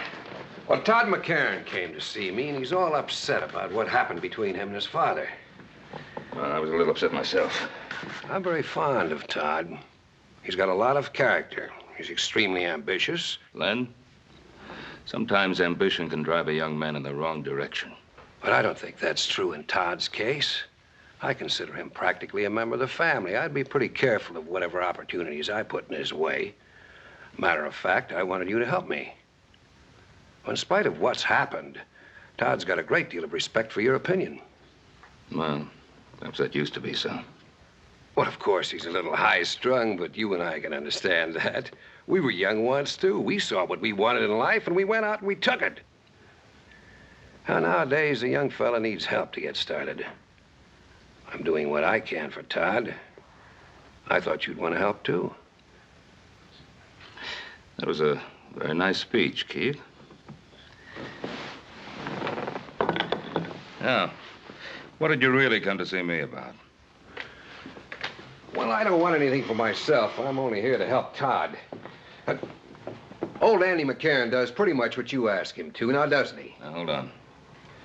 Andy McCarran has a mind of his own, and he's very capable of using it. Yes, but you've got to make him understand something. By holding on to that land, he's jeopardizing his son's future. Now, your interest and concern with Todd's future is most commendable. I've watched you over a period of years, Len. Making quite a lot of money and ruin quite a bit of land and quite a few people in the process. I'm not going to help you ruin Todd McCarran.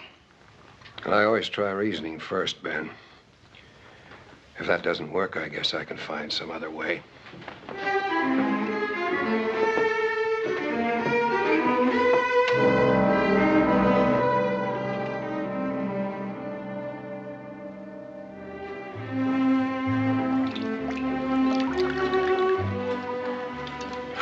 Boys?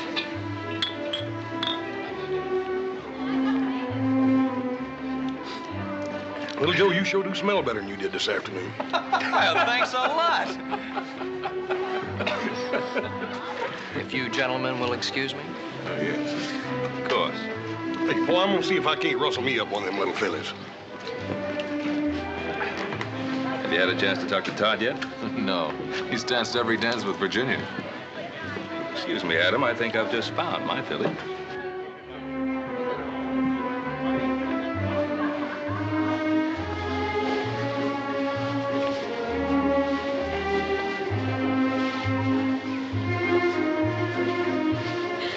Oh, Todd, you'd dance my feet off. Well, I wouldn't want to do that. I can't spare any of you. Oh.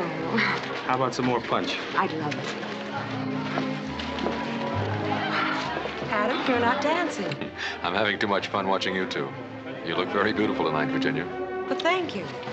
I'm glad you approve of my future wife. Ah, you're lucky you proposed to her when you did. When are you two getting married? When your father decides to let me run my own business. Todd, that was a rather unpleasant thing to say. Well, now, he didn't mean anything by it. Didn't I? Todd, let's dance. Yes, I think that's a good idea. Don't turn your back on me, Cartwright. Now, look, if you're set on starting a fight, this isn't the place for it. Oh, I think it is. Tom! Dad, Mr. Cartwright, stop! They're fighting!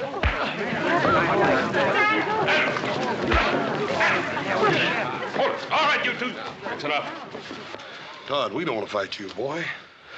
And stay away from me, all of you. Dad, take me home. All right, Virginia.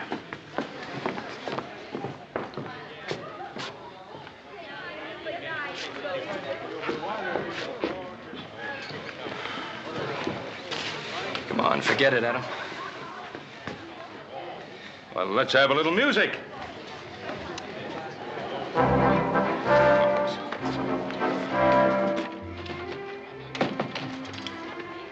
Dad, I shouldn't have walked out on Todd like that. I ought to go back. Well, this isn't the time, Virginia. My advice is to just let him calm down a little.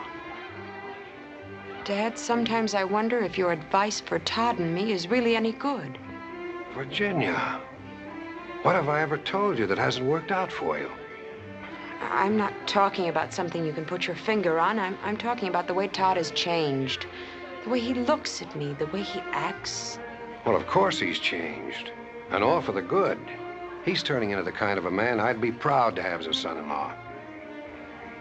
Would I be proud to have him for a husband? Virginia, if I've done anything at all to hurt you, believe...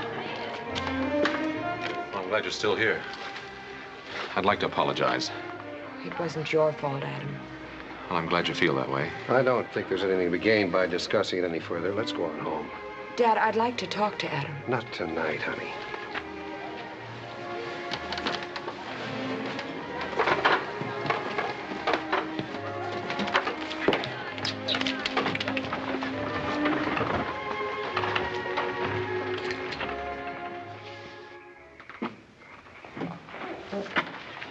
Excuse me, Mr. Keith. I got to talk to you.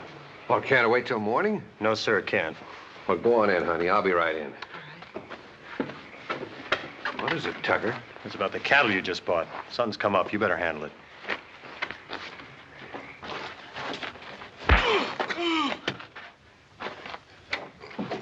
That's enough, Roy. After what he done, he could have poisoned half the men in your mine with them diseased cows. Where's the beef now? I put him up in the North Corral. I figure tomorrow I'll have him killed and buried. Tim along with him if I had my way. Take him outside, Roy. And Roy, not a word about this to anybody. I suppose he claimed he didn't know the cattle were sick. What do you think? He probably rustled them 20 head to begin with. All of them diseased, huh? Well, you can't have one cow with Texas fever without them all getting it. They're crawling with ticks. In other words, you put those sick cattle in with a healthy herd. It spreads like wildfire. I see.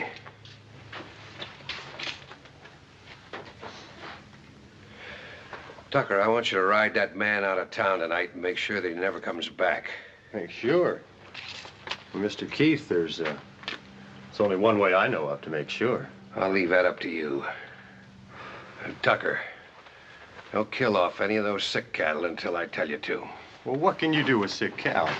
Well, I thought I might get big-hearted and make a present of a couple of them to Ben Cartwright. Well, you know what Cartwright would do if he ever caught us at it. Well, don't let him catch you. Them's big stakes, Mr. Keith. Yeah, the biggest. Cartwright's always had everything his way. Let's see how he acts when he finds cattle being added to his herd instead of rustled away, huh?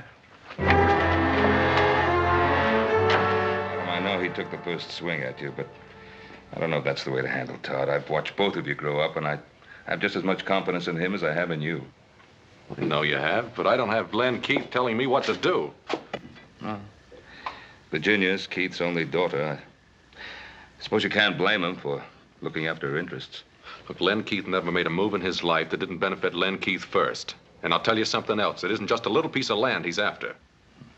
He's an ambitious man. There's no question about that. The way he's extending his mining interests, it looks as if he wants to take over the whole Carson Valley. Including the Ponderosa. Adam, you and I both know that the Ponderosa is one piece of land he'll never get.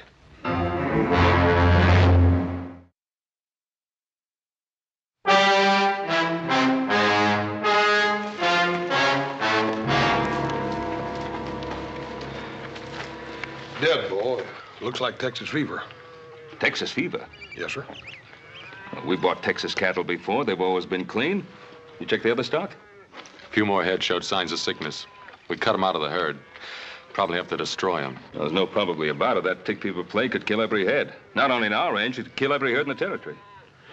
Poor critters, they don't even know what ails them. Get out of here.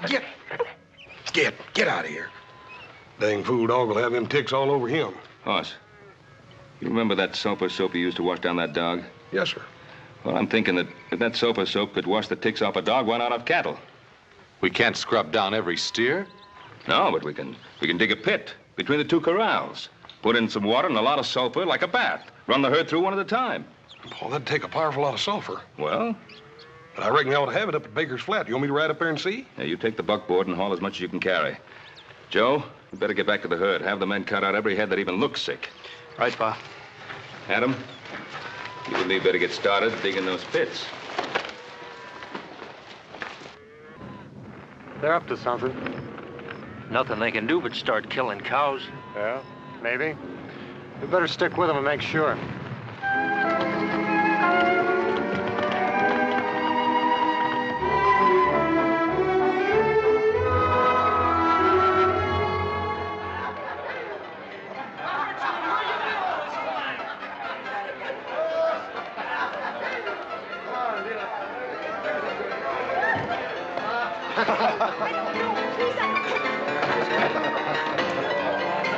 Virginia, you shouldn't be in here.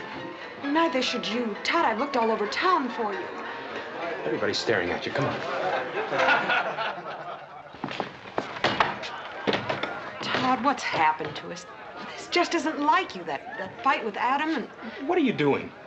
Taking sides with the Cartwrights like everybody else in this country? Sides? What sides, Todd? Don't you see what they're doing to us? Your father made me a good offer on that land. 3 times as much as it was worth. Well, if I knew it was going to mean this much trouble, I'm sorry he did. That's easy to say, but it's not so easy to live with. Virginia, I want to amount to something. I want you to be proud of me, the way you are of your father. Todd, I'm proud of the man I fell in love with. A ranching man trying to build something for the future, his and mine. Now, if he starts hitting people and getting drunk the first time things don't go his way, well, I'll still love him because I can't help myself. But I won't be proud of him for it. I've had enough speeches, Virginia. Please go on, honey. I'll see you after a while.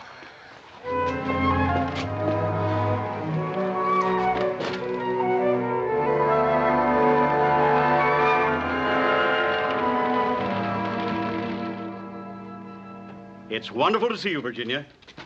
Now that you're practically a part of the family, I never get to see you anymore. Well, I've been meaning to get out to see you for a long time. Oh, I know how it is, planning the wedding and everything. You know, it means a lot to me, having you for a daughter. Virginia, you and Todd having trouble? Yes, we are, Mr. McCarran, and I just don't know how to handle it. Now you know that all lovers have their little quarrels. That's just the trouble. It isn't just a lover's quarrel. It's something that involves you and my father and a lot of things I just don't understand. Oh, so that's it. It's about Todd selling this place, isn't it?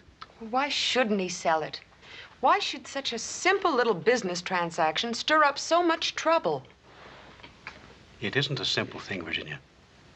It involves 2 different ways of looking at life. It involves the Cartwrights, too, doesn't it? Well, that's not the point I want to make. I'm talking about the land and a man's attitude towards it. Now, is this something to be torn up and cast aside? Or is it a place for the future? I mean a home for you and Todd and the children. I've told Todd that's all I wanted. I wish my father could see it the way you do, but he never will. It's Todd that we must both be concerned about. Now we must have faith in him and believe that he will do the right thing. You're right. And I do have faith in Todd.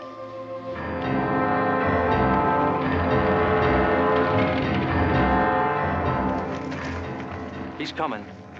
Did he see you? I circled around. He's got that buckboard loaded down with bags of sulfur powder. What for? Don't know. I asked the storekeeper at Baker Flat. He said that Cartwright fella talked about washing his cows down with sulfur water. Well, I don't know what good that'd do. But we better see to it that it don't happen anyway.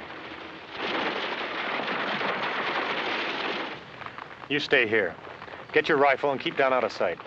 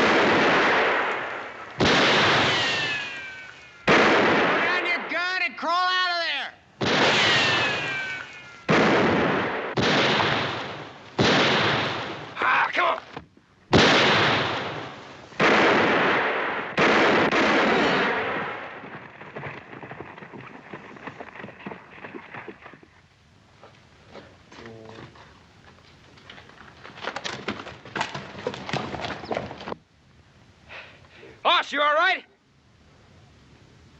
Yeah. I reckon I am now. Thanks to you coming along. Hey, come on up and give me a hand.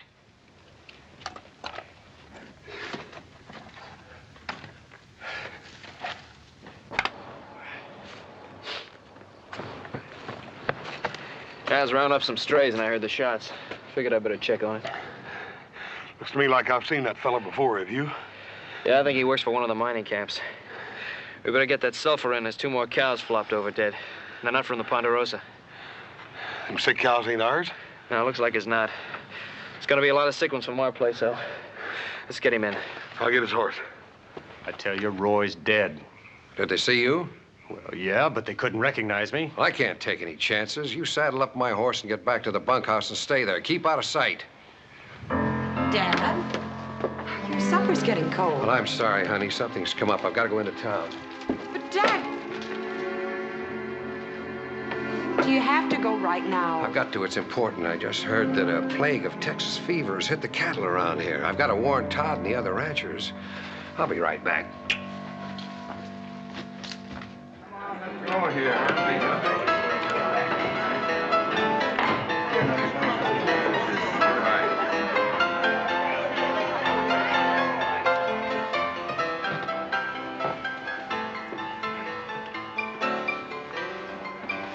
Are you drunk? Virginia sent you... No, she didn't, but something pretty important came up. I thought you ought to know about it. You want a drink? No, now listen to me, will you? I just heard that the plague's infected every head of beef on the Ponderosa. Plague? Texas fever. Cartwrights are working right now to try to save every head they can before anybody finds out about it. Texas fever? How did it get started? Well, who's the only outfit around here who trails in Texas cattle? The Cartwrights. That's just what I figured. A thing like this could be pretty dangerous, couldn't it? It could kill every head of cattle in Carson Valley. Is there any way of stopping it? One way. Kill the sick stock.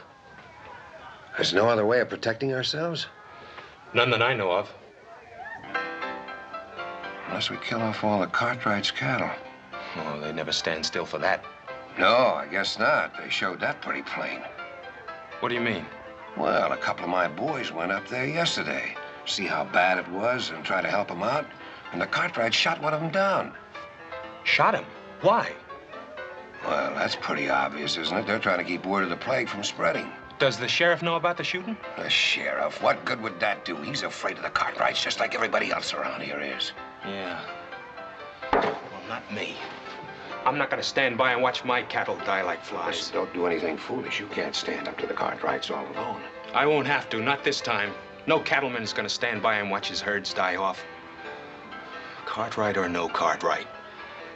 Well, if enough of the other ranchers went in with you to stand up against They'll go in. I'll see to that.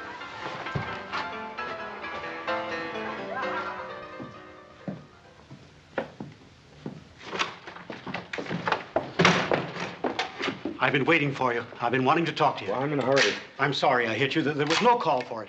It doesn't make any difference. But it does make a difference. I want to talk to you. Well, later.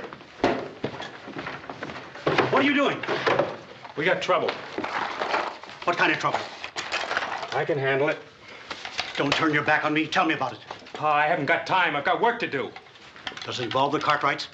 Doesn't everything in this country involve the Cartwrights one way or another? I have a right to know what it's all about. There's tick fever on the Ponderosa. I've got to get to the other ranches and warn them so we can stop it from spreading to our stock. Tick fever? How did it get started? It must have come in on one of the herds the Cartwrights brought up from Texas. Did you talk to Ben Cartwright? One of Len Keith's men tried to. They shot him down. I don't believe it. I didn't expect you to. Todd, you're declaring war. Ben Cartwright did that when he brought in that sick herd. I'm not going to let you do it. Pa, I've got to.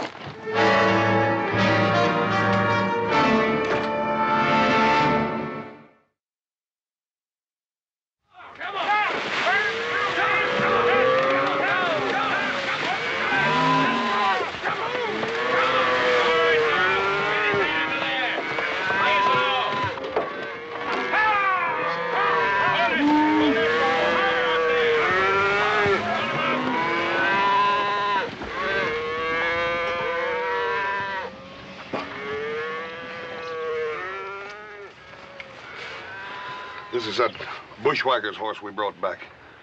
Take a close look at him.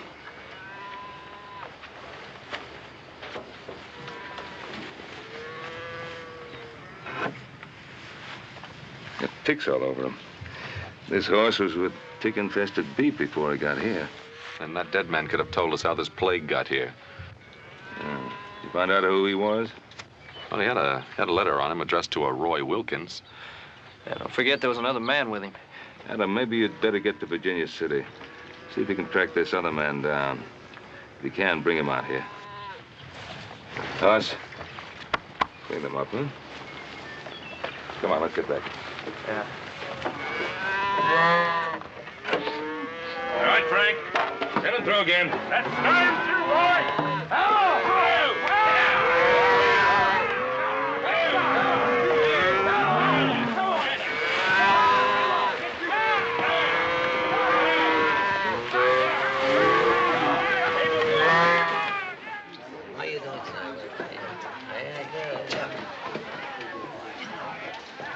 Hello, Adam. Give me whiskey, Cosmo. Yes.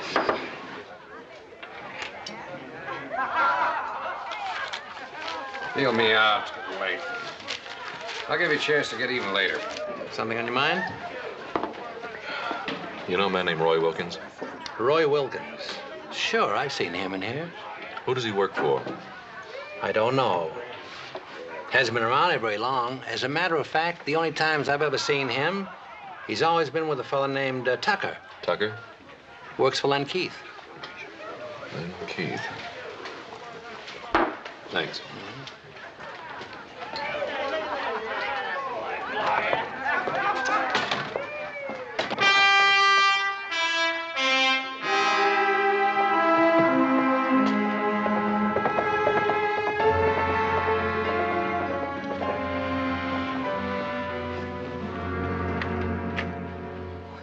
I thought it was my father. Evening, Jenny.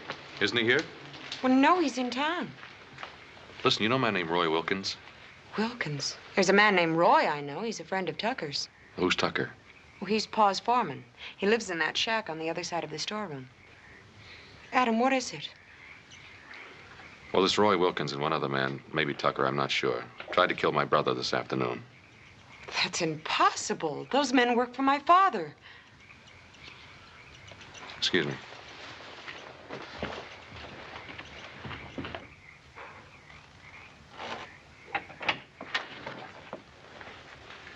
Hello, Tucker. You're one of them Cartwrights, ain't you? That's right. You know a man named Roy Wilkins? What do you want here, Cartwright? I want the man who was with Wilkins when they tried to ambush my brother. I don't know anything about it. Then you wouldn't mind coming back to town with me and telling that to the sheriff, huh? No. I wouldn't mind.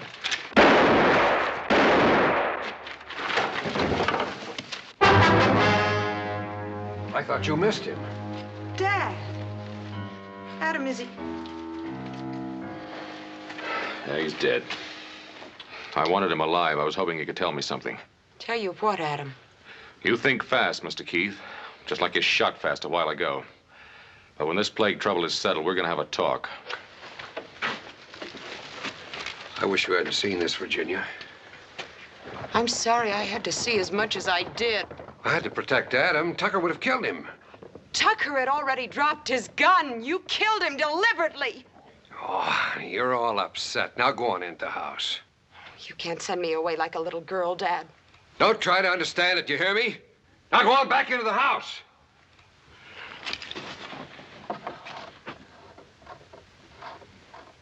Now, I'm right, and you all know it. If it was one of us had a sick herd on the range, the Cartwrights would be the first to yell, burn him out. That ain't so. Yes, it is. Cartwright should have killed off his whole herd without us having to meet and talk about doing it for him. You can't expect him to kill off healthy beef. Who's to say what's healthy and what's not? Now, the Ponderosa's rich. It's got timber and enough money to restock its range. Most of us live on the beef we raise each year. Now, if we lose our herds, where's the money coming from to pay off the bank loans, to feed our families, to even get started again? You really aim to ride against the Ponderosa? If I didn't fight for my land and what's on it, I wouldn't hold myself much of a man. Anyone else feels the same way is welcome to ride with me. We're with him, ain't we, men? Not me. All right. We'll meet at the north end of town, just after sunup. Every man bring a rifle and be ready to use it. That's it, then. Come on.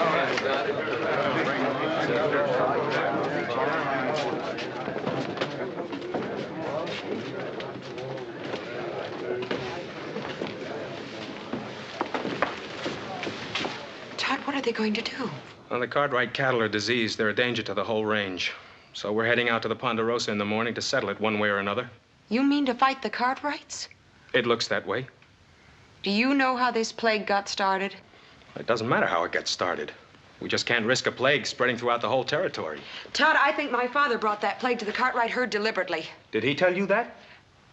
Adam thinks so, too, only he can't prove it. I already told you it doesn't matter who started the plague. Todd, it does matter. The Cartwrights aren't at fault. They've been your friends for years, and what they need now is help, not threats. Virginia, we have to look after our own interests. That's what my father tells me. For years, that's what he told me every time he was doing something he was ashamed of. You're beginning to sound just like him. I know what I have to do. Yes, you do. But don't pretend it's to help those poor ranchers. It's just a fast way to make Todd McCarran a big man. Virginia, I don't like what you're saying. Then stop this before it goes any further. It's too late now.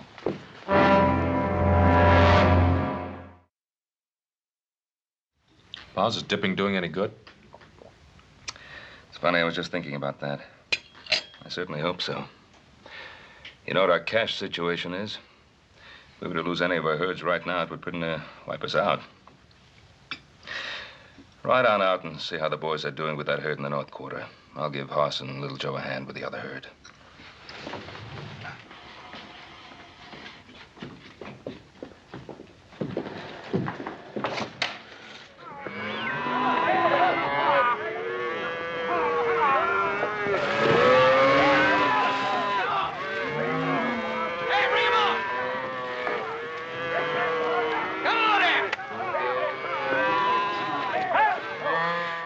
More trouble than plague, Pa.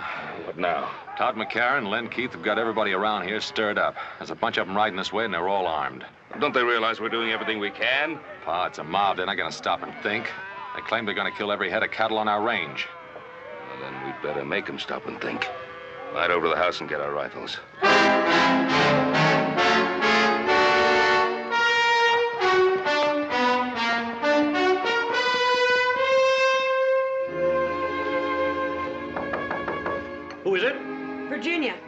Come in, Virginia.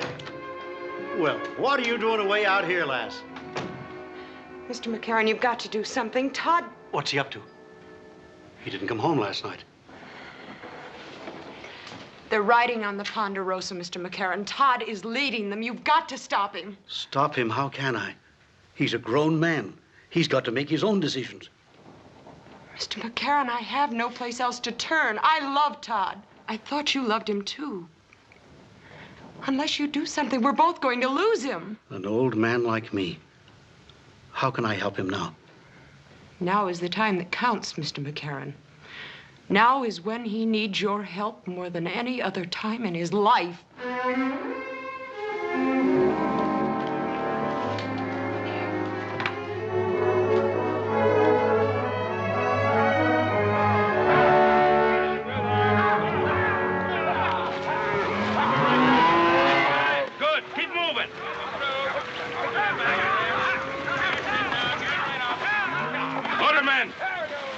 Get your guns! Remember, boys, no shooting unless I say so. How do we know they want to talk? We want to talk.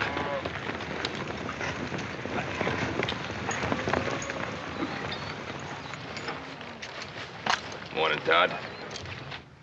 You suddenly become a rancher, Mr. Keith? I don't owe you any explanations, Cartwright. You're the one to do the explaining, Ben. You brought the Texas cattle in. There are no ticks on the ones we dipped. You want to ride in peaceful and see, you're welcome. Seeing a lot of wet cows don't mean they won't all fall over tomorrow. No, it doesn't. But if any of them come down with a fever, I'll kill every head that gets it. That may be too late, even if you do what you say. You doubting my Paul's word, mister? Easy, Hoss. You men try to take over my herd, you know there's going to be fighting. Men on both sides. Men we've known a long time. Could get hurt. Maybe even get killed. That'll be on your head, Cartwright. Now get out of the way. Todd, you know better than try to bluff me down. This is no bluff. Don't anybody else move.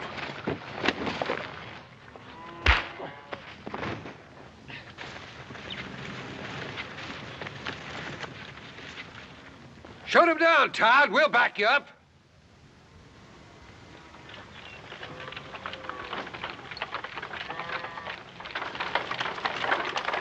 Todd, stop it! You stay out of this, McCarran. Keep away, Pa. This is between Adam and me. If you're going to make a killer of yourself, you better start with me. Your son picked his side, McCarran. Now, you've got no right to be here. Pa, don't you know everything we've got is at stake? I know that better than any other man here. Jameson, I passed by your spread coming here. Your stock's down with fever. Some of the others are also. Son, you better go home and take care of our herd. They're coming down with it fast. I told you what would happen. And you can blame the Cartwrights for it. Let's finish what we come here for. Yeah. Wait a minute. You can kill off every head on the Ponderosa, but what good will that do you? I tell you that sulfur dip's working. It's saving our beef. It can do the same for yours. It's the only chance any of you have. You better take it. You still handing out orders, Cartwright? Don't back down from them. Make up your mind, Todd. Whose side are you on, ours or the Cartwrights? You don't have a side, Dad, except your own. He doesn't care about your cattle. He's only trying to destroy you so he can take your land. We're not talking about land. We're talking about plague. So am I, Todd. My father started it. Virginia, you don't know what you're talking about. She knows what she's talking about, all right. Her father killed Jim Tucker just to keep him quiet. Adam!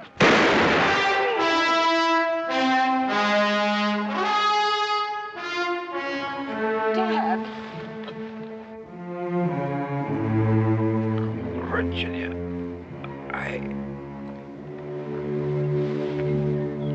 Dad?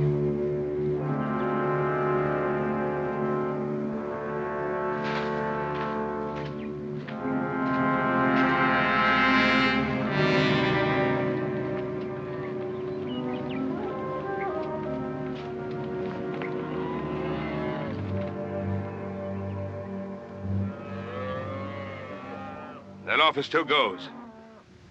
Bring your healthy cattle over here and we'll run them through that sulfur dip. Does that go for the McCarran family too, Ben? Of course it does. If it's all right with you, Todd.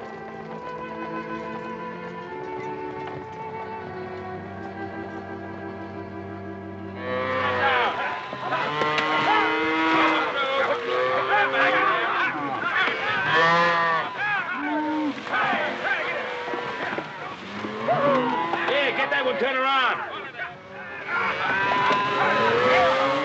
Yeah, that's it. Well, that's the last of the McCarran steers, Todd. Well, I'd kind of like to stay and help with the rest. Hey, what do you say we take a break for some coffee? Good idea. Hey, Hoss, come on, coffee. Well, you two are going to make mighty fine neighbors. Thanks, Ben.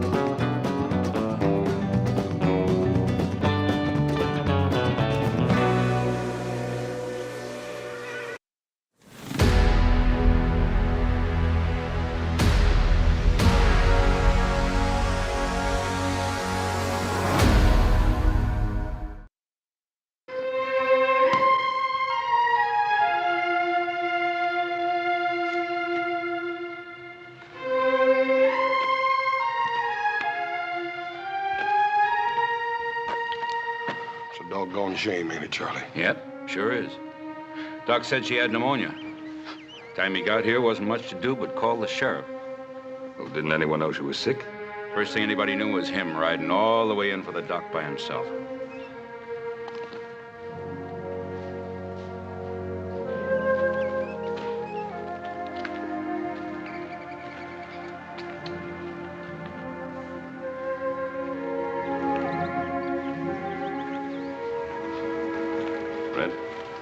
Boy have any relatives? Not a soul, Ben, except an uncle back east, and the boy's father, of course. Well, where's the little fella gonna stay?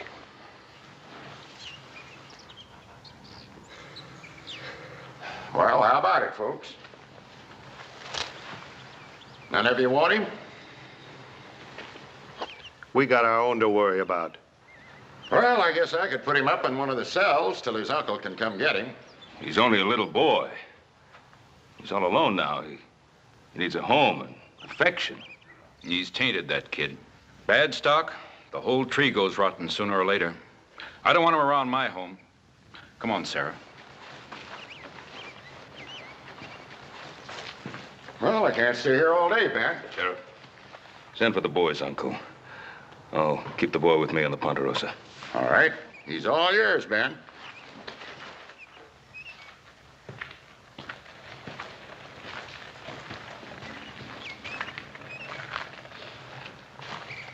It's a pretty flower.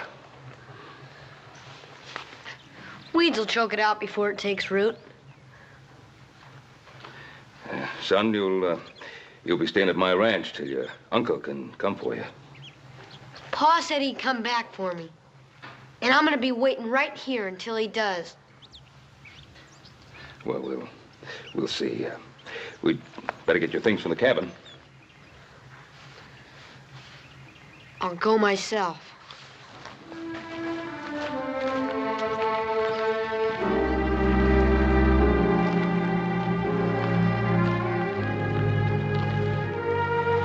Us.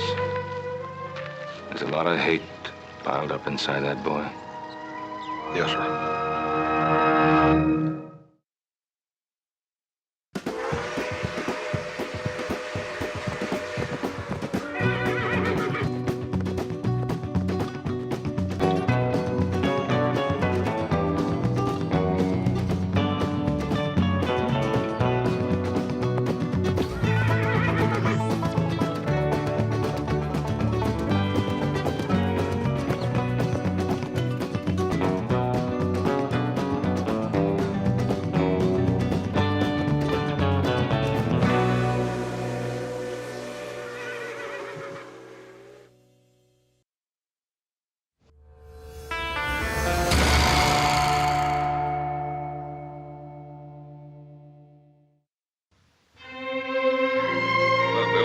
got there?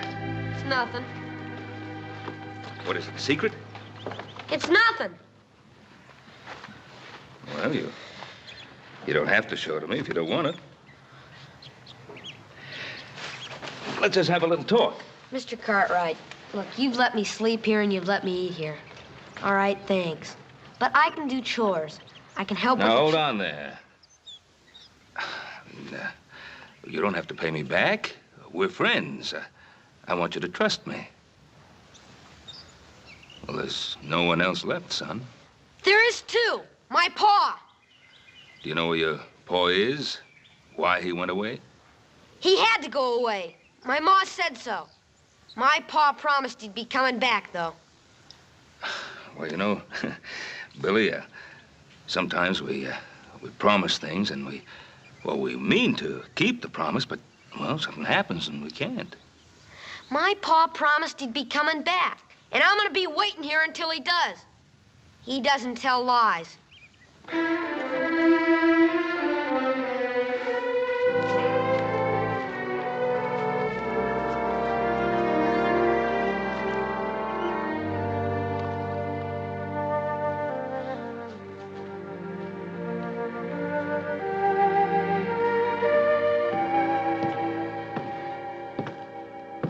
Why is he so touchy, Pa? Hmm? Why don't you get close enough to reach him with a 10-foot pole? Well, how should I know why he's so touchy?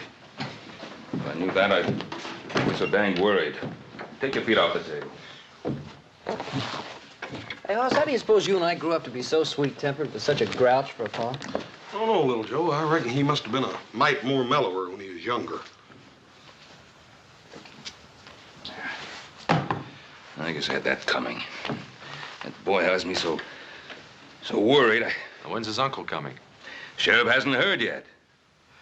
Well, look, he's got to know about his father sooner or later. Maybe you should just tell him. Mr. Cartwright! Mr. Cartwright, come quick! Hopsing's having trouble again. Mr. Cartwright! What is it? What's wrong? Him bad. Him very bad boy. Oh, what did he do? He take Hopsing knife, the big knife. What, the butcher knife? I see him. I say, you give back. He say no. Very sharp. You better get back quick. All right, Hopsing, all right. Well, I've just got to discipline that boy somehow. Wait a minute, Paul. Let me talk to him. Well, don't you think I'm capable of talking to him? Well, yes, sir, you are, but maybe you've been talking to us roughnecks so long you done forgot how to talk to a little feller. No. Maybe you're right.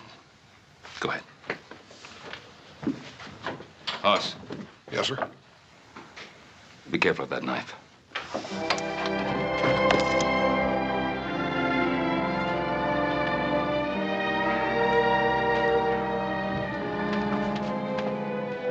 Billy, did you find one of Hopsing's knives out here? I didn't find it. I took it. Oh. Go ahead, let me see you chunk it. Go on.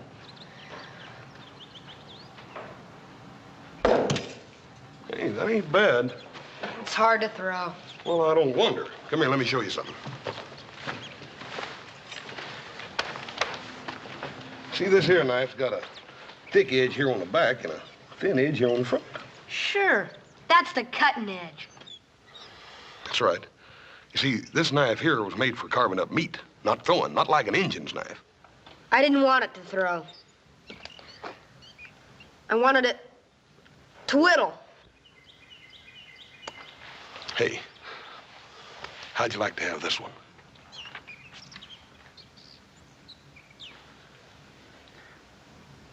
No, thanks. Well, Billy, I wasn't going to give it to you. You got to earn it. How? Well, by doing some chores for me tomorrow. Well, all right. Here, go ahead and take it. You just hold on to it sort of as a loan till you can do them chores for me. Thanks, Mr. Cartwright. There's just one other thing. Son, it ain't right to take something that don't belong to you. Let me take that knife back. Let me take it in to him. Old Hopsing's pretty riled up right now. Won't you let me take it in to him, then you can go by and tell him you're sorry later. All right, if you want it that way.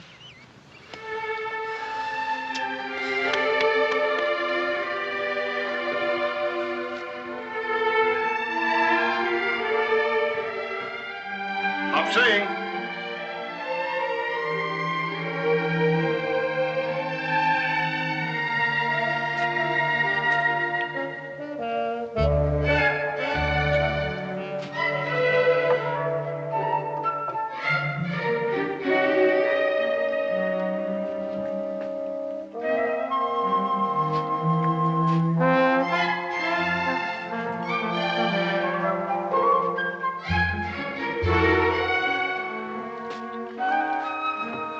Mr. Hoss, what happened to little boy? What you doing in Hop Sing kitchen? I just brung your knife back, Hop Sing. That's so? The little boy take knife. The big boy take a donut. Bad boy. Very bad boy. I got some real important things to be doing, Hop Sing. I'll see you.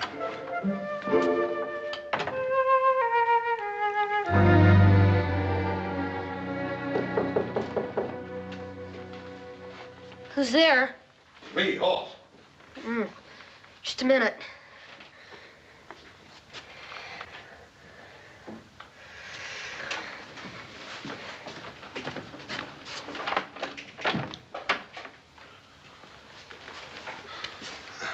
I sort of thought I'd come up and show you some real fancy whittling.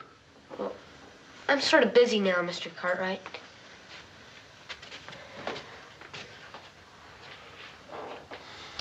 Billy.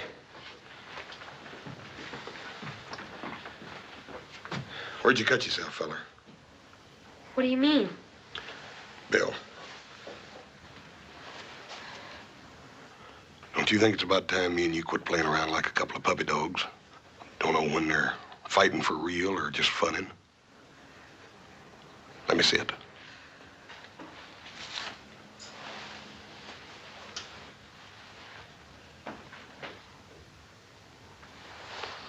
I knew you'd cut yourself when I first come up here. I should have come right on out and said it in the first place. It hurt? Nah. Yeah, I got some medicine here for it. Will it sting? It's not a bad cut. They always seem like they bleed a little bit more when they're on the thumb, though.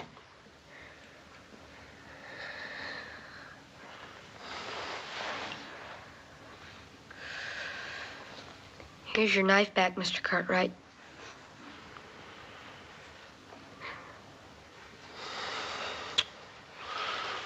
Billy, that wasn't your fault. It was all mine. Any fool ought to know better than to give a man something that he don't know how to use right. I shouldn't have told you I knew how to use it. Everybody makes mistakes, Billy. But it takes a real man to admit it. You go ahead and use that knife till I learn you how to use it. Gee, thanks, Mr. Cartwright. Hoss. If that thumb don't get to feeling better, you let me hear, you know? Billy. Are you hungry?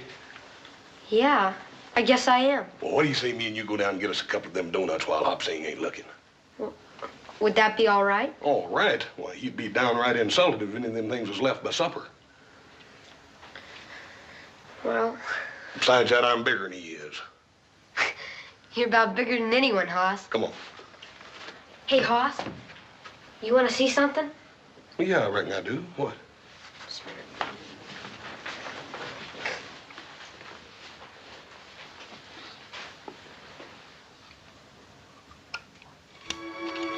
It's a picture of my ma and pa.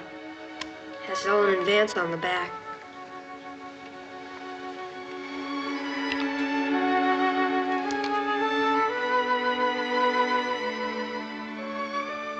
Your ma was a real pretty woman, Billy. That's the only thing that's really mine. Except for this knife now. You know something? It sure is gonna be fun when my pa gets back. Ain't it? Yeah, Billy. It's liable to be a while, though. I can wait. Come on.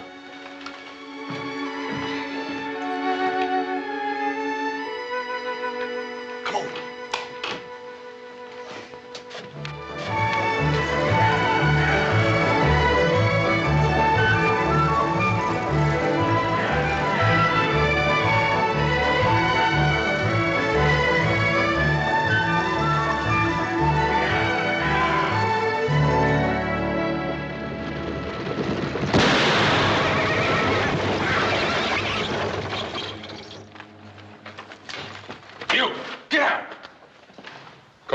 Vance. It's safe now. I said get out! See if he's got something I can use on this iron. I can barely walk. You old fool. You've come too far to play games.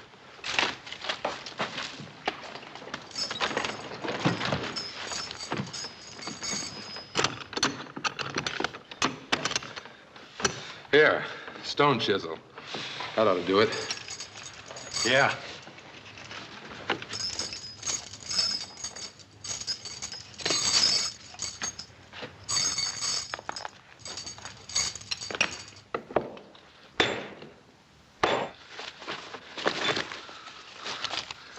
Look at this. Plenty of paper money. That's luck. We can get straight to Sacramento now. No, Pike. We agreed. I go for the boy first. I ain't getting killed for no kid. We need him, Pike. He can get food for us. It's a long way through those mountains.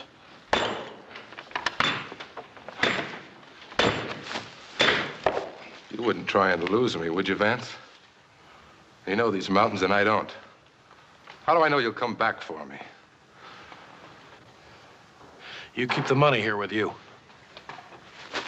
All right. I'll give you 48 hours. If you're not back, I go on without you. No money goes with me. I'll be back. Sure you will. Now, you better get that thing off your leg while I get us a change of clothes. Then you and me will find me a place to wait for 48 hours.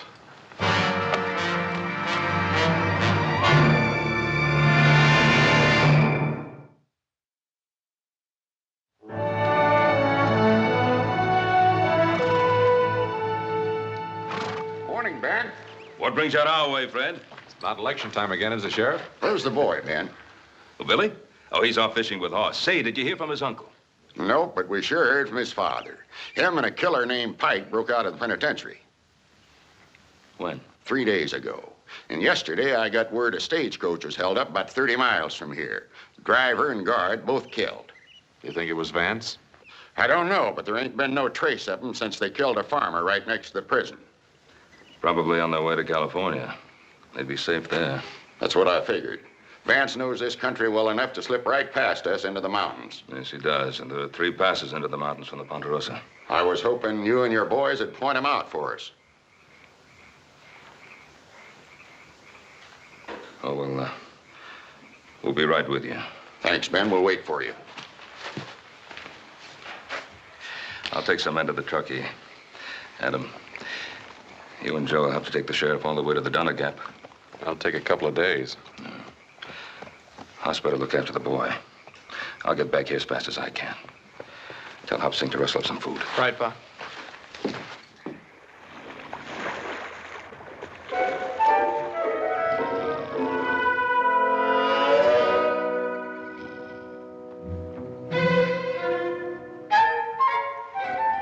Hey, Hoss! Hoss! Got me another one, Hoss! Look.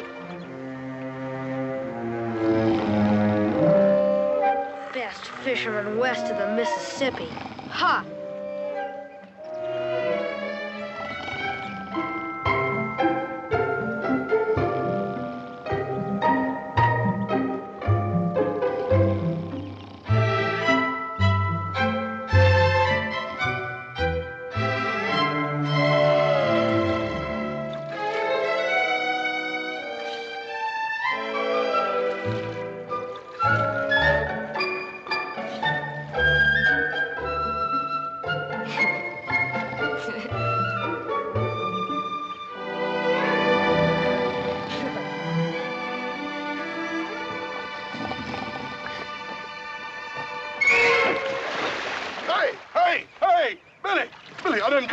Dang fish in the world. Hey, what are you laughing about?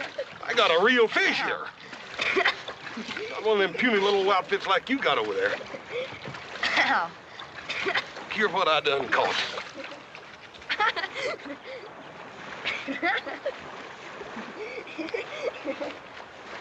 Well, I ain't never seen no fish like that before. You're not sore, are you, Hoss?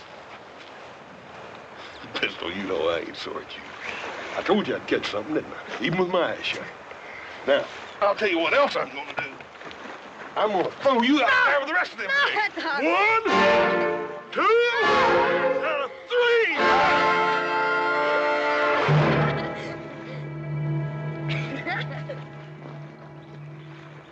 If I ever hear anything about this from Little Joe or Adam, well, I know a little boy that's gonna have a mighty sore bottom. Oh, I wouldn't tell on you. Well, I wouldn't spank you either, Billy. I was just teasing. Hoss, I wish I were this happy all the time. I do too, Billy.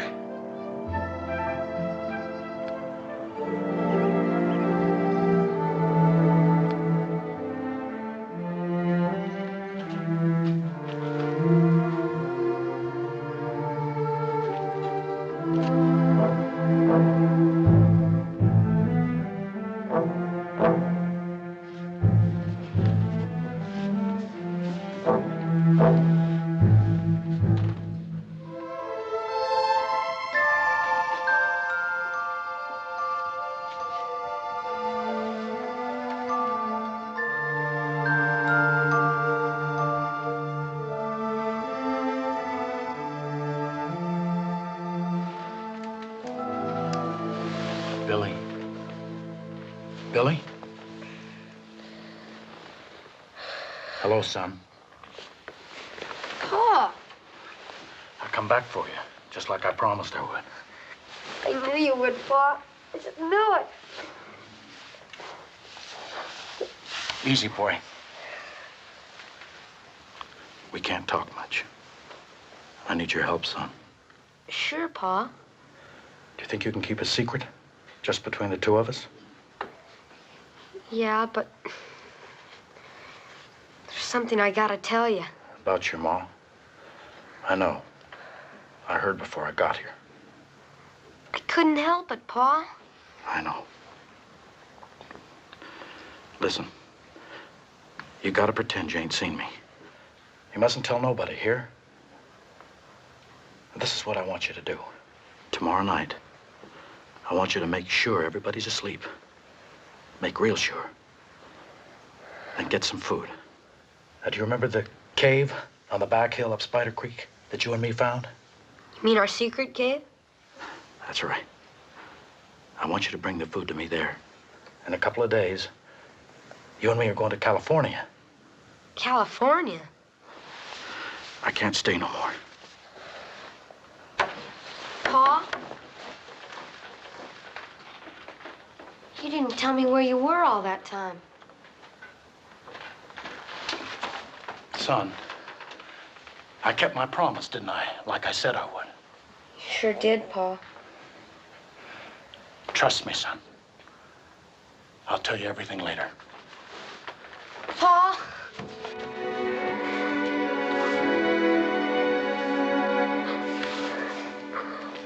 I'll be waiting. And remember, son, this is our secret.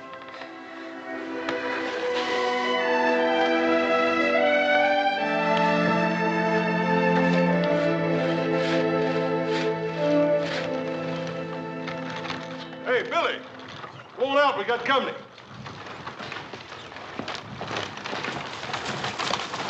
Hello, Hoss. Howdy, Mr. Sherman. How are you, sir? Fine. Orville? Hello, Hoss. Paul's got the contracts ready for you, Mr. Sherman. Come on in. Good. Well, how's the lumber business? Well, I don't reckon it can be any better, Mr. Sherman. These dang trees keep growing as fast as we can cut them. That's good. Keep building in the city, and I'll make you Cartwrights the richest men in Nevada. Orville, wait outside here. Daddy won't be long. Oh, boy. I'm Orville Sherman. Who are you?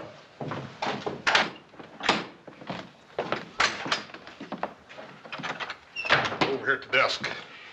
Sheriff must have sworn in a dozen extra deputies just to help find that boy's father. Yeah, I reckon folks will be blaming them two convicts with everything that happens within a 100-mile radius of here. Probably so. How's the boy taking it? Well, sir, he just lost his ma. Don't seem hardly fair to me to have to tell the boy about his paw right after that. I suppose not. My father told me he broke out of jail. You're a liar. Your pa's nothing but a dirty old convict. He is not. He is not. Murder. You liar. You liar. Say it. Say he's a murderer or eat dirt. No. Say it. Say he's a murderer or eat dirt. No. Say it. I'll break your arm. Say it. Say he's a murderer.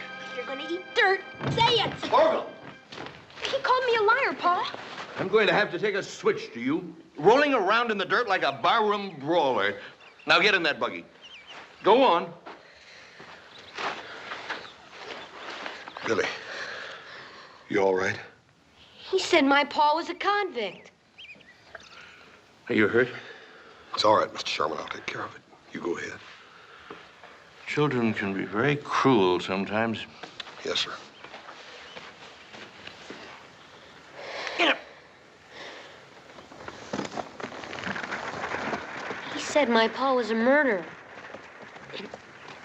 And that he'd escaped from prison. Billy, it's true. I should have told you a long time ago. They think he might be coming this way.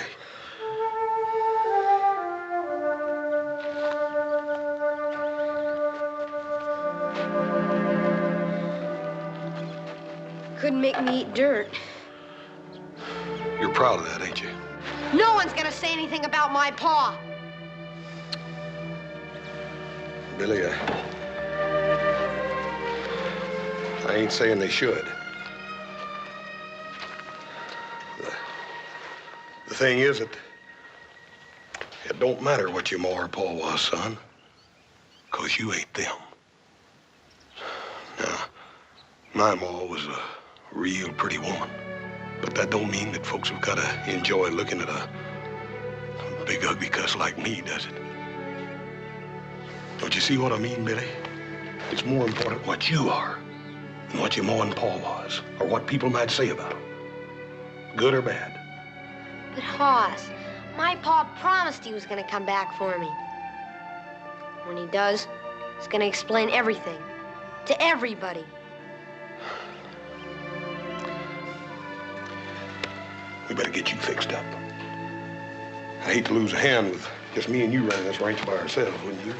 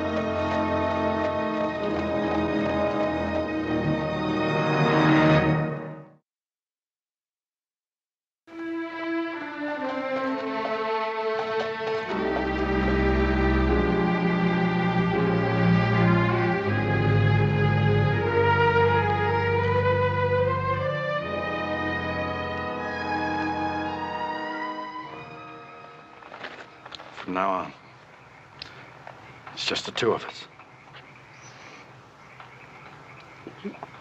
We haven't got any friends? Folks ain't interested in you and me, son. They never was, and they ain't never gonna be. Nobody? Nobody. Pa? Would it be all right if I said I love you?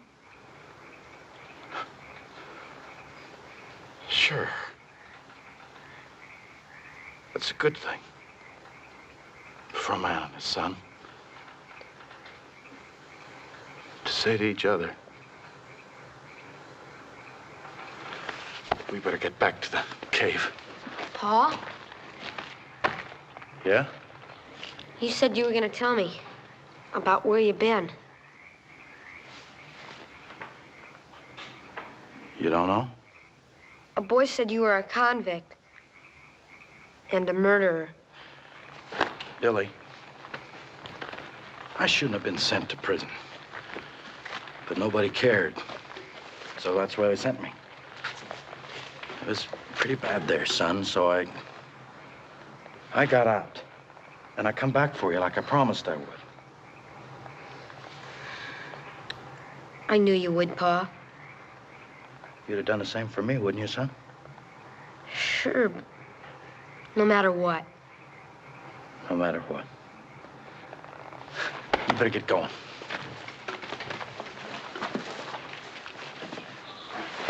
Pa, do you have to go back to that cave? Yeah, but maybe by tomorrow night, we'll have enough food so we can go to California. Now, you hurry. I don't want no one to find you gone. Be back tomorrow, Pa.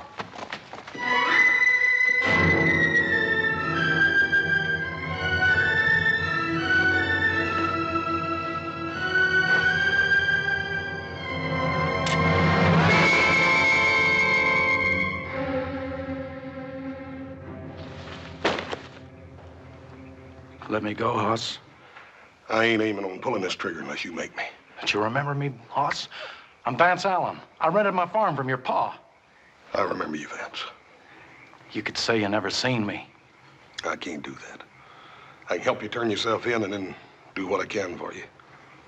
I got a bad deal once, Hoss. Vance, you got a fair trial. A jury found you guilty. Now, busting out of prison ain't gonna help you none. I'll go to California. Nobody knows me there. I'll go through the mountains. Nobody's got to know. What about the little boy? I won't wait for him. I'll go now. I'll send for him later. He brought you that food, didn't he? Yeah, he's a good boy. You could tell him, Hoss. He'd understand. Vance, it just ain't no good. Come on, let's go. Can't you understand? They kept me in a cage like an animal. I had to get up when they say, eat when they say, sleep when they say, work when they say. I can't go back! Vance.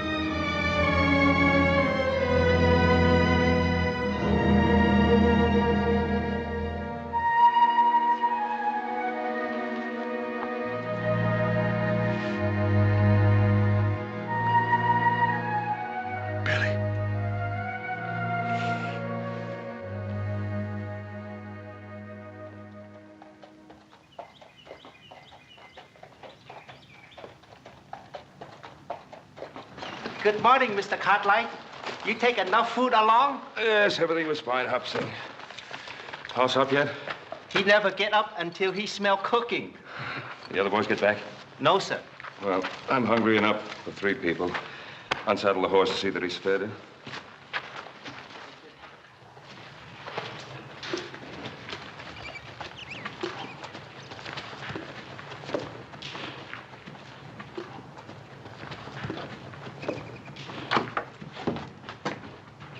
I thought you were upstairs asleep. What are you doing up?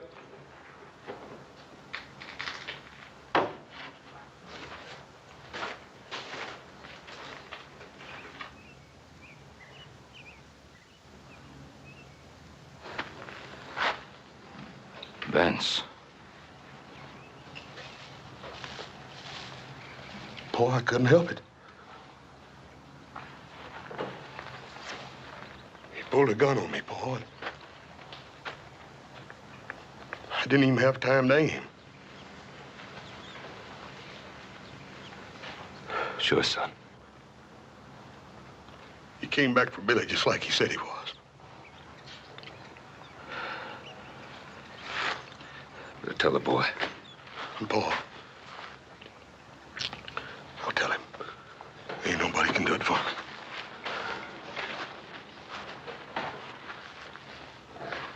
Billy?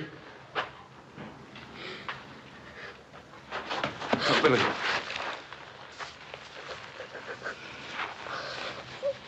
dead, son.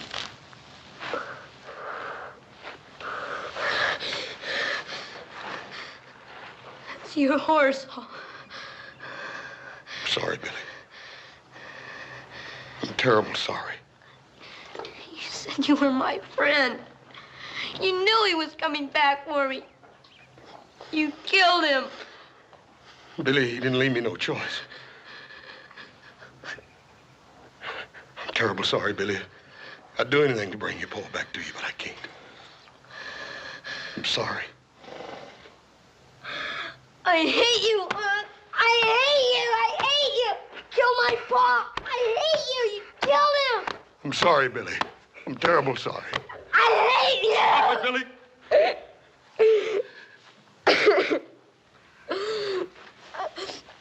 I wish I were big enough. I wish I were big enough to kill you, Aunt.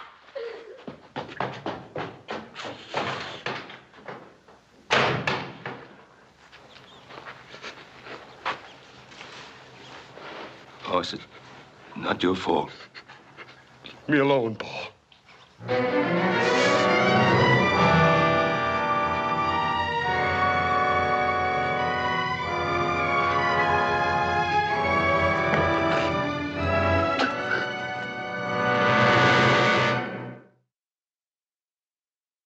Hoss, that boy was not responsible for what he said. You did what you had to do. Paul, I ain't never had to do anything like that. I hope I never have to do it again.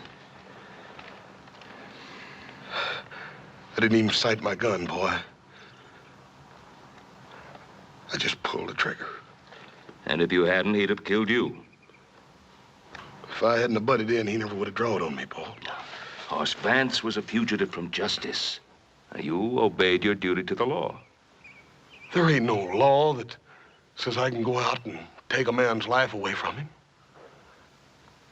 I ain't got no tin badge that says it's all right for me to kill a little boy's paw.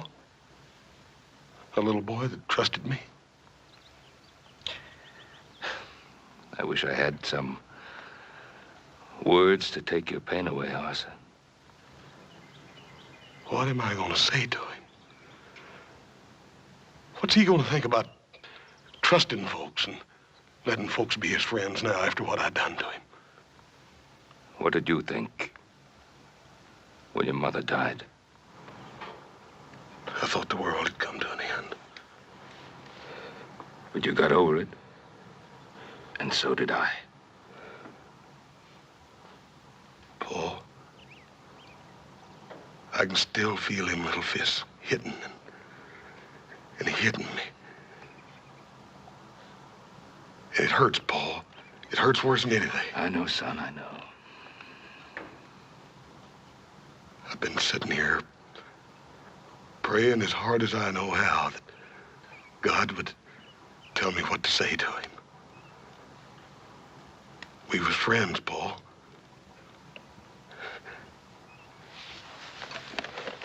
I killed his papa with that.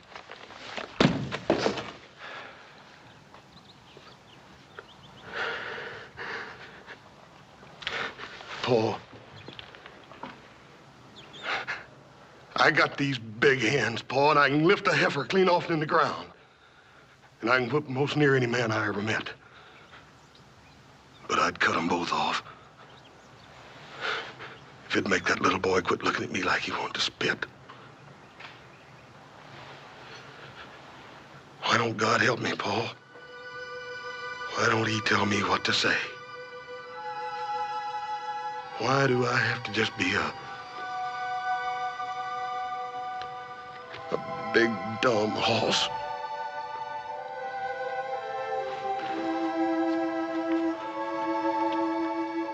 There's nothing you can say. He'll have to understand by himself.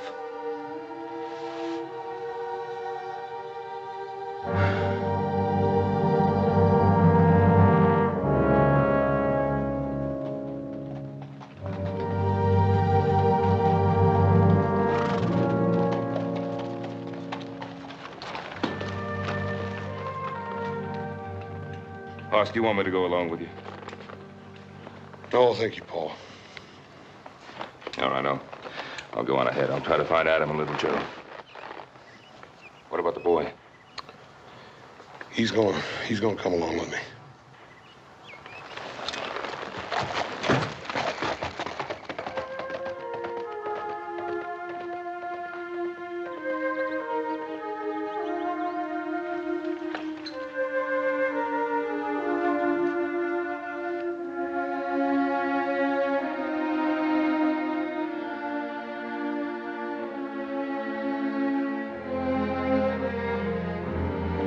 Billy, we better get going.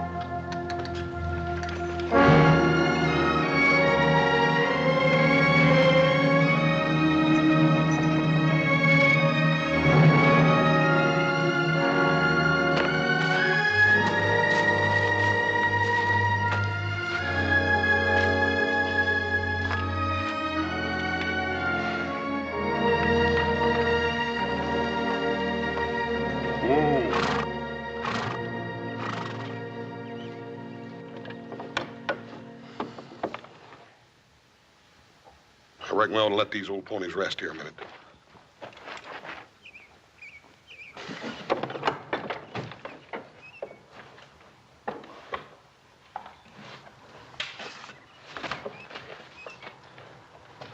Still cool. Howdy.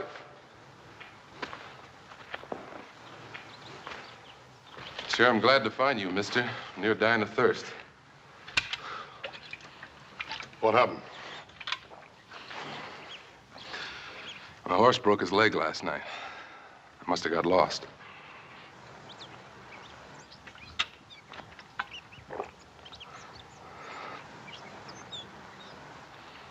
Who you got under there? It's Vance Allen. He's one of the two escaped convicts the sheriff's looking for.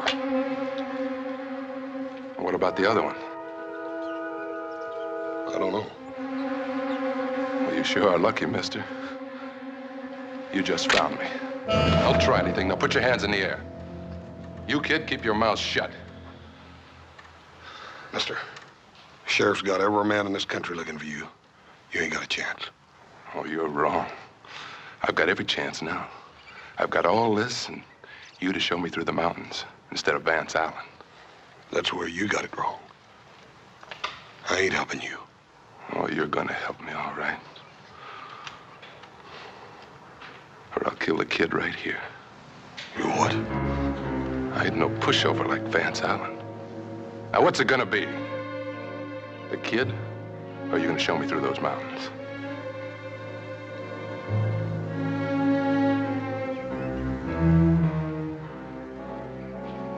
Run, Billy!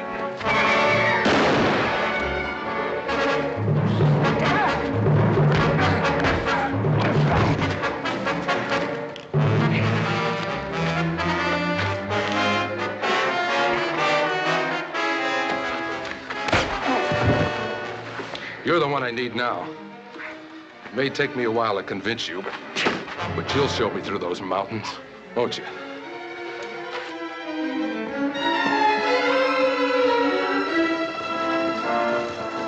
It's Billy.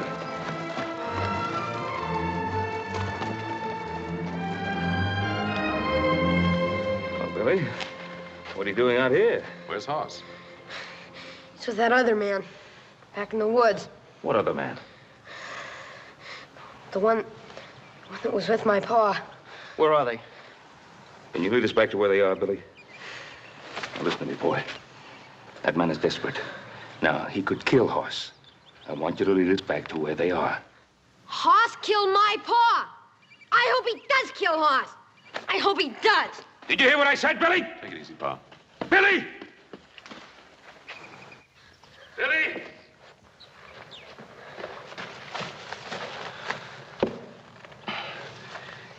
Billy Huss is my son. And to you, he's big and tough. But he's my boy. Now, I know how you felt about your father. You loved him, no matter what he did. And he loved you. And that's a good thing between a father and a son. Now, Billy, that's the way it is between me and my boy. No matter what you think of him, I love Hoss, Billy. He's my son. Now, you understand how I feel?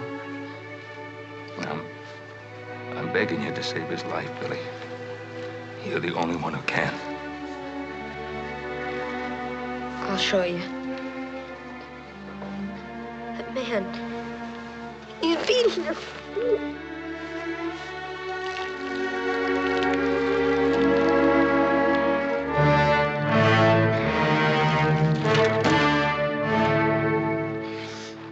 Well, big boy, did you have enough?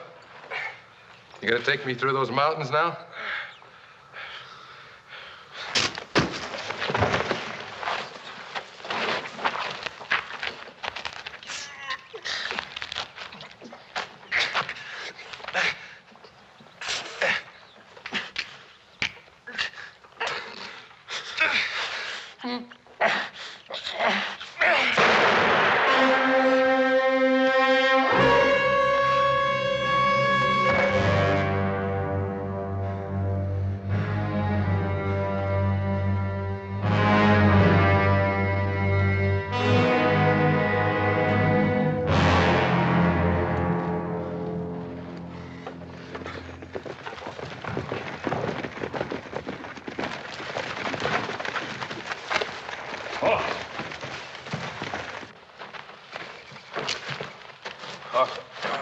Hoss.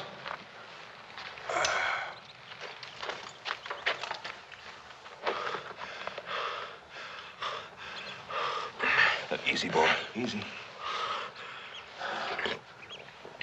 took quite a beating. I reckon I'm lucky. My old head's as hard as it is, Paul. We'd have never found you if it hadn't been for Billy. He's a good boy. He's gone. We better go after him.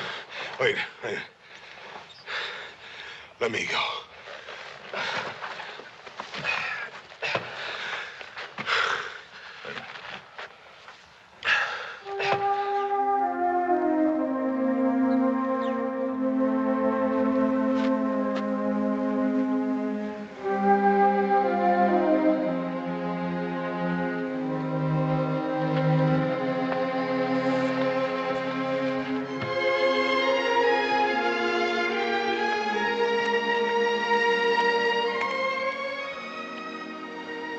Billy, you can't catch many fish without a pole, can you? You're alive. Yep, I'm alive, Bill. My father. He was like that man, wasn't he? Boy, I reckon he had a little mean streak in him, Billy, but lots of folks do. Billy, your papa loved you, son. But he did come back for me, didn't he? You bet he did. Can I go back to the ranch? Until my uncle comes? Come on.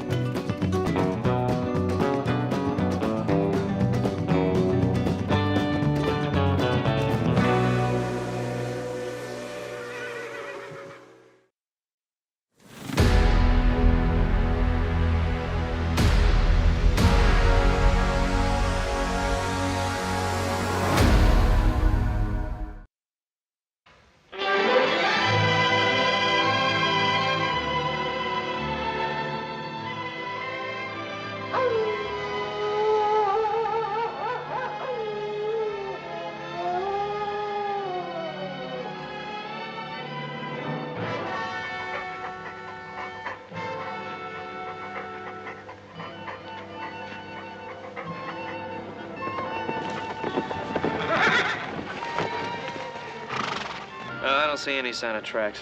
Not a sign. Look, why don't we split up, meet up by that rim rock? All right. Be mighty careful, little Joe. If we get that old timber wolf all boxed in, he ain't gonna be at all sociable. Right.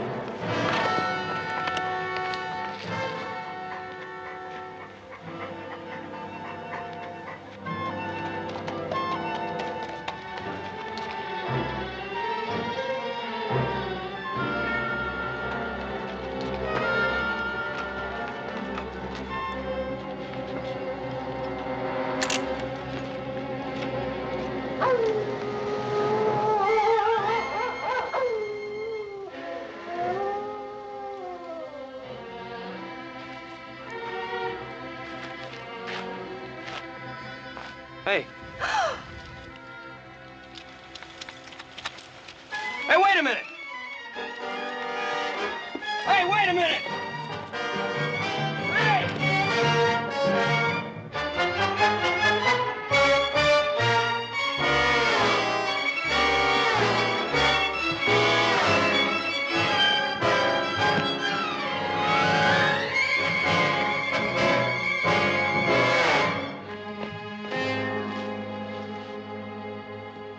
Joe, where are you? Down here, horse.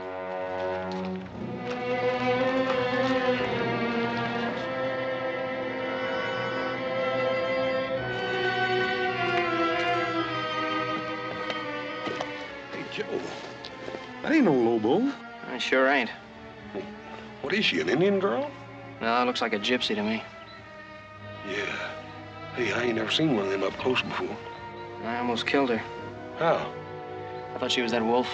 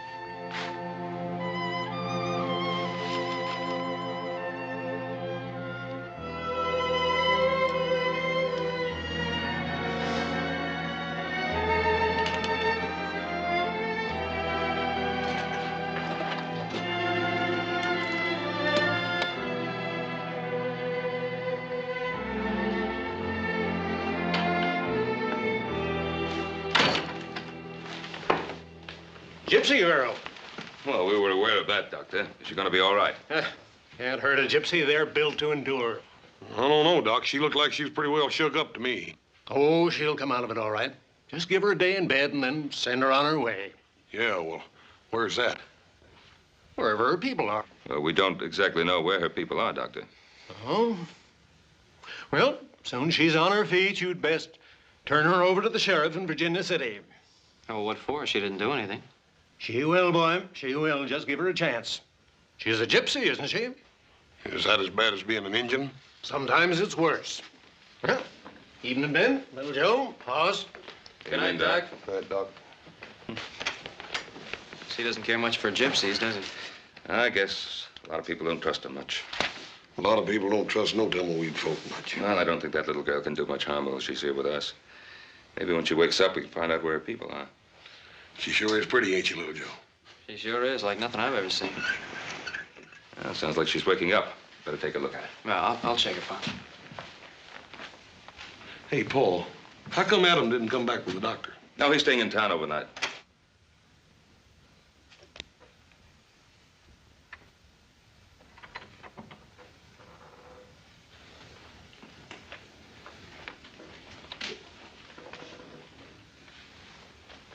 Go away. I won't hurt you. Where is this place? It's the Ponderosa, Nevada. How's your head? Go away.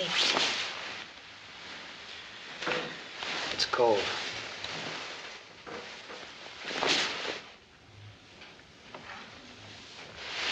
It's cold, and I think that you want to keep the cover over you. Hey! Hey, what'd you do that for?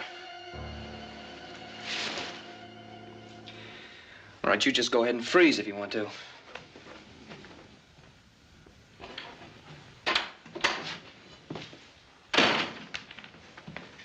Well? How is she? Well, gypsies are supposed to be mean. She's doing fine. What'd you do to your hand? She bit me. She bit you? Uh-huh. Well, listen, little Joe. If a gypsy bites anything like a polecat, you're in trouble. If you start foaming at the mouth... Yeah, I know. Drink plenty of Jamaica ginger. Why did she bite you? I don't know. Say anything about her folks? Or what happened to her? No, nothing. I'll talk to the girl in the morning. I wouldn't get too close to her.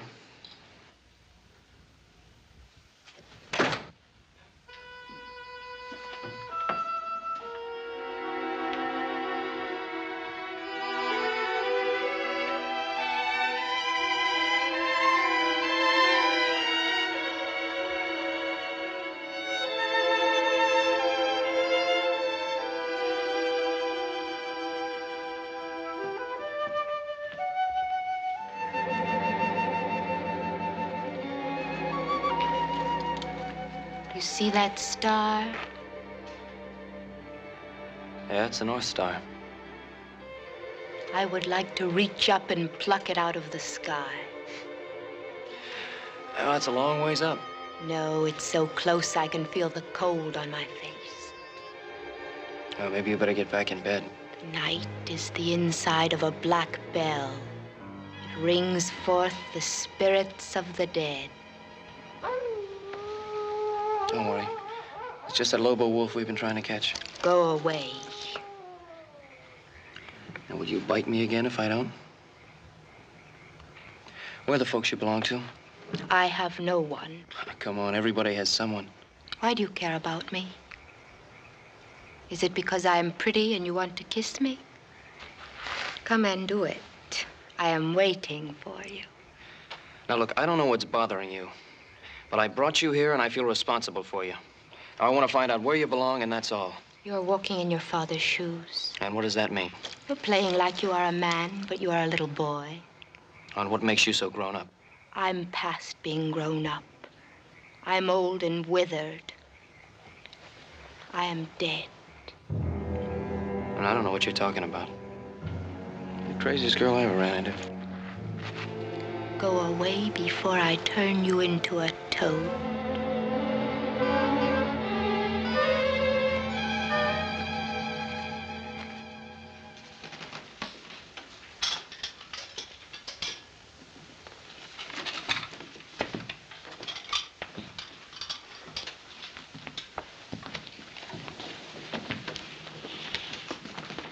You don't have to eat crumbs, young lady. Have a decent breakfast if you want it. I don't need your food. Well, you are welcome to it if you should need it. My name is Ben Cartwright. You are a rich man, Ben Cartwright. Well, I do have much to be grateful for. I would have to steal to have so much. Well, there are other ways. Tell me, what were you doing out there all alone? Howling at the moon. Well, I suppose that is respectable for young wolves, but not for young ladies. Where are your people? Why do you want to know? Would you invite them to eat with you? Well, I want to know so that I can return a young girl to them. I think they've lost one. They did not lose me. I am not like them. I'm different. Well, how? What makes you different? There is no one in front of me and no one in back. I may go anywhere I want to go and be whatever I wish to be. What is it that you wish to be? I wish to be free.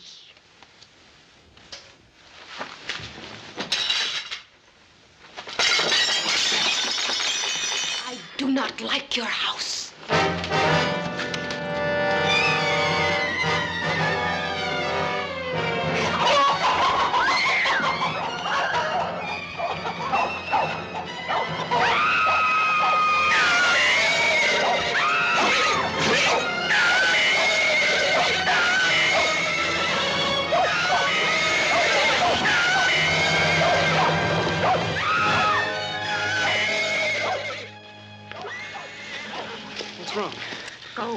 What's the matter? Hey, give me that. Let me go. Not till I find out what's going through that crazy head of yours. Why do you try to kill yourself? I'm Gafe. I am a witch. The animals, they know it. If you mean those horses, it was your dress that spooked them. They're not used to bright colors, nothing else. No, it is the dark star. It is the dark star.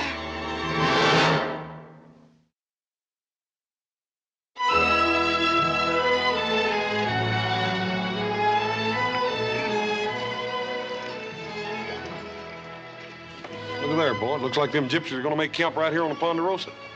Now, they probably come to pick up a young friend. How'd they know she was here? Well, doctor. Imagine it's all over Virginia City by now. They did not come for me. Now, look, young lady, I don't know what problems you may have had with your people before, but don't you think it's time to straighten them out now? You do not understand. No. I guess you're right, I don't. I have 3 sons and no daughters. I always found women a mite harder to understand than men. They're more sensitive. And... Now, look, I'll forget about those dishes if you'll come along now and give things another try. No. Well, those are your people. You belong with them. No. All right. If Muhammad won't go to the mountain.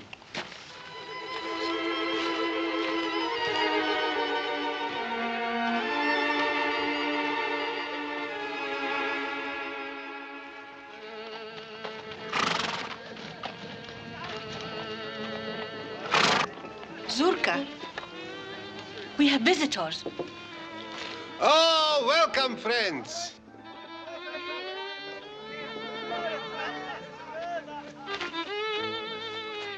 I, Zurka, welcome you. I should be welcoming you. My name is Ben Cartwright. My son, Hoss. This is the Ponderosa, Cartwright land.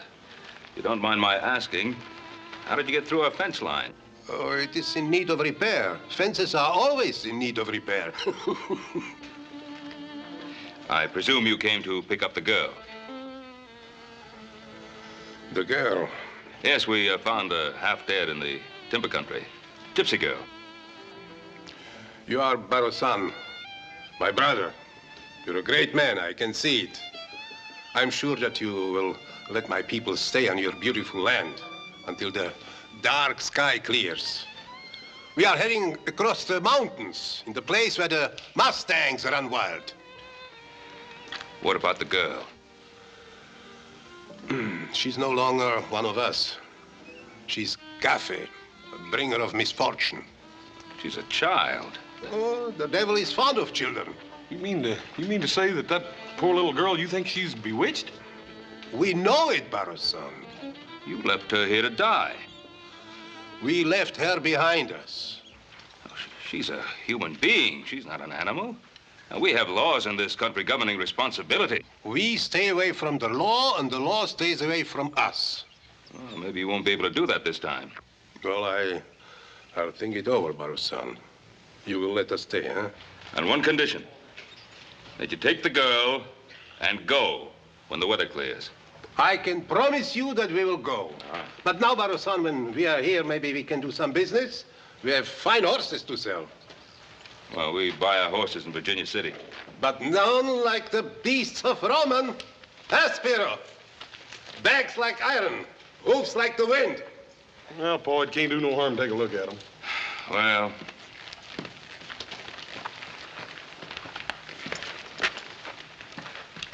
What do you want for the stallions? 150 apiece. How much? For both. All 3?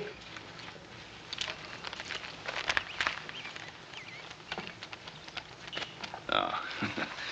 They aren't worth half that. Oh, you're a hard man to deal with, Barosan. No, not usually. These horses have been fixed. Oh, the Indians have been known to use similar methods. The teeth have been bored and filled with birchwood to hide their age. This one's leg's been blistered on this side to balance up with that lame one on the other one, too, Paul. Touch of arsenic in their feed? You insult us. I was right. You're a great man, Barosan, with an eye of a gypsy. I like you. My wife will tell you a fortune for nothing.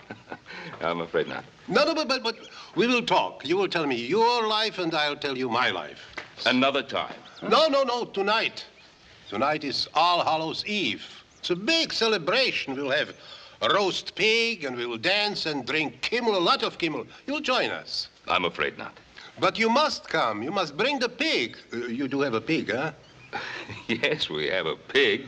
So bring the pig, and you are welcome. But I'm afraid we're saving our pig for a little celebration of our own. Ah, so don't bring the pig, and you are welcome too. Thanks anyway. Enjoy yourself. And remember what I said about the girl. I expect you to come for her. And stay in good health, Barrison.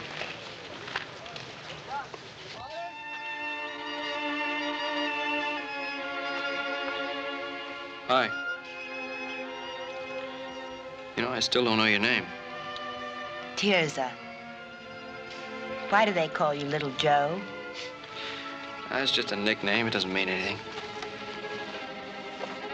Venom of spiders protects us from wild animals and savage dogs. Colt 45 will do the same thing. It will not rain tonight. Tirza, what did you mean about the Dark Star? Being a witch? When I was a little girl, I sat by a stream like this. I watched the fish and dreamed that I was one of them, slipping through the warm silence, my silver scales reflecting sunlight. Yeah, when I was a kid, I used to want to be a grizzly. I can be a fish if I want. What are you doing? Digging for wild artichokes. The gophers store them, and I am hungry. You're sure a funny girl.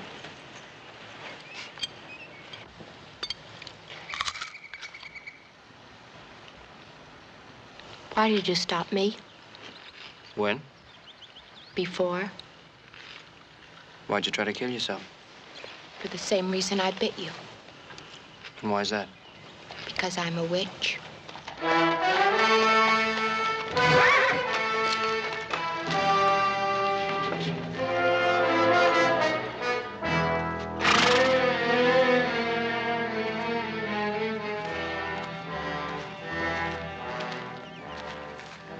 Are you strong, Tirza? Yes, strong and well.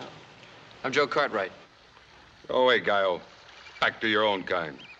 Go watch over your kingdom. Leave us alone. Tirza wants me to leave, then I will. What do you want, Spiro? To see that you are happy. I did not know they left you behind until it was too late. It was the old woman's work. And if you had known, what then? I might have changed her mind. The Bruja is my grandmother. I can influence her. A glass of metaxa. A laugh or two. She would listen to me. And all you would want for that service is to hold me in your arms for all the nights that are to come. Maybe not all. I would rather lie in the arms of a snake.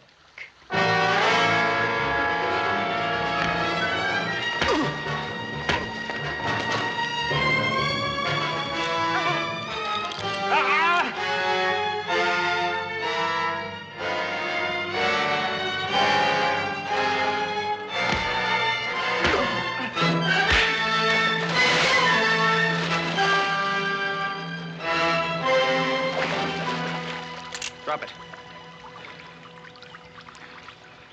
I said drop it.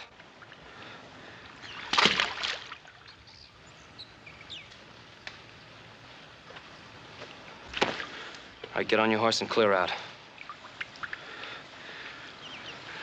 Remember my face, Gallo.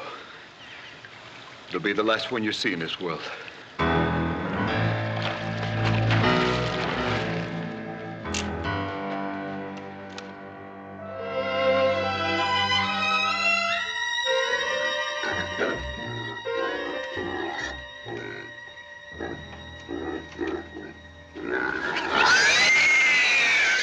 Not only do they think she's bewitched, she thinks so, too.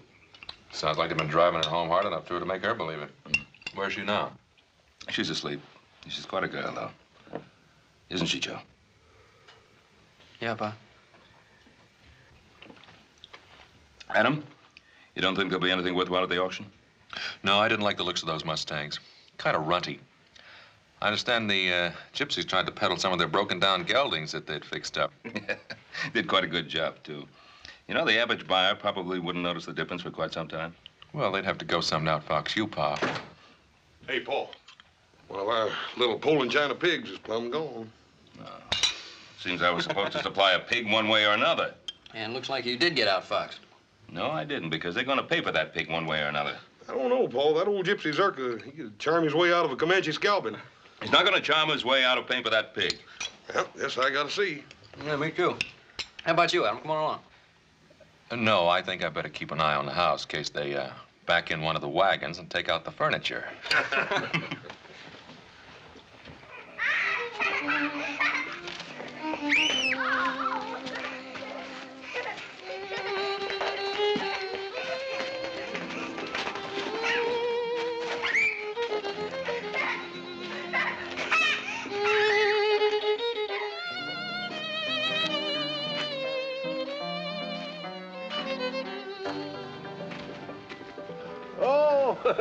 It's a pleasure to have you here, Baro-san. I'm sorry to barge in like this, but I have the strange feeling that that pig belongs to me. Does it? I don't know. I really don't know, Baro-san. It wandered here into the camp, poor lost soul. Do you think it is yours? Now, Zurka, you know it is. That's a very expensive animal. Oh, I'm very sorry, Baro-san. I don't know how to repay you. I have only a few dollars. But maybe you would consider a barter. Wait. Baro-san, it is not much, but it is pure silver and carved with a loving heart. This is worth much more than that pig. No, I couldn't possibly take it. But look, I took your pig too. It will ease my conscience. Please take it. Let's not talk about it, and we'll have a drink. I don't know. No, but you must taste some of your pig.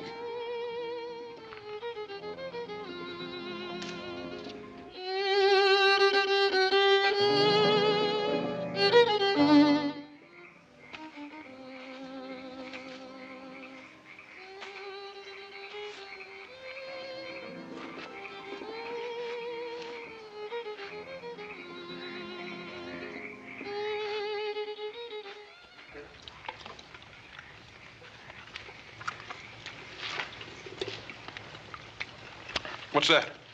This is milk, mixed with the blood of an unborn calf. It's a delicacy, horse. It'll give you strength. Yes, sir. Zurka, tell me, why do you think the girl is bewitched? Oh, she was born on a dark star. Her mother died in her efforts. It's very bad. Well, does a mother's death make a child evil? Sometimes. You know, our beliefs are old and strong, and we must live as they tell us. Well, is there nothing in your beliefs about mercy, compassion? Yes, but is it possible to have mercy and compassion for a girl who can turn herself into a wolf?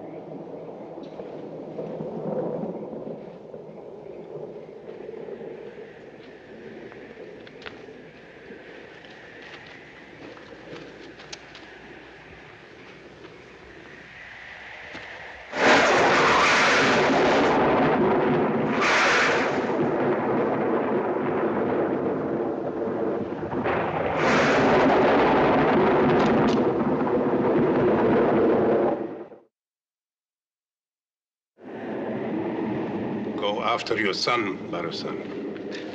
Zurka, I respect your beliefs, but I'm not a man who goes along much with spirits and witches and the like. You know, I've found that the only evil in this world is the humankind. But the evil in man doesn't come from nowhere. It is born in a dark world beyond the world we know, and it's sent here on purpose. You really believe that girl can turn herself into a wolf? Yes, she must plague our house. The devil drives her.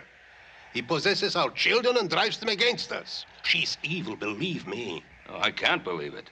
I don't think so. I do think that poor girl is suffering, not from an evil in her, but from some kind of despair and loneliness because her own people rejected her and persecuted her. You're a Gaio, you're a civilized man. The understanding for the devil and his ways is being bred out of you. Zurka, have you ever seen any real evidence of the devil in her? Or are you afraid of her because she was unlucky enough to have been born under some weather-obscured star?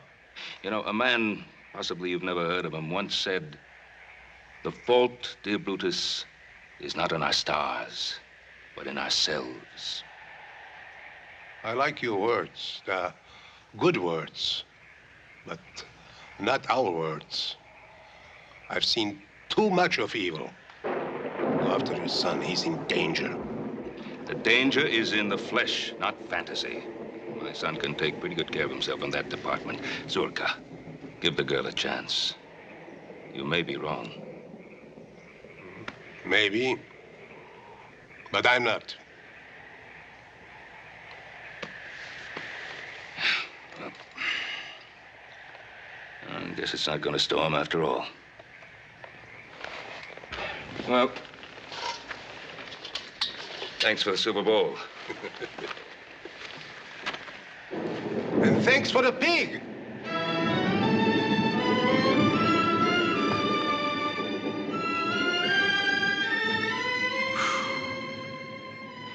You run faster than any buck deer I ever saw. Little Joe, little Joe. Like a black panther from the depths of night, in a dark dream, once I saw my lover steal away. Why'd you come to the camp and dance like that? To frighten them, to see their faces. There's so many things I just can't understand about you. We live in two worlds, little Joe. In my world, there are demons and spirits who eat up living souls like grain and fly about the night in wagons made of smoke. I am one of them. I know it, and my people know it. You listen to me. I don't want you talking that way anymore. You know more of a witch than I am. Somehow they've got you thinking things that just don't make sense. You are a tree. I see you as a tree, so firm, a part of the land, with your roots dug deep into the ground.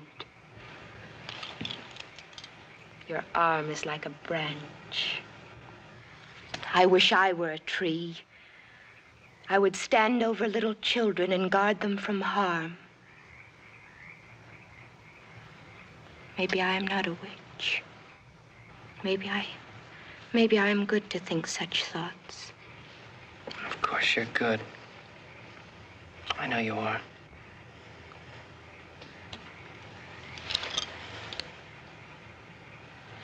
Your heart is beating. Is it because I am near you? Yes. Am I beautiful? You're very beautiful. Can we talk of love sometime?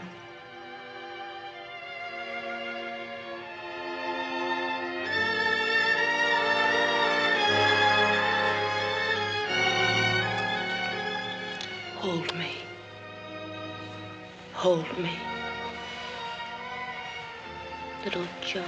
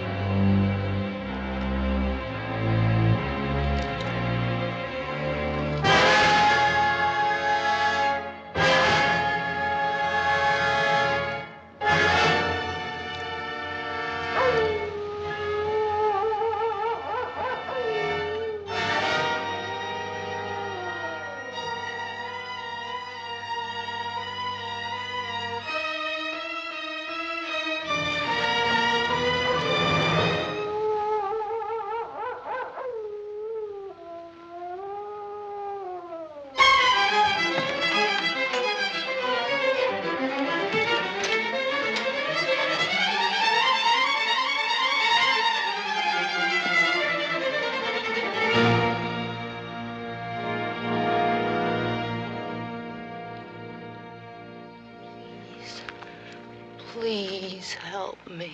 You refused our help. You were driven away from our house.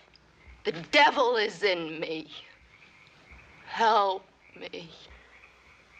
There is only one way to help you. Do you know what that means? That means pain beyond anything you ever known. Agony that will tear at your mind and sear your soul.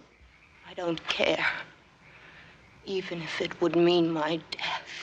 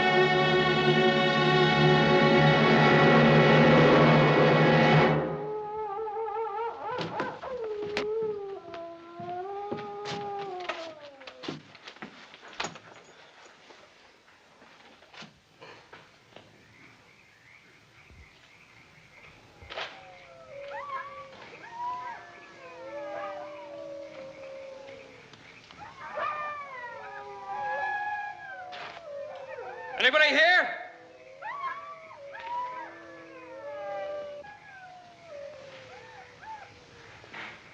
Gaio!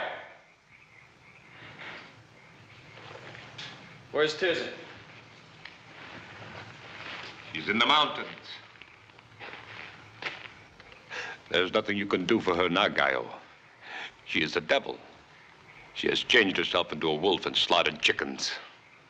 My people are going to help her. What do you mean, help her?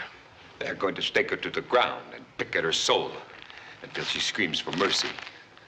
But they will only dig deeper until they have found the rotten spot and scooped it out. And then they will leave her body limp and her mind a useless thing.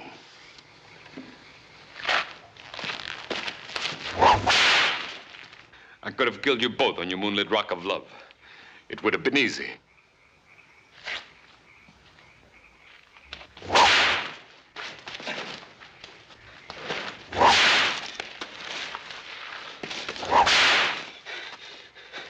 It would have been too easy. It would have only given me a moment or two. This way, I can see them scar her mind as she has scarred my face. I can make you crawl as I have crawled.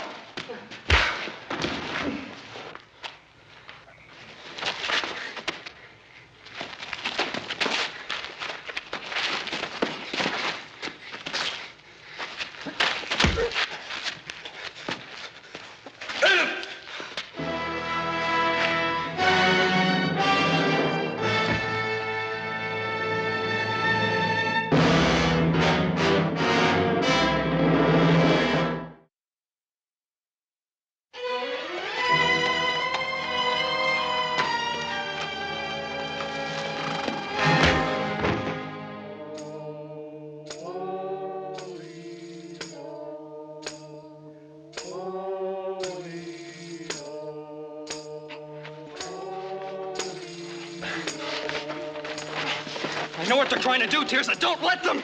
But I want them to. Don't you see? No, I don't see. All I see is a lot of talk that doesn't make sense. But it does. The devil is in me. They will take him away and make my soul as clean as air.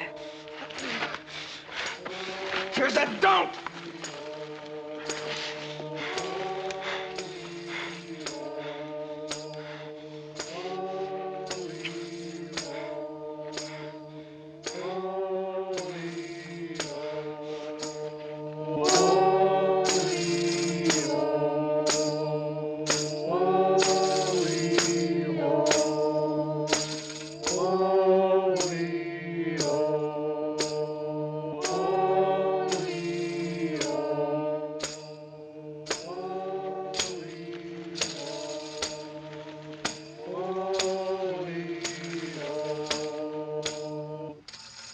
Asmodeus, the Bruja is here.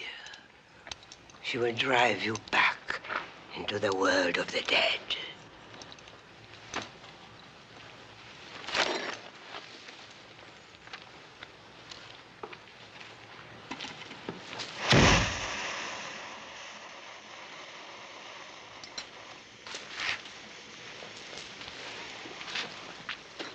At the end of the world, there's a hole through which one can descend in the underworld.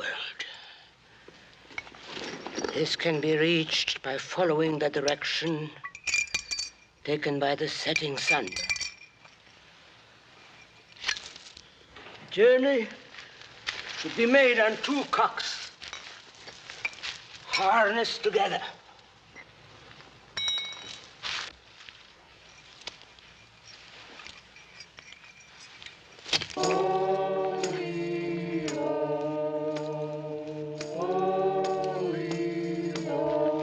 Underworld. It is time to sleep. It takes 2 months walking through darkness before one sees a light. It is a cavernous passage guarded by 9 white dogs. The passage leads directly to the castle of the Black Man-Eating Emperor. The castle is in that flagon. And when it bursts, he shall be released from the soul of this girl. What's your name? Tirza, How old are you? 19. How long has the devil been in you? How long? Since my birth. Why does he possess you? Tell me, tell me. Oh, I can't breathe. I can't breathe. What is the devil's name?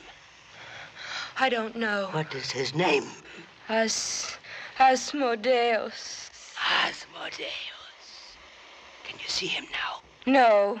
I want you to see him. See his goat's face and fiery eyes, the hairy, twisted body, and the cloven hoof. Blood, bones, claws, hoofs, horns. Can you see him now? No.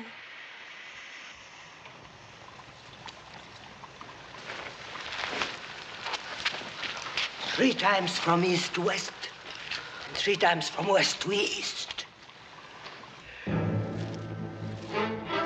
Scorpions, feathers, spiderweb. I conjure thee, Asmodeus. I exorcise thee, O ancient serpent, by the judge of the living and the dead, that from this girl thou, with fears and afflictions of thy fury, speedily depart.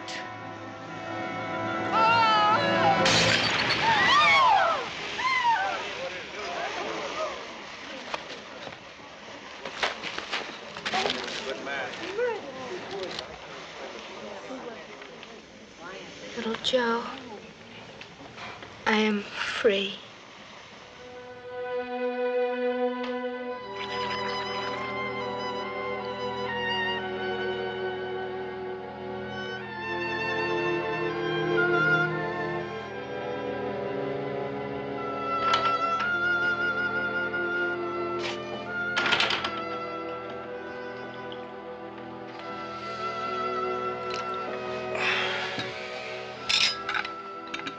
coffee? No, no, thanks. I wanted to talk to you. Go ahead, boy. Well, you remember once you told us that we could have a piece of this land when it was time. That's right. Is it time, boy? Yes, sir. Well, if that's what you want. This is a fine young woman. I'd be proud to have her for a daughter.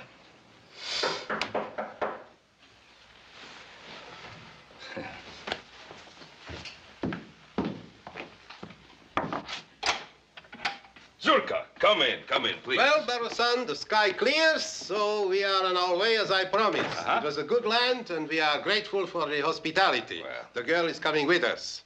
Our house is her house now. Tears is not going with you. You want her, young man? Yes. But it is our way that if a man marries, he has to join the girl's family. You have to become a gypsy.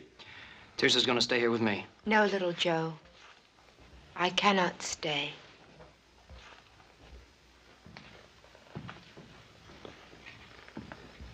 What do you mean you can't stay? Remember the fish in the stream? I wanted to be one of them. I am one of them now. I've waited so long to see love in their eyes instead of fear and hate. It is in my heart to go. Tirza, you can't go. Do you understand I love you more than anything in my life? You are a tree, Joe, not a fish. You must stand tall and watch over this land that is yours. Tirza, Stay here and think of me sometimes when the stars are in the skies. I will have memories of you always.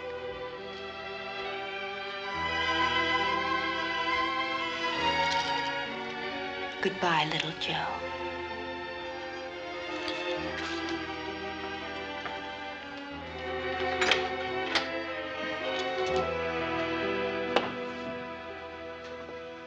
You have a good son.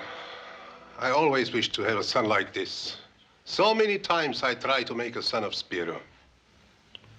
Yes, I'm sorry about Spiro. He's better off in the land of the Mulos. He'll find peace and judgment for his sins. Then you know what he was trying to do. Yes. We found a wolf's paw on his body. It was still wet with blood. It was our mistake. You know, Zurka, sometimes it's possible to see the devil when you're looking for the devil. Our mistake was that we didn't see the devil in Spiro. Maybe so. Goodbye, my brother, and may you have a long life.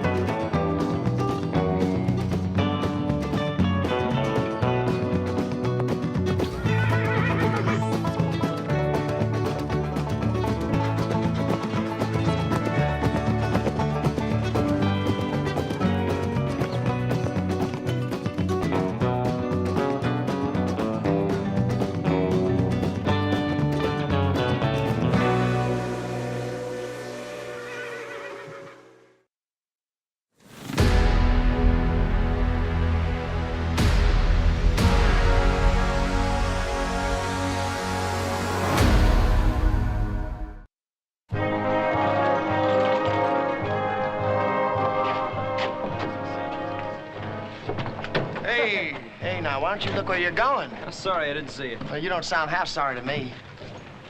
Look, I said I was sorry. Why don't we leave it at that? If you don't mind, we'll call the shots. Now, suppose you use the other side of the street. Joe! Joe, come here! Your daddy's calling you, little boy. Right, I'll take you one at a time. Joe! What's the matter, Joe? Didn't you hear me calling you?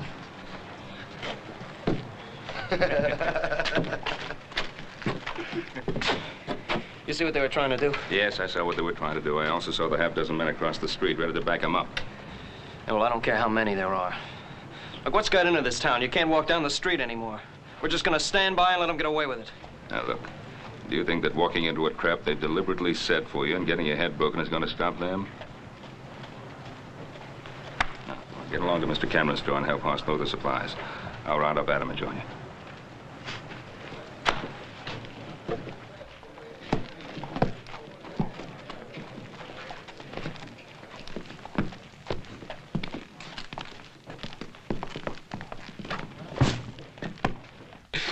Now, Cameron, what's your answer? You know my answer. I won't back down for you or Sam Bryant or any of the gang. Well, now, that's just plumb too bad. No.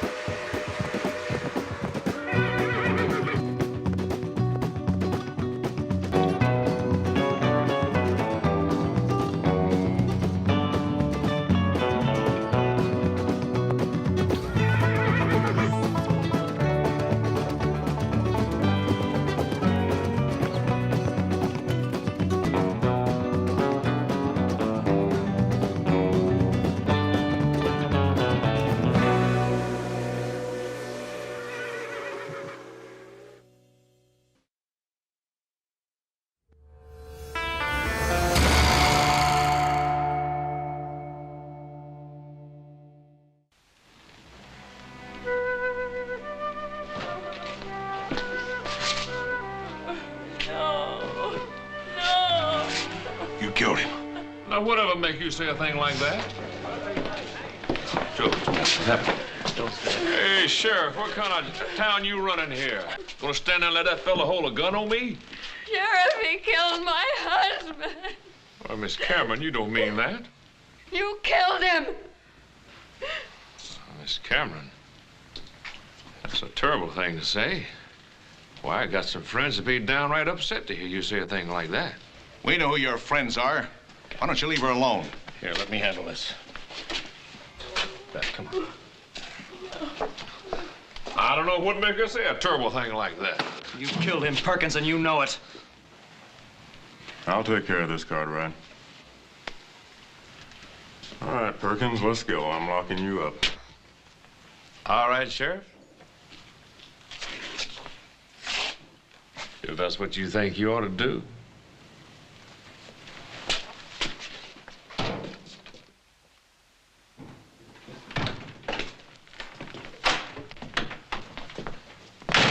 Nice, neat place you got here, Sheriff.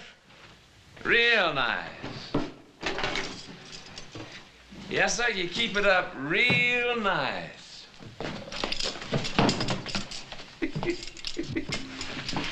You know the way, Perkins. Anything you say, Sheriff. Anything you say.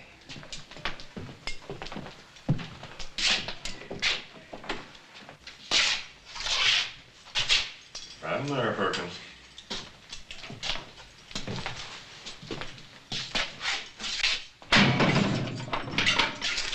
Waste of time you locking me in here. You know that, don't you? But if that's the way you want to do business.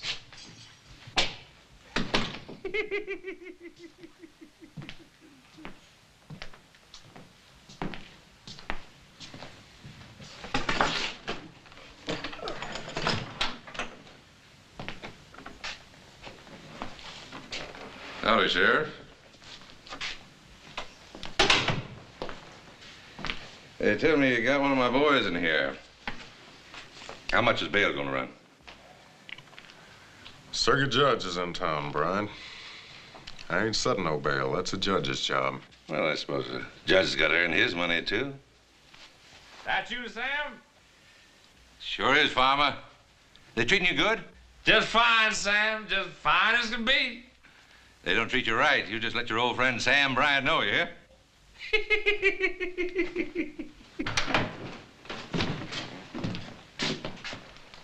Don't tell me to let Perkins go already. No, they ain't. But it might be a real good idea. Not this time, Bryant. Judge Scribner's in town. He says he'll hold a hearing on Farmer Perkins down at Town Hall just as soon as he can get there. You know something?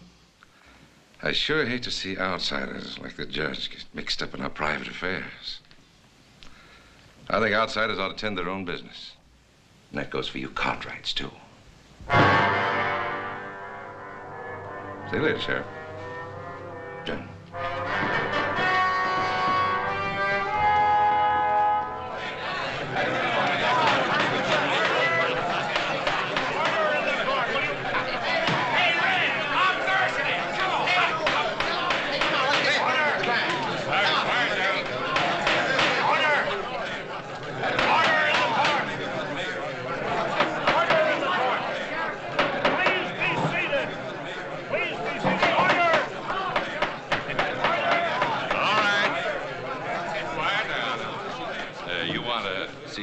Perkins get a fair hearing now, don't you? Well, sure. All right, now sit down, everybody. Go right ahead, Your Honor. Are the witnesses present? Two of them are right here, Your Honor. Your Honor, before you start, I think you should know these two didn't say a thing. Are you acting as lawyer for Mr. Perkins? Well, Your Honor, I'm acting like just what I am. Farmer Perkins' friend. I'll not have any more of these outbursts. All right, Mrs. Cameron. Is Mrs. Cameron present in the court? Your Honor, if I may. Yes, Doctor? Mrs. Cameron is in no condition to testify at the present time. Yes, but she was an eyewitness to the alleged crime. Do you measure emotions by the clock, Your Honor? This woman just saw her husband shot down in cold blood.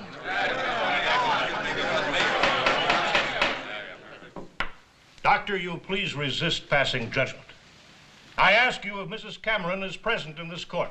No, she is not. She's in my office, a very sick woman. May I ask the nature of her illness? You certainly may. It's the same sickness that afflicts this entire town. Fear.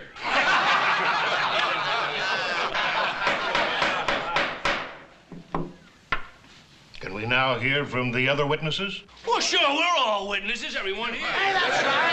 I'll be witness for you anytime, Farmer. Order, Your Honor. These here are my character witnesses. Best money can buy.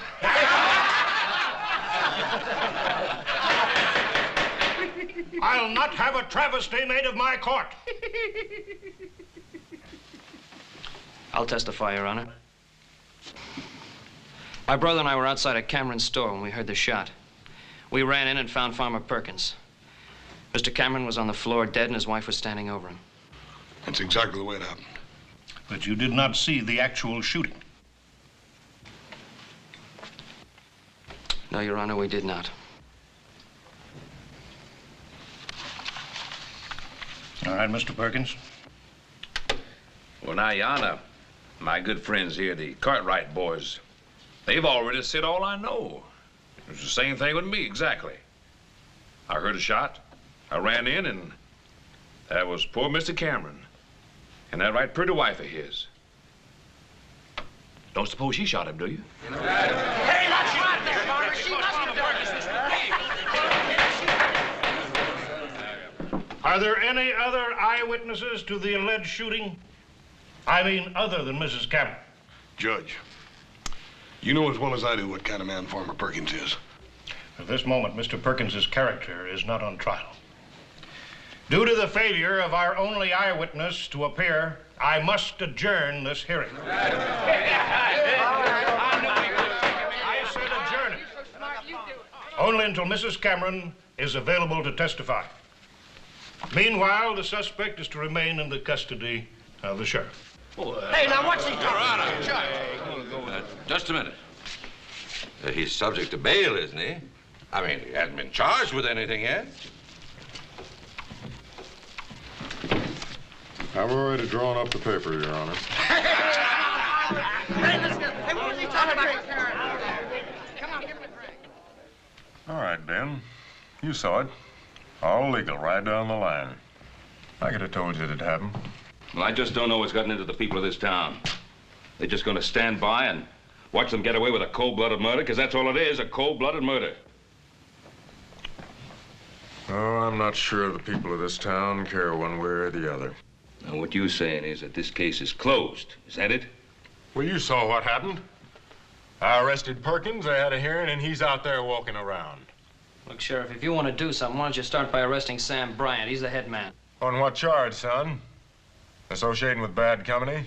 Keeping order in the mines? That's what he was hired for. That's what him and his men do. No, it's gone a lot further than that, Sheriff. They've taken over the whole town. So they have. Well, you could have stopped it before it went that far. By myself, with no deputies, not a soul to back me up. What is it you expect me to do? Well, I don't know what to expect of you, but I know what I'm going to do. I'm going to get Beth Cameron to testify. And if she does, the judge is going to reopen the hearing and set a trial immediately. And if that's done, will you rearrest Farmer Perkins? I'm a practical man, Ben. And a sociable one. I don't like taking chances on my life. But if I'm going to, I want company.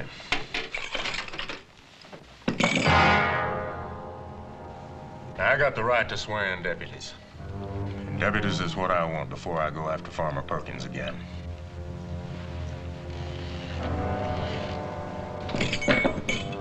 Now, you made the complaint, Ben. Now, I've offered the same chance to half the people in this town.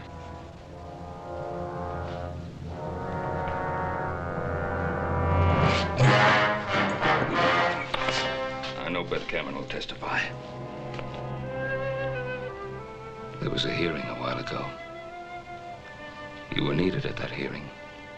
You weren't there. What do you want me to do? Isn't one killing enough? My husband's dead, isn't he? My husband tried to stand up to Sam Bryant and they killed him. And if I try to stand up to them, they'll kill me.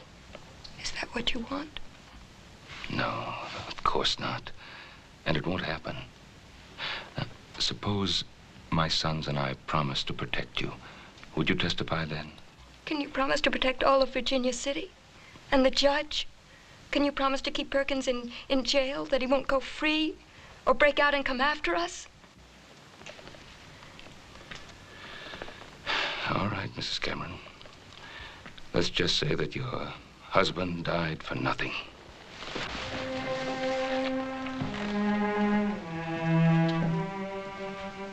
Ben, wait.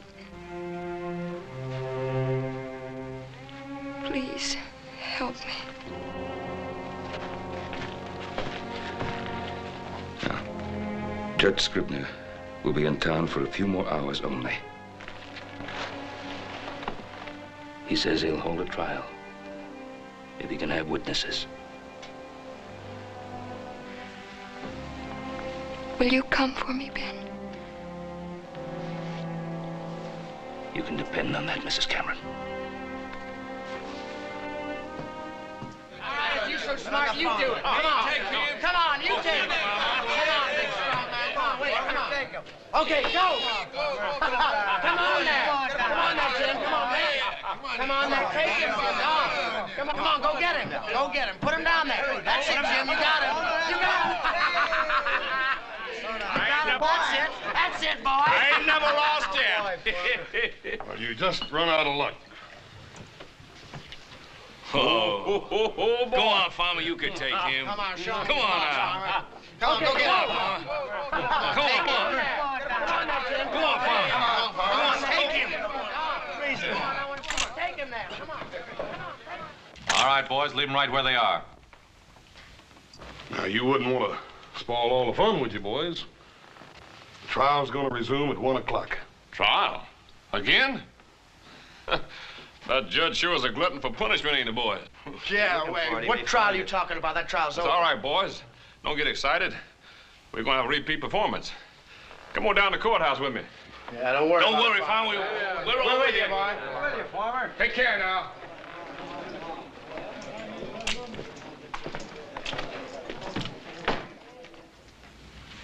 Will you answer the question, please, Mrs. Cameron? Farmer Perkins threatened to wreck our store unless my husband paid him for what he called protection. My husband said he'd never back down. Farmer Perkins drew his gun and shot my husband. Thank you, Mrs. Cameron.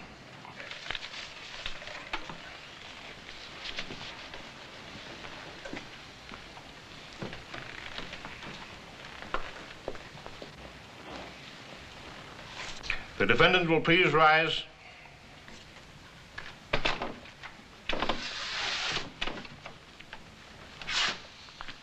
Since you waive trial by jury, it becomes my sworn duty to pass sentence on you. I hereby find you guilty of murder as charged.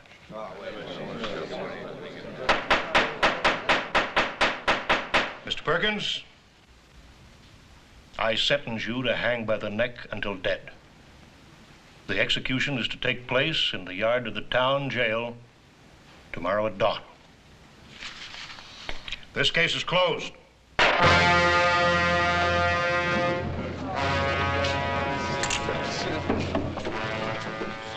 You hold the top cars, temporarily. Not for long. I promise you, Cartwright, you'll never live to see the day that Farmer Perkins hangs.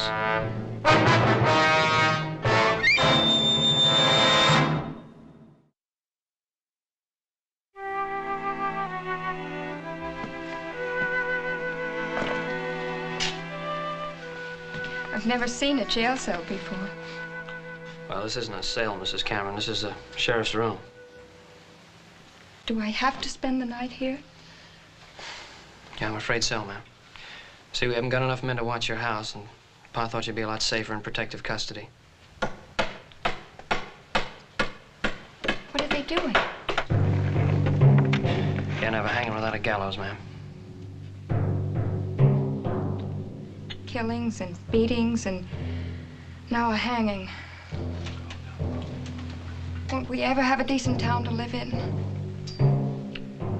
That's what we're trying to get, Mrs. Cameron. You have to believe that.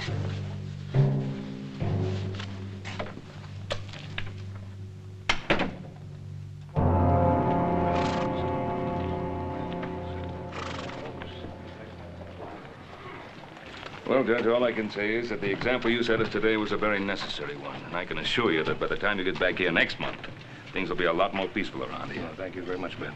Please don't wait around. The stage will be leaving in a few minutes. Oh. Your boys will be needing you at the jail. As a matter of fact, Judge, those boys can get along without me very well. Although I wouldn't want them to know that. But we are a bit short-handed. Good night, sir. Good night, Ben, and good luck. Yeah.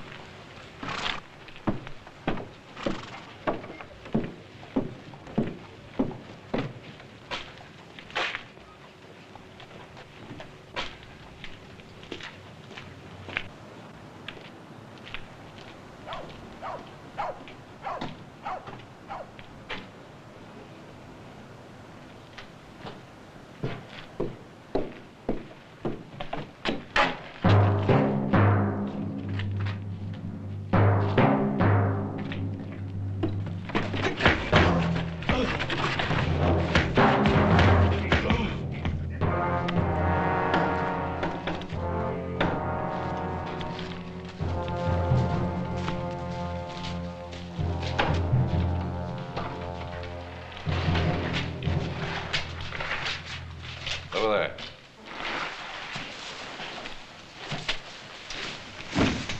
Tie his hands. Keep an eye on it. Norton, take a couple of the boys and circulate around out there. Let me know if you hear anything. Right, Sam. That's all, boys. Game's over. Got some writing to do.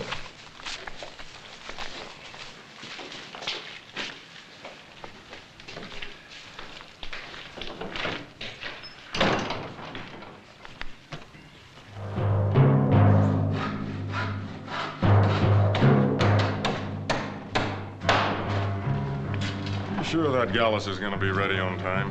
What time is dawn? 5 o'clock, a little before 5. But I've got the hanging set for 5 o'clock sharp. We won't keep the farmer waiting.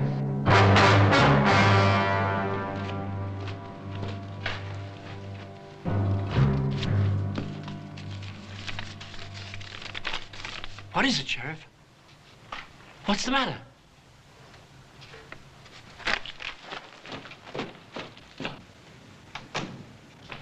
Hey, sir, where's your hurry? You running for re-election? Where's your dad? What's keeping him? He ought to have been here a half hour ago. I know. I'm getting worried about him. The judge has probably trapped him into some long-winded discussion of the law or something. No, not tonight. I just wanted to make sure this was no crazy man's idea of a joke. Read that. Hang Farmer Perkins and we hang Ben Cartwright. Set Farmer Perkins free, give him a horse and a half-hour head start, and we'll send Cartwright back to you.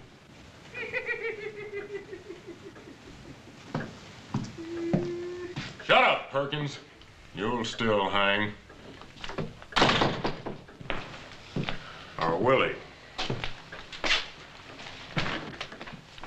Now, I don't want to rub it in, but you boys got us into this. Now, if you've got any suggestions for getting us out. Have you? Just this. Before you three go off half-cocked, let me give you a little advice. There's only one sensible way to get out of this mess. What's that? Let Farmer Perkins go. We don't see it your way, Sheriff. No, we don't. All right. You boys think you're a match for old Sam Bryant? One of the toughest, smartest gunmen that ever shot up a mining camp? Him and his men outnumber us 5 to 1. He's got this whole town in his grip. They're so scared of him. Has he got you scared too, Sheriff? I got just one life, Joe. It's against my principles to bet it wildly. But now, if you boys want to play games with your father's life as the prize, you got the authority. Now, let's see if you can come up with a practical plan. We got 6 hours. We ought to be able to come up with something. Like what? Like a search. Search every house till we find Pa. How do you know he's in town? Maybe they've got him hid in a mine or someplace. Besides, we got neither the time or the men for a search. Sheriff, let me ask you something. What would happen if we went right ahead with the preparation for the hanging just like nothing happened? Then they never would know whether we got that message or not. Could just send another messenger. That's right. And we'd be waiting for him. And we'd jump him. No. We'd follow him. We'd follow him right to where they're holding our paw. Now, that's the first good suggestion I've heard tonight. Adam, you stay here. I'll take the boys, stake them out so we can keep an eye on anybody that might come around. Let's go.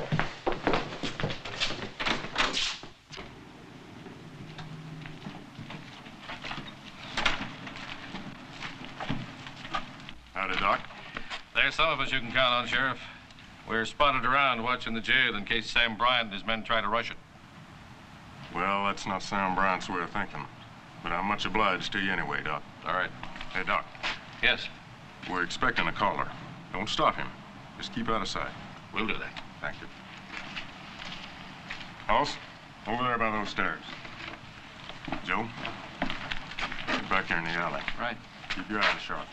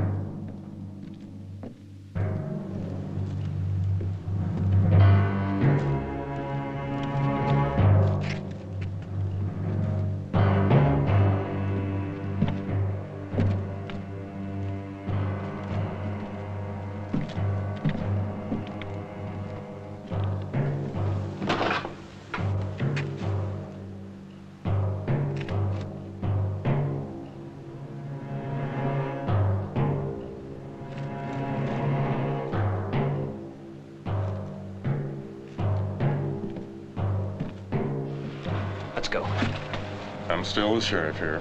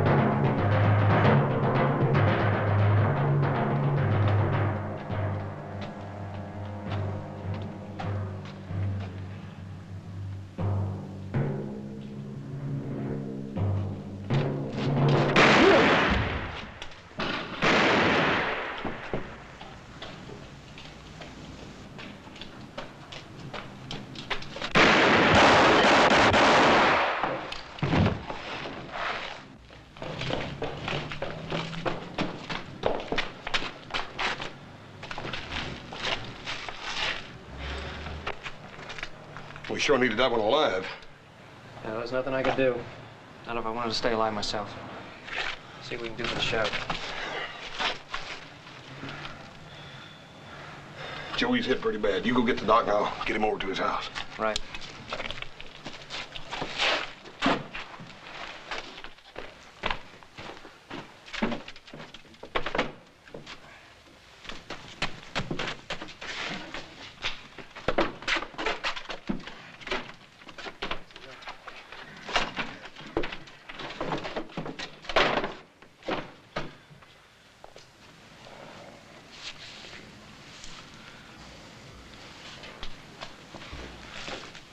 What's happened? What was that shooting going on out there? How should I know? Can't see a thing from here.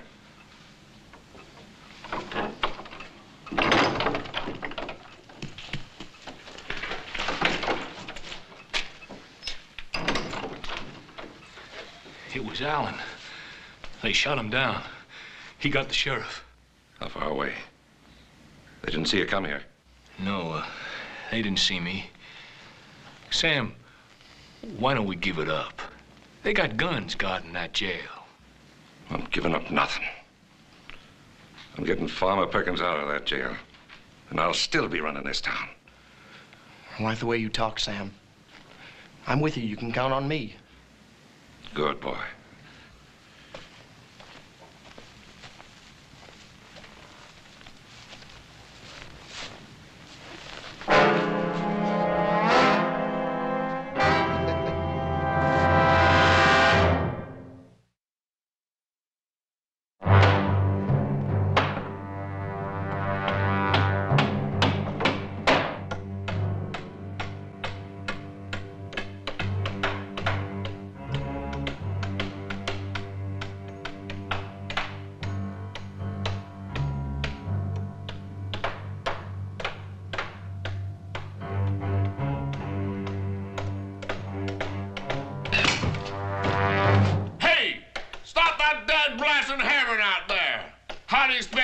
Sleep.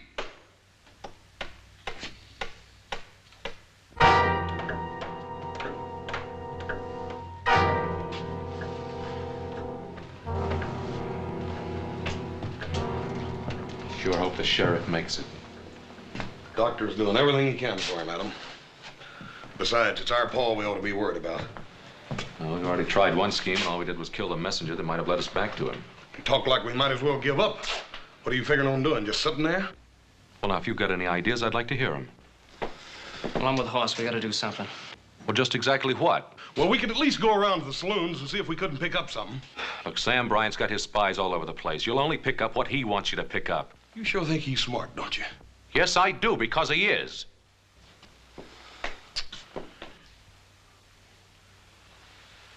I'm beginning to feel the key lies in Bryant's mind. What do you mean? A couple hours ago, when the sheriff was all set to let Farmer Perkins go, you were both against it. Now, do you still hold to that?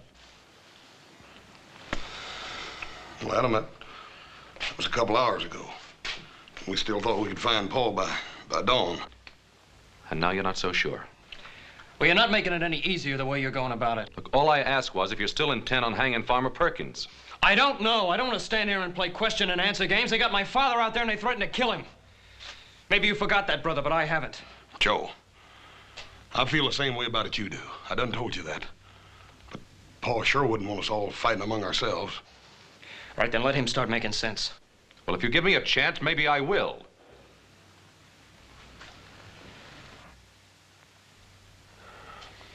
Now look at it this way. What would Bryant do if, say, come dawn, we simply went ahead and hung Farmer Perkins? Regardless of what Sam Bryant said he'd do to our pa. Regardless. Now, what would you do if you were wrong, Adam? Would you go out to my father's grave and say, "I'm sorry, Pa, I made a big mistake"? Joe, he's my father, too. Adam, I sure hope you're right in your thinking. Because I don't like the sound of it any more than Joe does. Look, if we let Farmer Perkins go, then Sam Bryant has proved that you can get away with murder in this town. And he'll have no qualms about going ahead and hanging Pa anyway. You still haven't told me how we're going to get Pa away from him. On the other hand, we go ahead and hang Farmer Perkins, and we show that we punish murderers. And Sam Bryant will see that his only chance is to let Pa go. Oh, come on, Adam. First you stand there and tell me how smart you think Sam Bryant is, then you say he's going to back down. He's never been afraid of the law in this town. No, but he's never been charged with murder either. And once Sam Bryant knows that he's facing a murder charge, I figure he'll be smart enough to back down. And that's why we got to go ahead and hang Farmer Perkins. I'm sorry, Adam. I can't go along with it. It's too big a gamble. Adam, you go right ahead thinking like that if you want to. But you're going to have to do it alone. We're going to go find Pa. Come on, Joe.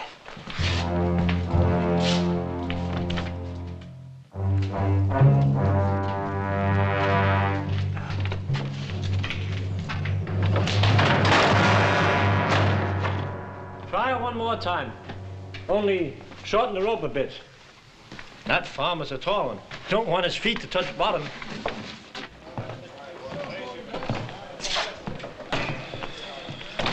Old Comstock's staying up for the hanging. Yeah, there's no lack of people. Not one single lead on Pa. Yeah. Come on, little Joe. We still got lots of looking to do.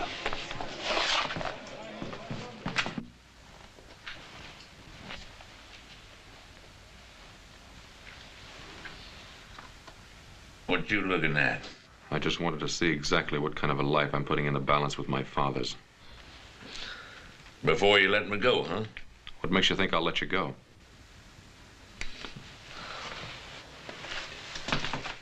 You don't worry me none. Brown will get me out of here. He's smart. And besides, what kind of son would swap his own pa's life for mine? You got 90 minutes left. You want to talk to a preacher?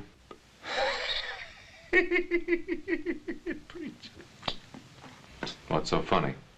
I killed a preacher once. Back in Kansas, I think it was. What for? For preaching at me.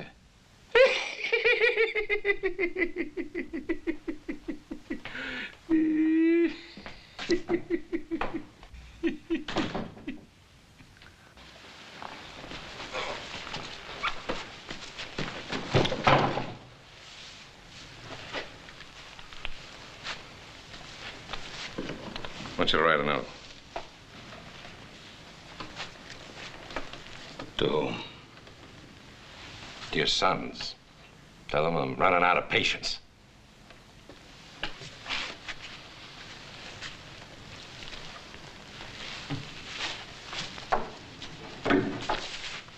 That off.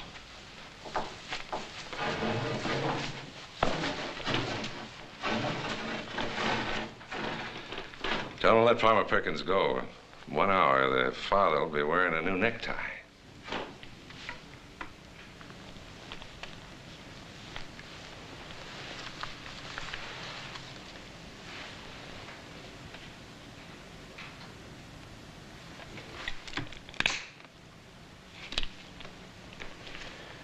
I raised my sons to make their own decisions.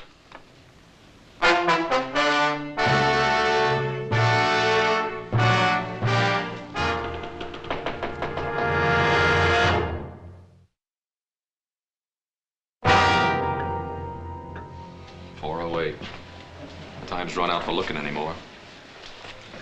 Yeah, they've got him out there somewhere. Yeah, if we just knew where. But even if we knew, 3 of us against 10 or more of them. It's a risk I'd be willing to take, Adam, for what we got at stake. All right, so would I. But in a wild gunfight, who'd be sure and get killed? One of Bryant's men would take it out on Pa first. Come on in here. Where you going? Guild Saloon. I'm going to announce exactly where I stand so it'll be sure and get back to Bryant. Well, if you can convince that bunch over there, you can convince me. Well, just remember, a lot of Bryant's men will be there to stir the mob up against me. Lock the door after us. You better hurry back. The hanging's at 5.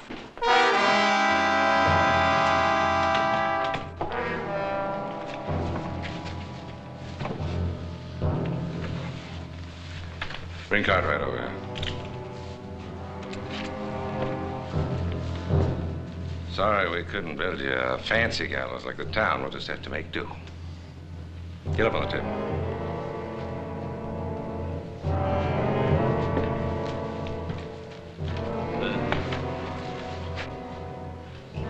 Ain't you gonna wait to see if they hang the farmer?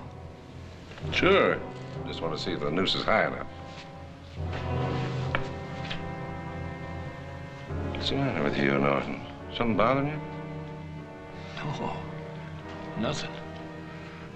I'll hang him. I like doing it. Whether they hang my friend Farmer Perkins or not, I'll enjoy it.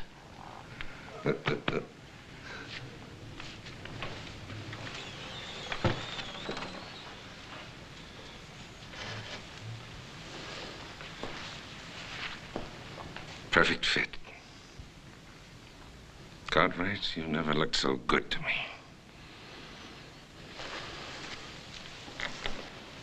Get down.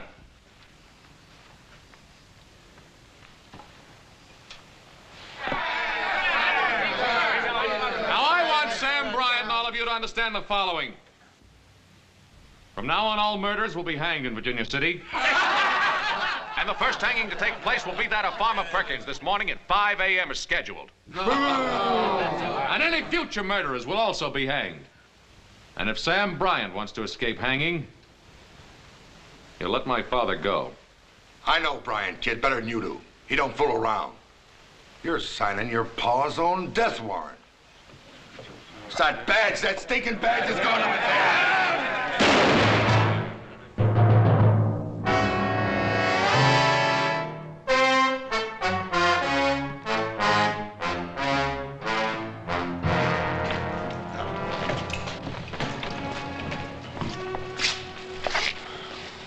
Is it the badge? Is it the law, the principle? It's only part of it. So that's the way Pa would think. Then it's all a matter of your thinking that you know Bryant's mind. That you can outbluff him in this little poker game you're playing. Yeah, I guess it comes down to that. But Adam, it's Paul's life you're gambling with. What if you lose? Don't you think I thought of that?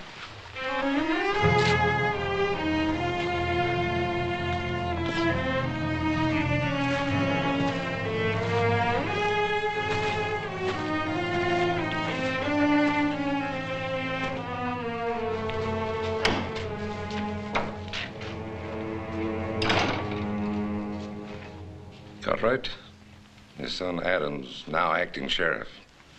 Says he's going to go ahead and hang Farmer Perkins regardless. And then leaving it up to me whether or not you swing. Good. Good for him. He's bluffing. You think so? You know how stubborn we Cartwrights can be, if we want to be. Yeah, stubborn, but not stupid. Still time to write him a note. Bring him to his senses. Why? He's doing exactly what I'd do. Then hang. Then you'll hang. Because that'd be the last straw this town would need to bring it to its senses. Tell me, Bryant, how do you think it'll feel to hang? In about 30 minutes, you're going to find out, Cartwright. Remember, that's my rope over there.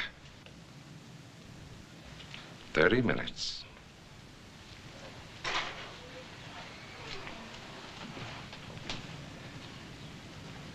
I'm getting out of here, Sam. Norton! You make another move toward that door, I'll kill you. No, you won't, Sam. You ain't got the guts to do your own killing. And don't you do it for him, McNeil. One shot, and that'll bring a crowd running in here. And you'll be the one that's gonna hang for killing me, not him. No, I stick by Sam and he sticks by me. He's sticking by the farmer, ain't he? Well, he ain't gonna let the farmer hang, is he? I don't know, McNeil.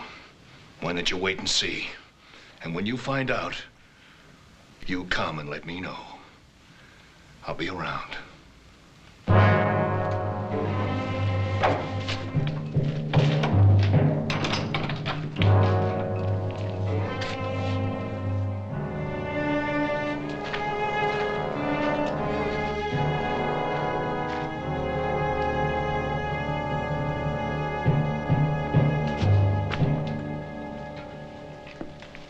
Where's Hoss and little Joe? They're outside watching things.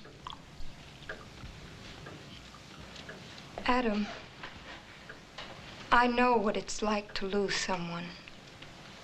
Do you? And to know that you're the cause of it? Adam, Ben Cartwright's worth 10,000, Farmer Perkins.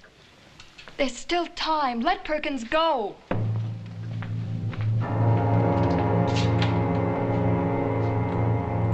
Come on, get up.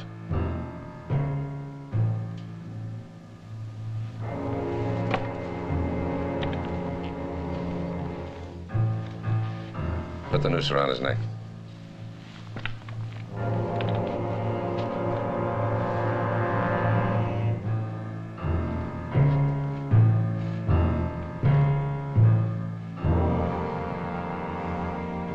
All right, get down.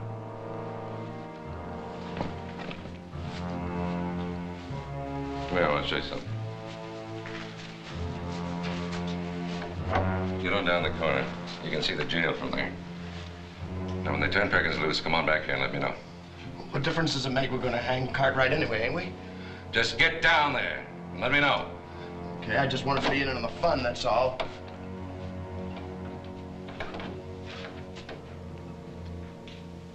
You know, there wasn't any need to send the boy. Because they'll hang Perkins, all right. And after they do, they'll be coming here for you.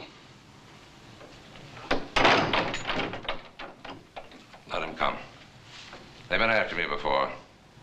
They haven't got a thing they can prove against me. They will have. After you hang me.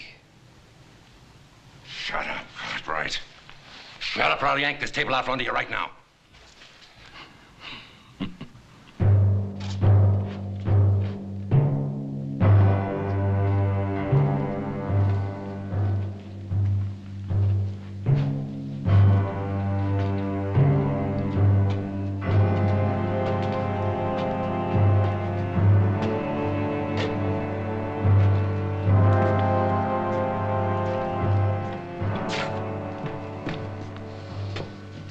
Never go through with it.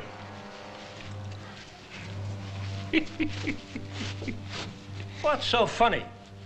Old Ben Cartwright. I bet he ain't so high-minded with a rope around his neck.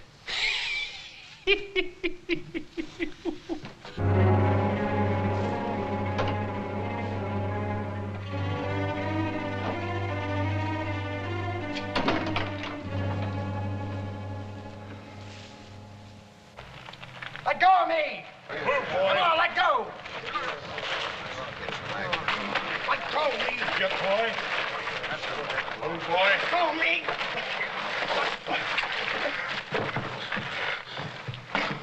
We found him down to the corner. It's McNeil, one of Bryant's men. What'd you do with my pa? Where is he? It's 5 o'clock.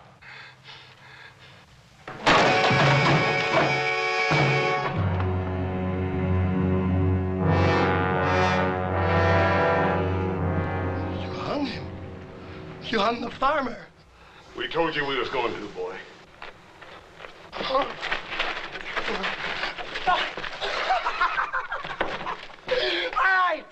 right, you are know where your pa is? I'll tell you where he is. He's down at the old stable, hanging on the end of a rope. You thought you'd back Sam Bryant down. Well, you go down there and see. Oh, Joe, no. Come on, stay.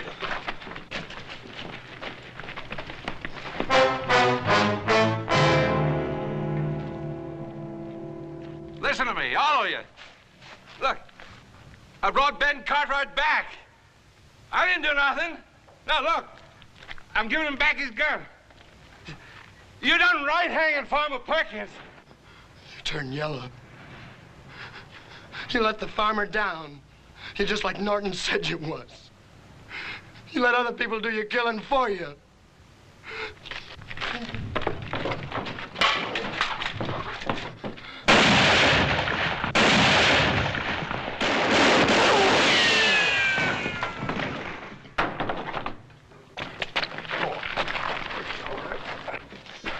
Feel all right, Pa? Yeah, I'm all right. Fine. You know something? You boys look awful good to me.